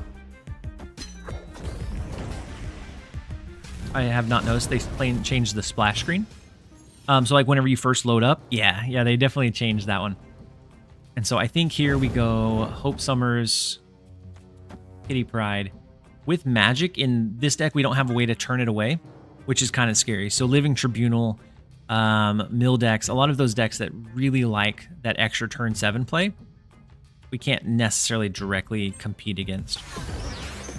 Especially since this doesn't have a really big upper end. How's Hydra Bob? He's a card for sure. He's a 1-cost card for absolutely sure. So we can do Elsa Bloodstone. We could do maybe we do Jeff, Kitty Pryde. We're gonna have plenty of energy going into next turn, so we can get the swarms. I think we'll be able to guarantee that Gwenpool triggers on the swarms and then discards with Blade. Maybe we can top deck the Calling Wing as well. Please play Bob. We're gonna play Bob. Don't worry. We're gonna play Bob out. All in due time. Not exactly a ringing endorsement of poor Bob. Not exactly a ringing endorsement, unfortunately. Whew. Hit energy is crazy. And we do get the Calling Wing top deck. And so let's go something like Kitty Pride. We go Gwenpool, Hydra Bob, Calling Wing, Blade. Or is that that's too many? We're not going to have enough space to play them all. Are we infinite? We are infinite, Meltdown Kid. So this is going to end up being 3 swarms. We'll have 1 card left, I guess. I think we still send it. If Bob was 1/5, he'd be a little bit more playable at 1/5, but I still think just his, like, the uncertainty of his ability. Like, the opponent can change or dictate that it moves. You don't know where it's going to go. And so it's really hard to consistently and reliably snap on it. Well done, went for a run and came back to Bob. That must have been one heck of a run. And so this does look like a living tribunal. Potentially. Maybe not. They definitely win the right lane. It just comes down to them having to win another. We'll go ahead and throw it as is. It's only 1 additional cube. We do end up getting the retreat. Victory. Cryo, you said, hey, just started playing Snap recently. How do you access the Deadpool Dinner game mode? So Deadpool Dinner is going to launch with the next patch. I think it's going to be the 23rd or the 30th. And so it's not available until then. After that, it should just be like, I think in this game mode section.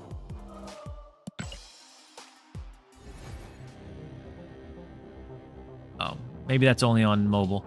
There should be like a button for it whenever it comes up. This crazy man's still going. I left it up long after getting the variant. Ryun, I appreciate you being here and being AFK for me. It definitely helps out the metrics and the numbers. And so, yeah, we're still going. We're still pumping. My daughter hasn't woken up yet. As soon as she does, we'll have to jump out and we'll have to find a raid pretty quickly. But until then, we're snapping.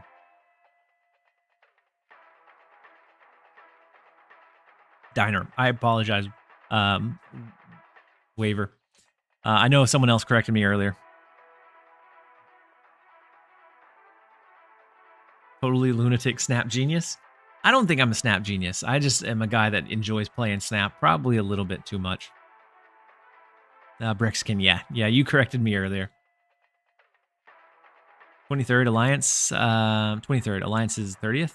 Yeah, they did do like a little roadmap, so maybe I can pull it up real quick.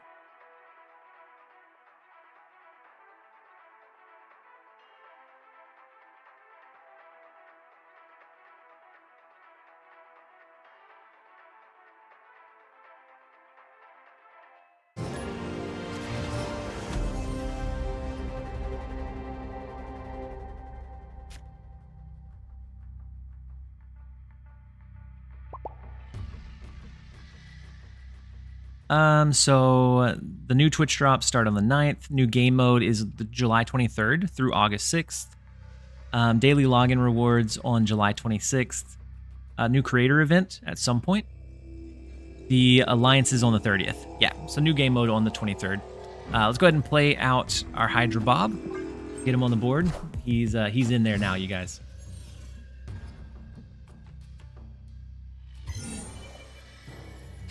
Gwenpool looks kind of good on Surfer, not so good on everything else. I think she can do decently on a few things, but it definitely depends on how you're building it. I'll be knocking at TLSG's Alliance door. I'm going to have such a hard time only finding a fair way to get 30 people in. I mean, I'm sure we'll figure it out, but that's the conundrum that I'm working through right now. Yeah, she has a lot of potential synergies, and even if she doesn't end up hitting like a Brood or an Absorbing Man, a 412, as long as you can get the stats out on the board, is still pretty respectable. And then if you can re-trigger it or anything like that, so even if it's like a Black Swan deck was something that I tried with her, you can play her on 4, where it's relatively easy to make sure that you're hitting like a Mysterio or something high impact then Black Swan plus like a Falcon or a Beast to pull everything back in on that following turn. And so you can get some pretty good hits pretty consistently. And I don't know if they'll allow something like that, or if we'd even be able to manage something like that. Because if there are like active events in the game, I would want to make sure that it's not a detriment to be in like that second add-on guild that maybe not being ran as closely. Then she becomes hit or miss. And so like in this one, we didn't hit anything high value, but we're still getting the 412 out of her. So she's definitely potentially hit or miss, but so that second Venom is scary.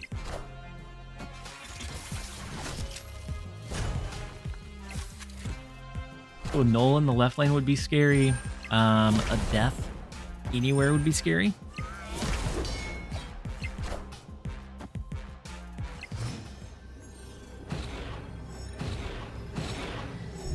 Uh, 412 is way better than the 5-7 Gilgamesh. Yeah, Gilgamesh was definitely not a super fun one. So we could go Calling Wing. That becomes 11 power here. This becomes 23, 24, 25, 26. Doesn't beat the Venom line. So instead, we could end up going something like this, which would be 3, 4, 5, 6, 7, which is not going to do it for us. I think they probably have a Null. If not, then a Death, and one of those goes into mid. I think we'll ship it just to see. The more daughters you have, the more points towards being admitted to your alliance. Big Killmonger. And then they did play into mid, so we're not going to be able to overtake. Yeah, the Death is huge. He could Arnhem, yeah. Yeah, there were a lot of potential outs that he had.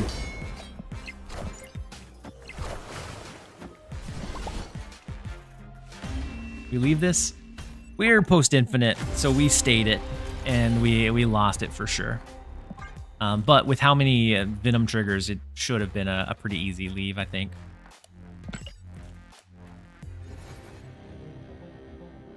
I'd support a DDoS alliance with TLSG, since I can meet that requirement. A DDoS one would be pretty fun. Let's see what else we have. Is there any Bob Gamers Infinite? I don't think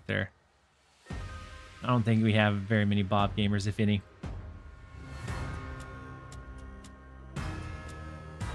What about Gwenpool?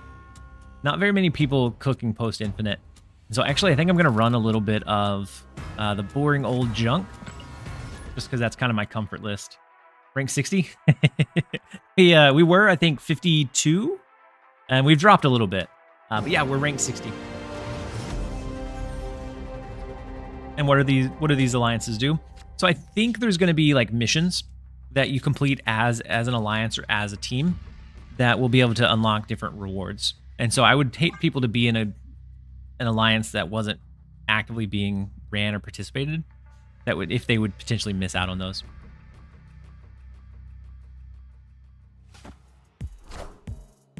How to get the Wolverine? Sensei. So the new Wolverine as the Twitch drop, as long as you have linked your Marvel Snap account to your Twitch account, then just being in any streamer that's streaming in this category, or Marvel Snap, you will be automatically adding time towards that drop total. You can also check your Twitch inventory to see what kind of progress that you're making. And then Frozen, thank you so much for the 2 months resub. I appreciate the support. Hopefully you're having a fantastic one. That pushes us way above, way above 40, I think, today. Huge support from you guys. For whatever reason, resubs don't count for the MTG bot, but they count in my heart. And that's what matters. So we do have a Doc Ock for turn 5. No, we don't, because Dream Dimension. So I think we would need to play some stuff out a little bit earlier. So maybe this becomes a move dagger situation. Or I guess we could always move the dagger next turn. But if we draw into anything, we want to be able to potentially play it. Dream Dimension definitely runs. This deck struggles with, unless we can get like a magic to change it, or we get some of our low-cost clog tools. When White Widow released, I was like, meh, she's just a slightly better Black Widow. So she is, anytime you have a card that directly takes up a space in the opponent's lane, it's such a big tool for clog. Giant Flute, welcome in. We're running on a few fumes, but we've been having a fantastic stream, so we've been enjoying it. Hopefully school went well for you. I'm glad that you decided to jump back in. We actually only hit one card in the left, being the Green Goblin, unfortunately. I'm regretting not getting Nocturne. Nocturne was another one that ended up being really flexible. So we do get magic. So we can always magic turn 6, do like a Doc Ock into turn 7 Cannonball, turn 7 Red Hulk.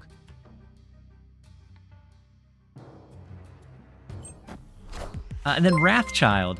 Thank you so much for the 4 months as a Prime sub as well. Huge support, and I know that I haven't actively streamed for 4 months, so I appreciate the support so incredibly much. And so with the magic, as long as they don't have a lane change card, we could always Doc Ock and then pull it out. But I think there's a chance that we win the Doc Ock lane. I think we I kind of think we snap into it as well. We can always Red Hulk. We can Ghost Spider to relocate Doc Ock going into the next turn if we need to. But I think we're in an okay spot. I think pulling into mid is probably our best bet as a best chance to potentially win that one and allow us to focus on like a Cannonball to win another lane. So the Nico comes down.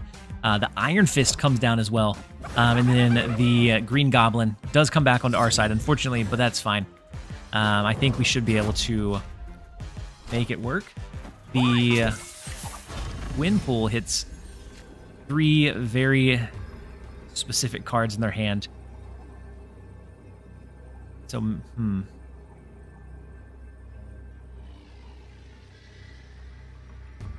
The Cannonball is not great here. We could always try to prime up a Shang-Chi for whatever they hit with Gwenpool. Or we can do a Ghost Spider pull into a Red Hulk mid. That would give us the lead here. And it'd put an extra 12 to the right. But I think with them knowing they have a lead here, they probably stack into this right lane. The curved Green Goblin flight path was cool. Yeah, it was something okay. And it was kind of cool how it ended up shifting. Every once in a while, I like to do that with like a Ghost Spider to rip it over. Because sometimes it adds a little bit of safety in helping you cap out a lane. It just comes down to, is 12 going to be enough? I think they stack into Limbo.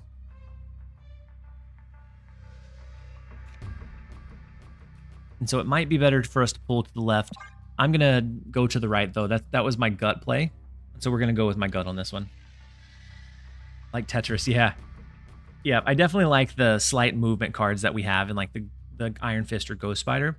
There's some really tricky ways to use them here. So Ghost Spider, ew, Shuri. Ooh, we should have pulled to the left. Oh, that's rough. And so the extra 12 to the left would have been enough to win us over there. We should have went with our gut.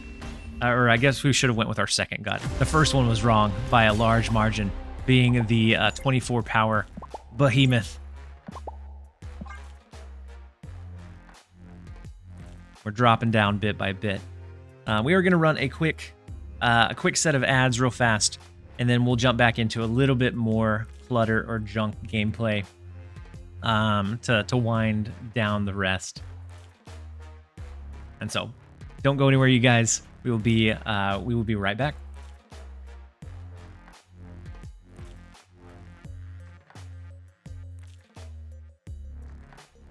This is my favorite deck list from last season. This is also one of my favorites. I think just from any season is just any kind of like junk build and finding a way to make it work well. And I think the movement component definitely ties this one together. When in doubt, go with your gut. The second one, not the first one. The first one did not treat us well. Magic Lumberjack. Was that you with the massive Mr. Sinister? I went against my gut and went, well, I guess my initial instinct was right, and then I thought about changing it to left, but settled on sticking to the right, and ended up not being able to win off of that one. Any replacements for White Widow and Cannonball? White Widow you could replace. It loses a little bit of the like consistency of that clog, but Cannonball is a pretty big counter component in this build, and it really works in being able to like tap out one location and win it with like a Doc Ock, and then Cannonball win a second one. And so I don't have a good direct counter, unfortunately. Cloggers, my doggers. That's what we're working on. And so Muir Island, I think we go ahead and play White Widow there. We have magic to follow it up so that they don't get too much scaling on the Widow's Kiss. But I do think if they play a card, they play it into Muir Island this turn. If they don't play a card. How are you still awake? I don't know. I don't know. Just by... I don't know. I've really been enjoying the stream. We enjoyed the climb, and we've broken numbers and brought forth numbers that I haven't seen in any other stream. And so I know when I end, it's going to be hard to climb back here. So it's one of those that I just don't want to end until we absolutely have to. Because I've been enjoying you guys hanging out. Even the AFK people that are just farming Twitch drops, you guys make the entire platform go round. So a lot of times when I go to sleep at night, even outside of drops, I'll load up one of my favorite like content creators streams and just leave it for the night, just to try and help them out every little bit that we can. We out here, but I also love your content. I appreciate the enjoyment for the content as well. So we have the Iron Fist Dagger Ghost Spider combo, but Miniaturized Lab. Never mind. Just here lurking, doing my part. Lurking, that's what I do on the majority of the streams I jump in, is just lurk. That way I kind of have it up, and then I kind of just keep tabs in like the background as I do other things. But lurkers make the platform go around. You're a great content creator, mate. Soon enough, you won't know where the subs are coming from because you'll be getting tons. I appreciate it, Brexican. With enough of them, we'll be able to switch and make this our full time. And actually, we had a couple of sponsored streams from last week that definitely helped. There was a lot of support on like the game one that we did, the Star Trek one, which definitely helped push that potential to go live. If we had something like that consistently, I think we'd be able to make something work. Just hit level 14 of Star Trek today. Calibrex, I'm right behind you. I ended up hitting 13. The sponsorship for that did end, but it is still something I'm kind of playing in the background. It's a fun little time waster. And I actually did a speed run on one of my friends' accounts. I had them come over and they downloaded the game. I got to the second checkpoint in 13 minutes. So I built the second ship in 13 minutes. And then we uninstalled and called it good there. So we do have the White Widow Titania debris. So we have a few clutter components. I think if they're going to play, they most likely play into Titan. As long as... Is this the Destroy deck we played earlier? Hey, welcome. It took you long enough. Desmond, thank you so much for the Prime sub as well. That puts us up to, it says 44 for the day, but I know it's much more than that. So I appreciate the support, and I appreciate you being here. So we have the debris that we can play maybe into the right lane. Maybe next turn ends up being like Green Goblin Titania into a turn 5 magic play. I almost reached infinite with one of your decks or none of your decks. Amazing deck building. I appreciate it, Shark. And so we can do magic this turn into the Doc Ock on 5, but I kind of like the idea of doing this. This is one of my favorite lines in the game, is being able to do a Titania Green Goblin. It's going to take both of these cards and fill up both those spaces. If they play just one card, then Green Goblin will go first. It'll leave Titania. Otherwise, we have the space to resummon Titania back by the end of the game. Hopefully it's one of your decks. We can be hopeful. For a second, it sounded like shade. But I didn't think that's the direction they were going to go with, or that they were going with. And so Gwenpool does come down on curve on 4, but they're capped out here. We could always try an early Doc Ock, but I kind of like the idea of giving it time to simmer. We can go with a Magic to the right, maybe a Doc Ock to the right or left, to finish capping out those locations. That's my favorite move with Titania. Me too. Ooh, a Killmonger. Maybe the... There's the Killmonger. It was my favorite move until Killmonger came in and wrecked it. Oh, well, it's okay. At least they weren't able to clear up the middle location with like a Carnage or a Deathlock. And so at least right now, they still have the Widow's Kiss. They do have a second Killmonger that they copied with the Nico.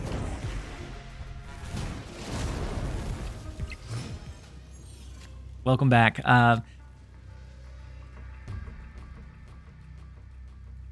Is it Schwaks? I feel like I feel like it was related to socks. But thank you for being here. Nailed it. I felt wrong as soon as I said it. But we crushed it. And so we have the Ghost Spider. We could do Doc Ock to fill up one lane. And then we're still looking for our counter component in like a Shang-Chi or a movable card. And so maybe we go Doc Ock to the left to drain them of as many resources as we can.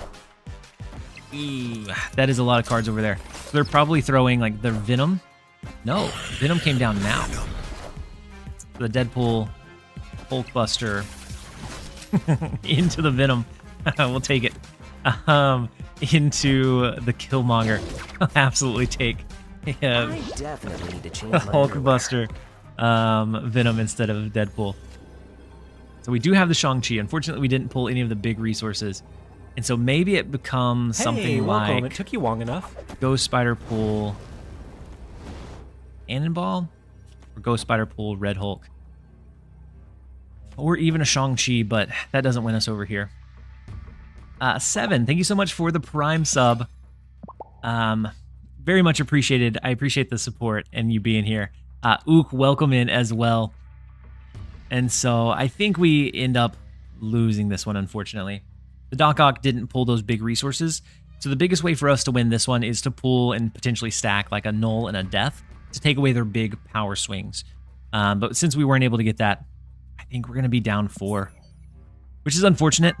Typically, last season, I didn't see any kind of destroy. And we've been seeing a couple of it for this early day 1.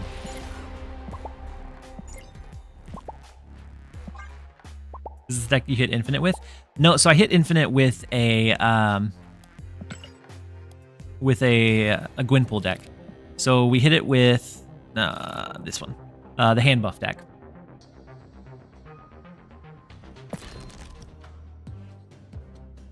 And of course, the stats were a little bit inflated because of bots, but we maintained a 67% win rate over 107 games. And so we climbed pretty decently with it. And then I played a little bit of like a Bob Swarm deck, which won us a couple of funny games, but it has a really low ceiling. And so that had its faults as well.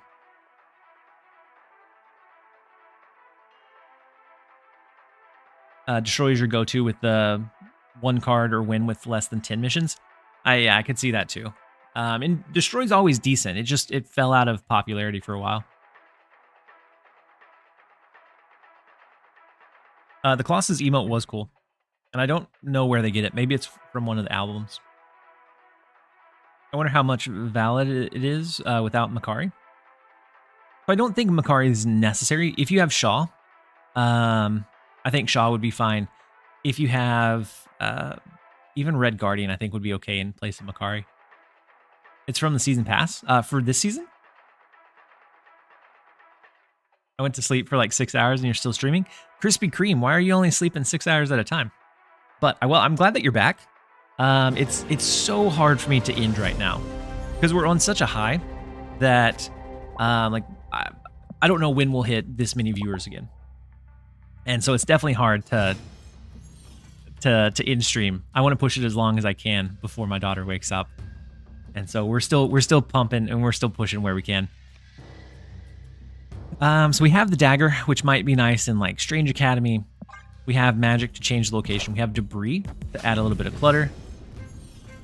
Destroy will always be decent. Like red deck wins in Magic the Gathering. Yeah, yep. I think it's one of those decks that's always decently consistent, regardless of what happens. So I kind of like the double debris.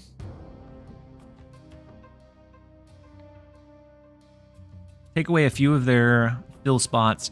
With Ravona, they're going to want to do potentially some cheap things. Maybe they have the Iron Man, and we're going to make it difficult for them to do that. Yeah, I like debris and Camartage.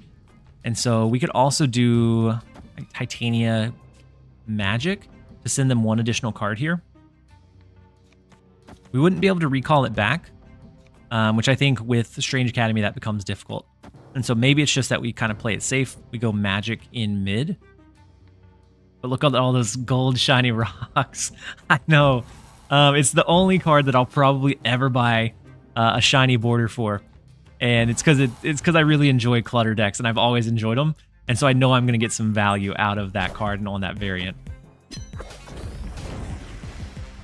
I always take the fun play over the smart play.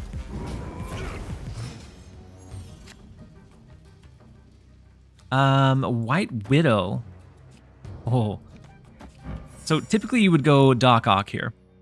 But I think it becomes a Titania White Widow situation. We'll send the Titania their way. We clutter them up with Widow's Bites. We can pull it back. We can Doc Ock next turn. And they haven't played anything for several turns. So we are going to go ahead and snap in. I'm guessing they had a pretty bad draw. And they were just waiting on a snap to retreat.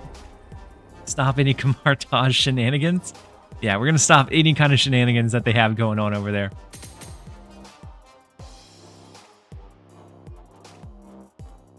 We hit the booster limit again. I guess it's probably the late night stream. Is the untapped tracker down for anyone else? Is it down on the stream? So I know I had to refresh it earlier.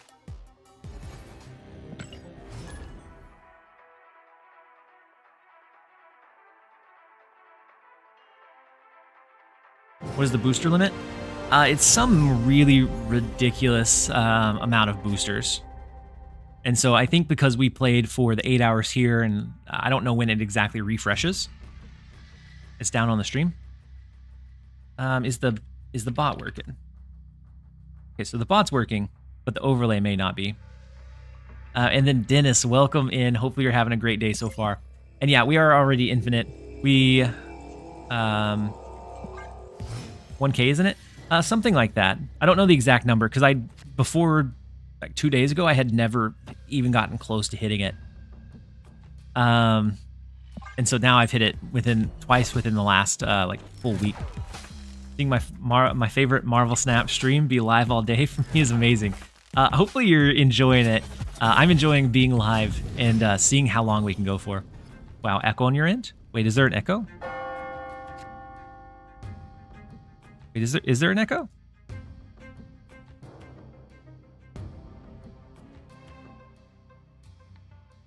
What does the 64 mean? Wait. 64 is our current leaderboard rank. So out of everybody that's hit infinite, we're ranked 64. Camartage again? We've already dropped our White Widow, unfortunately. In the world? Yeah. Yeah, right now we're top 64 in the world. We were top, I think, 53 at one point, but I did drop a little bit. I threw a few games that I probably should have retreated out of. And so we have Magic, we have Titania, so maybe it goes something like that, but I think they cap out the White Hot Rim this turn. And so maybe instead we go Titania Magic. Actually, let's just hold the Titania for now.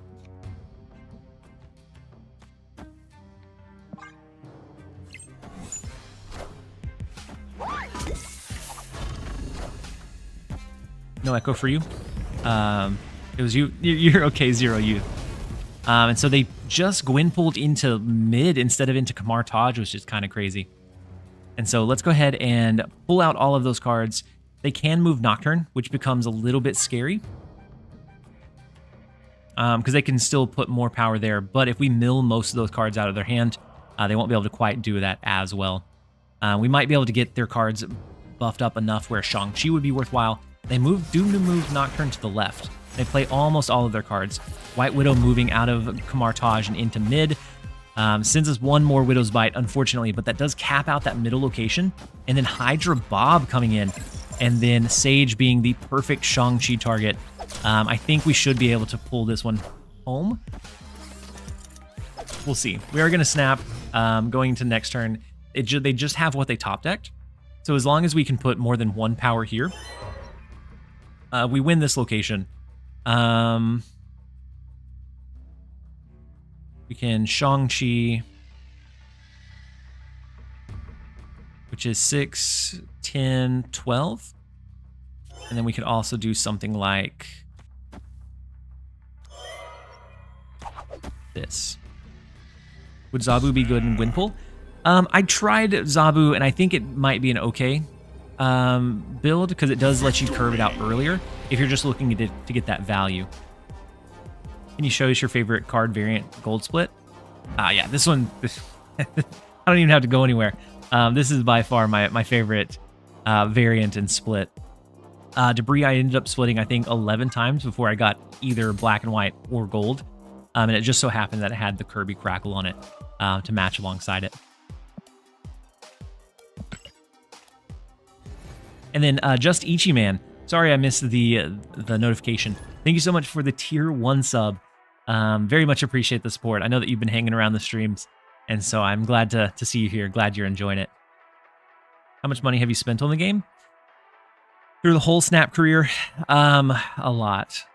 So whenever Series 4 and 5 first came out, it was something where to keep up and make sure that you had the new card on release, you had to it was almost a couple hundred every couple of days. To be able to keep up with keeping your collection full enough that you could almost guarantee that it would pop up in the token shop on release. And so it was something that around that time it was a lot. But to help mitigate that, I ran 2 accounts so that I could instead just buy the season pass and then kind of keep almost a full collection on both. Just from like the missions, the season pass, those sorts of things. And so that was able, whenever I started doing that, it cut down on my overall cost dramatically, but it'd still be several thousand that's been dumped into the game. But I've gotten way more time out of this game than I have really any other game that I've played. And so I'm okay with it. Do you think your Just Junk is a good deck for climbing? I think so, especially if you're running into Arisham. This deck does incredibly well against Arisham decks. If you're running into like Nova Destroy, which it looks like maybe we're running into that more, then maybe not so much. And this could also be a Silver Surfer, so there's a chance that we block it off before they get their Killmonger. But we don't have any great early game cards. Yeah, Junk is really good right now. Just because so many decks want to play so many cards out, you can really restrict what and how they can do that. And so unless the deck can go tall, you end up really restricting them. So we have the Doc Ock, we have a double dagger move, and so it might be that we Iron Fist, dagger move left into a Ghost Spider pull out into either mid or right, depending on what we pull in the left lane with our Doc Ock. The Destroyer bundle coming up in 2 weeks seems great. 750 gold, you get 6k tokens, 2k credits, a variant, and a bunch of boosters. Yeah, I think it's a decent value. I don't know the exact conversion necessarily, but I do think it does end up being a good value. And so this lane, they do have both the Absorbing Man and the Surfer down.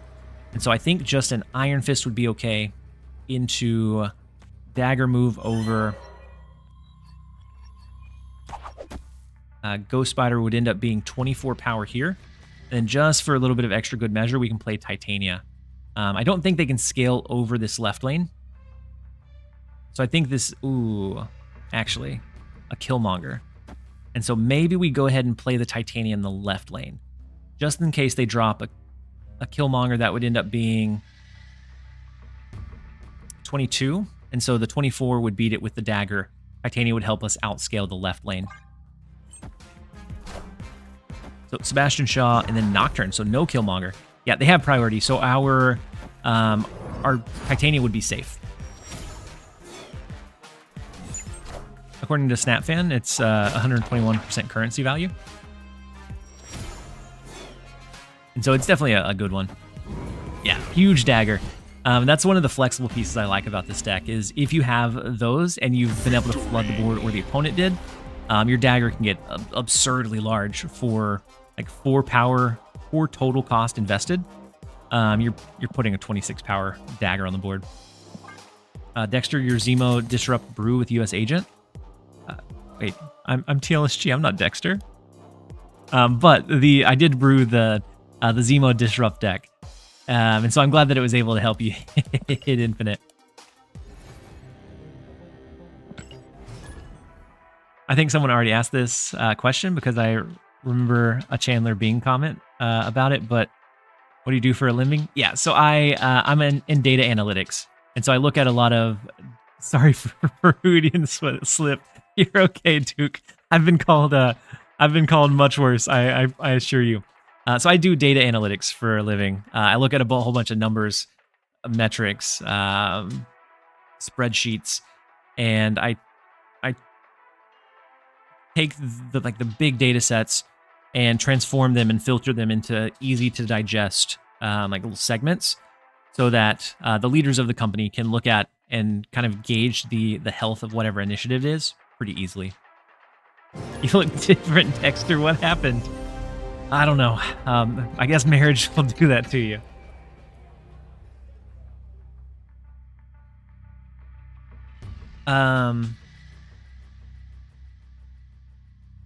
What do you play instead of Red Hulk? I would say like just another big body, so like a Magneto could be okay. You're familiar with Excel pivot tables? A way more intimate relationship than I would care to ever have.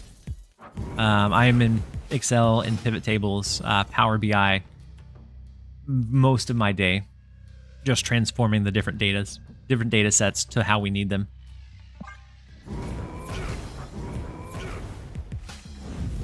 It's like they never watched your stream before, Cozy. I know. I don't know what happened.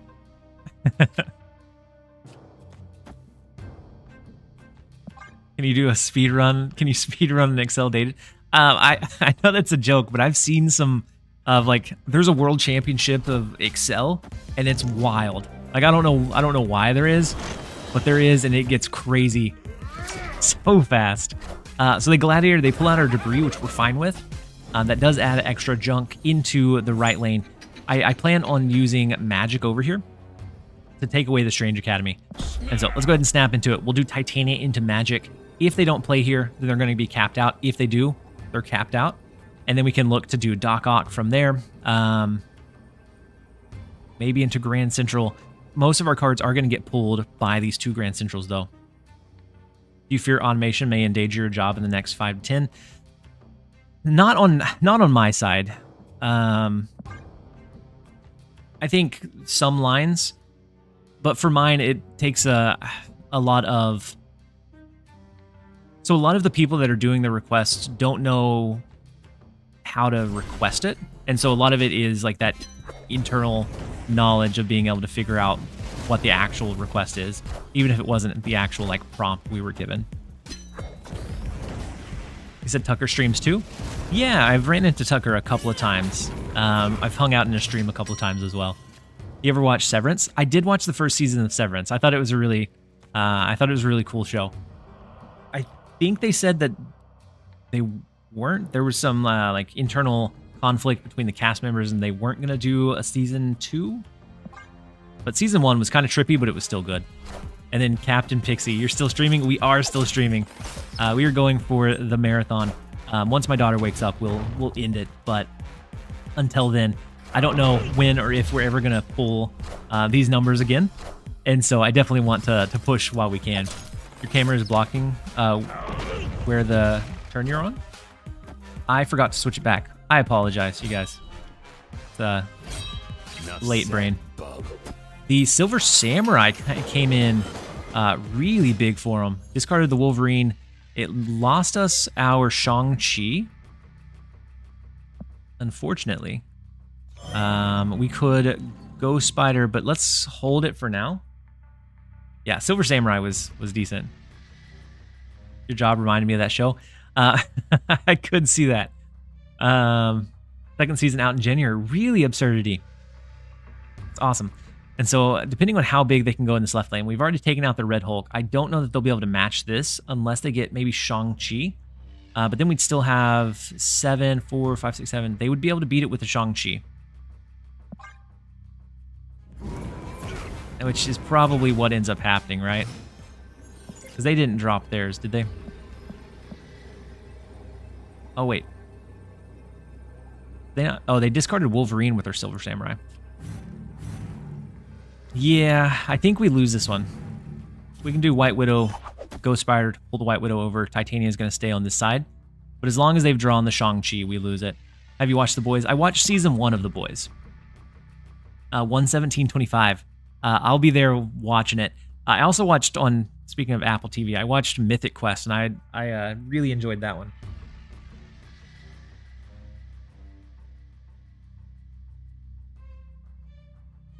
Do you think this deck is still competitive without Cannonball? I think it loses a lot of the flair that it has. Because that's one way to win a location outside of doing your Shang-Chi counter, outside of those other cards. And so it loses a lot of the, I think, consistency piece. And then IT, sorry, I missed your chat earlier. You said on the comps science side, or the computer science side, I only ever did data analytics through Python. And reality, all the stats I had to learn to be able to use the libraries was overwhelming. Yeah, the libraries can definitely get overwhelming. I haven't done a whole lot of Python, but I've dabbled in a lot of different like systems, because a lot of our different systems that we have at work utilize different data query methods. Mythic Quest is great. Yeah, I thought it was really funny. Slow Horses. I haven't watched Slow Horses, so maybe we need to load that one up.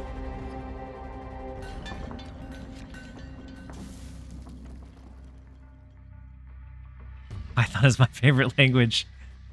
I'm joking. Yeah, Python was not one. I definitely do more SQL stuff than Python. But so they lost their Ravonna. They have Kitty Pryde. We're probably looking at the Iron Man deck.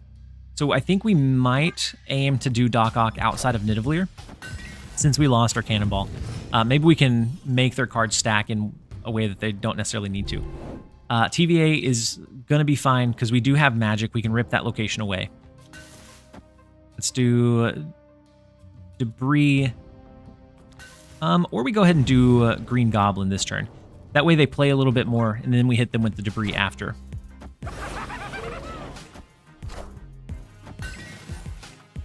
Time's up. Data query methods. It's just a way for it's really not all that fancy, I promise. They use different languages and different systems in like every single one of our like overarching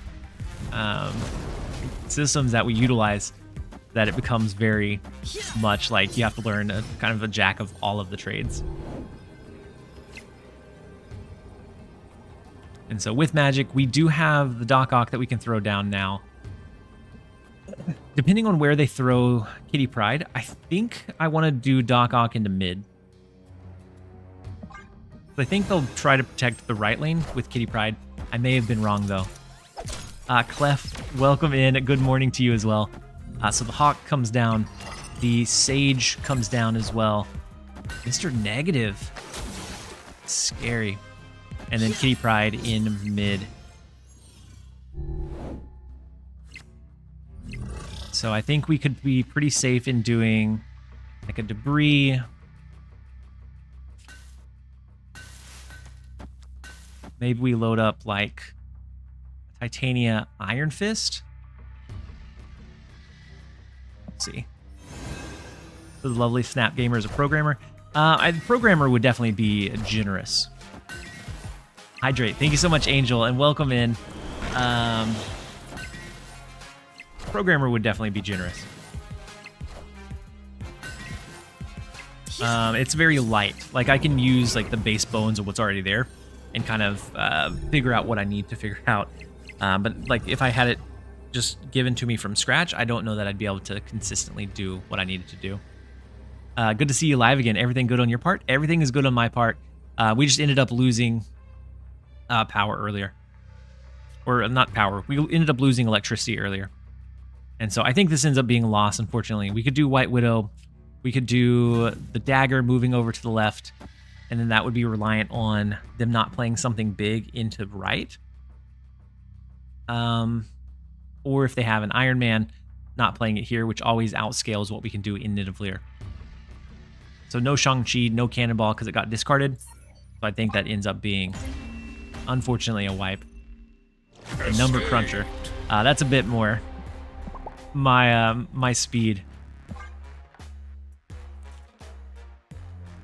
I miss programming. I don't know how my career turned into project management.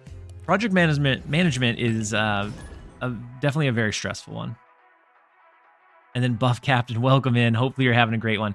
And actually, we have a quick set of ads to run before jumping into a couple more. And so we're going to run the quick minute and a half, and we'll jump into a little bit more gameplay. Junk hasn't been treating us too incredibly well. I think we've climbed down the ladder a little bit, but we'll see what we can get going right after this.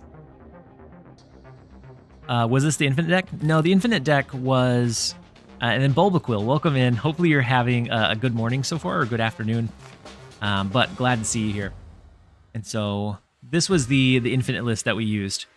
It was a Gwenpool hand buff deck that utilized Makari to kind of clear out some hand space.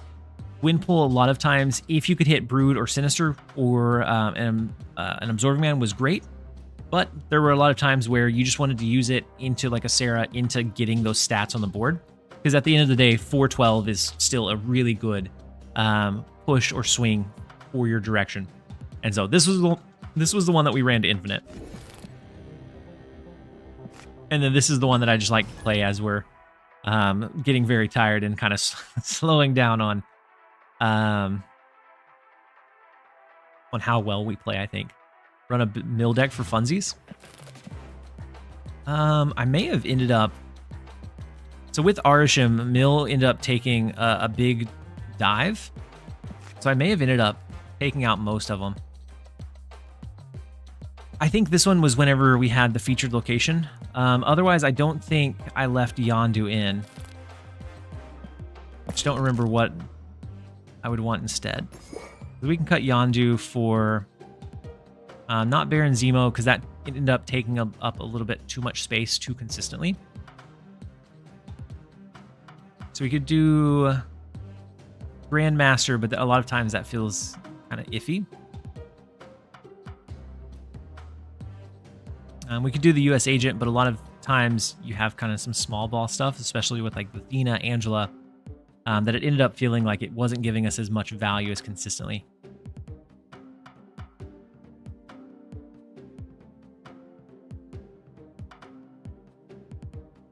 I'm going to throw Grandmaster in. I think that'll be good enough to go off of anyways. Could also go Hydra Bob. Hydra Bob could be a line. I don't know that it'd be a good line, but it'd be a line for sure. I know that I'm passing Grandmaster. There you are. All right. We'll go ahead and throw that one in. And we'll jump into a couple. It looks like I may have ended up losing. All right, let's switch the scene real fast. What's your Thanos deck by chance? Bringing back the Voodoo deck? It depends. If you see a lot of Arsham, then Mill definitely doesn't do great. Outside of that, you can do some pretty cool things. So the Thanos deck, it was an attempt at a Thanos, and depending, it doesn't outscale Arsham, and so I felt like it was just a worse version of an Arsham build. So definitely still one that's in the workshop. But let's go Red Guardian Mill just for funsies for a little bit.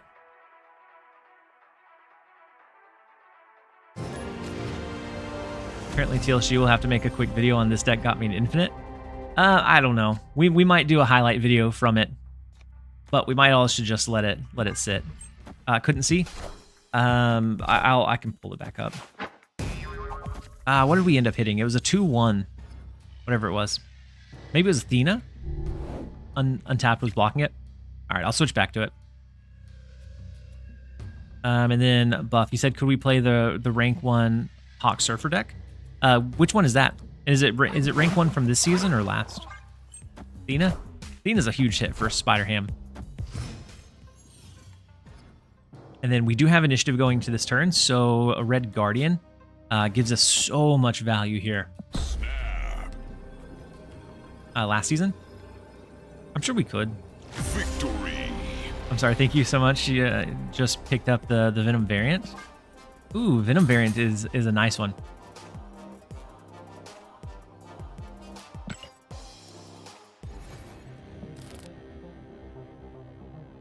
Yeah, and I don't have the deck list on it. So if you send it, we can check it out. I don't know that we'll have a whole lot of time to cover it. So let's switch over to this one real fast. We'll move me out of the way and move untapped. So this one ended up being kind of a worse version of what Arisham wants to do most of the time. You can cut Phastos, you could cut Blink. Phastos' best home typically feels like it's in Thanos. But a lot of times it felt like it didn't quite go as tall as what you would need from like that potential mirror. And this was when I was seeing Arisham a lot. And so I think we should be good now. We're going to go ahead and switch back to the mill. And would this one work without Red Guardian and White Widow? Yeah, Red Guardian and White Widow are definitely flex spots. The Red Guardian replaced with another tech card. You could do Nocturne. Would be fine. White Widow is just there for sometimes completely clogging the rest of their board. And so you could replace it with another kind of flexible 2-cost. Or maybe you add back in Yondu. The reason I cut Yondu was since you're milling their lowest cost card, a lot of times you ended up giving them their better draw lines. And so you'd always end up with an opponent having Cerebro. You'd always end up with an opponent having the Gilgamesh that they needed. And so then you'd have to be working extra hard against those. And so we ended up cutting the Yondu because of that. We'd be able to stream more over the drop days. Angel, yeah. So we're going to be streaming maybe a little bit this afternoon, but honestly, I may be wiped. We're going to be streaming on Thursday and Friday back at the normal time. As long as my daughter's daycare is open, we'll be streaming at the normal time.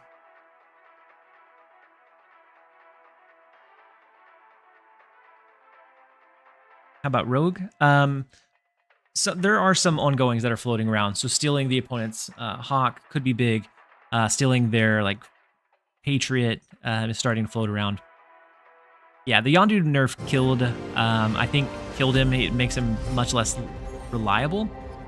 But I do still think Mill is decent. He said stuck in a hospital for now, so it seems your streams will be a big support for me. Angel, hopefully everything goes well in the hospital and that you make a quick recovery and that everything is good.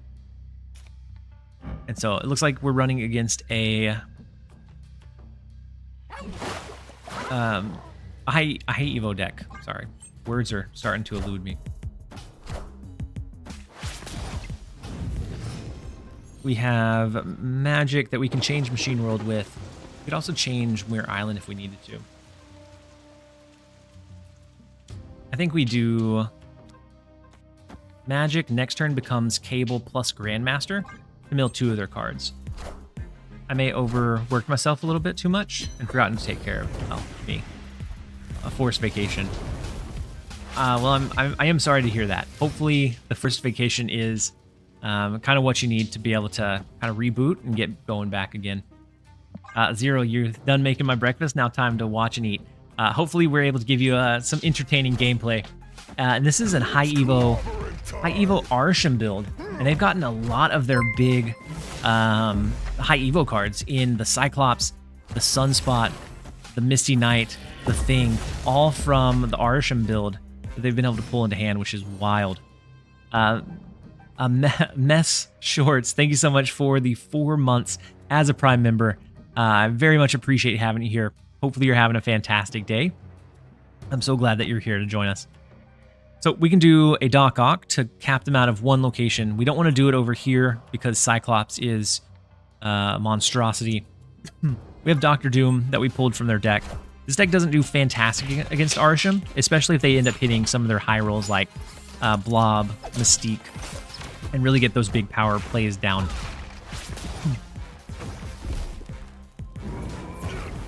Also there for the Wolverine variant. Glad to get it with your stream. Hey, welcome. Thank you It so took much, long Ma. enough. And then Heckaboo, thank you so much for the Prime sub. I'm glad to have you here. Hopefully you're having a fantastic day so far. So we do have the Red Hulk. If we can always Shadow King to set these back to base.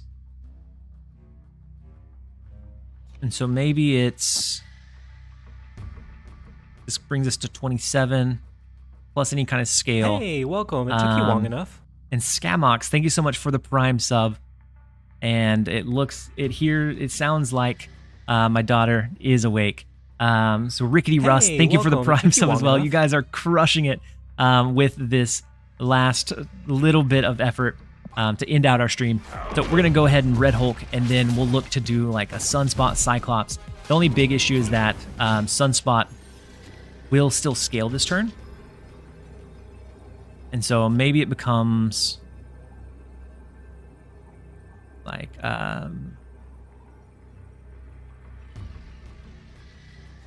maybe it becomes Shadow King, Red Guardian, White Widow. It's not huge, but it would offset the Sunspot and bring it back down so that it doesn't scale again. But they could also play their Infinite to the right, which I don't think we're going to be able to beat. We're going to send this and see if we can find a way to win. Zilver, thank you so much for the welcome. It Prime took you sub long as well. That pushes us to the big 51 for the day. You guys are absolutely crushing it with this last little bit of support. Fun fact, I had a lot of success with Yondu in my mill against Arsham. Oh, because it mills out like the Quinjet. 97% to Wolverine variant. Lewis is key. Huge support. Thank you for being here. We are going to go ahead and, as I find somebody to raid into, we're going to run a quick minute of ads while we load it up. Is there anybody that you guys prefer? Definitely send it to me in chat. Yeah, we're still streaming, but I heard my daughter upstairs, so I'm going to have to end to help take care of her. And so we're going to run a quick ad break, and we're going to find somebody to raid into. Do you guys want one of the bigs to end out the morning, or do we want someone else? You said Thanos, please? Yeah, I can show the Thanos list. One more time. JJ Rolk. So we have JJ, we have Jeff, we have Dara. You said small. So we can throw over to I think Rolk. I'll look forward to the next stream. Also someone small. All right, let's go ahead and push over there. I'm gonna let the ads roll. We do have the Thanos pulled up if you want to take a quick peep at it, and then we'll be you absolutely crushed this stream. I can't imagine. I didn't know what to expect as far as numbers wise, but this has blown me away. You guys have been here, and I am so grateful for each and every one of you to be here. It does look like the ad is coming to an end, and we'll load up. I'm going to look for JJ Rolk, depending on how long he's been live. Said I've been trying this Discard Destroy Mill. Been pulling some good cubes from last season. Yeah, so I did end up seeing a Silver Surfer one that I thought was interesting. I wasn't able to get it able to work on my end, but I like the idea of it, especially with like Blob running around, Iron Man, those sorts of cards. And so let's go ahead and send over and see if we can find JJ Rolk has been live for, it looks like maybe, is that 2 hours or 2 minutes? No, it has to be 2 minutes. So we are going to send him with a huge surge. So make sure when you get over there to give a good TLSG welcome. He is a really high-end player. He does a lot of really fun things with his chat, so I think you guys will enjoy him. We're going to send over there, and we're going to queue it up. Thank you guys again for the amazing stream, and we'll be back again. If not this afternoon, we'll be back on Thursday at the normal time, and then Friday at the normal time as well. And so we're going to be pushing over to Rolk now, and I appreciate you guys once again.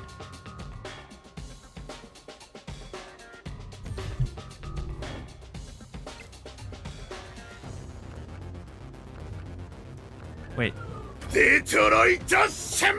Oh, TLSG. What was the last one I heard you say? That lagging snapper guy, or a sniper guy? What's good? Welcome, leaders. You do an overnight stream? I thought I saw it in your title. Welcome to Del Cruz, our shark. We're doing a little sexy boy cosplay. We usually don't dress this provocatively, but we hit our